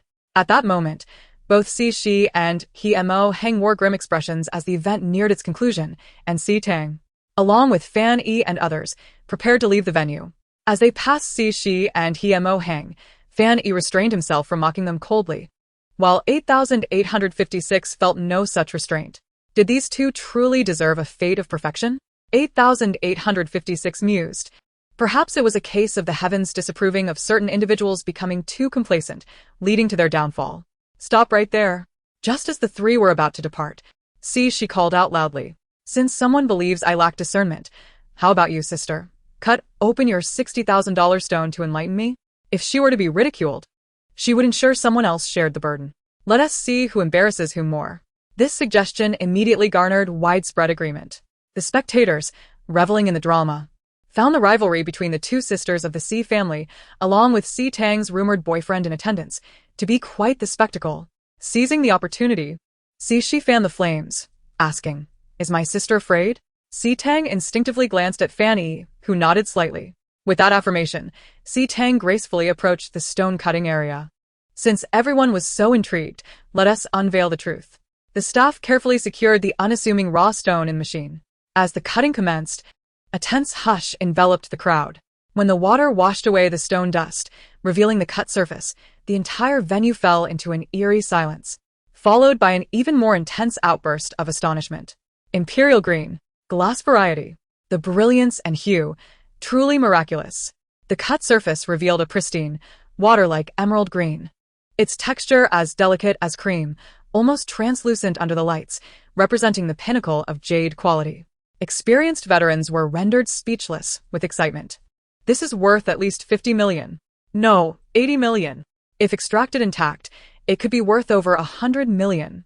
Shi's complexion turned ashen in an instant. Mo Hang stared in shock at the stone, which had just multiplied in value. No, this cannot be. How could that worthless rock be worth so much? Tang was also taken aback, her gaze instinctively shifting to Fan E below, who smiled at her, showing no signs of surprise. As Tang descended the stage, Fan E seized the moment to take her hand. Tang glanced at the onlookers, whose astonished praises filled the air, and smiled with humble grace. Fanny. You truly are remarkable, she whispered, tilting her head slightly towards him. Fan E maintained a demeanor of calm elegance, perhaps a reflection of an expert's intuition. 8856 caught a glimpse of a certain fish whose tail was practically soaring. The three were genuinely about to leave, and as they passed by the visibly shaken Shi and Mo Hang, Fan E gently released Tang's hand. After 8856 and Tang had taken a few steps, he suddenly turned back towards the two, his face adorned with a beauty that could hardly be overstated, and unexpectedly uttered two words, fools. Upon hearing the words, she initially thought she had misheard, her eyes widening in disbelief as she stared in Fan Yi's direction. That face, deemed both beautiful and harmless, still bore a gentle smile, complemented by his white Zhongshan suit that exuded scholarly charm. Yet it was his eyes, glowing with an otherworldly blue light that seemed deceptively gentle, yet were fiercely unruly. For a moment, she found herself at a loss for words. "You are unworthy of such grandeur," she retorted, her voice trembling with indignation. Before Heng could come to her aid, Fan Yi had already turned and gracefully departed. Tang glanced back at the approaching Fan Yi, halting her conversation with Xiao Lu, and, noting even more displeased expressions on Shi and Heng's faces, she curiously inquired, "What did you say to them?" Fan Yi smiled like a refreshing breeze. "Oh, nothing much." Chapter 61. Pretending to feed the cat, 200C. In the back seat. The streetlights outside flickered into fragmented shadows on the man's face, creating an almost surreal allure. He was shrouded in an air of mystery. Fan Yi recalled everything that had transpired at the venue. He was uncertain whether the 2 words he had uttered were elegant or not. Yet in the realm of human society, they held sufficient insult and aggression. Lowering his head, he retrieved his phone, tapping away with his fingertips. Finally, narrowing his eyes slightly, a hint of a triumphant smile flickered across his face. 8856 could tell he was up to no good. "What is there to be so cheerful about?" Tang inquired. "Well, indeed, there is something," Fan Yi chuckled, shutting off his phone, ensuring to erase all evidence. The following day, a major news story broke in the capital. It was reported that Heng, the second son of the He family, had been dragged into an alley and beaten shortly after leaving the venue. Though his limbs were intact, his face was a pitiful sight, swollen to the point of resembling a pig's head. Heng felt a sense of foreboding. Not only was his rear sore for days, but he had also been assaulted. Fortunately, his career flourished even more. That very night, several partners called him to arrange collaborations. And despite his face being unpresentable, he had to send someone to handle the negotiations. However, he could not ascertain who was responsible. It seemed that person harbored a deep-seated hatred for his face, likely out of jealousy. At Haiyuan Villa, the next day, 8856 quickly learned of Heng's beating and the subsequent boost in his career. Moreover, Shi's recently established jewelry company had also clinched several substantial orders.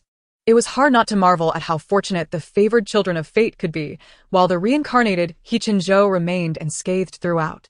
Nevertheless, the source of the design blueprints, this individual, fate must balance itself. The more unfortunate one is, the luckier they become. Isn't that infuriating? 8856 wrinkled his nose. "As long as he doesn't, he continue to be an eyesore in front of me." Fan Yi snorted, removing his cat-patterned apron as the dishes were set on the table. After placing the utensils, he declared, "She's about to come downstairs." With that, he clapped his hands, swiftly scooping up Tang, who was curled up in the corner, and placing her before the cat bowl. He then poured the pre-prepared cat food into the bowl, pretending to be feeding the cat. "Tang, it's time to eat." He practiced his gentle tone countless times in his mind, his intonation rising softly. 8856.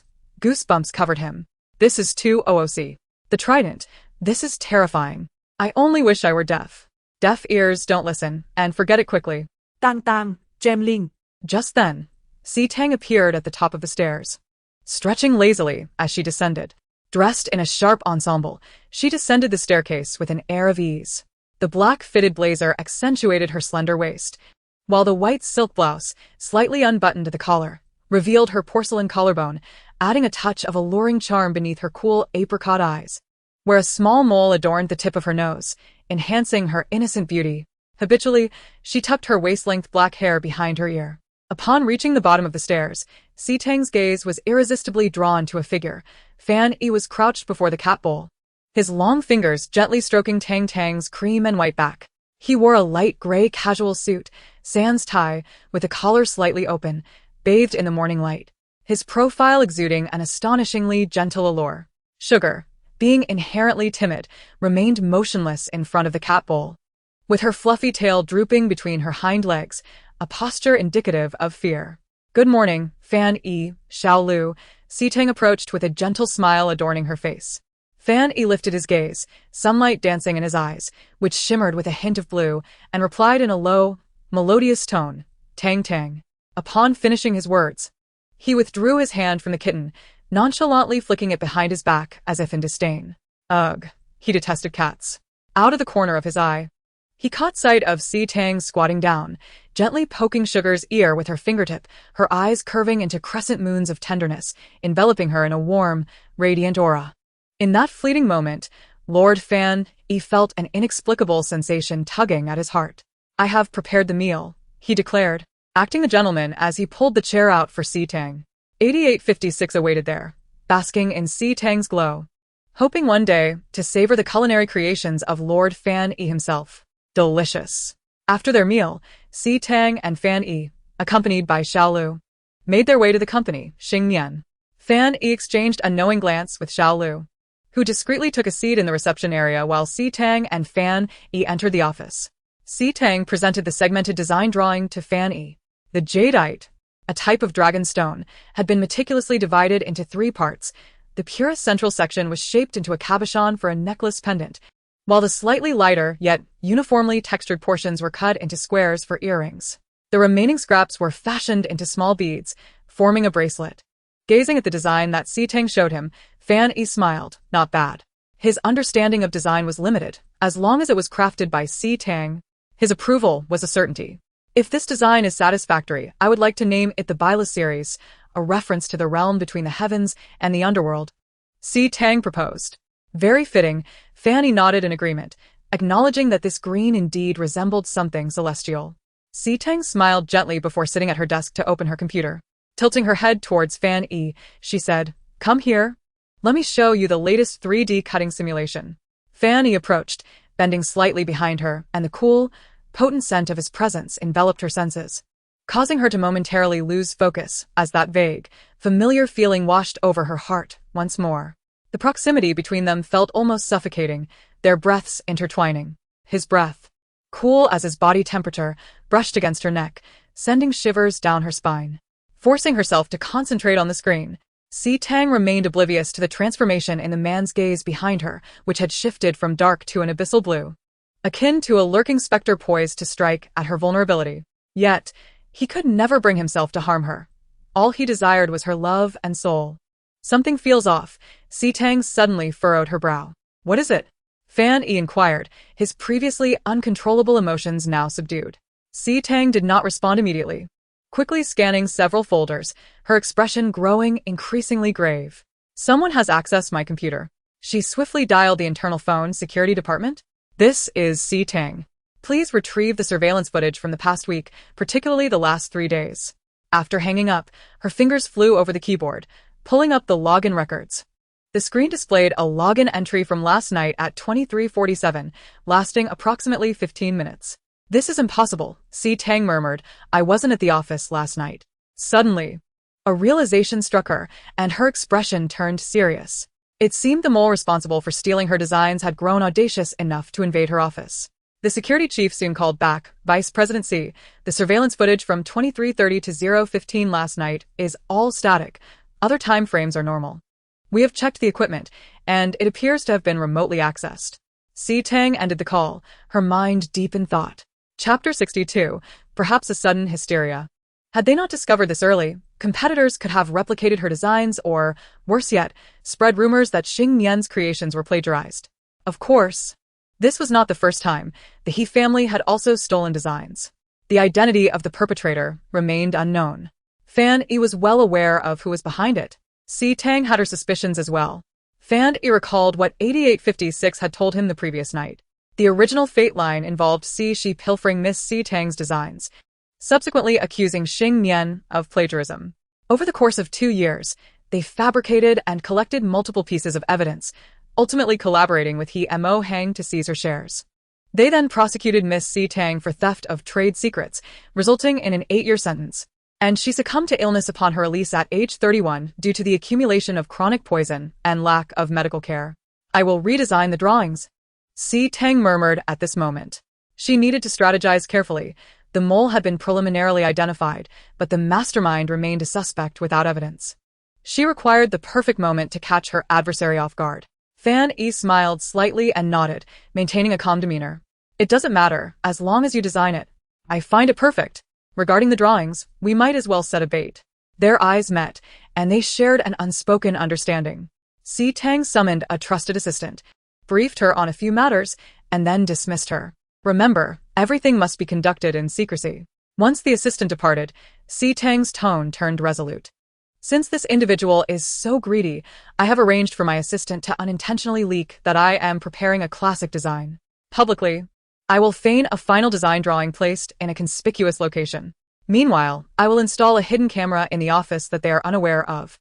Tang meticulously planned everything without alarming anyone and departed the company with Fan Yi and Xiao Lu as if nothing had transpired. On the way back, Tang suddenly turned to Fan Yi and asked, "Who do you think we should grant the agency rights to for the jewelry pieces we collaborate on in the future?" Although the designs were complete, they lacked someone to maximize their promotion. Fan Yi regarded Tang, recognizing her determination, and casually replied, "What do you think, Tang? The He family is not a bad choice," Tang stated earnestly. The driver, 8856, felt a chill run down his spine. Tang did not notice the fleeting stiffness in his smile as he slowly lowered his head. "I meant He Zhou. He is quite capable," she continued matter-of-factly. "I wish to grant the exclusive agency rights for this collection to the He family." Fan Yi slowly lowered his gaze, his fingertips gently rolling together, concealing a simmering jealousy. After a moment, he lifted his eyelids, and in response to Tang's seeking gaze, forced a seemingly gentle smile. "I will defer to your judgment." 8856 observed his insincerity and instinctively recoiled. "First, take me to the hospital," Tang nodded, entirely oblivious to his unusual demeanor. "The matters regarding shares need to be finalized." Her considerations were purely profit-driven. A partnership with the He family would greatly benefit both her and Fanny. The vehicle turned onto another avenue. Arriving at the Imperial Capital Hospital, Tang retrieved a document pouch from the storage compartment, exited the car, and addressed Fan Yi, "You can head back first." As her words fell, Fan Yi stepped out of the vehicle. Given the need to appear affectionate, how could he not put on a show in front of her father? A slight smile played on his lips. "I want to go too, Sister Tang. I will protect you," Xiao Lu chimed in. Primarily to prevent Lord Fan Yi from inadvertently harming the two small minions of the C family.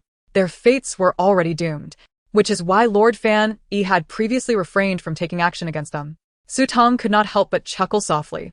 And thus the three of them entered the hospital together. In the VIP ward, Yu was nurturing Feng with soup, resembling a devoted wife caring for her husband. However, upon the appearance of Tang, Feng immediately bellowed in anger. "Unfilial daughter, you still know to visit me. Are you pleased to see me in such a state? Let me tell you, even if I perish, you shall receive not a single share." After uttering these words, a glint of cunning satisfaction flashed across Yu's face as she slightly lowered her head. "I did not come to see you," Tang replied with an expressionless face. Extracting a contract from her folder, "You seem to be in quite good spirits, with enough strength to speak. Now, sign this." Feng's gaze fell upon the document, which was none other than the share transfer agreement. The expressions of both Feng and Yu transformed into an exceedingly grimace. Feng hesitated, His eyes instinctively shifting to the bystander, Fan Yi, who had been observing quietly. Suddenly, he exclaimed, "What benefits has this ungrateful girl bestowed upon you? I will give you 10 times more. I know that you two are not genuinely in love." He had discovered a loophole in the will. As long as this couple divorced, he could find a way to delay the court's judgment on the matter. Tang could not help but admire his cunning shrewdness. Before she could utter a word, a force suddenly enveloped her waist as Fan Yi pulled her into his embrace. Smiling gently at the ailing Feng on the hospital bed, "Sir, you jest. Tang and I are genuinely in love, and my heart for her will remain unwavering for eternity." Tang instinctively paused, perhaps the first time someone had declared for eternity to her. Generally, People spoke of for a lifetime. no, there seemed to be another voice in her memory that had made a similar promise of eternity. Marriage signifies an everlasting covenant between two souls. A vague, hushed voice flickered through her auditory hallucination, causing Tang to shake her head slightly, her gaze narrowing. Such a peculiar illusion. Shaking off her odd sensations, Tang's eyes sharpened as she turned her attention to Feng. "If you refuse to sign, do not blame me for dragging you into court, or even announcing to the world that this woman is a mistress, which will not only tarnish your reputation but also expose her true nature." Feng was nearly propelled from his bed in fury. When the hard approach failed, he attempted a softer tactic. "Tang, it's not that your father is unwilling, but you know well that if the shares are given to you, being so young, you might be deceived, and the C family would be plunged into a dire situation." Fan Yi found the old man's ramblings intolerable. Had it not been for the knowledge of his imminent demise, he would have gladly kicked him off the balcony. Tang remained unyielding, her stance unwavering, even retrieving her phone as if to call the media. On the day of the banquet, you personally acknowledged before everyone that the shares would be returned to me. What would people think if they knew you were a man of empty promises? Under Tang's relentless pressure, Chenfeng's face flushed crimson, and suddenly a dark glimmer flickered in his eyes. He appeared to struggle to breathe, clutching his chest in agony as he lamented, "Unfilial daughter, unfilial." Beside him, Chunyu anxiously pressed the call button.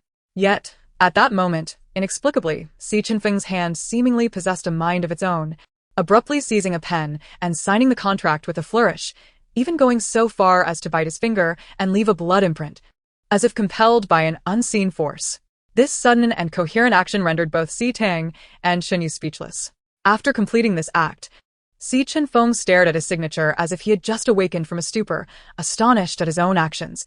He even rubbed his eyes, doubting whether this was merely an illusion. Only 8856, quick-witted, snatched the contract and tucked it into the folder. Chunyu was left questioning Chenfeng's sanity, suspecting a bout of hysteria. How else could one explain the recent events? Chapter 63. I really like you. Useless old fool. Hurry up and die already. Only 8856 understood the situation, whispering to Fan Yi, Lord Fan Yi. Fan Yi snorted dismissively. Just say whether it's done or not. It seems it is. Fan Yi could no longer tolerate the old man's foolishness. 8856 remarked. Lord Fan Yi seems to have learned some inappropriate language during his time on Earth. In the original Fate line, Chenfeng had also hesitated for several months before signing the share transfer agreement. Both 8856 and Fan Yi were well aware that these two individuals were merely minor players and stepping stones in the grand scheme of fate. Having successfully obtained the contract, Tang did not linger, casting a glance at the still incredulous Chenfeng before turning and departing without uttering a word. At Haiyuan, deep into the night, Tang busied herself in the study with a new design draft before preparing to take a bath. However, just as she was halfway through washing her hair, the entire villa was plunged into darkness. Startled, Tang wondered if the power had tripped. She hastily dried off, donned her sleepwear, and wrapped herself in a bathrobe before opening the door. Fan Yi? Xiao Lu? Tang called into the pitch-black living room. No one responded. Cautiously, she descended the stairs to the living room, where she noticed a figure seated on the sofa, facing away from her. The silhouette resembled Fan Yi. Tang whispered. Fan Yi, did the power trip? It's a blackout. The still figure finally replied in a low voice. Upon recognizing it was Fan Yi, Tang relaxed but noticed Xiao Lu was missing. At that moment, she saw him slowly turn his face towards her. Illuminated by the moonlight, his dark eyes reflected the shimmering silver glow, his silver-gray eyelashes resembling a blanket of fresh snow. Draped in a bathrobe, his damp hair hung loosely, exuding the aura of a deity who had just descended, exuding a serene tranquility that felt almost sacred to interrupt. Tang was momentarily entranced, her gaze drawn to his eyes, and as he lifted his long fingers to lightly brush against his bathrobe, her attention instinctively followed the path of his hand. A solitary droplet of water, still glistening, fell from the center of his collarbone. Tang caught her breath. Unconsciously, Fan Yi observed Tang's expression and the direction of her gaze while maintaining his casual demeanor.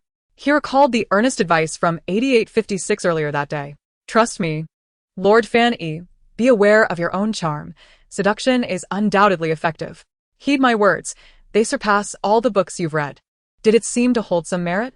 At least, Tang certainly appreciated his appearance. With that thought, Fan Yi instinctively lifted his face, allowing Tang to admire him in the moonlight. Fan Yi, where's Xiao Lu? Tang asked, her cheeks flushed as she diverted her gaze, embarrassed to find herself staring like a lovesick fool. I just asked him to go pay the electricity bill. Fan Yi had already concocted an excuse. He had been too busy this month to remember. Tang nodded, settling onto the nearby sofa as she awaited the return of the lights. 5 minutes later, the villa was once again aglow. Under the bright lights, Tang could see more clearly that Fan Yi lay lazily on the sofa, the bathrobe's belt slack and the opening of the garment revealing a perfectly arched silhouette. Moist droplets of water glided along the contours of his collarbone, while the hem of the robe revealed the sharply defined lines of his physique, exuding a captivating allure that seemed decidedly out of character for his usually gentle demeanor. He appeared almost like a siren, exuding an irresistible charm. Tang found herself unconsciously swallowing hard, her gaze wavering as she awkwardly said, "I'll head upstairs now." Good night. Fan E. Without waiting for his response, she hastily made her way upstairs. As she closed her door, she felt her entire face burn with heat. Her recent demeanor might lead Van E to mistakenly believe she is infatuated. As night descended, Tang succumbed to slumber. The locked door to her chamber was silently drawn open, and moonlight, like a silver tide, permeated the room, casting shadows that danced between light and dark. A pair of deep azure eyes, lurking in the shadows, brimmed with insatiable desire, enveloping Tang like a gossamer web. Van E approached the bedside, his gaze infused with the darker thoughts of a master, greedily tracing every contour of the young girl's visage. She seemed lost in dreams, her slightly parted lips quivering as if striving to escape from something elusive, yet her countenance radiated a bewitching allure, exuding a fragrant aroma that made his heart tremble. Unable to restrain himself any longer, he reached out, his cool fingertips brushing against her hair and lips, imparting his own breath upon her. He then leaned down, first kissing the delicate mole upon her nose, charming and adorable, reminiscent of a glazed-on fine porcelain, unable to resist a gentle lick. His kiss descended along the interplay of light and shadow, ultimately capturing the long-desired petals of her lips. The moment she uttered He Chinzhou's name during the day, he had yearned to do just this. For reasons unknown, that man, whom he clearly did not know, invoked a sense of unsettling familiarity, as if they had been acquainted in a past life, perhaps as adversaries. Van E retracted his sharp fangs, seizing the opportunity presented by her defenseless, panting lips, delving deeper into their entangled connection. After a considerable time, he slowly buried his head in the crook of her neck, wrapping his arms around her, inhaling her soft, fragrant essence. "I like you," he murmured, his voice tender and warm. The silvery moonlight illuminated their entwined figures, with only the moon aware of their secrets. Dreams swirled like mist, steam rising hotly, cascading from her delicate collarbone down to the silvery scaled abdomen of the person before her. He pressed closer, ensnaring her in the throes of desire. Once calm returned, she found herself seated upon the stone wall of a hot spring, arms encircled by someone. A cool fingertip traced along her neck, bringing forth an unfamiliar warmth, slowly gliding down. "Do not fear," a voice, gentle and unassuming, reached her. Tang parted her lips, intending to protest, yet her throat felt as though it were muffled by cotton, producing only soft whimpers, mingled with a hint of tears. A chill wrapped around her wrist, entwined by silken strands of hair. She longed to escape this uncontrollable whirlpool. Suddenly, through the blurred light and shadow, she discerned the figure before her. A cascade of moonlit, silken white hair, much of it fanning out upon the water as surface, revealed, from her elevated vantage point, long snow-white eyelashes, glistening with moisture, fluttering delicately like butterfly wings, concealing the emotions within his azure gaze. Then, as if a beam of light pierced through, clearing the fog, that face abruptly appeared before her. Chapter 64. A Reunion with Ling Su Bai. The flawless, exquisite features were steeped in an intoxicating allure, silver hair and blue eyes glistening with a damp sheen. The corners of his lips equally moist, exuding an air of innocent charm. Tang felt as if struck by lightning, for it was none other than Van Yi's face. Startled awake from her dream, she trembled throughout. In the air lingered a faint, elusive fragrance. Her heart raced violently, and Tang felt a tingling sensation upon her lips. Instinctively reaching to touch them, perplexed and frowning, she rose from her bed and stepped into the bathroom to bathe, unconsciously caressing the fish-scale necklace around her neck. Upon emerging from her shower, she swallowed the medication prescribed by her doctor, her expression seemingly filled with exasperation. How could she have projected Van Yi's face onto the fictitious mermaid of her dreams? It was merely because she had glimpsed his stunning visage during the power outage. And under the moonlight, it bore an uncanny resemblance to the figure from her dreams. Thus, had she intertwined their fantasies? The medication appeared to have little effect. Burdened with thoughts, Tang climbed back into bed, striving once more to drift into slumber. In the basement, Van E observed Tang's every movement, aware only in part of the dreams that had startled her awake. He pondered, troubled, whether he had indeed left such a profound psychological impact on her that she dreamt of him nightly, waking in fright. In the following days, Tang busied herself with the progress of her new design drafts. The surveillance cameras secretly installed by the company had already captured potential suspects, and substantial evidence had been recorded over several consecutive days. Tang meticulously compiled and packaged all the findings onto a cloud drive. Who was the mastermind behind it all? Given a bit more time, the culprits would surely hasten to produce tangible copies of the stolen designs, and everything would become clear. She needed to resolve this matter before the upcoming product launch. Before she knew it, the day of the grand opening of the newly established museum in the capital arrived. Having prearranged with Fan Yi, Tang was to be the opening speaker. The ceremony for the new museum surpassed her expectations in its grandeur. Positioned in the side hall's lounge, she peered through the partially ajar door at the throngs outside. Media reporters, scholars, government officials, and curious onlookers filled the hall to capacity, the air punctuated by the incessant blare of camera flashes. "Are you nervous?" Van Yi's voice, imbued with his characteristic gentle humor, interrupted her thoughts. She turned to face him, shaking her head, a smile gracing her lips. "It's just a presentation." Today, he donned an impeccably tailored deep blue suit, accentuating his already striking features. As a donor of the Atlantean artifacts, he was undoubtedly one of the day's central figures. 3,000 artifacts, all donated to the nation. "How generous of you," Tang remarked playfully, adjusting her presenter badge. Van Yi chuckled, neither confirming nor denying her quip. 8856 once said that these treasures would eventually be retrieved from the depths of the ocean. I merely returned them to their rightful fate. At that moment, a museum staff member knocked and entered. "Miss C, you'll begin your presentation in 5 minutes."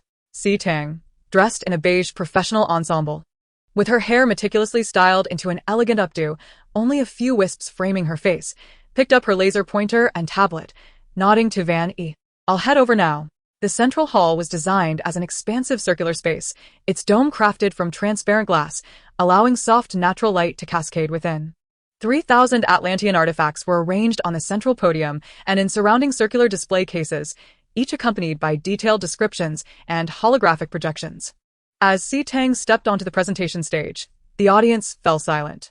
Clearing her throat, her voice rang clear and calm. "Good morning, esteemed guests. Welcome to the Atlantean exhibition at the Capitol Museum. Today, I will take you into this lost civilization." Her presentation flowed seamlessly, recounting the historical legends of Atlantis, the process of artifact discovery, and the unique significance of each exhibit. The crowd moved in tandem with her steps and the guiding beam of her laser pointer, occasionally erupting in gasps of awe. Next, she unveiled the museum's piece de resistance, a crystal artifact renowned as the Tears of the Sea God, which had been retrieved from the ocean floor a decade prior. Due to ongoing controversy, it had been secretly safeguarded by the national authorities for 10 years and was now finally integrated into this collection of Atlantean treasures. Tang pointed toward a pearl-sized blue crystal within the central display case, illuminated by specialized lighting, revealing a mesmerizing flow of blue luminescence within. Scientists have yet to explain its composition or the principles governing its internal movement, nor do they know from which era it originated. According to legend, it was a tear shed by the sea god for his beloved, falling into the sea, later discovered by future generations. In the distance, an unknown moment. 8856 appeared behind Fan Yi, bewildered and astonished, exclaiming, "Master Fan Yi, isn't that?" Fan Yi, equally perplexed, furrowed his brow in silence, narrowing his eyes at the blue crystal on the display stand. If his senses were not deceiving him, it bore a trace of his aura. At that moment, Tang had just concluded her explanation, and the crowd dispersed freely, all irresistibly drawn to the blue crystal, as if they could also feel the sorrow of the sea god. Tang gazed intently at the ethereal blue glow, and inexplicably, a slight pain pierced her heart. Suddenly, a warm and unfamiliar voice interrupted her reverie. "Miss Tang, it's been a long time." Turning around, she was met with a gentle, handsome face. Compared to 3 years ago, he seemed somewhat paler and more emaciated. "Mr. Ling?" Tang exclaimed in surprise, then smiled.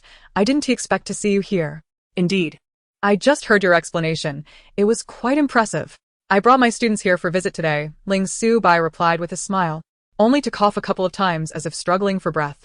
He skillfully moved the handkerchief from his lips, offering an apologetic smile. "It's been 3 years since we last met. How have you been?" "Quite well, thanks to you. If you hadn't saved me back then, I don't know if I would have returned from that island." "That's good to hear. However, I've heard you suffered from amnesia afterward?"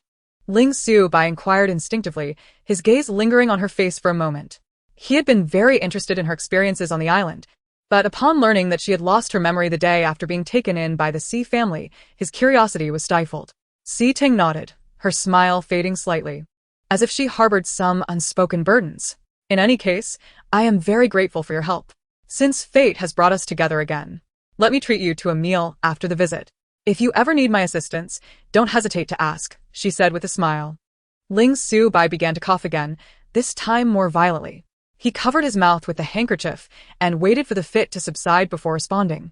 It was merely a fortunate coincidence, a trivial matter. He initially intended to decline her invitation, but his gaze was suddenly drawn to a tall, unfamiliar figure in the distance, which changed his mind. All right, I am quite interested in the content you presented, and I would like to discuss it with you. Si Tang smiled in response. You still have such a keen interest in the civilization of Atlantis. I've heard your husband also enjoys collecting these artifacts. Lang Su-bai the mat? It is said that aside from the tear of the sea god, the rest of these collections were donated by your husband. Si Tang nodded, not denying it. At that moment, Fanny strode over from a distance, long legs striding purposefully. Why is it that wherever I go, there are always people surrounding my wife? Chapter 65. Her lifesaver from years ago. Ling Su-bai looked up and locked eyes with Fanny, who was approaching Si Tang. The latter seemed like a territorial beast, emanating a strong sense of vigilance. Once beside Si Tang, Fan Yi unexpectedly wrapped an arm around her shoulders, causing Si Tang to momentarily freeze. However, in public, they could not afford to reveal even the slightest error. Fan Yi squinted slightly, discreetly appraising the frail figure before him. 8856 stood behind him, dutifully informing him of Ling Su-bai's fate. The only son of the Ling family, a genius in the fields of medicine and science. He was born with congenital heart failure and likely had no more than 2 years left to live. A mere number, Fanny thought, just a minor character. Yet, observing Ling Su-bai's unique elegance and extraordinary demeanor, he felt an unpleasant sensation arise within him. Perhaps this was the type of man Si Tang favored. If not for his ailing condition, who knew how striking he might have been? At least he is just a dying wretch, Fan Yi mused. Moreover, he was Si Tang's savior from years ago. Si Tang's escape from the Atlantic was entirely due to the intervention of the divine being Fan Yu. Had it not been for Ling Su-bai or others nearby, it would have been someone else. My wife has mentioned you. You are the one who saved her on that island in the Atlantic, correct? Fan Yi said with a polite smile, though his gaze bore an unsettling chill. Ling Su-bai couldn't help but chuckle. The rumored Mr. Fan Yi seemed far from the gentle, harmless figure described. The hostility in his eyes was unmistakable, revealing that he harbored no gratitude, as if he were ready to devour anyone who dared to approach his woman. Hello, Mr. Fan Yi, I have long admired your reputation. Ling Su-bai extended a polite hand, his handsome face alight with a sincere smile. I wouldn't call myself a savior. I merely stumbled upon signs of life on that island and sought to investigate, which led me to find Miss C. At his words, Si Tang's eyes brimmed with gratitude, her smile softening. Meanwhile, Fan Yi felt a surge of irritation. What do you mean by saved? Had Si Tang not left, I would have forced a marriage. Fan Yi was deeply conflicted, both resenting the fact that she had fled before their union and feeling that Si Tang's amnesia allowed her to forget his darker side. An opportunity that must not be squandered. He turned slightly away from Si Tang, his face darkened, his gaze fixated on Ling Su-bai's excessively thin, pale hands, and he was reluctant to shake them. Sensing Si Tang's strange look upon him, he pressed his lips together, teeth grinding. Just then, Xiao Lu stepped out from behind Fan Yi, grasping Ling Su-bai's hand firmly and shaking it politely. Mr. Fan Yi is feeling unwell today. He has developed a rash on his palms. 8856 concocted a rather peculiar excuse. I am his brother and can shake hands on his behalf. A rash on his palms? Si Tang immediately turned her worried gaze toward Fan Yi. He instinctively tightened his grip. Yes, he replied ambiguously. Should we go to the hospital? Let me take a look. Si Tang offered, reaching for his hand. It's nothing, he said with a gentle yet helpless smile, subtly evading her probing touch. The rash is neither large nor small. Mr. Fan Yi, if you don't mind, may I have a look? I have researched all kinds of medical conditions, Ling Su-bai kindly suggested.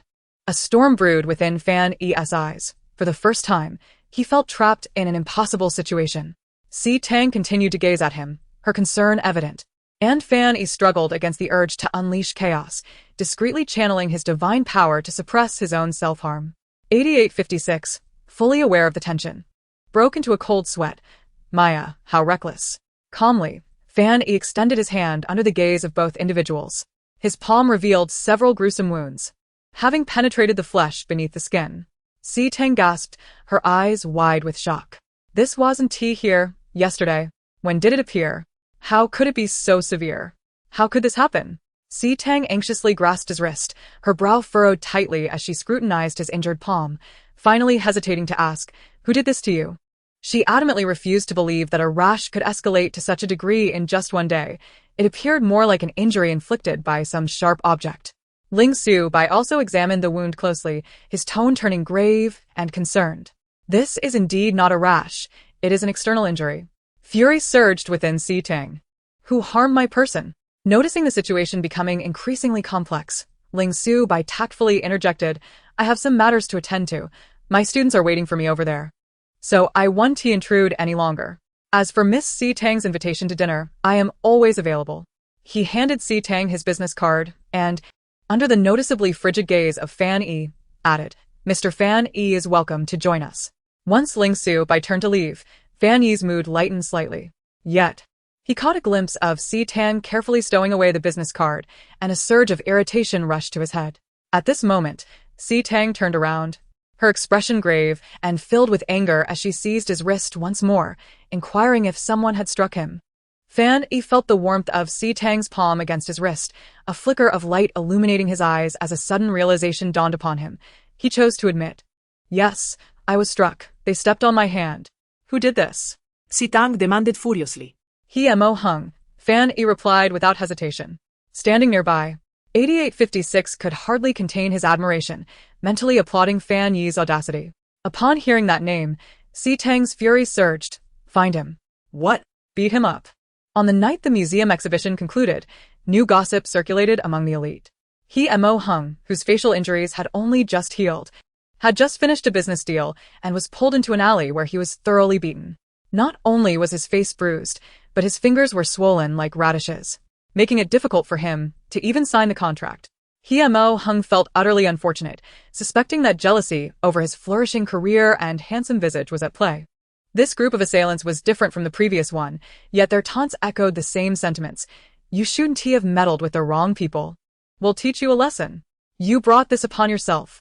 How dare you think you deserve that face?" He Mo Hung was at a loss, his anger boiling over.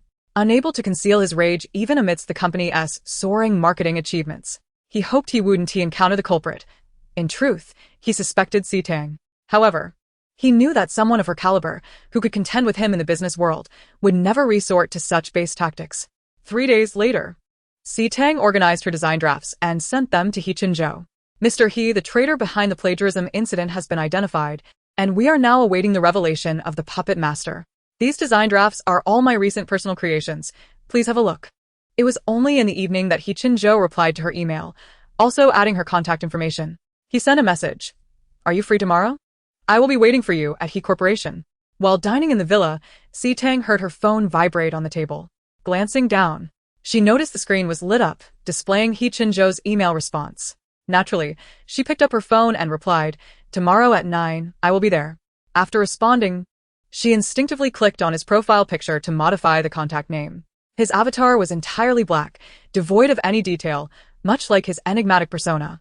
Curious, she opened his moments, only to find he had never posted anything. A formidable yet somewhat dull man, Tang mused. Lost in thought, she was abruptly startled by a harsh sound from across the table, akin to a blade scraping against glass. She silenced her phone and looked up, only to find Fan Yi had set down his knife and fork, his gaze fixed intently on her face. "What's wrong?" she asked, frowning in curiosity. "What was that sound just now?" Fan Yi did not respond to her query. "Are you busy?" His gaze fell to her phone, which she had just silenced. His eyelashes lowered, voice soft and devoid of any accusatory tone. Only 8856 noticed that while Fan Yi had been cutting the fish on his plate, he had been surreptitiously watching Tang.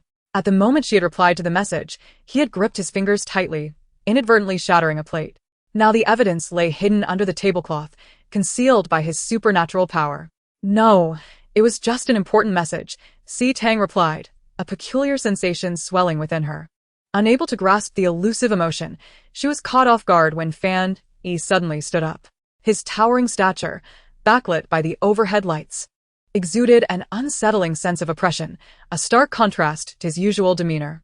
Fan Yi discerned the strange curiosity in her eyes, mixed with a hint of alarm. He restrained himself from erupting with questions, wondering what could be so significant to warrant such seriousness. Was it because of the man who messaged her? Someone she held in high regard? That thought stirred a deep jealousy within him, bordering on madness, which he knew Tang would abhor. He instinctively lowered his head, his soft hair falling over his face, obscuring his emotions. Why do humans live in groups? He pondered. He wished to be in a secluded place with Tang, where her attention would be solely on him, untainted by anyone or anything else. A dark, obsessive emotion surged within him, spiraling out of control. For a moment, he felt as if his actions were nothing but a farce. Was there a necessity? Was it essential to directly couple with her and spend a lifetime on an untraceable island? Seeing his expression grow increasingly unsettling, 8856 immediately used telepathy to call him back to reality. Fan Yi blinked, glancing at Tang, who was observing him with a look of concern. And he closed his eyes in resignation. It was merely to bring her a bit of joy, he reminded himself. Just to see her smile more often. To have her like him. In the next lifetime, he would surely keep her confined. The more he contemplated, the more he felt it was the right course of action. A sense of balance settling within him, filling the void of insecurity and apprehension. He sat down again. No worries, I just accidentally broke a plate. You were so engrossed that you didn't notice. Was it something important? He donned a guise of a gentle, refined gentleman, every gesture and inquiry measured and courteous. Yet Tang sensed something amiss. Are you feeling unwell? She ventured, reflecting on her words. It's just that Mr. He Chinzhou from He Corporation wants me to meet him tomorrow morning. I've rushed a batch of new designs for our collaboration. Is it really necessary for him to meet with you personally? The company is so vast, Fan Yi remarked, clearly displeased. However, he had to rephrase his discontent. Sitting upright, he feigned surprise and confusion. Isn't that usually handled by their design department? Tang nodded. It should be. But he appreciates my designs and wishes to finalize the initial drafts personally. Fan Yi was tempted to eliminate him outright, but could only seethe in silence. That irritating He Chinzhou. On the surface, he maintained a polite smile. That indicates his high regard for you. Tang smiled at this. Yes, he is quite capable. And I'm delighted to have his acknowledgement. Seeing her smile made Fan Yi feel even more unsettled. He could hardly remain composed, fearing that if their conversation continued, he might lose control and overturn the table. He needed to collect himself. I've finished eating. Fan Yi stood, forcing a polite smile before hastily retreating upstairs, vanishing from Tang's sight in an instant. Tang blinked, glancing at the small six, who was munching away, and asked, What is up with your brother today? Is he in a bad mood? 8856 swallowed his chicken leg, feeling a creeping dread.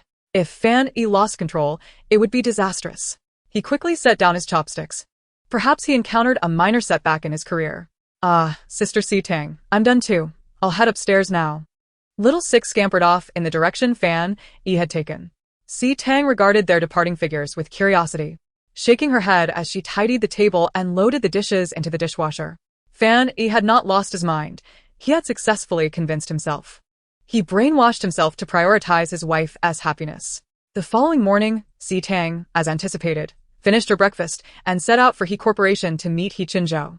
Fan Yi hesitated before refraining from expressing his desire to accompany her. After all, literature suggests that men without careers who cling to women daily tend to be looked down upon and perceived as bothersome. Fan Yi yearned to follow her, but feared that Tang might find him annoying. His mood soured until her departure. Goodbye, Fan Yi, Xiaolu, see you tonight. Tang bid them farewell before leaving. As she departed, she remained under the impression that after her exit, Fan Yi and Xiaolu would also head to their respective workplaces. Little did she know that while she toiled at the office, Fan Yi confined himself to the basement, oblivious to what he was doing. In any case, both the Trident and 8856 would be cast aside. However, given 8856's familiarity with this unpredictable being, he could surmise that he was likely surveilling Tang's every move. Chapter 67. He was not displeased. At He Corporation, as the elevator doors slid open, a well-dressed young man awaited her. Miss C, I am assistant to President He. Please follow me. As they traversed the spacious, brightly lit corridor, Tang noticed several abstract paintings adorning the walls, one particularly vibrant piece capturing her gaze for a moment longer. Are you interested in Mark Rothko's work? The assistant inquired, having observed her fascination. I merely find the color scheme unique, resembling an eruption amid suppression, Tang casually replied, not anticipating the flicker of surprise in the assistant's eyes. President He shares your sentiments regarding this painting, he quietly remarked before halting before a pair of intricately carved double doors, gently knocking. Enter, came He Chenzhou's deep, indifferent voice from within. Upon entering, Tang found him just concluding the review of a contract. He nodded slightly upon her arrival. Vice President C, please take a seat. The office exuded understated luxury, its minimalist gray and white palette complemented by the towering skyscrapers visible through the floor-to-ceiling windows. Seated at his desk, He Chenzhou possessed an elegant detachment, his striking features radiating an aura that was both reserved and dangerously compelling. Word has it that your new series, Wuying, integrates Eastern aesthetics with ink-wash gradients. The design draft was leaked last time. I wish to see the new proposal you designed for He Corporation's 30th anniversary, he stated as he regarded her. Tang sat across from him, listening intently. He Chenzhou's gaze instinctively lingered for a moment on her delicate, fair wrist before he politely extended his hand to accept the design draft. However, at the moment their fingers brushed, the contact was fleeting, unnoticed by Tang, though it caused He Chenzhou to momentarily pause in surprise. To his astonishment, he felt no aversion. Quickly regaining his composure, He Chenzhou unfolded the blueprint, his focus intent on every detail. In Tang's view, his thick eyelashes cast a subtle shadow upon his eyelids, softening his otherwise sharp demeanor. This man exuded a contradictory charm, both assertive and restrained, akin to a tranquil volcano. Share your philosophy, he instructed without raising his head. Retracting her scrutiny, Tang began to elaborate. I aim to utilize the inherent qualities of the jewelry itself, transforming each structure's variations into a clever display through design. In essence, the design accentuates them rather than the other way around. Every raw stone possesses its unique design and narrative. He Chenzhou listened attentively, a slight smile gracing his lips as he offered genuine praise, quite commendable, an improvement over the last version. This acknowledgement allowed Tang to relax completely. For the next half hour, they delved deeply into the intricacies of the design. Tang was pleasantly surprised and impressed by He Chenzhou's keen insights into jewelry design. His suggestions for modifications were incisive and pointed. They swiftly settled on the direction for revisions and the deadline. As she began to gather her papers in preparation to leave, the office door was suddenly thrust open with force. Chenzhou, why have you been ignoring my calls? Tang instinctively looked up to see a woman clad in a striking red haute couture suit burst in, her meticulously made-up face aflame with fury. Her gaze swiftly turned sharper upon noticing Tang. So, this is the fiancé you've kept hidden for so long? The atmosphere in the office felt as though it had solidified. Feeling a twinge of awkwardness, Tang glanced at He Chenzhou, who remained as impassive as a still pond. Linya, leave, he commanded, his tone devoid of emotion yet laced with an icy authority. Who permitted you to enter without prior notice? As soon as the name was uttered, Tang finally deduced the identity of the intruder. She was the daughter of the Lin family, closely associated with He Corporation, and Tang had heard of her in passing. Instead of retreating, the woman named Linya stepped forward a few paces, her voice tinged with indignation. I called you dozens of times. Why are you ignoring me? After expressing her slight grievance, her gaze quickly locked onto Tang once more, a sense of familiarity washing over her, as if she had encountered this woman before. Before she could piece together the answer, He Chenzhou interjected once more. Miss C is a partner of He Corporation. Kindly show her respect, he stated in a dangerously low tone. What I do is none of your concern. Linya's face flushed with anger as she finally recognized who Tang was. The eldest daughter of the C family, Tang was the person her friend she despised the most.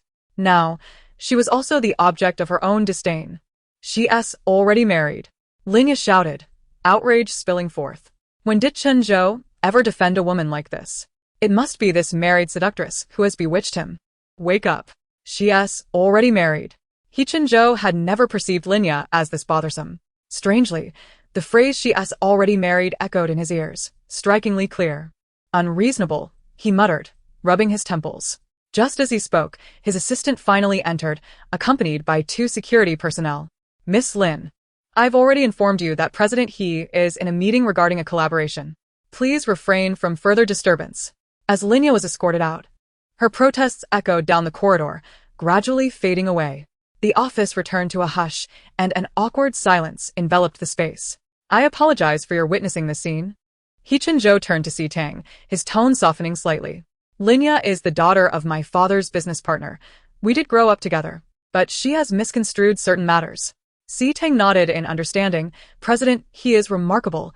It is entirely natural for someone to pursue him. I am well. Unlike the characters in dramas who would be slapped in the face directly. At her words, a flicker of amusement danced in He Chenzhou's deep, dark eyes. Nonetheless, Si Tang couldn't help but find it somewhat peculiar. For someone of He Chenzhou's stature, if he truly had a fiancé, it would be implausible for her to have never made an appearance in social settings. Curiously, even those who had grown up alongside him were oblivious to this individual's existence, as if she were a mere figment of imagination. Si Tang shook her head, resolving not to dwell further. This was merely another business collaboration. The personal affairs of clients were of no concern to her. My assistant will escort you down shortly. Once the design draft is revised, please send it directly to me. He Chenzhou resumed his composure, as though the earlier commotion had never transpired. Si Tang nodded. I shall not disturb you further. She instinctively exited the room, turning to see the assistant returning. Vice President C, this way please, he beckoned, pressing the elevator button. Meanwhile, in the basement of Haiyuan, Fan Yi fixated on the expansive surveillance screen, as if attempting to bore a hole through it with his gaze. What is so commendable about him? He hasn't even sorted out his own human-female companion, Fan Yi scoffed, silently deducting points from Si Tang and her dealings with He Chenzhou. Chapter 68. Fingertips almost in reverence. As Si Tang returned to the villa, she, as per usual, spotted Fan Yi seated on the sofa in the living room. He consistently came home particularly early, and she discerned that he seemed rather unoccupied. It appeared that most affairs at the company were being managed by Xiao Lu. Tang, you're back, he greeted, his left hand bandaged and conspicuously positioned before him. Turning to face her in the light, he evoked a peculiar illusion, resembling a wet, injured puppy awaiting its master's return. Si Tang instinctively nodded in acknowledgement, changed her shoes, and stepped into the villa. As she brushed past Fan Yi, he keenly detected the faint scent of sandalwood and pine that clung to her. Unable to restrain himself, his gaze darkened ominously from a vantage point where she could not see him. Having left the He family to work at Xing Nian, Si Tang had toiled throughout the day and felt a wave of fatigue wash over her. After exchanging pleasantries with Fan Yi, she ascended the stairs to rest. As her figure vanished at the staircase's threshold, Fan Yi's previously silent demeanor shifted. He promptly stood, leaving the television on, and hurried upstairs. At that moment, the television, which had gone unnoticed, was broadcasting an urgent news segment. We interrupt this program for an emergency news announcement. At 8:15 this morning, an unusual ecological phenomenon occurred at the former medical waste disposal center in the northern suburbs of our city. This site, which has been barren for the past 20 years, was discovered this morning to be home to plants growing at an astonishing rate. The camera zoomed in, revealing a bizarre boundary. Outside, a 10-meter diameter circle lay cracked, charred earth, while within, vegetation flourished abundantly. Wild grasses had grown to knee height, and clusters of flowers blossomed, creating an otherworldly paradise, seemingly untouched by humanity. According to reports, this location had long been responsible for processing pathological specimens, experimental waste, and specialized medical refuse from hospitals across the city. As the reporter continued, preliminary investigations indicated that the plants were common species and posed no danger, although further examination by researchers was necessary. The scene shifted to a group of researchers clad in white protective gear, collecting soil samples with specialized containers. The camera panned to reveal a gentle, elegant face. As the evening sun blazed fiercely, casting orange waves of light, Si Tang, having dined early, succumbed to a deep slumber. A gentle breeze swayed the curtains, and a sliver of twilight illuminated her brows, accentuating her soft and tranquil demeanor. An ominous, damp gaze enveloped the sleeping figure. Should Si Tang awaken at that moment, the suffocating intensity of possessiveness would undoubtedly shock her breathless. Seeing her sweet, delicate form, Fan Yi felt compelled to inch closer, yet stopped abruptly as he drew near. The unfamiliar scent of sandalwood intertwined with cedar enveloped him, causing his eyes to shift into an ethereal shade of blue. It was a fragrance imparted by another man in a confined space, and he found it distasteful, no, loathsome. Extending his left hand, he made a slight movement, and the bandage that had wrapped around it vanished, revealing skin as smooth and flawless as jade. With his right hand, he retrieved a shard of the Master God's crystal, casting an icy blue glow over Tang, who had now descended into a deeper dream. A smile crept onto Fan Yi's lips as he gingerly lifted the blanket beside her and settled in beside her. Yet feeling insufficient, he extended his arms, enveloping Tang in an embrace, his limbs instinctively entwining her like creeping vines, as if a beast were laying claim to its possession.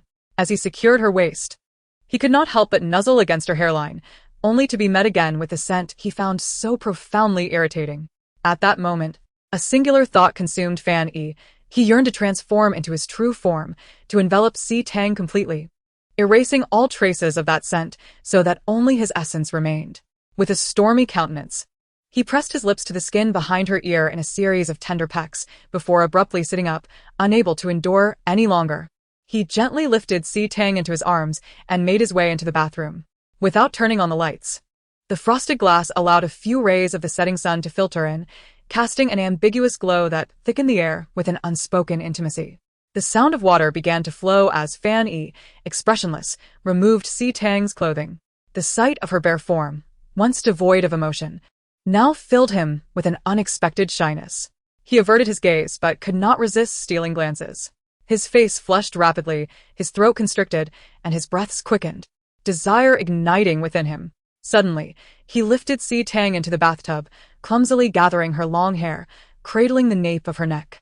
Without a shred of shame or guilt, he stepped into the tub himself, transforming into his true form. His silver tail shimmered in the dim light, while a dark red scar marred its beauty. His ebony hair cascaded into the water, transforming into a flowing mane of white that spread across the floor. He seated Tang upon his tail, gently splashing water over her, his hands caressing her skin, bending down to kiss her. His fingertips traced reverently along her spine and the small of her back. As the light illuminated his features, his expression teetered on the brink of madness and obsession. Tang felt an overwhelming heat. It was as though vines were tightly constricting her, her breaths becoming laden with a humid warmth and a hint of a familiar, domineering cold fragrance. A strange sensation coursed through her, as if a predatory beast had caught the scent of flesh, eager to devour. Suddenly, Tang's eyes flew open, and she gasped for air. The cool, ethereal moonlight filtered through the curtains, casting a faint glow that made her feel somewhat unwell. She realized she had experienced that dream once more. Slowly rising from the bed, she felt as though she had been hollowed out.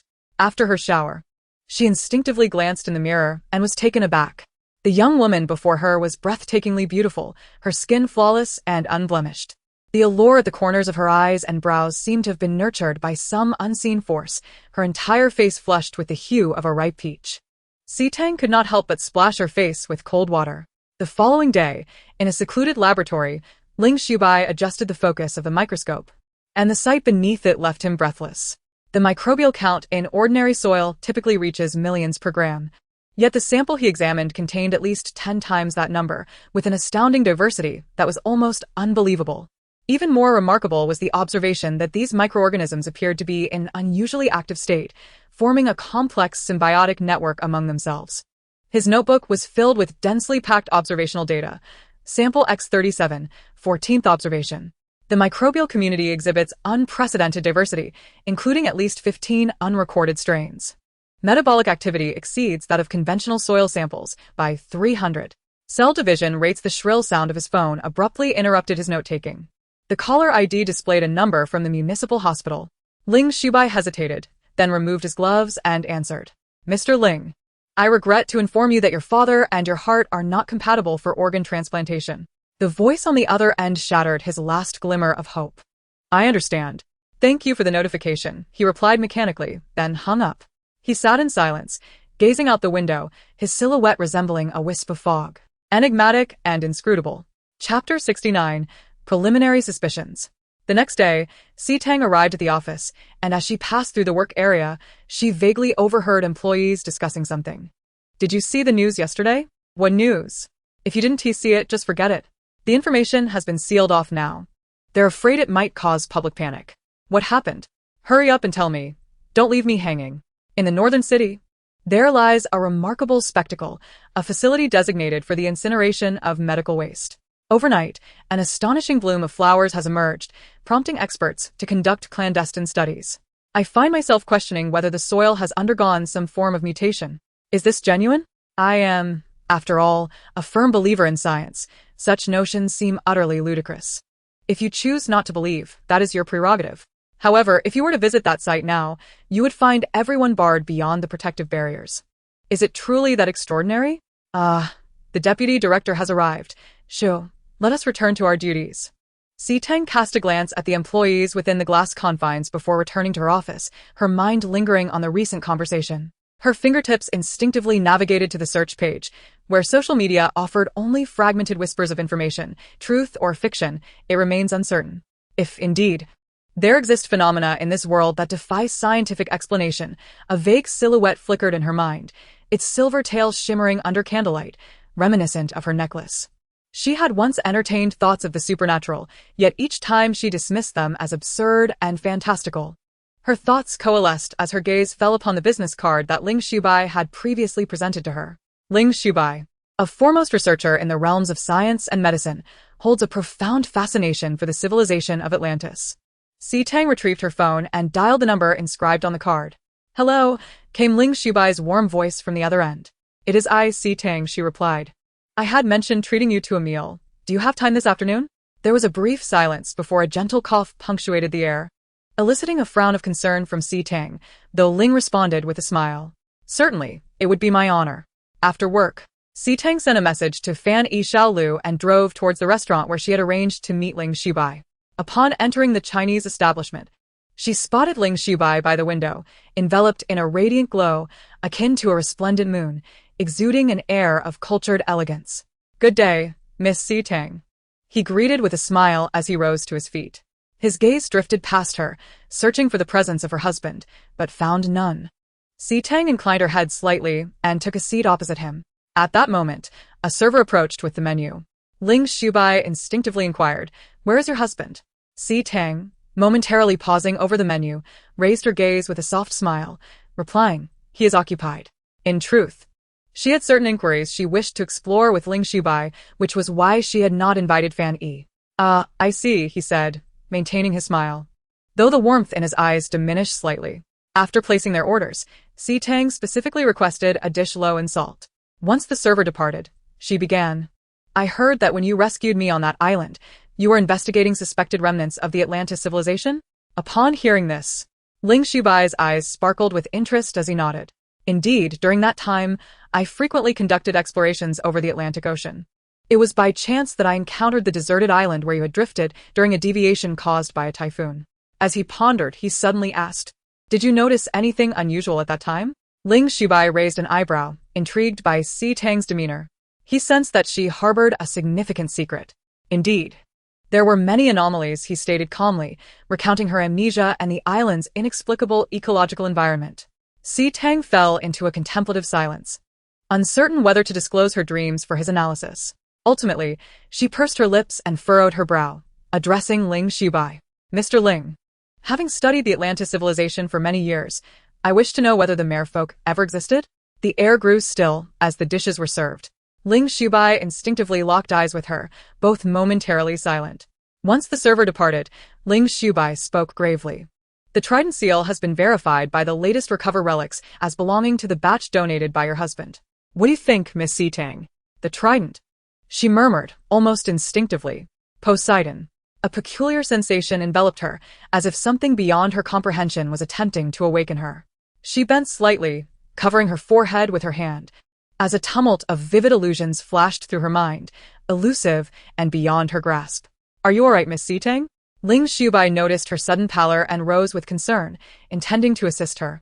I am... Tang's voice trailed off, interrupted by a sudden, intrusive voice. Tang. Fan Yi's low, worried tone reached her ears, as a cool arm encircled her waist, drawing her against his shoulder.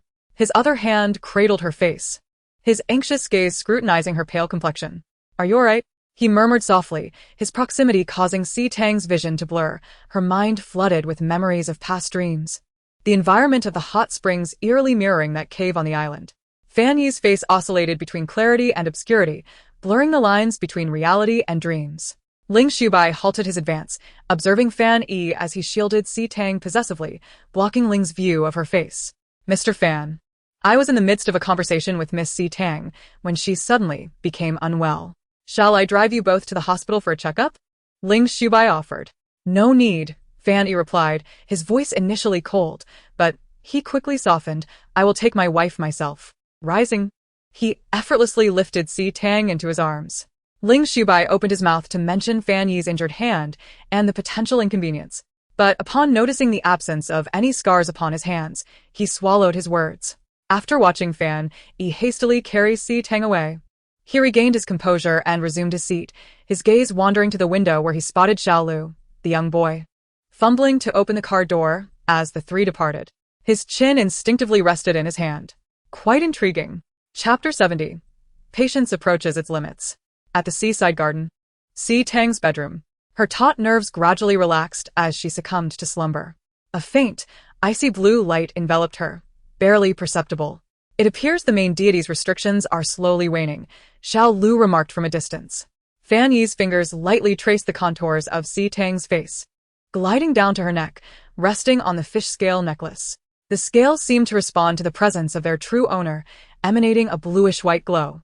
Fan Yi withdrew his hand, stating calmly, the item we send out has now become a source of peril. He gazed intently at the sleeping Tang. The restrictions vary by individual. Tang may recall memories due to the influence of his divine power, but what of the restrictions upon him? After 3 millennia, would he ever uncover the truth? Presently, she had begun to question the very existence of the merfolk. If this continued, it was only a matter of time before Tang discovered the answers. He could not help but question Xiaolu's spirit. When will she finally come to love me? His beloved Tang seemed to have eyes only for the stars and her ambitions. Surrounded by Hichinzhou and Ling Shubai, she appeared oblivious to the men around her. He felt a surge of discontent. This query, of course, 8856 could not answer. Fan Yi had not expected a response. Reflecting on it, he let out a cold chuckle. My patience is swiftly reaching its limit. Beneath the disheveled locks of his hair, his deep azure eyes bore a shadowy intensity.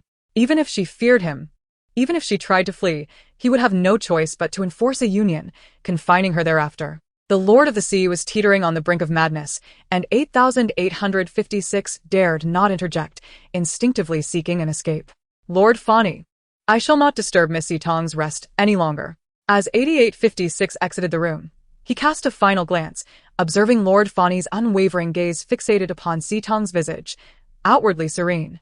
Yet beneath the surface, a tempest of dark obsession roiled within his eyes. His feet, however, exhibited no intent to depart, compelling 8856 to prudently close the door behind them. After a considerable interval, 8856 in the living room witnessed Lord Fani emerge from Tang's chamber, his lips a vibrant crimson, calmly licking the corner of his mouth.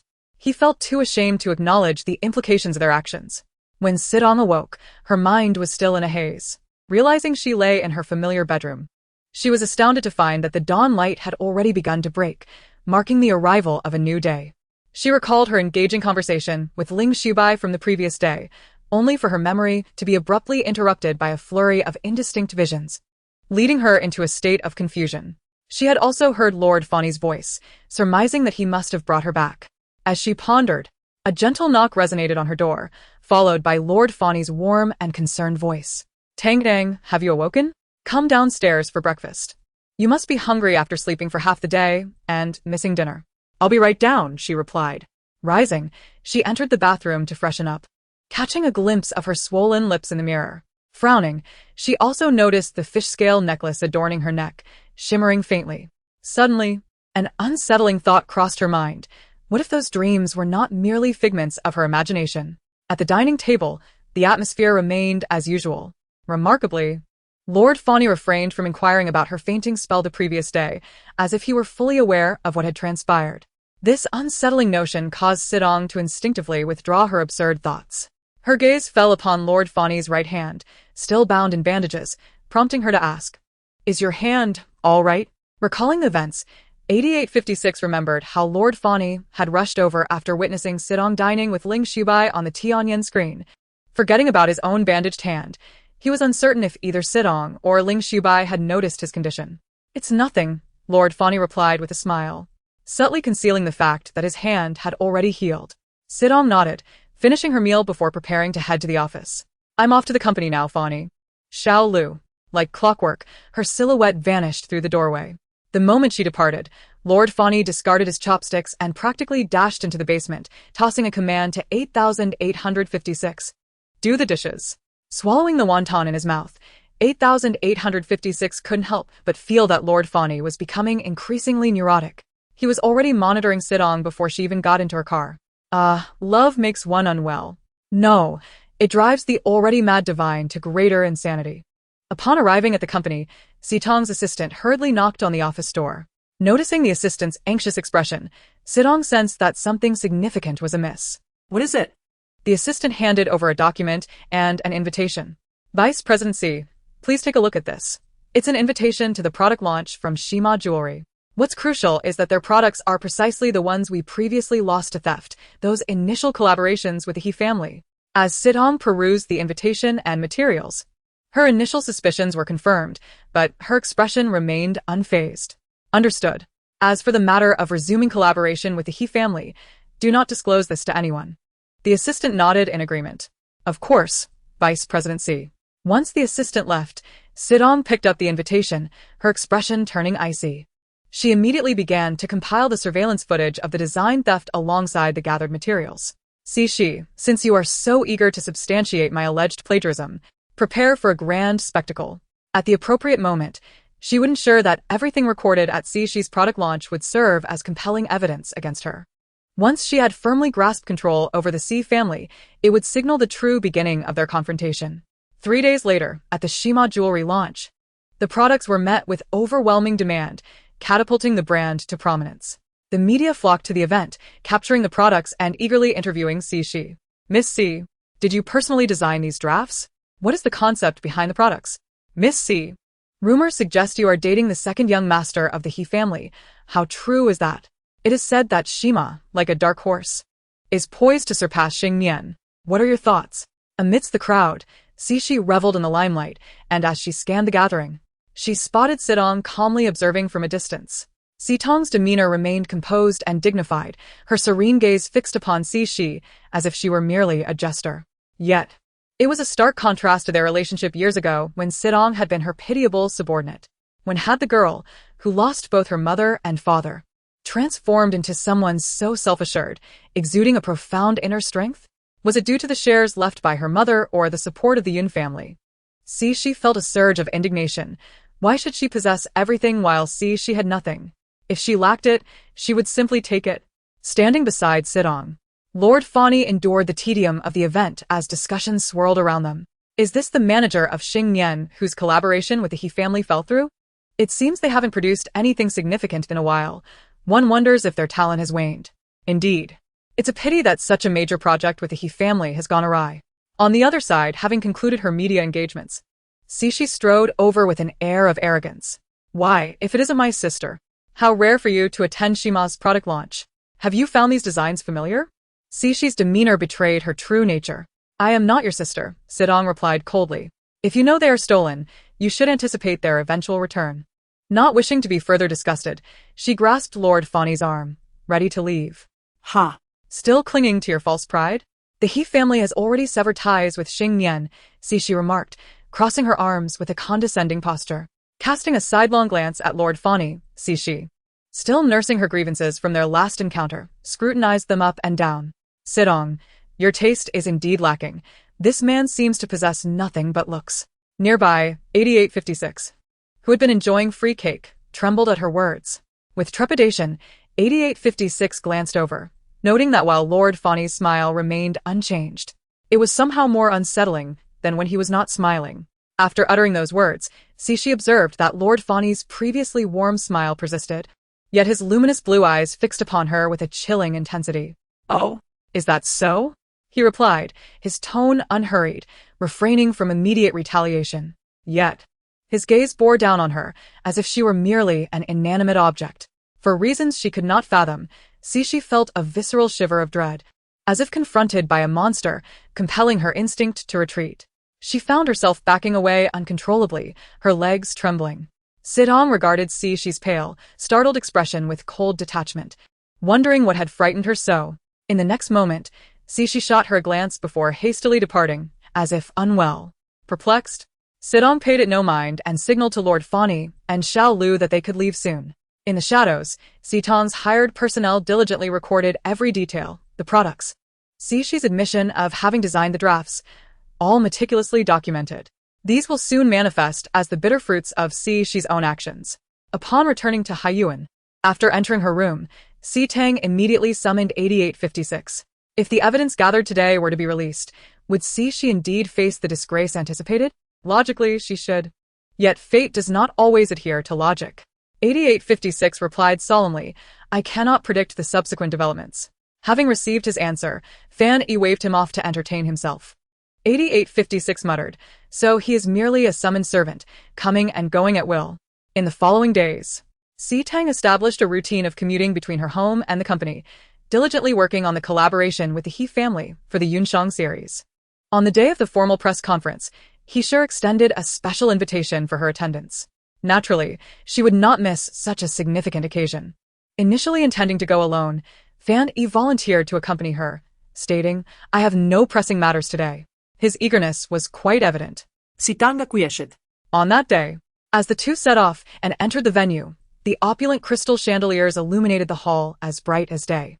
A promotional video played on the large screen, showcasing models adorned in exquisite gowns flaunting stunning jewelry, each piece more breathtaking than the last, eliciting waves of admiration from the audience. These designs were truly spectacular. He sure was poised to set new trends once more. It was said that this project was a collaboration with Xing Mian, though rumors suggested otherwise, leaving many uncertain of the source of such astonishing designs.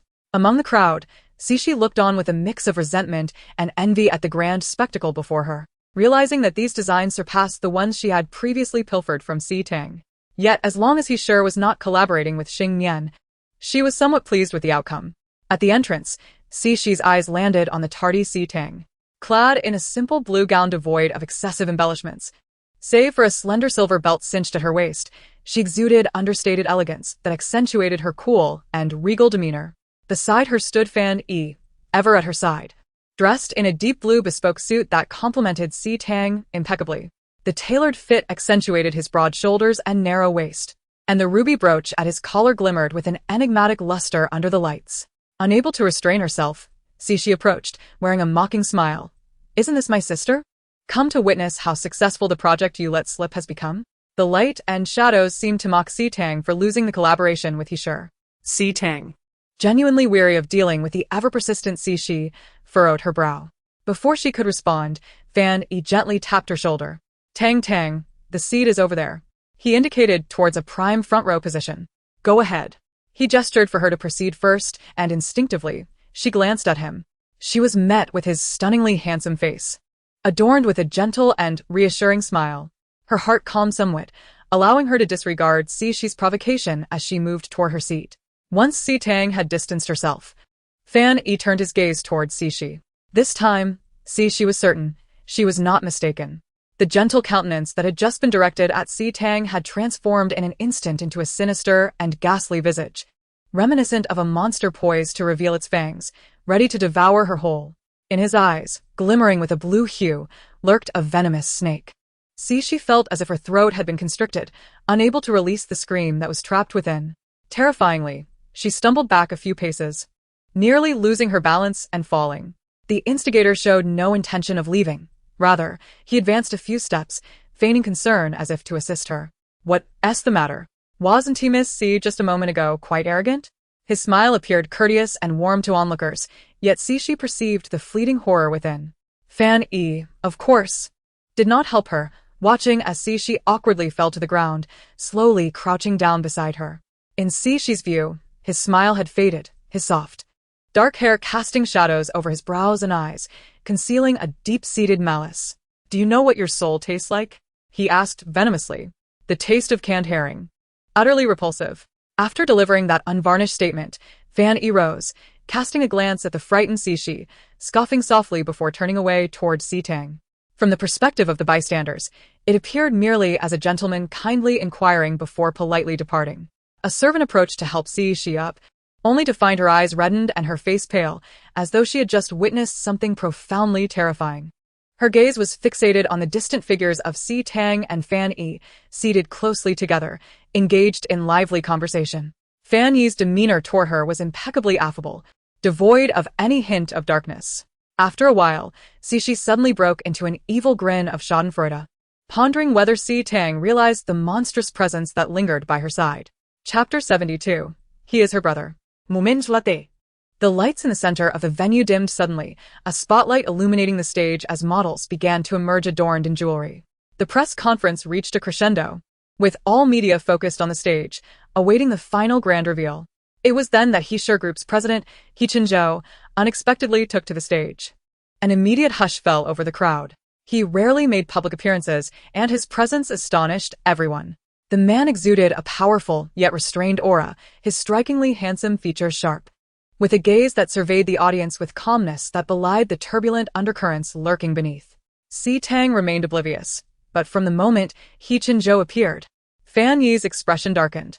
He Chin-jo scanned the room, and his gaze seemed to settle on Tang's location. Thank you all for attending Heartwarming Group's new product launch. His voice was deep and composed. Before unveiling the final highlight of the showcase, I have an important announcement to make. He continued, the Weiyang series is indeed a key project for us this year, but today, I would like to extend special gratitude to the collaborator and designer of this series, Miss Tang from Xingnian. The audience erupted in murmurs. Cameras instantly shifted to Tang, who stood gracefully amidst the astonished and admiring gazes. She rose to her feet, smiling at the lenses, her eyes briefly catching Xi's incredulous expression. He Chin-jo extended his hand, inviting her to the stage. The applause was thunderous. As Tang walked toward the stage under the watchful eyes of many, she heard Xi's teeth-gritted voice. This is impossible. Maintaining her composure, Tang ascended the stage, locking eyes with He Chin-jo. As she accepted the microphone from his hand, she softly murmured, "Thank you." He Chin-jo could not help but smile slightly, a detail that did not escape Fan Yi's keen observation from the audience. He felt as if he were engulfed in flames, wishing he could tether Tang to his side. On stage, she was speaking, but he could not hear her words. All he could see was their harmonious presence together, which stirred a tumult of emotions within him. He felt he could no longer contain himself, yearning to confine Tang so that no one could see her. No one could covet her or take her away. Suddenly, a light shone upon him, and Tang's voice became clearer. I would like to thank my husband, who has always provided me with unwavering support. Tang sought to take this opportunity to publicly affirm the stability of their relationship. Unaware of the perilous consequences, she had narrowly escaped. Under the spotlight, Fan Yi rose to his feet, a gentle smile illuminating his face as he approached the stage. Positioning himself directly between Tang and He Chin-jo, forcefully nudging He Chin-jo aside by a step. He then placed a hand on Tang's waist. He Chin-jo instinctively met his gaze, and in that fleeting moment, he discerned the warning and possessiveness lurking in the depths of the other man's eyes. With an unreadable expression, He Chin-jo averted his gaze. Meanwhile, Tang remained focused on the audience below, oblivious to the undercurrents swirling beside her. In the crowd, she felt an overwhelming sense of regret. She had been covertly observing from the shadows, having clearly witnessed the monstrous desire in that creature's gaze. One that seemed eager to devour Tang, only for it to turn and temper its demeanor. Just wait, Tang has become entangled with that monster. What fate could possibly await her? When the event concluded, Tang intended to express her gratitude to He Chin-jo in person, only to learn that he had already departed the venue. Very well, please convey my thanks to General He, Tang instructed He Chin-jo's assistant. The assistant nodded politely and personally saw Tang and Fan Yi to their vehicle as they left. Watching the car drive away, the assistant then pulled out his phone to report back to the man on the other end. General He, I have successfully escorted Miss C and her husband away. There was no response on the other end, just a quiet acknowledgement before the call ended. Meanwhile, He Chin-jo stood before the floor-to-ceiling window, the night enveloping the city below, where unspoken desires were released into the darkness. On the desk behind him lay several documents, prominently featuring investigations into Si Tang's engagement and marriage. During this period, he had been plagued by peculiar dreams set in an ancient backdrop, featuring a young girl around 13 or 14 years old, dressed in ethereal robes, who would timidly follow him, casting shy glances in his direction. Brother, Tanger wants to eat ice cream, but mother won't buy it for me. Will you bring me some? In these dreams, he too was clad in ancient attire, tenderly ruffling the girl's hair and shaking his head. That treat is too cold. Your health is fragile, as the doctor has advised against it. The girl would lower her gaze, on the brink of tears, and he would clumsily come for her. In these visions, the girl seemed unwell, often coughing, her complexion pale and frail. Brother, I want to go to school. I don't want to be cooped up at home all day. The doctor says you must rest at home and refrain from any exertion. If you grow bored, how about I take you to the garden to watch the butterflies? In the final moments of these dreams, he would finally see the girl's face clearly, and to his astonishment, it was Si Tang's visage. He Chenzhou withdrew his gaze from the window and strolled to the nearby island bar, uncorking a bottle of amber liquid that filled a glass. He raised the glass to his lips, drinking deeply, his eyes fluttering shut to mask the tumult of emotions within him, maintaining a facade of tranquility throughout. In his dreams, he was her brother. Yet, He Chenzhou was acutely aware that his feelings for her transcended mere brotherly affection. 3 days later, Si Tang received an invitation to He's celebratory banquet. This time, she opted not to inform Fan Yi, simply stating that she had some matters to attend to. After all, men have their own careers. She could not always require someone to accompany her. Upon arriving at the banquet venue, she was surprised to find He Chenzhou present. The atmosphere was lively, with Xing Mian mingling with the He family's design department. The man sat in a secluded corner of the sofa, quietly sipping his drink, creating an impenetrable barrier around himself. She had assumed he would not attend such an event. Upon her arrival, the crowd greeted her with enthusiasm. Vice President Si, please take a seat. Perhaps by coincidence, they ushered her to sit next to He Chenzhou. Their intentions were clear. After all, she was perceived as a married woman, while He Chenzhou had a fiancé. As she settled in, the man beside her poured her a glass of wine. The amber liquid cascaded into the vessel, and a long, elegant hand pushed the drink towards her. Since you are 3 minutes late, Vice President Si, you owe yourself 3 shots.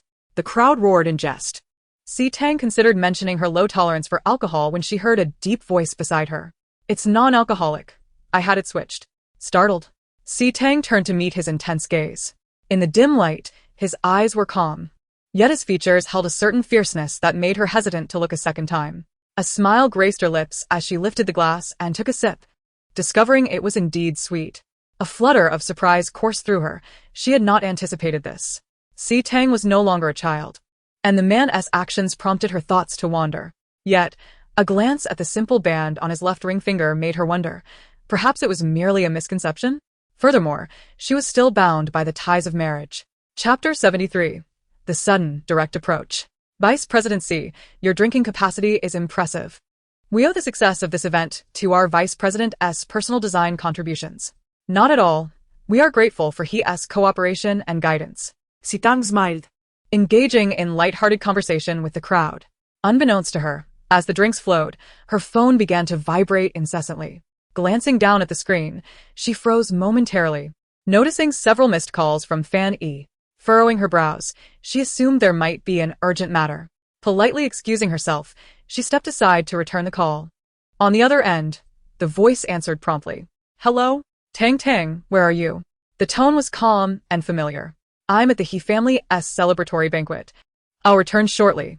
Si Tang replied, oddly feeling as if she were being reproached for returning late. The voice remained warm and caring, inquiring, do you need me to come pick you up? No need to trouble yourself. I haven't had any alcohol and can drive myself home. After a brief silence, the voice replied indifferently, all right then. Once the call ended, Si Tang realized there was no pressing matter. Yet, she couldn't shake the chill that crept down her spine. Meanwhile, at Hai Yuan, Fandy stared at the screen displaying Si Tang's image, his expression far from pleasant. She seemed cheerful tonight, evident from her laughter and banter with others. After ending the call, Si Tang noticed the hour was growing late and suggested her departure. Since she had spoken with Fan Yi, an unsettling feeling had taken root within her. My husband is still waiting for me to return, she offered as an apology. The others teased, being married really changes everything. It's clear your husband is checking in on you. Checking in? Tang paused, recalling the earlier phone call, feeling an odd sense of connection. Just as I'm leaving too, let us go downstairs together. At that moment, Zhou unexpectedly stood up. Tang was taken aback for a moment before nodding and walking outside with him. Behind them, some employees of the he group exchanged curious glances. Did you find it strange how general he acted tonight? What do you mean? Isn't he always like this? Cold and distant. I'm not referring to that. Have you noticed how he's never been this close to any female business partners before? Not only that, but his gaze seems to linger on Tang. Perhaps you're reading too much into it. Both of them are taken. Let us hope that's the case. As Tang and Zhou stepped into the lobby, a little girl carrying a bouquet rushed over, pulling out a red rose and offering it to Zhou with a sweet smile. Sir, would you like to buy a flower for your wife? Tang was momentarily stunned and quickly interjected, I'm not his wife. Without waiting for a response from Zhou or the little girl, she bent down slightly, took the flower, and handed the girl a bill. I'll buy this bouquet. She gently patted the girl's head. Thank you, sister. The little girl beamed, hastily finding change for Tang before scampering off. Tang gazed at the silhouette of the little girl, a smile escaping her lips, as a low and slightly apologetic voice emerged from beside her. I'm sorry for the misunderstanding. Tang paused momentarily, her smile deepening subsequently. What is there to apologize for? She mused. Zhou lowered his head, catching a glimpse of the woman's exquisite and mischievous smile, which inexplicably overlapped with the image of the girl from his dreams. His heartstrings quivered, and he averted his gaze. As they exited the club, a biting wind swept in, swiftly followed by a torrential downpour. The white rain cascaded like pearls to the ground, sinking into the depths of the man's heart. What a heavy rain, Tang remarked, a slight frown forming on her brow. Upon seeing Zhou, the driver and bodyguards hastily approached with umbrellas. Zhou took the handle of one from a bodyguard and inclined it towards Tang. Knowing you drove here alone today, let me escort you to your vehicle. The man's demeanor was noble and composed, exhibiting gentlemanly grace. Tang, without a second thought, nodded. Thank you. Under the shared umbrella, his distance was measured, and Tang felt a sense of security wash over her. For reasons unknown, Zhou occasionally exuded an aura of comfort, reminiscent of an elder brother. When Zhou escorted her to the car, she unlocked it, and he opened the door for her. As she settled inside, she noticed his shoulder was soaked through with rain, causing her gaze to waver. By the time she looked again, Zhou had already turned to depart. Regaining her composure, Tang faced forward, perplexed by the growing familiarity and comforting aura she sensed from Zhou with each encounter. After collecting her thoughts, she started the engine, her Cayenne darting through the curtain of rain like an arrow. Zhou halted, turning back, his gaze lingering on the direction she had taken. Upon returning to Haiyuan, Tang was enveloped in a damp chill. The living room was dimly lit, radiating an inexplicable coldness. She flicked on the lights and wearily hung her bag by the entrance, spotting Fanny, whose back was turned, seated on the sofa. For reasons unknown, a sense of guilt washed over her. You're back? His voice drifted like smoke, making it difficult for Tang to discern his emotions. As she momentarily lost her focus, Fanny rose from the sofa and approached her. The dim light cast shadows akin to a dark scythe, accentuating his tall stature and formidable presence. Just as thunder rumbled outside, illuminating the scene, he bore an unsettling resemblance to a vampire lurking in a Gothic castle. This thought sent a shiver down Tang's spine, but upon closer inspection, she recognized the familiar warmth of his gentle and handsome visage, with eyes shimmering with tenderness. Have you eaten? He asked, feigning ignorance. I have, Tang replied, feeling oddly unsettled by the peculiar aura surrounding Fanny in that moment. Her instincts flared, and she hesitated to step closer. Yet, Fanny continued to approach, his lips curving into a soft smile. You look unwell, Tang. Are you afraid of the thunder outside? As he drew nearer, Tang felt an involuntary prickle of apprehension course through her, causing her to retreat a couple of steps. Fanny halted in his tracks, his gaze locked onto her retreating footfalls. He suppressed his emotions, maintaining a facade of calm and gentleness. It's late, and you haven't returned home. I was merely worried about you. I know, Tang replied, sensing the tension in the air. I'm sorry, Tang.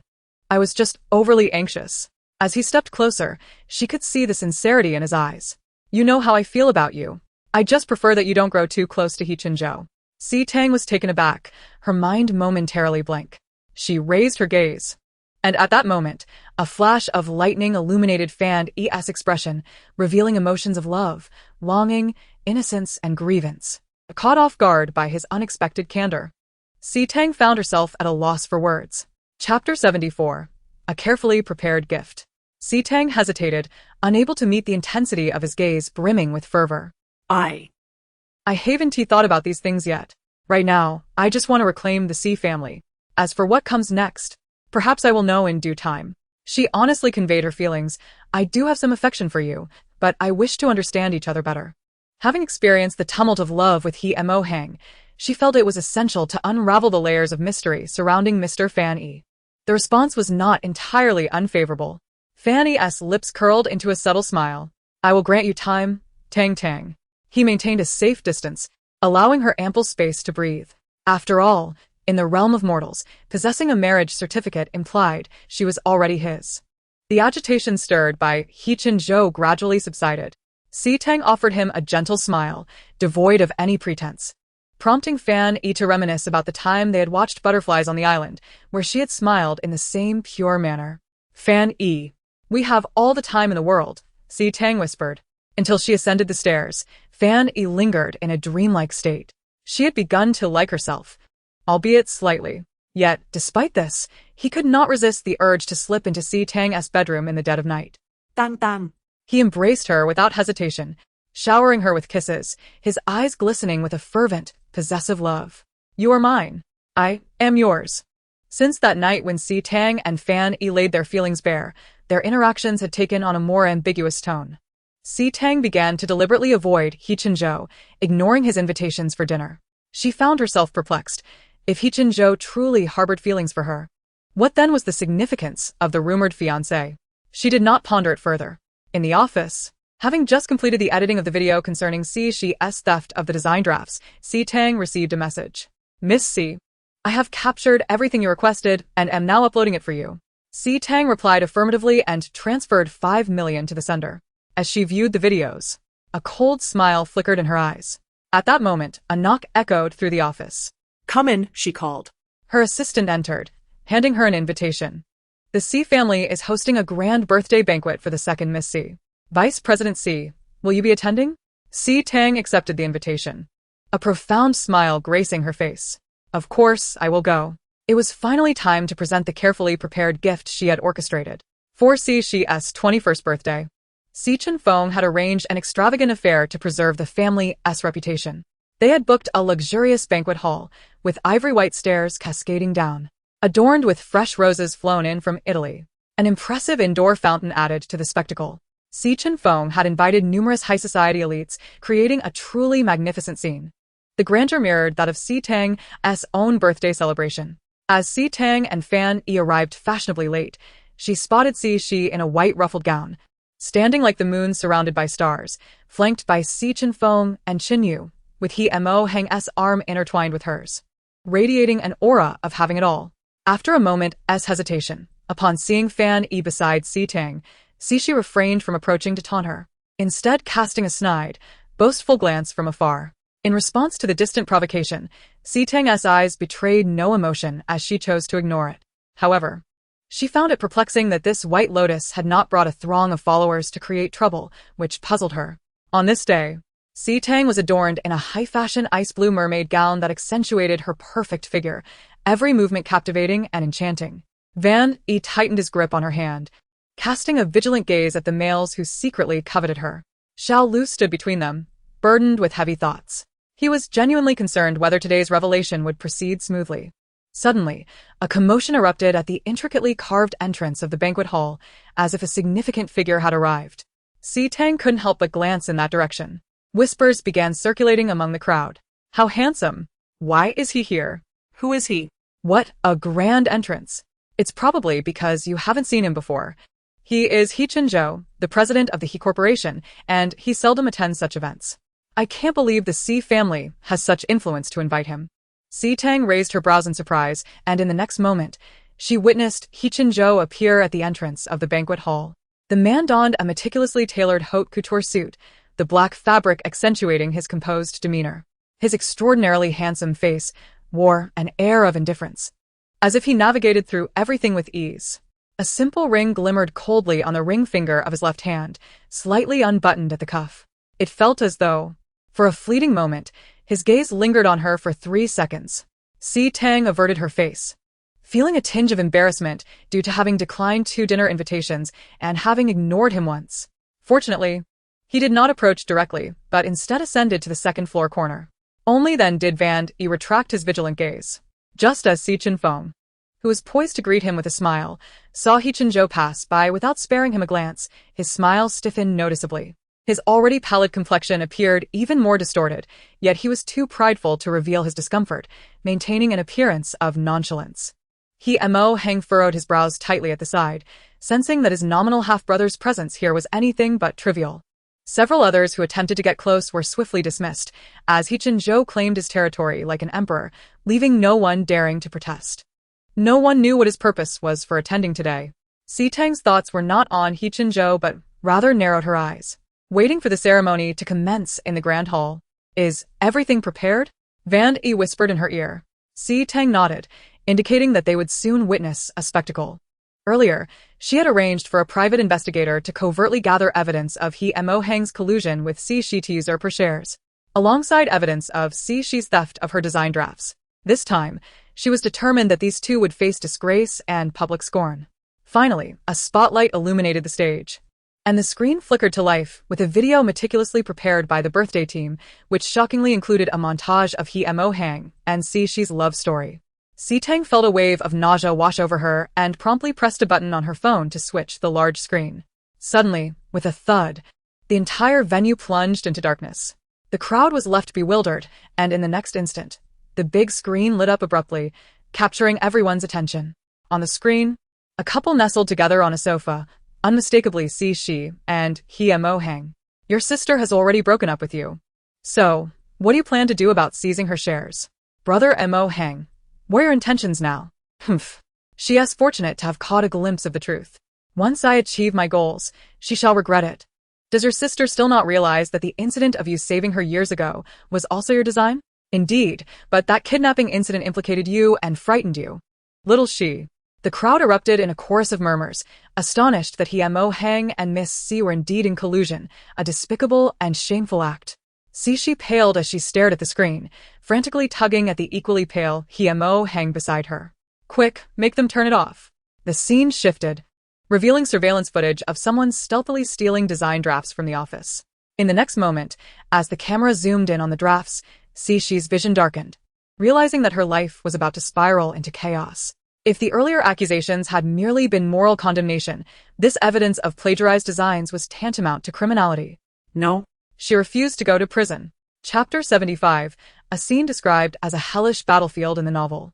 Just as Si Shi felt overwhelmed and on the verge of fainting, the critical moment arrived when the image on the big screen abruptly transformed into static. The entire venue erupted in chaos. Si Tang furrowed her brows in disbelief, while Van T's expression turned cold. Si Tang stared incredulously at the static lines. The person on the other end of her phone was reporting to her. This is terrible. Vice President Si, the key evidence of the design draft theft has all transformed into code and is irreparable. This was the second time. A thought jolted in Si Tang's mind. This eerily familiar scene had occurred when she recorded the clandestine communication between Si Shi and He Mo-hang upon returning home. The video had also turned into code. How could this be? At that moment, Van E was deep in conversation with 8856 through sound transmission. The video can't be repaired? Van E queried, dissatisfied. 8856 is equally helpless. It realized that there was an unseen force preventing it from being restored. It will not allow the destined child of fortune to go to prison, 8856 replied helplessly. Si Shi, seeing the most critical evidence suddenly vanish, felt a slight reprieve. But her legs remained weak as she leaned against He Mo-hang, facing the crowd's accusations and scorn. Si Tang, in a foul mood, sent a terse message to the person on the other end. Withdraw. The next moment, her phone buzzed with a new message. To her surprise, it was from He Chen-jo. Do you need assistance? The 5 words exuded an air of control and ease, leaving Si Tang astonished as she stared at the screen. Before she could respond, she understood that this was not a request for help but a notification. The screen, once again displaying a white static pattern, instantly restored its signal, but instead revealed another segment of evidence regarding Xi's plagiarized designs. This was a testimony from the designer of Shima jewelry, confirming that those designs did not originate from the Shima design team but were stolen and leaked by a designer named Rong Li from Xingnian. Her testimony coincided with the information from the video that had just played halfway. In the surveillance footage, it was indeed Rong Li from Xingnian who stealthily infiltrated the office to steal the design drafts. The crowd erupted in renewed discussions as Xi's Shima jewelry was thrust into the spotlight. Van E and 8856 quickly discerned the hand behind this, and 8856 couldn't help but remark to the sullen Van E, "One must admit, only the fortune of the immortal Lord Chunlin could suppress this." Unable to bear the tumultuous blows, Xi fainted in He Mo Hang's embrace and was rushed to the hospital, where she would await the police investigation upon regaining consciousness. Meanwhile, Si Chenfeng, witnessing Xi's disgrace, became furious and fainted as well, with Qinyu responsible for taking them to the hospital. What began as a delightful birthday banquet had swiftly devolved into chaos. The onlookers, amused by the spectacle, began to contemplate their exit. At that moment, Tang cast a complex gaze towards the second floor, locking eyes with a stern figure behind the ornate railing. Zhou stood tall and composed, his gaze fixed upon her. Whether it was an illusion or reality, Tang thought she caught a hint of a smile playing at the corners of his lips. In the next instant, Zhou descended the stairs at a leisurely pace, completely disregarding Van Yi's darkened expression, and approached Tang directly. At this point, Tang found herself with nowhere to hide, and she owed him a considerable favor. Thus, Tang earnestly expressed, "Thank you, Mr. He, for your timely intervention." She had not anticipated that Zhou would also involve himself in this matter, fortunate for his foresight. It was merely a trifling effort.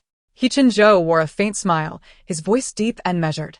"There are a few matters I wish to discuss privately with Miss Tang." Upon uttering these words, his calm gaze flicked momentarily towards Fan Yi, who stood beside Tang, before returning to rest on her, as if he were patiently awaiting her response.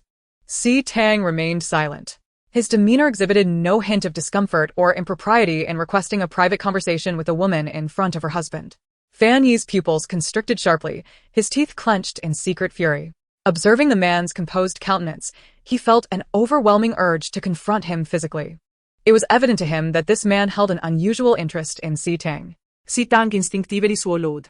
An unsettling sensation washing over her as the atmosphere grew eerily tense, reminiscent of the tumultuous scenarios depicted in novels. Fan Yi still had his arm wrapped possessively around her waist, yet Zhou's eyes betrayed no emotion, as if his desire to converse with her was entirely natural. "Is there something I should refrain from discussing?"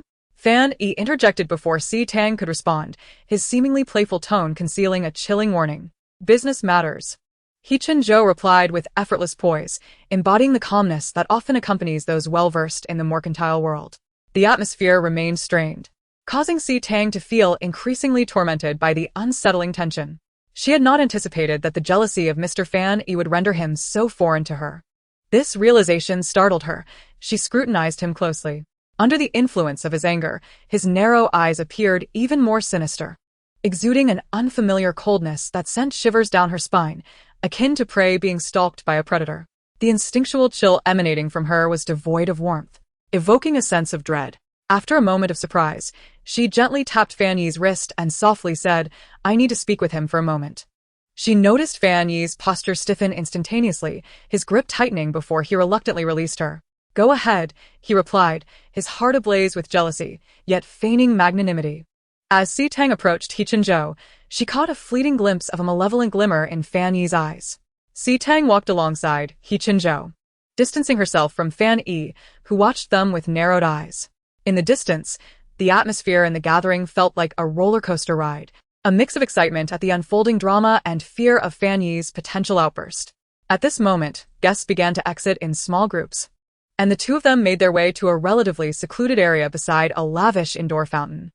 Tang halted, casting a glance at Zhou, then at the far-off Fan Yi, feeling a wave of inexplicable guilt wash over her. "Mr. He, is there something you wish to discuss?" she ventured, her voice barely above a whisper, feeling awkward in his presence. Noticing her evasive gaze, Hee-chin-jo realized that his previous overtures had unsettled her. Though typically composed, he now seemed somewhat contemplative, as if weighing his words carefully. The silence between them amplified the awkwardness of the moment. Tang lowered her head slightly, awaiting his response, while the mist from the fountain lightly brushed against her exposed skin, prompting a shiver. In an instant, a coat imbued with the crisp scent of cedar fell over her shoulders. She was momentarily taken aback, looking up to find Hee-chin-jo's elegantly sculpted lips and jawline close to her, his hand lingering at her neck where he had draped the coat. His piercing gaze met hers, and he spoke, his words ringing like thunder in her ears. "I am aware that your marriage to that man is merely a contractual arrangement." Chapter 76. She had always lived under his scrutiny. His deep, resonant voice bore no trace of emotion, leaving Tang perplexed about the true intent behind his statement. "You have been investigating me?" she instinctively retorted, her eyes wide with shock and skepticism. He seemed unperturbed, even managing a smile in response. "I harbor no ill will." From Tang's reaction, Hee-chin-jo gleaned confirmation of their mere contractual union, established solely for the sake of shares. Tang's gaze remained fixed on him, her mind racing to piece together a startling conjecture. "Mr. He, one cannot overlook the fact that you are engaged," she paused, then added, her tone a subtle reminder. "You have a fiancé." At her words, Hee-chin-jo lowered his gaze slightly, raising his left hand to twist the silver band on his finger, responding with calm assurance. It is a sham. "A sham?" Tang's tone rose in surprise. "I have no fiancé. This is merely a precaution to deter business partners from attempting to introduce women into my life." Tang found herself at a loss for words, her only response being, "I am married." As if that were insufficient, she continued earnestly, "Although it is a contractual marriage, I hold a genuine fondness for my current husband." Hee-chin-jo's expression remained inscrutable, his thoughts hidden from view as he calmly inquired, "What is it that you find appealing?" Tang instinctively replied, "He is kind and courteous, a true gentleman who shows me respect, care, and companionship." Kind and courteous, a true gentleman? Hee-chin-jo could not suppress a chuckle. If the man watching from a distance like a madman is indeed such a gentleman. Tang, he called, using her full name for the first time. She blinked in surprise as he continued, his tone laden with meaning. "Some individuals require you to see them clearly for who they are."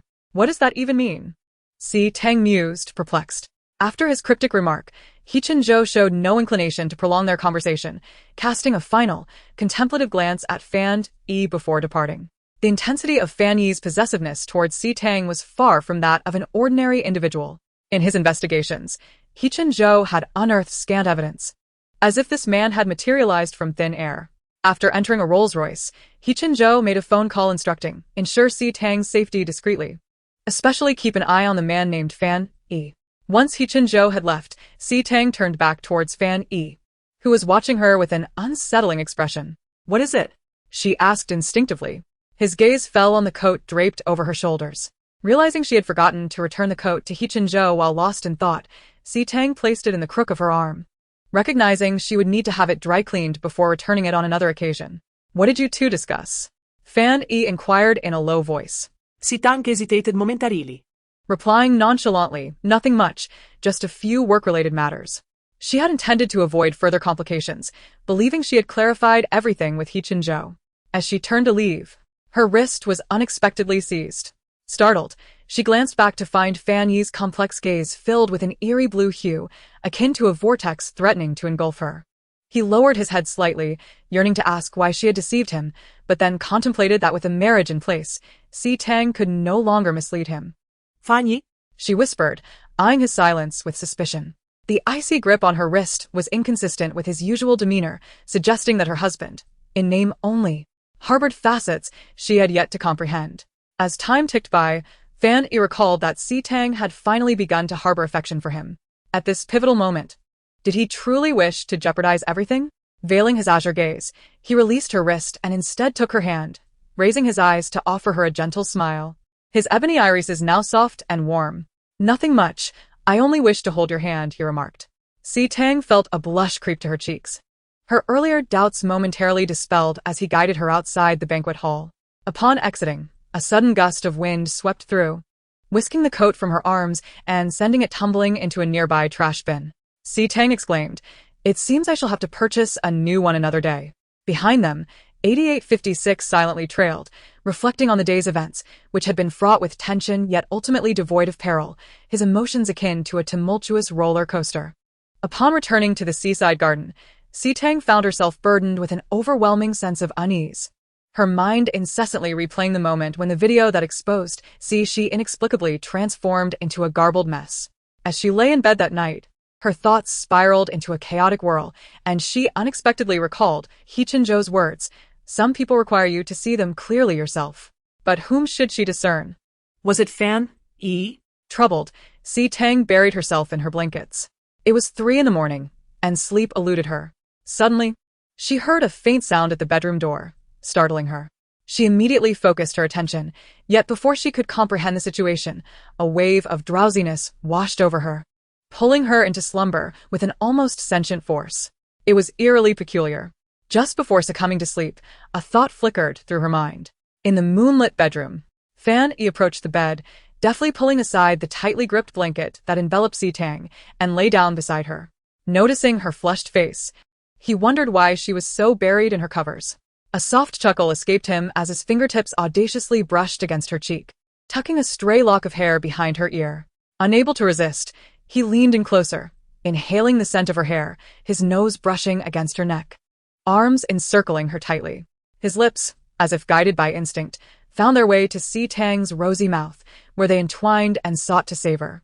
His hands seemed to possess a will of their own, resting possessively against her front. Tang is truly soft, everywhere, he mused silently. The following day, when Tang groggily awoke, she found herself no longer cocooned in her blankets.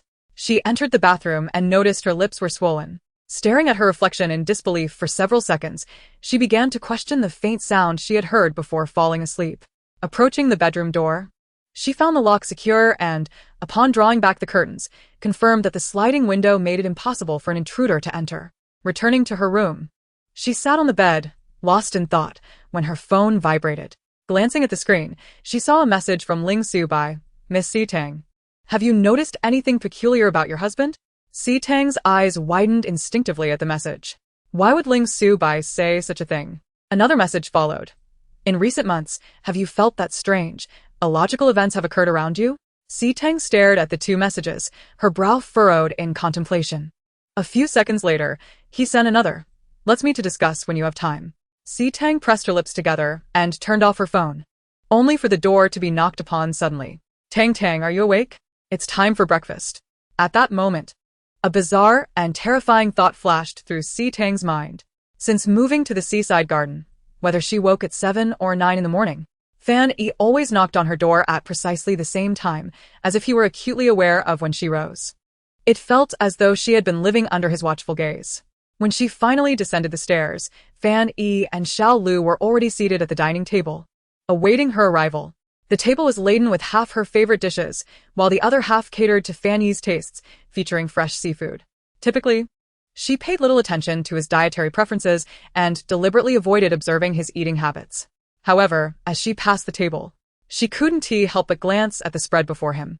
A platter of live shrimp was skewered together, and a porcelain bowl piled high with octopus legs still wriggled, as the nerves had not been completely severed.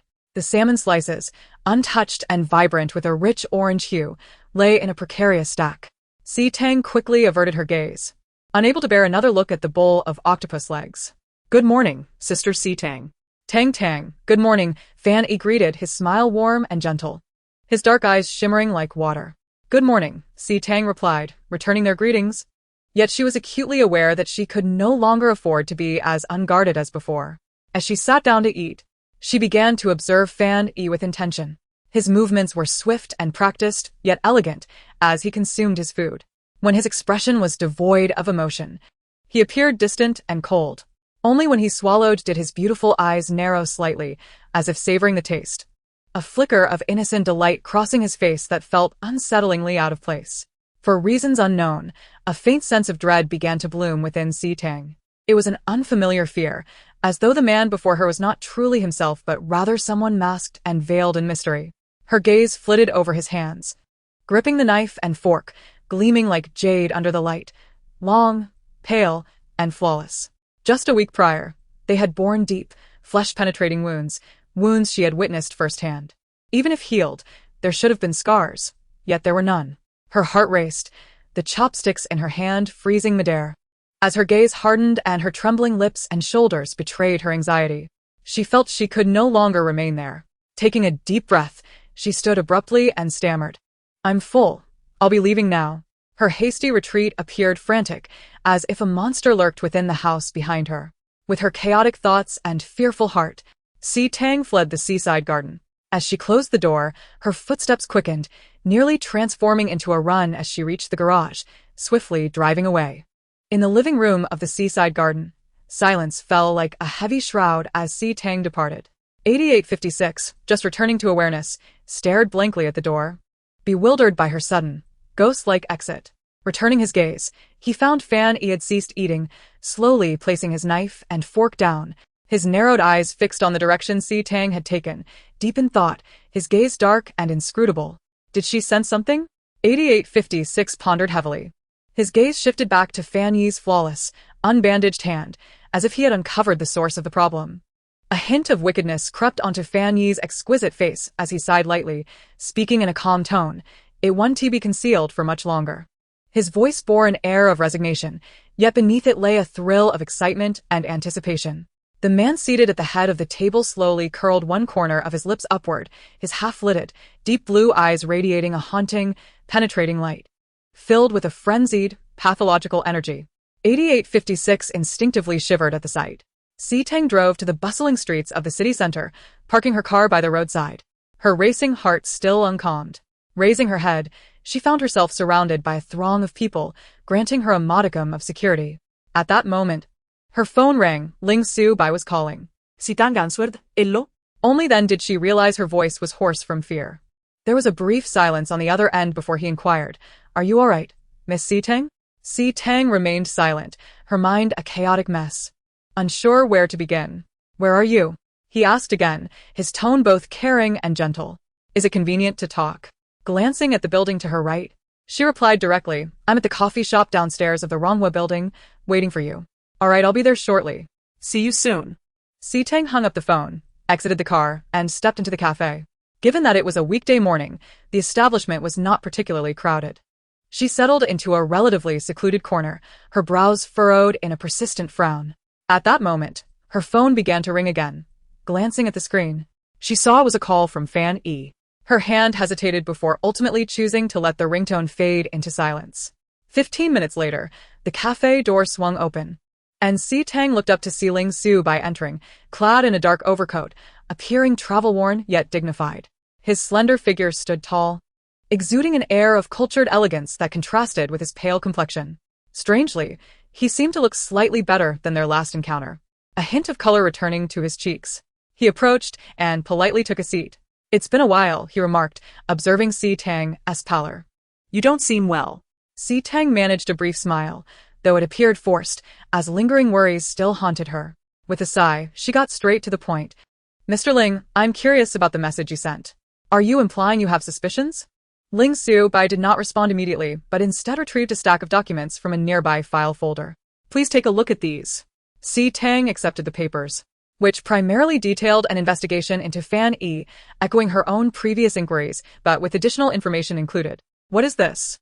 she inquired. "Have you ever conducted a thorough investigation into his interpersonal relationships?" The question caught Tang off guard. Her initial inquiry into Fan Yi had been cursory, primarily focused on his background abroad, lacking any in-depth examination of his social connections. Ling Su-bai's subsequent words left her in shock. "He possesses no social connections, neither abroad nor domestically. It's as if he materialized out of thin air, appearing in your life, Miss C. Do you suspect that he is?" she began. But Ling Su-bai interrupted, his voice grave. "Yes, your husband is a monster. For your safety, you must distance yourself from him." At that moment, Tang felt the fragile string of her composure snap.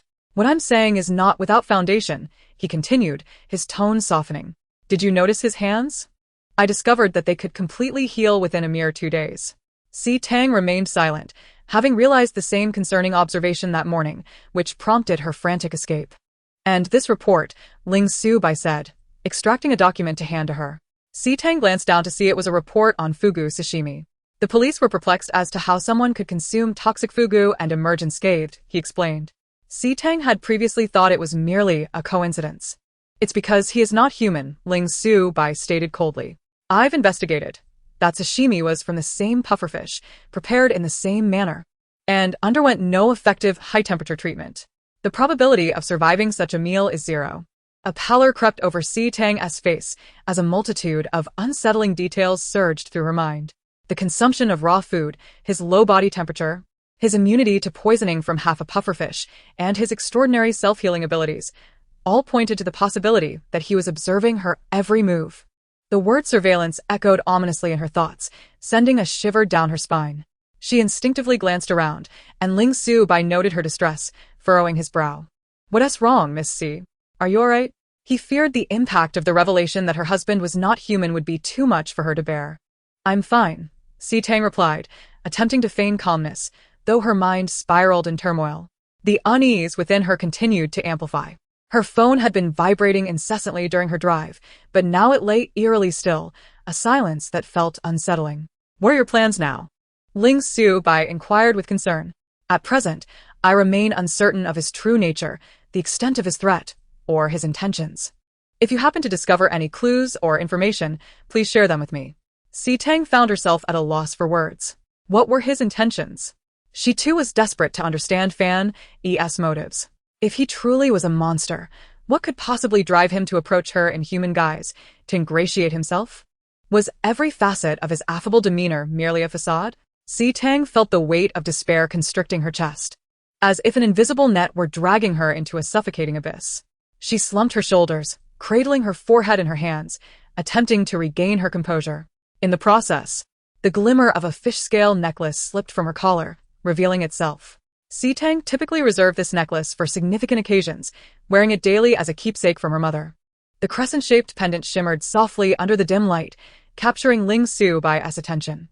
May I see that? He asked, his expression shifting to one of intrigue. Tang hesitated, feeling the weight of his earnest gaze.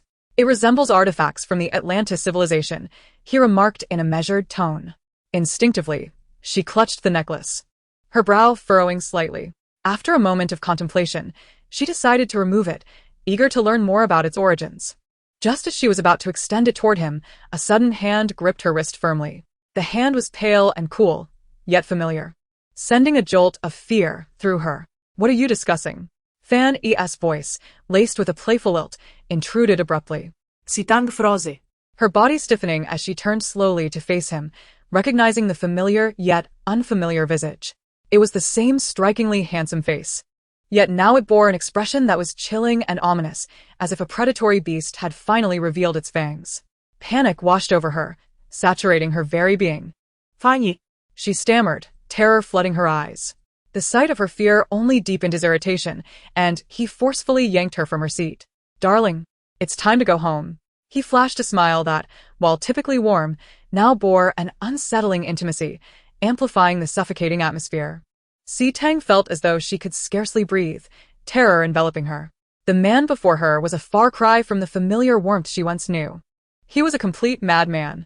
She instinctively sought Ling Su-bai's gaze, her eyes pleading for help. Mr. Fan, Ling Su-bai stood, asserting himself. She does not wish to leave with you. Release her. Fan's cold gaze bore down on Ling Su-bai, momentarily diverted as he glanced outside at the bustling street, teeming with crowds. He refrained from taking lethal action, for his focus was solely on returning Tang home.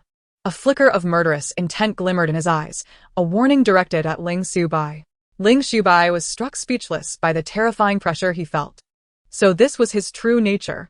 Fan forcefully embraced Tang and began to depart, while Tang instinctively opened her mouth to call for help, only to discover that her body felt as though it were under some form of control, rendering her rigid and voiceless. She found herself enveloped in Fan's arms. Monster! Tang screamed internally. She couldn't help but tremble, uncertain of what this creature intended to do with her. Behind her, Ling Su-bai gazed in the direction where the two had vanished, his eyes gradually taking on an eerie quality, the earlier display of retreat before Fan fading away. He resettled himself, leisurely savoring the coffee in his cup. At that moment his phone rang, and he answered it with calm composure. Dr. Ling. I have just discovered that the gentleman named Fan indeed visited the hospital for a checkup due to the pufferfish sashimi incident in early June. His blood samples returned normal results, which were subsequently destroyed. Where was the destruction carried out? Ling Shubai inquired. At the North Suburb Medical Waste Disposal Center. Ling Shubai raised an eyebrow. I see. He ended the call without lingering on any suspense, his expression contemplative. The soil had not mutated. Rather, it had absorbed his blood. It was as if fragmented pieces were being assembled, leading him toward a startling revelation. The man lowered his gaze to the multiple needle marks on his arm, a peculiar smile gradually curling at the corners of his lips. Chapter 79. He truly is a madman. Tang was half-dragged, half-carried out of the cafe by Fan Yi, who still appeared warm and courteous to outsiders, merely displaying affection for the woman in his embrace. Thus, the bodyguard who had been discreetly following Fan Yi did not regard this scene with any concern. Tang was effortlessly cradled like a doll into the black business vehicle. Placed in the passenger seat, he affectionately ruffled her hair, extracted the necklace she had been gripping, and personally placed it around her neck again. He didn't even fasten her seatbelt, gripping the steering wheel as the vehicle sped away at an almost uniform rate, completely disregarding brakes and lane changes. Tang's eyes widened as she watched the car race towards the seaside park in a manner utterly defying the laws of physics. A journey that should have taken half an hour was completed in just 15 minutes. Fan Yi wrapped his arm around Tang's waist, lifting her as if she were a pliable piece of dough, and kicked open the car door to enter the seaside park. Poor Tang was unable to emit a sound, tears of fear rolling down her cheeks. "Why are you crying?" he asked nonchalantly, as if he were in no rush. The underlying brutality within him seemingly dissipating. He gently brushed her tear-stained cheek with his fingertip. "I haven't even begun with you yet." Tang could only gaze at him in terror, her silence amplifying her fear. Suddenly, his expression shifted, and he let out a chilling huff. The depths of his azure eyes were tumultuous and dangerous, threatening to engulf her. At that moment, the entire seaside park fell into a hushed silence, and Xiao Lu's figure vanished. Tang's hand weakly clutched at Fan Yi's collar, her nose filled with the unique, cold fragrance emanating from him, which finally matched his imposing presence. He domineeringly carried her to the side of the seaside park, which overlooked a bay, revealing an unexpected cruise ship moored nearby. He directly boarded the vessel, with Tang in his arms. Tang's pupils dilated, her curled eyelashes fluttering in anxiety. She shook her head at him repeatedly, her expression pale and frantic. Seeing her in such a state, Fan Yi's smile deepened, though it sent chills down her spine. Once aboard the cruise ship, the opulent decor dazzled her eyes, with romantic red roses lavishly adorning every corner, creating an atmosphere akin to a crimson dream. Yet, to Tang, this scene felt like a prick to her heart, the color of blood adding an eerie undertone, until he pushed open a door to a room. The space was filled with countless red roses, the bed strewn with petals, and outside the porthole, the tranquil blue sea stretched into the depths. Golden sunlight cascading like scattered gold, illuminating every corner of the room. Tang was unaware that this was a surprise Fan Yi had planned to express his affection for her. Finally, he set her down, and as she moved her lips, she found her body had regained its autonomy. She staggered back 2 steps, collapsing onto the edge of the rose-petal-covered bed. What do you want? The tremulous, hoarse question had barely escaped her lips when Tang suddenly realized that the ship was moving. She turned her head to see the sea rapidly receding outside the porthole, while Fan Yi stood beside it, still dignified and elegant, with a slight smile curving his lips. "Don't you want to know who I am, Tang?" His voice was gentle, akin to a predator soothing its prey before a hunt. "Let me personally reveal it to you." Tang shivered. The man before her was utterly unfamiliar. Although his expression remained cheerful, it had shed its guise of gentleness, revealing a capricious and dangerous quality. However, before the answer is unveiled, I must ask, do you truly trust that man named Ling Shubai?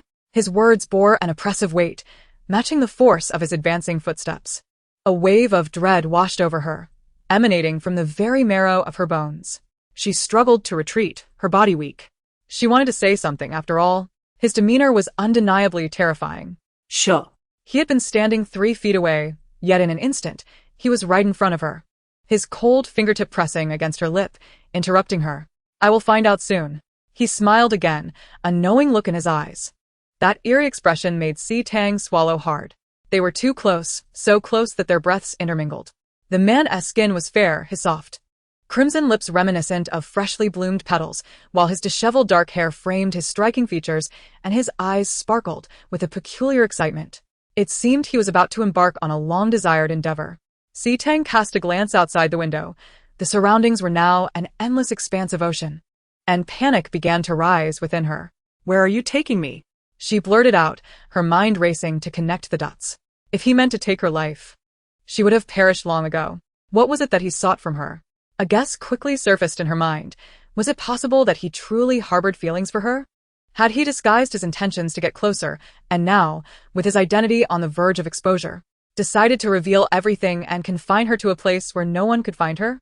After all, Ling Shubai had said that this man had never engaged in social interactions and had appeared out of nowhere in her life. What would he do at the first moment of exposure? Naturally, he would ensnare her within his domain, forcing her to live in the manner he desired. Coupled with his penchant for surveillance, it was evident that his desire for control was exceedingly terrifying. He truly was a madman. Tang was horrified by this conjecture and began to struggle desperately. "Let me go back." She attempted to push against his firm chest, shouting in anger, "Are you planning to imprison me, to confine me within your world?" Fan Yi raised an eyebrow in mild surprise, then effortlessly restrained her wrist, chuckling softly. "You guessed it. How unfortunate, for this was indeed his innermost intention. If you don't want to be confined by me, it's also possible." He gently tucked her disheveled hair behind her ear, gazing at the face he had longed for. The fear of being replaced by anger caused her cheeks to flush, and the glimmer of tears in her eyes spoke volumes as she glared at him, her pure, dark eyes shimmering with innocence. A youthful beauty highlighted by the cute mole on her nose, bringing her to life. What a dilemma. Even in anger, you are adorable. Tang's gaze shifted to one of vigilance, yet she awaited his next words. A man with an insatiable desire for control would never relent if his demands were unmet. His smile was enigmatic. Suddenly, he tightened his grip on her wrist, pulling her firmly against his chest, disregarding her startled cries as he carried her into the bathroom. An arm traversed across Tang's shoulder, while another firmly cradled her hips, adopting the posture of a parent holding a child, yet simultaneously reminiscent of bondage. He seated her before the bathroom mirror, and unbeknownst to her, the warmth emanating from his body had begun to rise. His breath, too, grew warm, gently brushing against her ear in a languid, unhurried rhythm. "Don't you wish to know who I am? Would you like to see?" His voice, deep and tender, whispered intoxicatingly in her ear. Tang trembled in panic. What to see? In the next moment, Fan Yi answered her with a transformation of his body. Chapter 80. He is the merman from her dreams. At that moment, the sudden sound of flowing water from the enormous bathtub nearby erupted, and a veil of steam enveloped the air. The man's inky short hair underwent a remarkable transformation, cascading down to his chest like vines and turning into a pure, sacred white, reminiscent of snow lotus atop a mountain peak. He lifted his head, his piercing gaze fixed intently upon Tang, his face adorned with a rich allure. Beneath the snow-colored lashes, a pair of beguiling azure eyes glimmered, their gaze as sticky and dark as a spider's web. He provocatively curled his lips, causing Tang's pupils to dilate in shock. The visage before her was an exact match to that of the merman from her dreams. He was indeed the merman of her reverie. Still reeling from disbelief, Tang stared, entranced, at his breathtakingly divine face, when Fan Yi suddenly lifted her, and in a few swift steps, they plunged into the bathtub filled with warm water. Tang gasped in alarm. Instantly, the mist swirled around them, obscuring her vision, while the rush of warmth enveloped her, pulling her back into fragmented memories of her dreams. The young girl's radiant face flushed a deep crimson, her eyelashes fluttering in disbelief as her chest heaved with emotion. Her soaked garments fell away, revealing a fish scale gleaming at the center of her collarbone.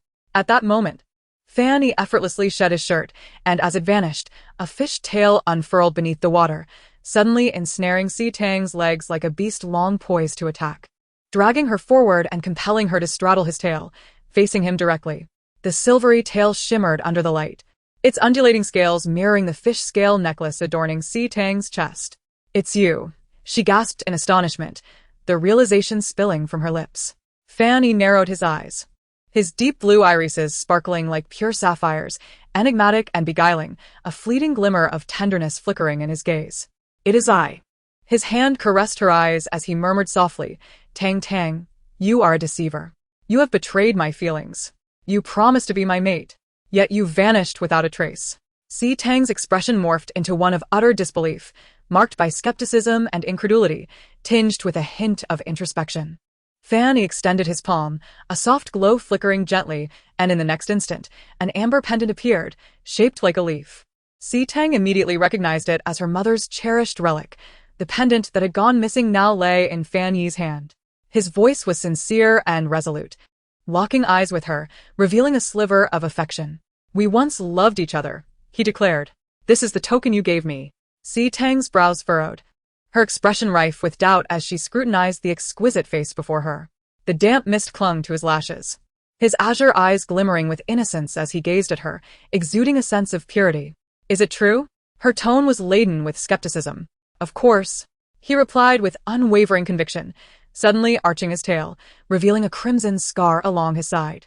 I gave you my most beautiful scale, which resulted in this permanent mark from my emotional trials. Tang, you must take responsibility for me. You promised you would always be with me. Once I have endured my trials, we would unite. But you suffered amnesia due to unforeseen circumstances. The divine being obstructed us, and you were taken from the island, while I was trapped in the deep sea for 3 years, unable to search for you.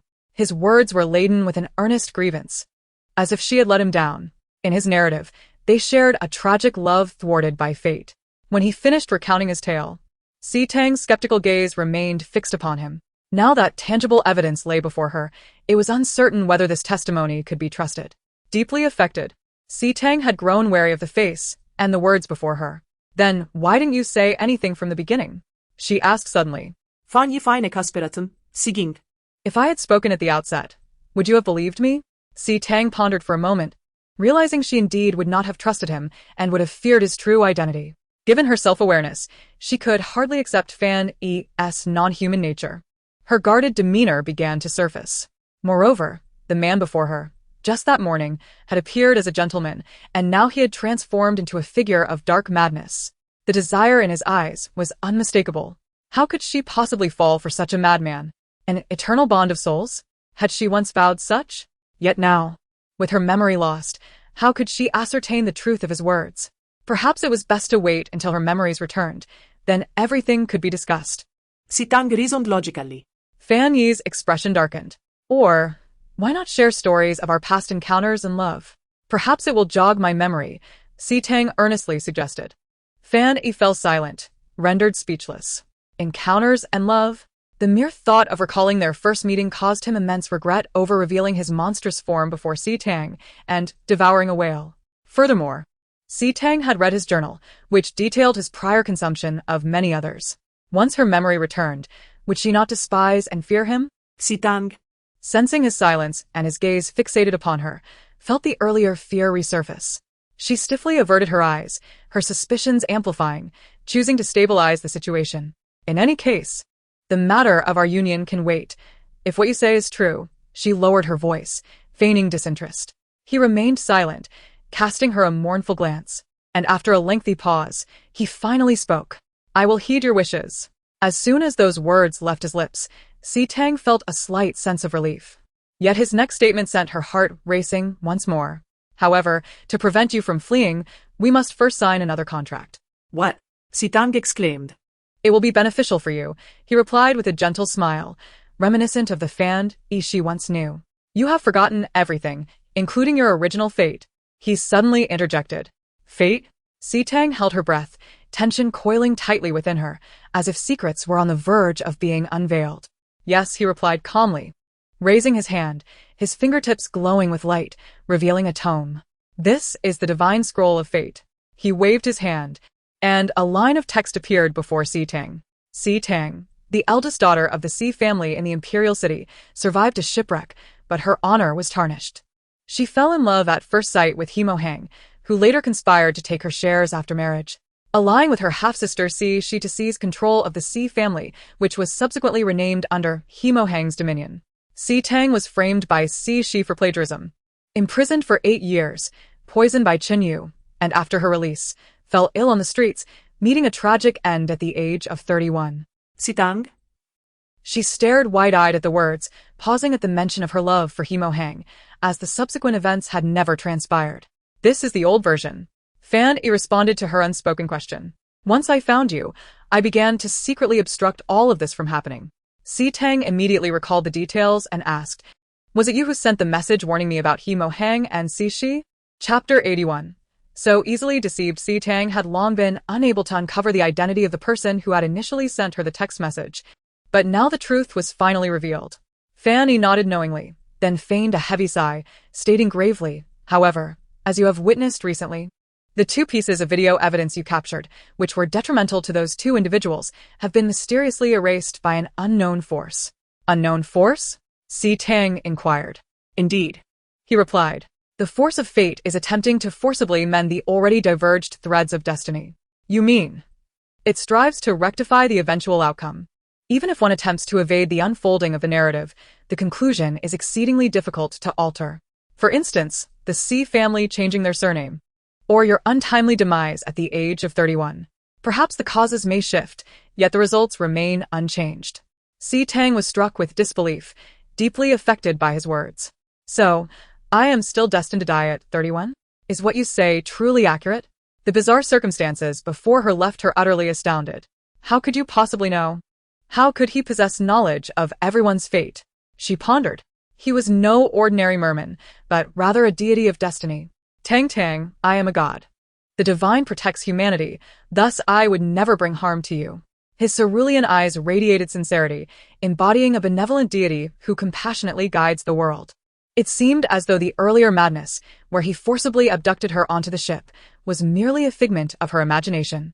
Tang's thoughts spiraled as she gazed at the amber pendant resting in his palm, alongside the now retracted scroll of fate. Naturally, he continued, noticing her confusion and hesitation. He closed his hand, causing the scroll of fate and the amber pendant to vanish completely. If you harbor any doubts, you may check your phone.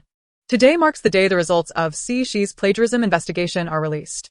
His words carried significant weight as he reclined in the bathtub, his chin slightly raised. A faint smile playing at the corners of his lips, reminiscent of the gentle warmth following a snowfall.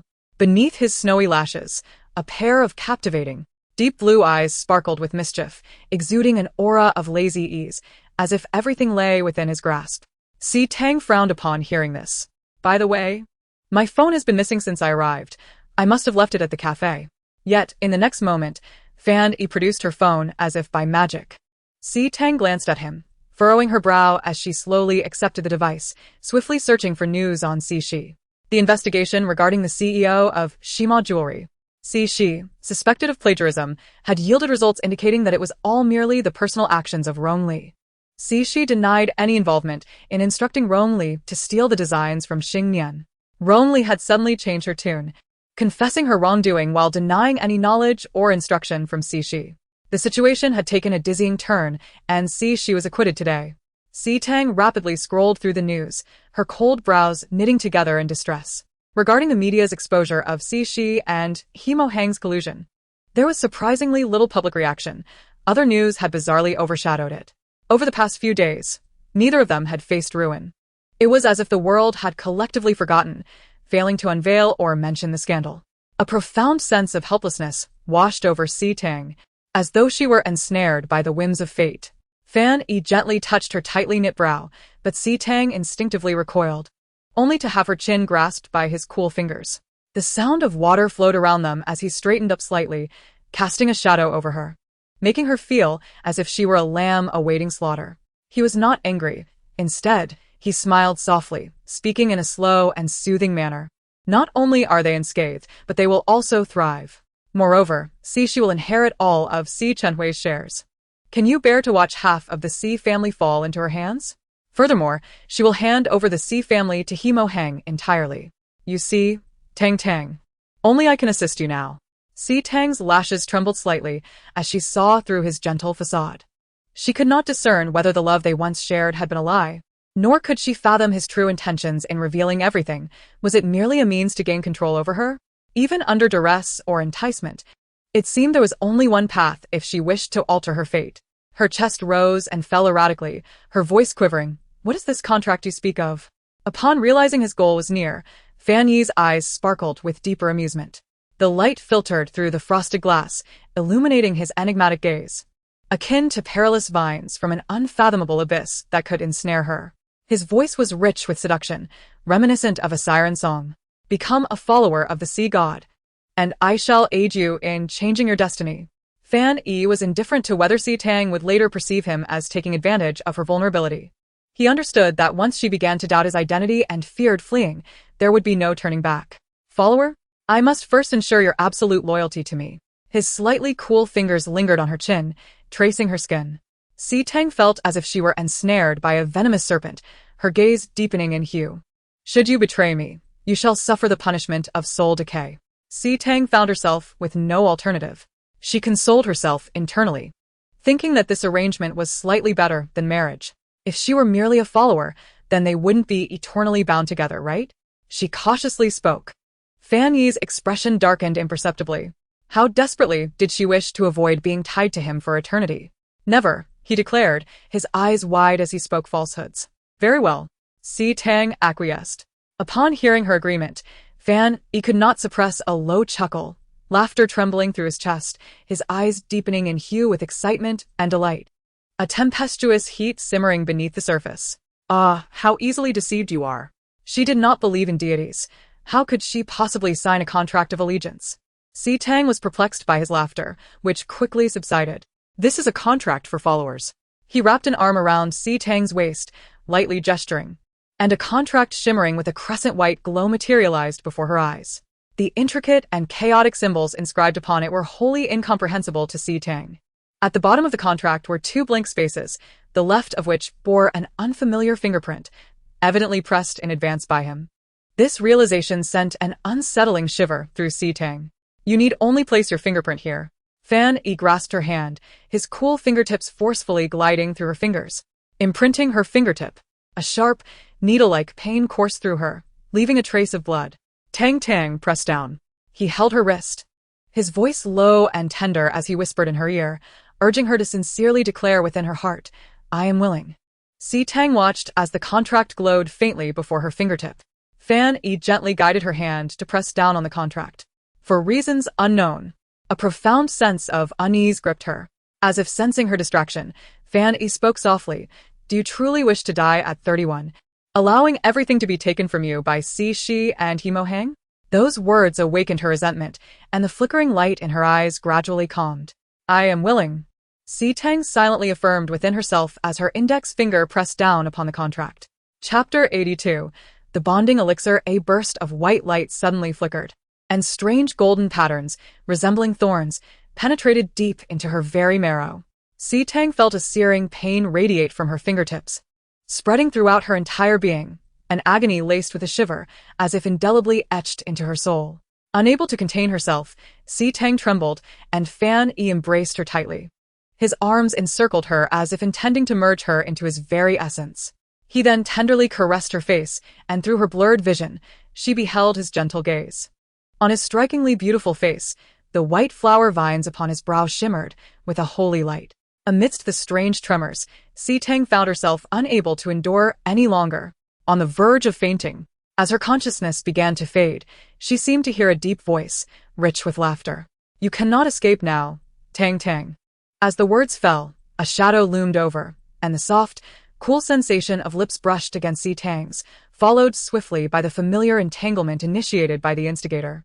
Si Tang trembled in anger, yet her strength had waned, and she succumbed to unconsciousness in Fan Yi's embrace. At that moment, Si Tang was utterly convinced of his malevolent intentions. His declarations of love were undeniably a ruse.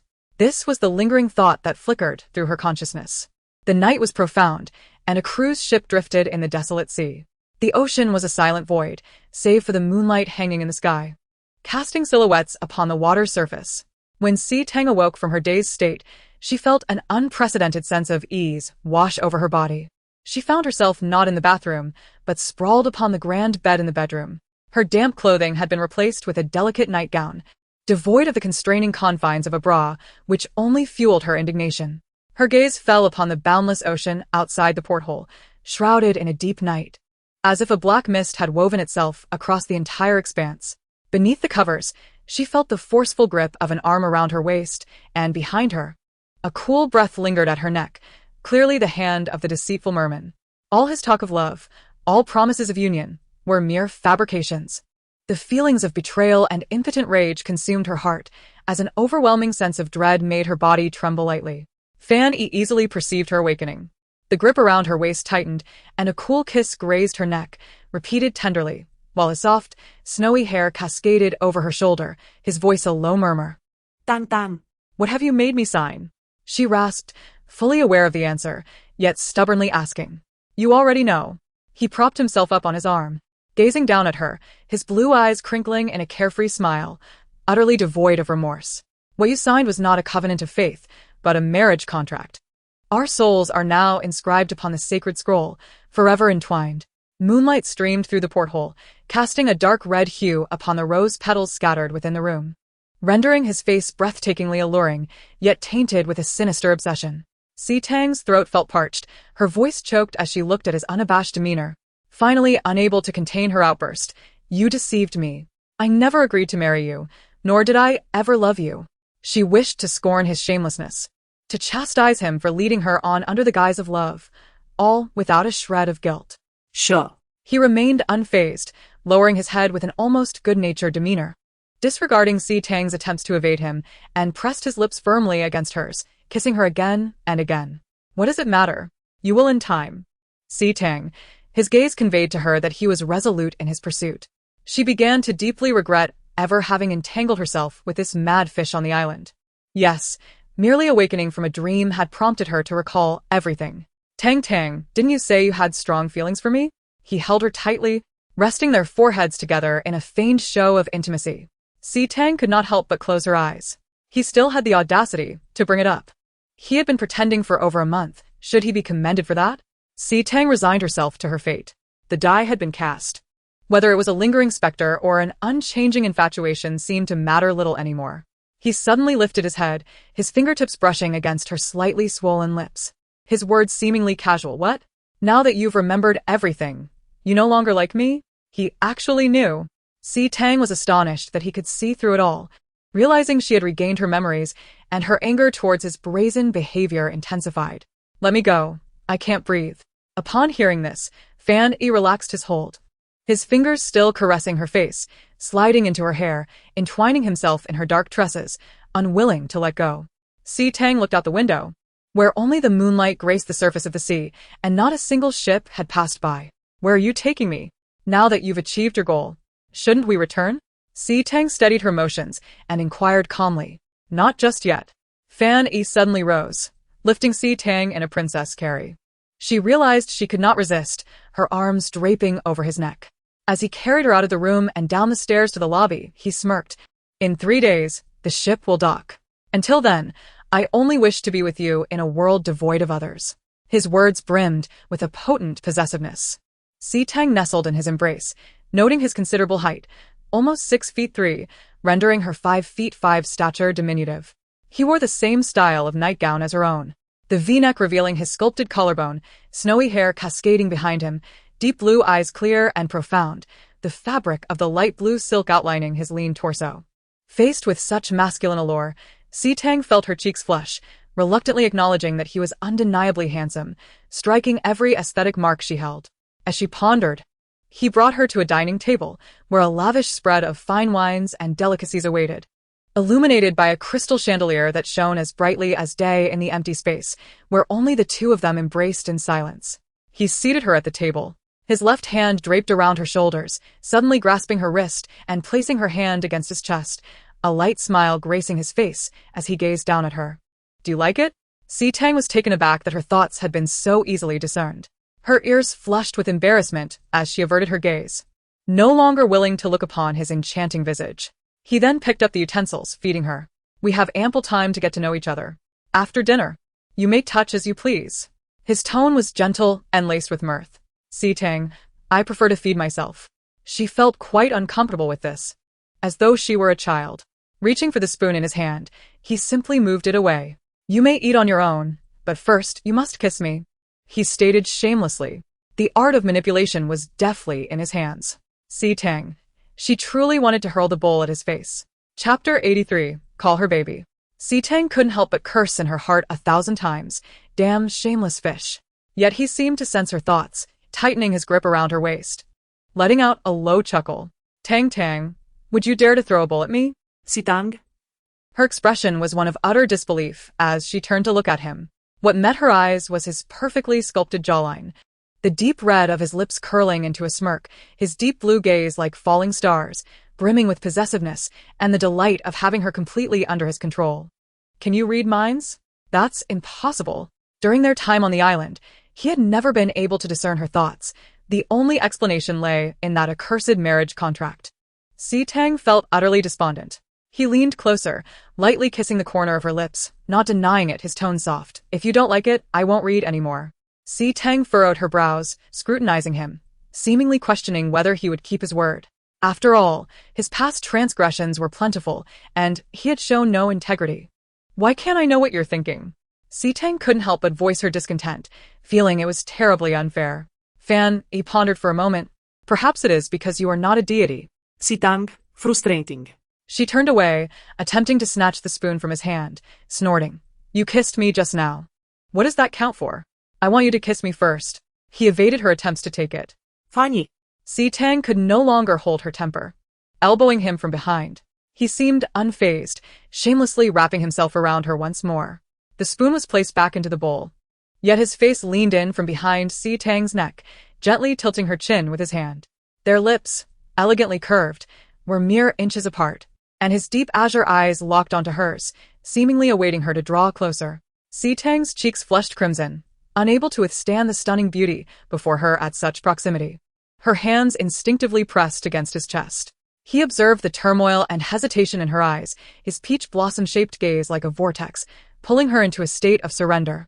Exuding an air of beauty that could be perilous, Tang. Tang's breath quickened, her ears growing warm. This enchanting creature before her was nothing short of a siren. She closed her eyes, took a deep breath, and swiftly pressed her lips against the corner of his mouth. Was that sufficient? She awkwardly opened her eyes, yet dared not meet his gaze. Alas, no one could resist the allure of such a face. He could not suppress a chuckle, reaching out to caress her hair. But it was not enough. Tang felt a surge of indignation at his unreasonable demands, his lack of integrity. Not enough? You, Themichum. His kiss descended upon her once more. This time not merely a gentle touch, but an impassioned embrace filled with possessiveness, a fervent melding of lips that felt as though he sought to consume her entirely. Tang found herself breathless, the familiar entanglement of memories flooding back to those countless days and nights in the cave. She gently closed her eyes, quietly studying the breathtaking visage before her. His porcelain skin flushed with a delicate hue, snow-white lashes drooping, concealing those dark, profound eyes, the tips quivering slightly. Despite his unexpectedly skilled kiss, he appeared remarkably innocent. An unfamiliar sensation blossomed within Tang as heart.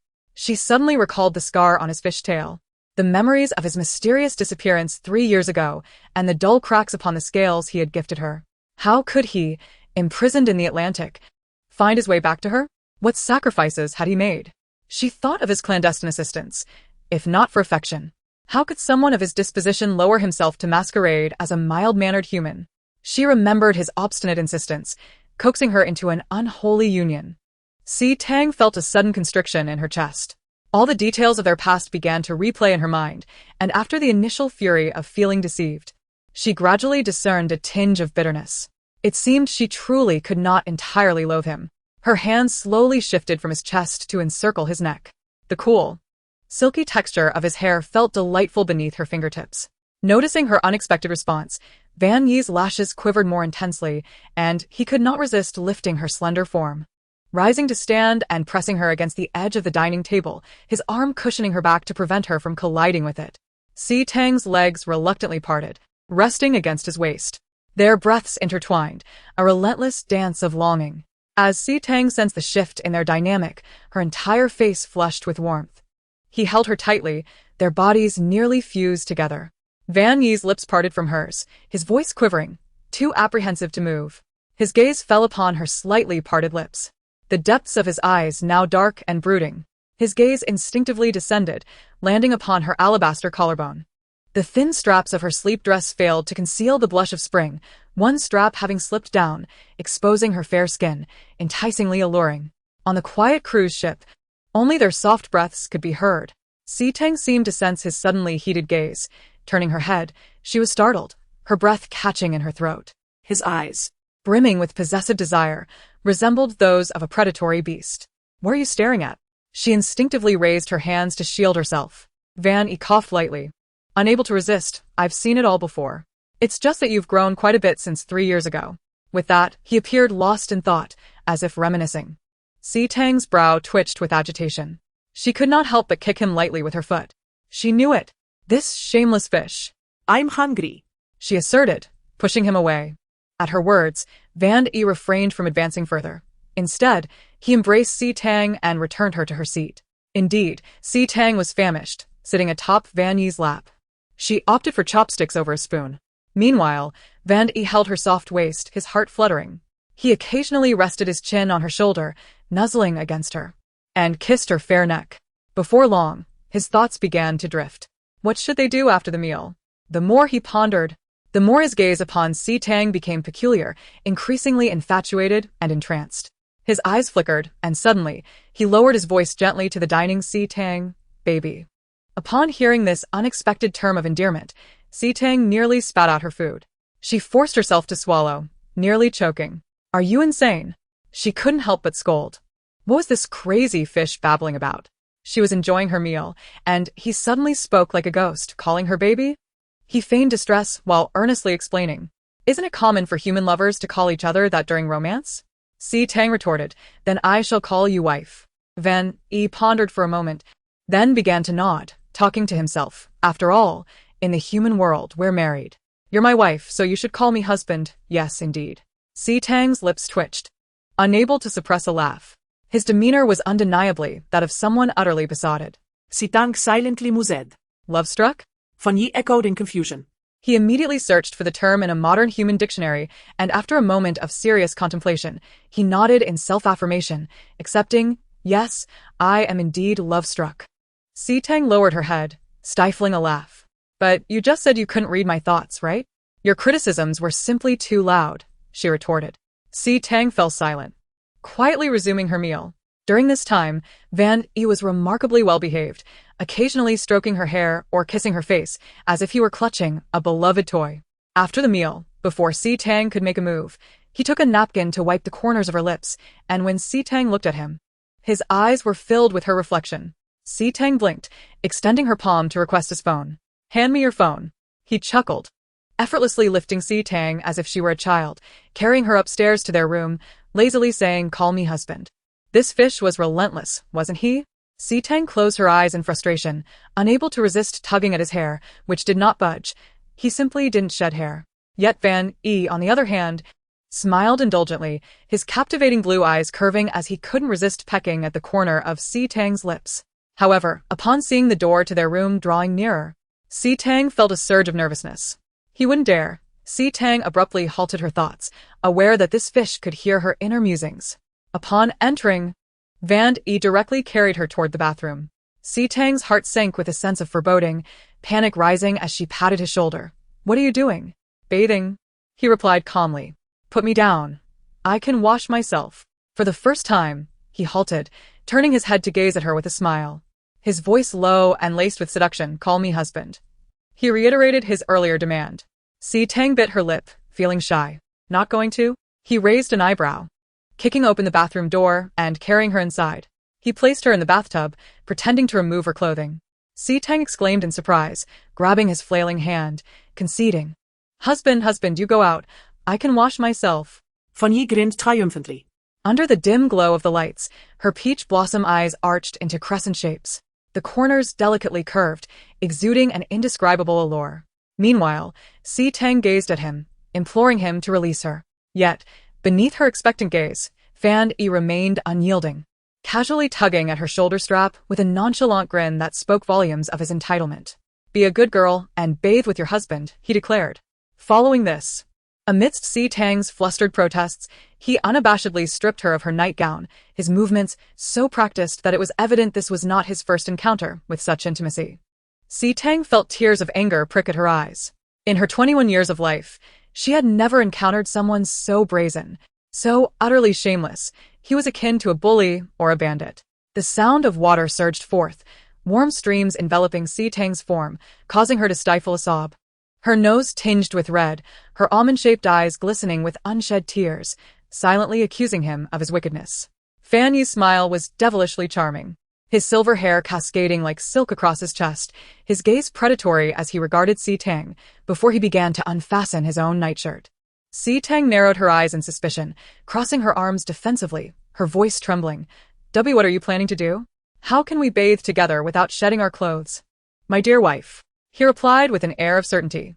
I see couples in love do this all the time, he shamelessly explained. It was as if he intentionally flaunted his actions before her, each unfastening done with slow deliberation, and Si Tang felt her eyes drawn inexorably to him. With each movement, the contours of his collarbone, the taper of his waist, and the definition of his abs gradually revealed themselves, radiating an overwhelming sense of latent power. His physique was nothing short of breathtaking. Si Tang swallowed hard. She had never imagined that one person's body could hold such magnetic allure over her. The physiological attraction felt almost addictive. But as he loosened his pajama pants, reality struck her like a thunderbolt, and she quickly averted her gaze, shutting her eyes tightly. Don't come any closer, she exclaimed. A low chuckle echoed in her ear as the sound of water splashed, and he stepped into the bathtub. Enveloped in the misty ambience, Fan Yi gently caressed her face. I have awaited this day for so long, he murmured, his eyes darkening, his voice dipping to an almost ethereal whisper. With a slight exertion, she found herself cradled in his arms, her hands pressed against his chest. Suddenly, his gaze fell upon her collarbone, growing increasingly shadowed and dangerous. Si Tang's face flushed instantly. And she reflexively raised her hand to shield his penetrating gaze. This way, I can still see you, Fan Yi teased, a smirk playing on his lips. Rogue, she hissed. In a fit of anger, Si Tang bit down on his neck, the taste of his unique essence flooding her senses, and she couldn't help but lick her lips. Unbeknownst to her, Fan Yi's body stiffened abruptly, then began to tremble slightly. You.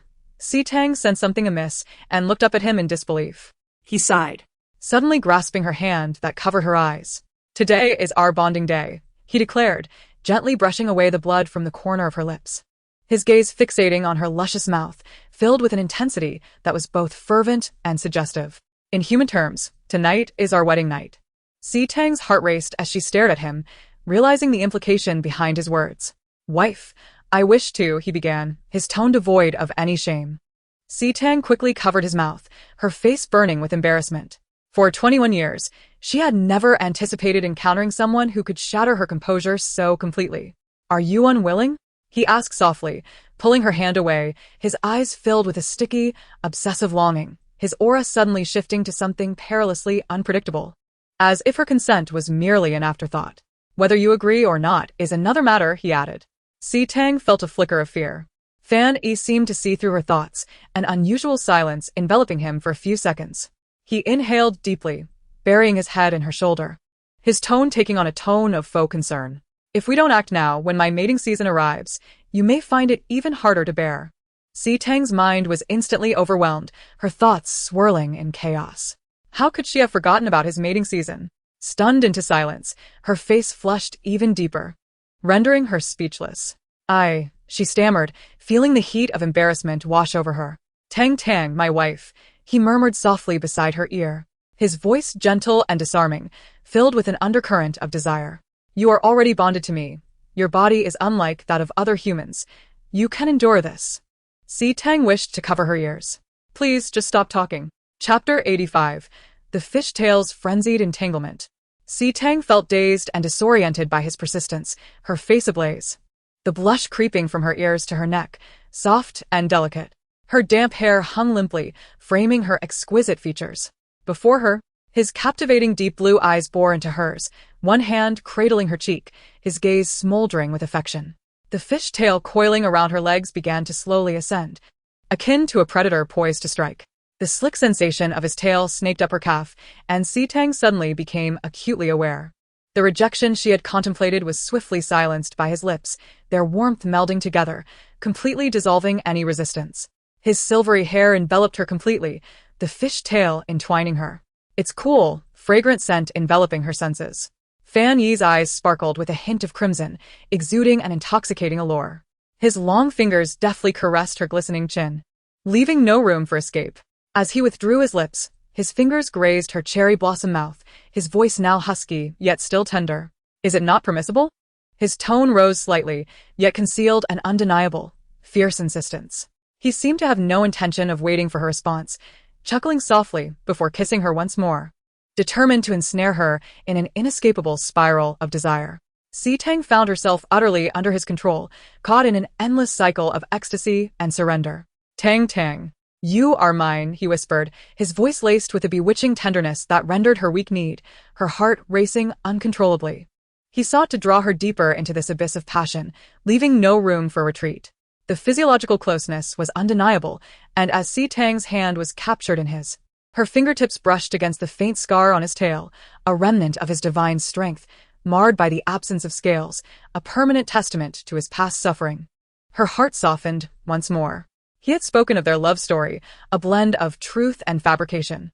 Memories of their last encounter 3 years prior flooded her mind, along with the fish scale necklace he had left behind, a symbol of his intention, a promise that if the scale shattered, it would signify his departure, allowing her to move on.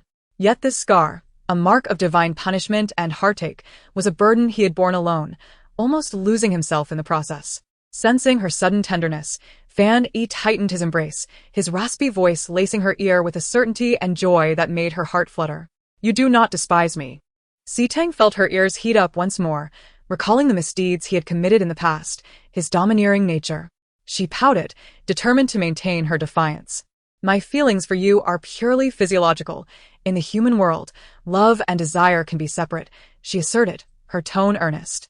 This declaration seemed to irk Fan Yi. His once joyful peach blossom eyes darkened to a deeper blue, his brow furrowing as if he were genuinely contemplating whether such a concept existed in the human realm. Physiological attraction? Emotional detachment? Tang silently acquiesced. Fan Yi, now vexed, scoffed coldly, lifting her effortlessly. Very well, I shall see just how physiological this attraction truly is. Tang could only stare, speechless. With a graceful transformation, Van Yi manifested his dual legs, cradling Tang as he emerged from the bathroom. His silvery hair cascaded like satin, enveloping Tang's neck.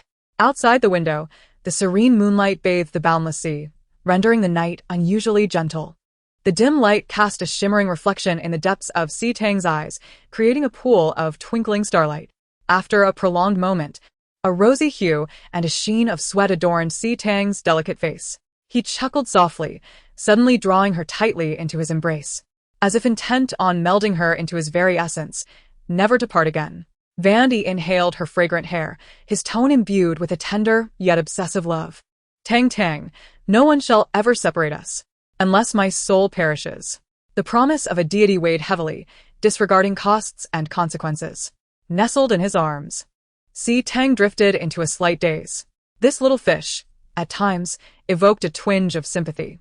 However, in the latter part of the night, Van Yi carried her back to the bath, and barely had Tang rested when he seemed relentless once more. In the expansive bathtub, before she could fully comprehend, his gaze shifted, and he lifted her again, swiftly exiting the bathroom, leading them to entwine upon the spacious bed in the bedroom. The cruise ship was enveloped in silence.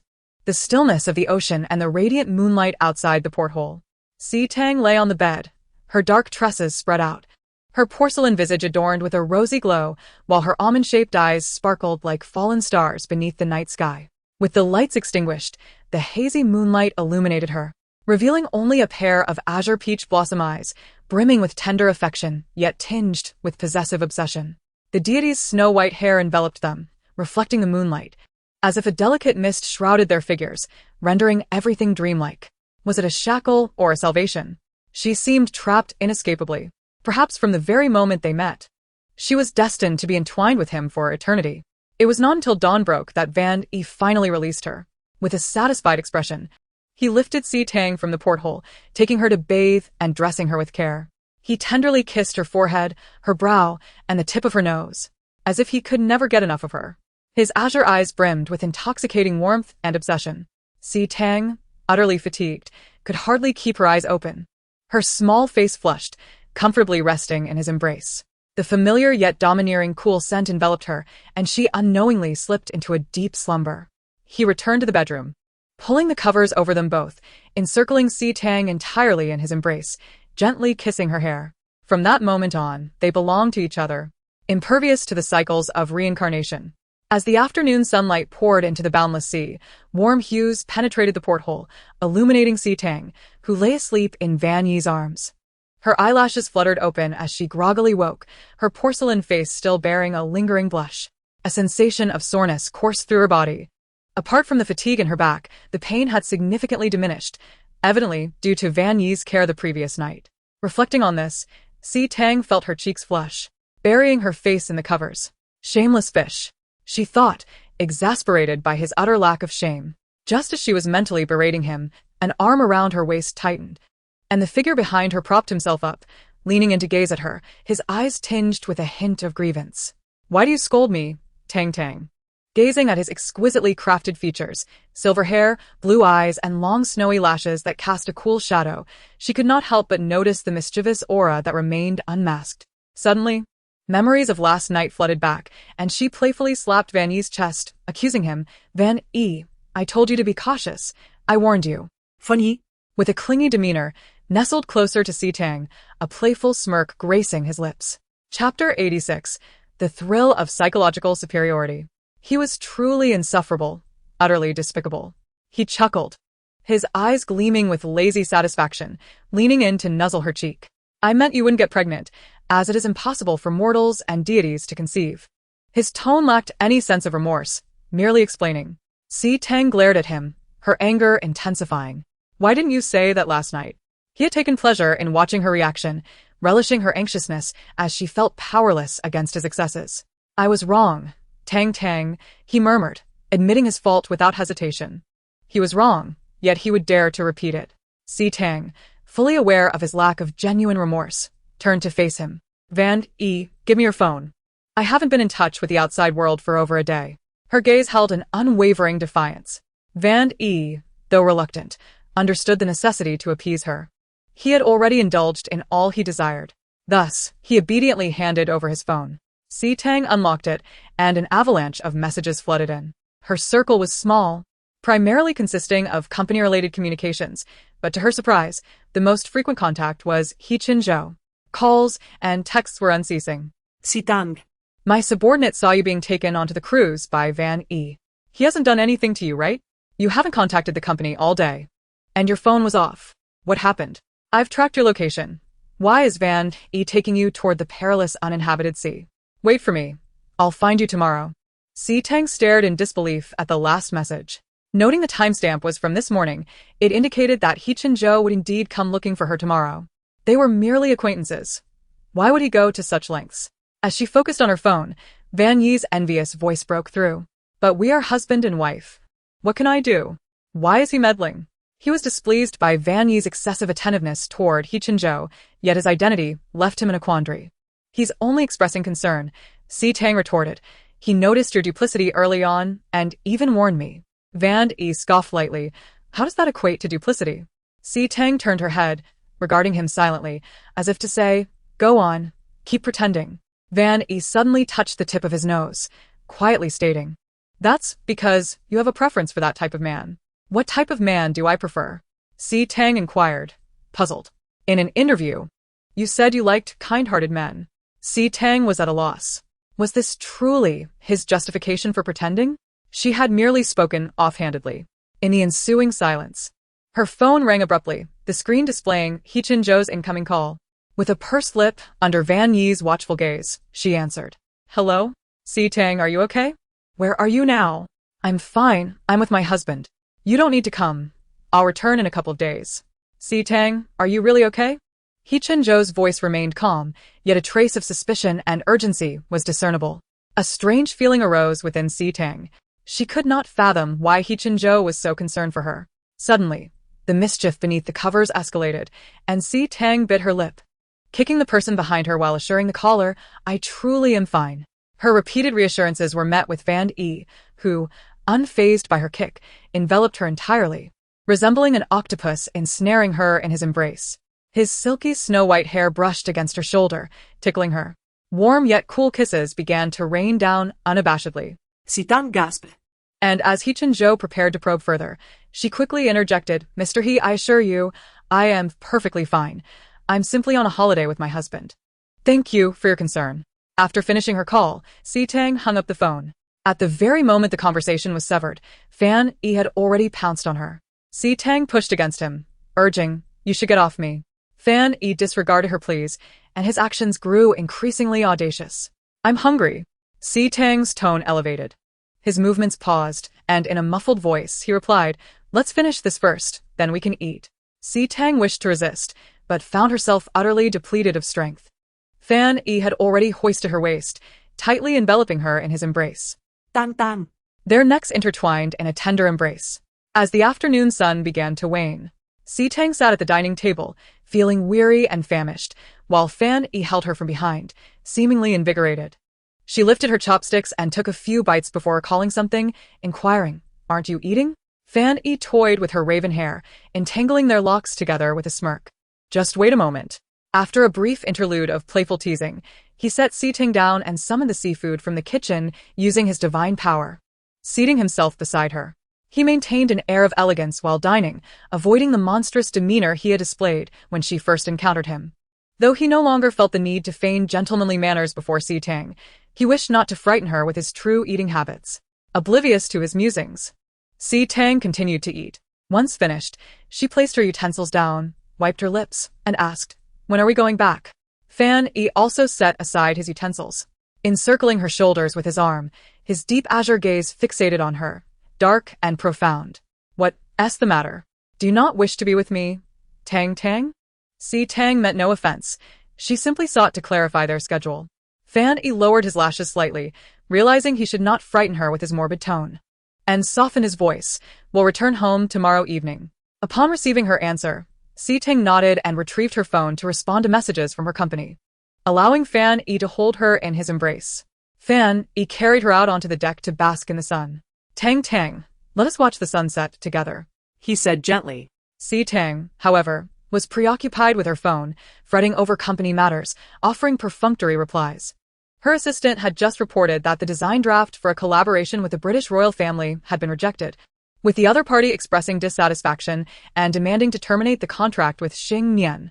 This project was crucial and one of the reasons Xing Nian had maintained its premier status in the jewelry industry. Tang. Fan Yi tightened his grip, vexed by all things in the human realm that distracted her.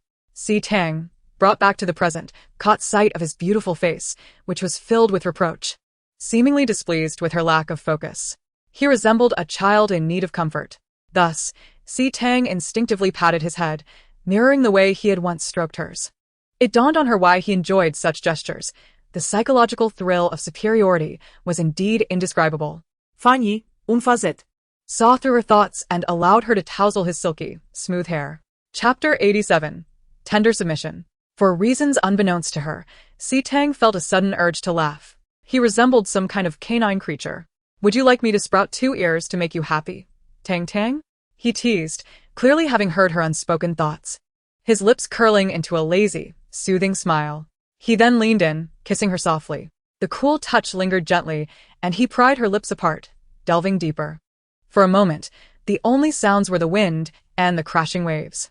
The briny sea breeze tousled his snow-white hair, intertwining with hers. Tang gazed at the sky behind him, a boundless expanse of azure, with a few birds occasionally soaring past. An unprecedented tranquility enveloped her heart. When he finally withdrew his lips, he pulled Tang completely into his embrace, both of them gazing out at the infinite sea. Curiosity sparked within her, and she asked, you said you would always find me. In the next life, will I retain the memories of this one? Fan Yi paused, seemingly contemplating her question. Theoretically, human reincarnation erased past memories, yet exceptions occasionally existed. Exceptions? She prompted.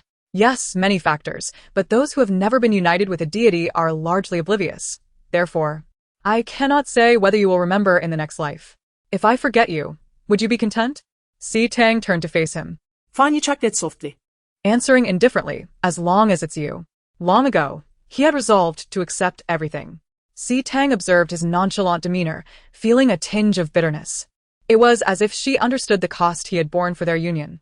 The divide between mortals and deities was inherently fraught with contradiction. As he had said, she. Si Tang was perhaps the only human ever united with a god. No deity was as obsessively reckless, indifferent to consequences as he. And while deities were ageless and immortal, humans experienced the passage of time. Leaning against him, Si Tang half-jokingly remarked, by binding yourself to this eternal contract, haven't you considered that humans age and die in the blink of an eye? As I grow old and lose my beauty, will you still love me? The thought of a god remaining unchanged while she aged into an elderly woman was unfathomable to Si Tang. Listening to her quiet musings, Fan Yi pondered for a moment. You need not doubt my feelings for you, he said. If you truly feel it is unbalanced, I can pretend to age naturally alongside you. Si Tang was momentarily speechless, imagining what an aged Fan Yi would look like. However, he was so handsome that even in old age, he would still surpass anyone. Then, unexpectedly, Fan Yi continued, you have consumed my blood. Not only are you now immune to toxins, but your metabolism is also faster than that of ordinary people. Even when the day comes that you age, you will still appear much younger than your peers. Si Tang paused, seemingly recalling the moment she had drunk his blood. 3 years ago, you bit me, so the poison Qinyu used against you had no effect. Si Tang was astonished. I was poisoned? Fan Yi nodded. And Qinyu has her destined end. I need not intervene. In due time, she shall meet a tragic fate. A hint of disdain for life flickered in his eyes. Si Tang remained silent, indifferent to Qinyu's grim fate. Do not be afraid. He took her hand, lowering his head to entwine their fingers. I will always stand by your side. Fan Yi, tell me the truth.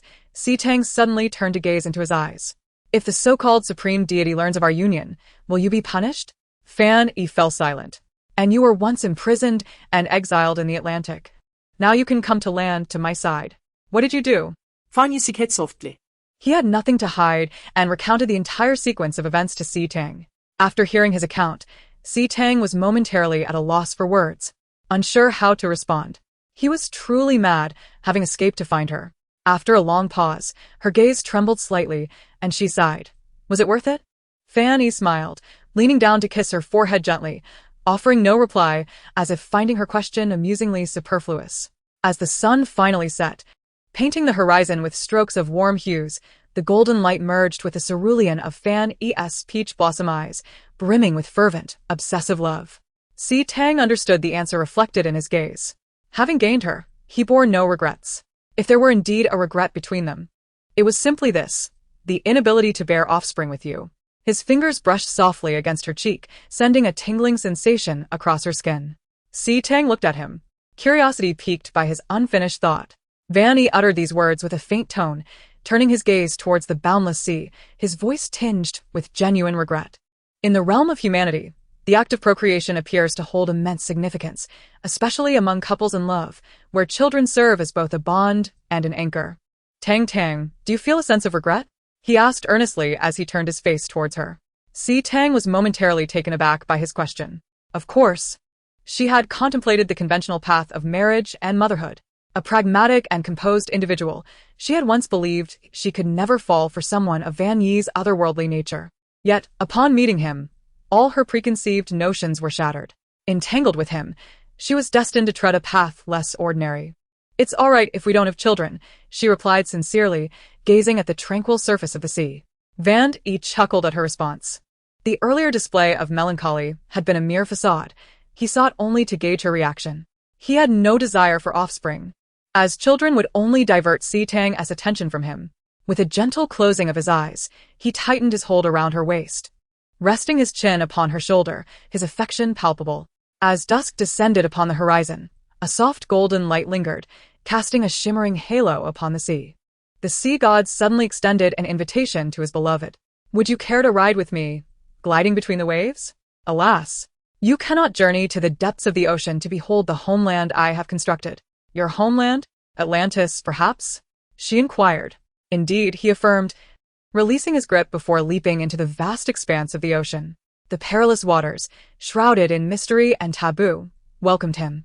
A resplendent silver tail breached the surface, sending nearby marine creatures retreating in awe. Fan Yi's silvery hair flowed like a cascading river of stars. His visage, as cold as jade, bore a pair of cerulean eyes, glimmering with a mix of divine compassion and fierce intensity, all swirling silently within their depths. Yet, when he gazed upon Si Tang, That intensity softened into a warm and tender submission. He extended his hand towards the mesmerized Tang, who, in an instant, found herself enveloped in his embrace, flipped around, and clinging tightly to his neck, almost sprawled across his back. Together, they tumbled through the waves, the foam breaking behind them like pearls. Tang couldn't help but close her eyes and smile, her hair entangled with the salty breeze, her skirt kissed by the splashing waves. In that moment, all her worries faded into oblivion. Chapter 88. He had once again brought her immense joy. It was unclear how many circles Van E had spun her around. But as twilight finally descended, he deemed it time to pause. Grasping Tang's arm, he repositioned himself, placing her before him as she straddled him. His fingertips gently brushed against her skirt, dampened by the sea, while her raven-black hair, reminiscent of seaweed, fell gracefully behind her ears. With a delicate nose and slightly upturned lips, a faint beauty spot adorned her nose, and her eyes sparkled with a gentle smile. Unable to resist, he cupped the back of her head and leaned in to kiss her. Tang instinctively wrapped her arms around his neck, shyly reciprocating his kiss. Upon sensing her acceptance, Van E felt his heart melt into a warm sunbeam, holding her tighter, becoming increasingly enamored, wishing to meld her into his very being. His kissing technique was oddly exquisite, rendering Tang soft and almost clinging to him. Van E embraced her firmly, their breaths quickening. When Tang sensed something amiss, her eyes flew open in surprise. His once cerulean eyes now mirrored the turbulent indigo of a stormy sea, concealing a whirlpool of emotions deep within, as if beckoning her to plunge into oblivion alongside him. His voice, low and husky, caressed her ears, while his fingers traced her waist, sending shivers of desire coursing through her heart. Tang, behold the splendid scenery around us. I wish to share it with you. Startled, Tang felt a jolt run through her, abruptly stifling her romantic musings, her brow furrowing as she pressed her palm against his mouth. Be quiet, she exclaimed, trying to shove his face away as he attempted to kiss her again. You are utterly shameless. He feigned innocence, tilting his head in apparent confusion. How could he possess any sense of shame? Tang's ears flushed crimson with indignation. No way, she protested, playfully kicking his tail. Unshod, her soft touch grazed his fin, darkening his gaze further. My dear. He suddenly seized her slender ankle, his throat rolling slightly, his eyes glinting dangerously. Do not tempt me. Tang stared at him, shocked. I merely kicked your tail a few times. His expression suggested that she had inadvertently pleased him again. Van E, you are shameless. She couldn't help but exclaim. He tightened his grip, pulling them closer together, a smile gracing his lips devoid of any shame. Night has fallen. It is time to feed Tang. With that, he swept her into his arms and leapt onto the shore, his fish tail transforming into legs as he strode directly towards the cruise ship. Tang watched in disbelief as he bypassed the dining table, grabbing his shoulder. Aren't we supposed to eat? He looked down at her, a knowing smile playing on his lips. But I am hungry, Tang. He buried his face in her bosom, inhaling her captivating scent. My dear. He offered no time for her to react, tugging at her shoulder strap. Tang's gaze fell upon a tantalizingly forbidden scene. Above her alabaster skin, Van E tilted his head to meet her eyes, his lips still entwined with her strap, his gaze glistening with desire, his snow-white lashes like fresh-fallen snow, ethereal yet alluring. His torso was bare, the contours of his muscular physique flowing seamlessly into his waist. Water droplets cascaded from his sculpted collarbone, an intoxicating sight. The juxtaposition of restraint and wild abandon was evident in his demeanor. Tang felt her cheeks flush crimson. How could one resist such allure? Soon, she found herself drawn to the bed. The contrasting colors of their hair spread across the sheets as the moon hung once again in the sky, casting its light upon their intertwined forms. Tang, he murmured. My dear. Tang was exasperated by his incessant chatter, tugging at his ear. Do not speak. Funny. Unbothered, nibbled at her earlobe, suddenly laughing lightly. Naughty baby, you clearly enjoy it too. Tang's eyes widened in disbelief. Where did you learn that? Her face flushed with embarrassment. Who could outmatch him in naughtiness? She began to suspect that this fish was not a novice. What? He inquired, puzzled. I mean your choice of words. Where did you learn them? In movies, he replied, his tone sulking as he leaned closer to lick her face, claiming that such phrases delighted the females. Tang, unable to contain her irritation, pushed his face away. His clinginess in bed was overwhelming, and he had some peculiar preferences, such as licking her. Tang could hardly imagine the stunning visage of his face, glistening and wet, as he licked her. "What kind of absurd films have you been watching?" she questioned, unable to restrain herself. "Human ones. Be silent." She kicked at him. What kind of nonsense had he learned while on land? Last night, she had sensed something was off. He was too adept, as if he had rehearsed it countless times in his mind. Just as Tang suspected, he showed no signs of embarrassment. With a slight curve of his eyes, he calmly stated, "Desire is human nature. I've studied it for some time, only wishing to bring happiness to Tang. Tang fell silent. It was too forced to declare her dissatisfaction. Van once again buried his head in her shoulder, chuckling softly, clearly aware of her inner turmoil. Why did he possess such a supernatural ability to read her thoughts? Yet Van had no intention of letting her dwell on such musings. Swiftly lunging forward to nip at her collarbone, teasing and sucking, Sidong found herself ensconced in his embrace, tightly ensnared, compelled to surrender to the depths of her emotions. This time, he had not been excessively overbearing. Genuinely concerned for her well-being, he released her after an hour, mindful of her missed meal. Cocooned in a thin blanket, she cast a resentful glance at Fani, who, with an air of calm assurance, brought forth a feast, feigning to feed her.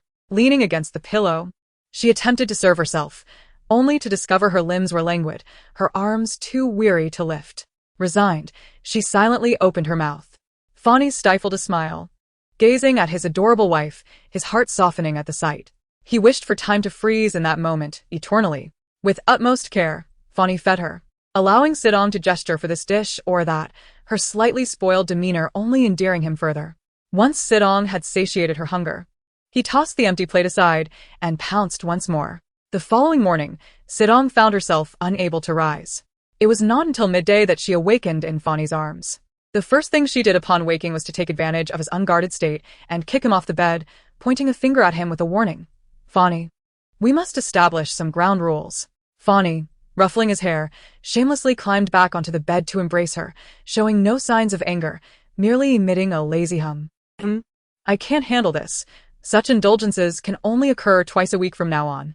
Fani, genuinely puzzled, looked up at her. "But you seem to enjoy it."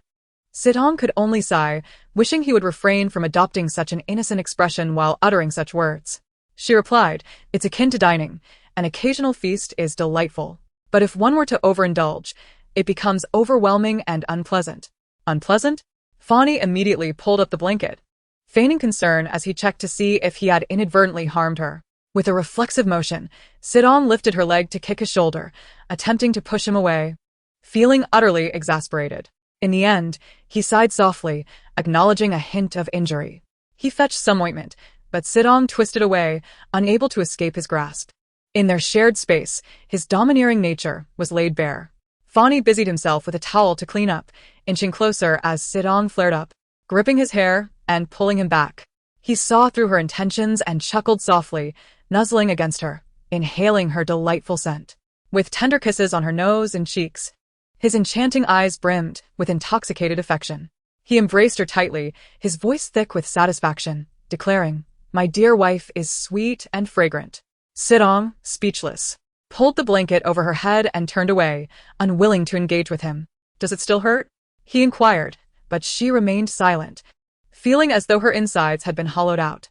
Fani, perceiving her reticence as shyness, assumed her body was quite honest in its responses. He concluded that this was what people referred to in the human realm as saying one thing while meaning another. As Sidong wallowed in her thoughts, the blanket was tugged twice, and upon looking up, she found Fani's handsome face looming closer, presenting her with a cup of water, his tone tinged with a hint of flattery. Tang, drink some water." Her eyes flickered, and in the next moment, Fani pulled her close, cradling her against him as he fed her. Sidong took a few sips in accordance with his movements, shaking her head to indicate she'd had enough, only to see him frown slightly, murmuring, "How can this be sufficient? Just a moment ago you." Sidong sensed he was about to utter something unseemly, and she promptly kicked him again. Stop talking. Her fierce gaze belied the harmlessness of her actions, unaware of how adorably she appeared in that moment. Between her cool brows and eyes lay a hint of the unique charm inherent to young ladies. Fani, momentarily subdued, gazed at her with his soft blue eyes, innocent and wide. Tang, why not sleep a little longer? I'll prepare breakfast, and come to call you when it's ready. With that, Fani dutifully exited the room, mindful not to provoke his wife too much, lest he find himself kicked off the bed once more. Sidong, feeling exhausted, rolled over. What was the point of discussing shame with a fish? Just as she was about to doze off, a sudden thought struck her. Fani had yet to agree to her proposed rules. This time, as she drifted into sleep, she found herself ensnared in a peculiar dream. The setting was reminiscent of ancient times. She appeared to be around 13 or 14, adorned in a pale yellow skirt, her smile radiant and charming. Yet her lips were pale, her figure slender, and her complexion reminiscent of delicate petals, appearing as fragile as a willow in the breeze. Beneath the city walls, the populace cheered in unison, welcoming a young general's triumphant return. "Miss, please take your time," a maid urged from behind, but the girl, brimming with excitement, stood on tiptoe, scanning the ranks of soldiers for the one she awaited. In the distance, dust swirled as banners fluttered. A tall, imposing figure clad in dark armor emerged, his features sharp and striking, his gaze devoid of emotion. From afar, Sidong felt an inexplicable sense of familiarity as the man's eyes softened upon spotting the girl atop the city wall. She saw herself eagerly rush down the stairs, and the man dismounted, waiting for her. "Brother." He gently ruffled her hair, his voice imbued with a tender warmth. "Tanger, did you miss me?" The girl, feeling a lump in her throat, nodded. Tanger did. From a third-person perspective, Sidong could not discern the man's face clearly, but felt an overwhelming sense of attachment. The man retrieved an exquisite sandalwood box from his breastplate. "During this campaign, I passed by the Bai Valley and procured these medicinal pills. I promise they will heal you." He brushed his fingers against her pale cheek, his gaze darkening slightly. The girl inhaled softly, her long lashes quivering. The medicine from the Bai Valley was notoriously difficult to obtain. She wondered what price he had paid for this.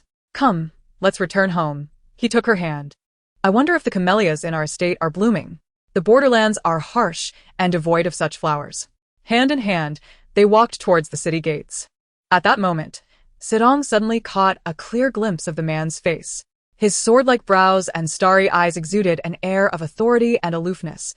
His presence both frosty and warm, an embodiment of spring's thaw. He bore an uncanny resemblance to Hichinjo. When Sidong awoke, the daylight had already brightened outside. She lingered in bed for a few moments, reflecting on the dream, dismissing it as mere coincidence and quickly putting it out of her mind, especially with a jealous partner waiting outside. Meanwhile, Fani stood at the door, eager for her to rise, following her like an enthusiastic shadow. Observing his antics, she felt a strange sense of incongruity, akin to an invisible tail whirring behind her, making it difficult to articulate her feelings. 3 years prior, he had been nothing like this. The contrast between his former arrogance and his current demeanor was striking. Fani, however, paid no heed to her thoughts. Following her into the dressing room, Sidong, preoccupied with the thought of changing out of her nightgown into daytime attire for her return home, was taken aback when Fani entered behind her. "What are you doing here?" "I want to change clothes too, my dear wife." Sidong shot him a glance. His light blue silk nightgown, with its V-neck and languid elegance, coupled with his striking white hair, exuded a natural yet overwhelming charisma, an inescapable presence that was hard to ignore. Sidong pondered aloud. You should indeed change your attire. Grateful for his disguise as a different hair color, she mused that otherwise she would not have been able to keep it from her so effectively. She might have thought him a refined gentleman. Fani, feeling no need to maintain his facade, acquiesced to Sidong's advice, reverting his blue eyes to a darker shade and opting for a more conventional short hairstyle. As for the color, he decided to keep it concealed. Otherwise, Sidong would have difficulty explaining his mesmerizing blue eyes. He would simply say he had dyed his hair to justify the sudden change to white. Silently, Tang observed Fan Yi, who was donning a loose-fitting cotton short-sleeve shirt, his striking white hair catching the light. The neckline of the shirt hung loosely, subtly revealing the shadow of his collarbone, exuding an air of languor and nobility. Indeed, he was better suited to the white hair. It complemented him remarkably, embodying a sense of free-spirited arrogance. His entire demeanor radiated an alluringly rebellious charm, despite his originally cool and ethereal appearance, which was overshadowed by the striking elegance of his features. As Tang stepped to the side, she discovered that the wardrobe was predominantly filled with garments prepared for her by Fan Yi, as if he intended to dress her like a doll. She casually selected a piece, intricately crafted and opulent enough for a soiree. What about the outfit I wore when I arrived? She inquired, curiosity piqued. It's on the deck, Fan Yi replied languidly. Upon making her way outside, Tang soon arrived on the deck, where her eyes fell upon the garments swaying in the sea breeze, her undergarments included. Chapter 90. He is playing the role of the male concubine. Tang fell into a contemplative silence. Darling, I have washed everything, Fan Yi remarked, standing nearby with a casual demeanor that belied his eagerness for praise. He lifted his fingertips, and the garments hanging above floated into his palm, already dried. Handing them to her, Tang instinctively glanced over, noting his long, perfect fingers glistening with a jade-like sheen, yet gripping a pair of pink panties.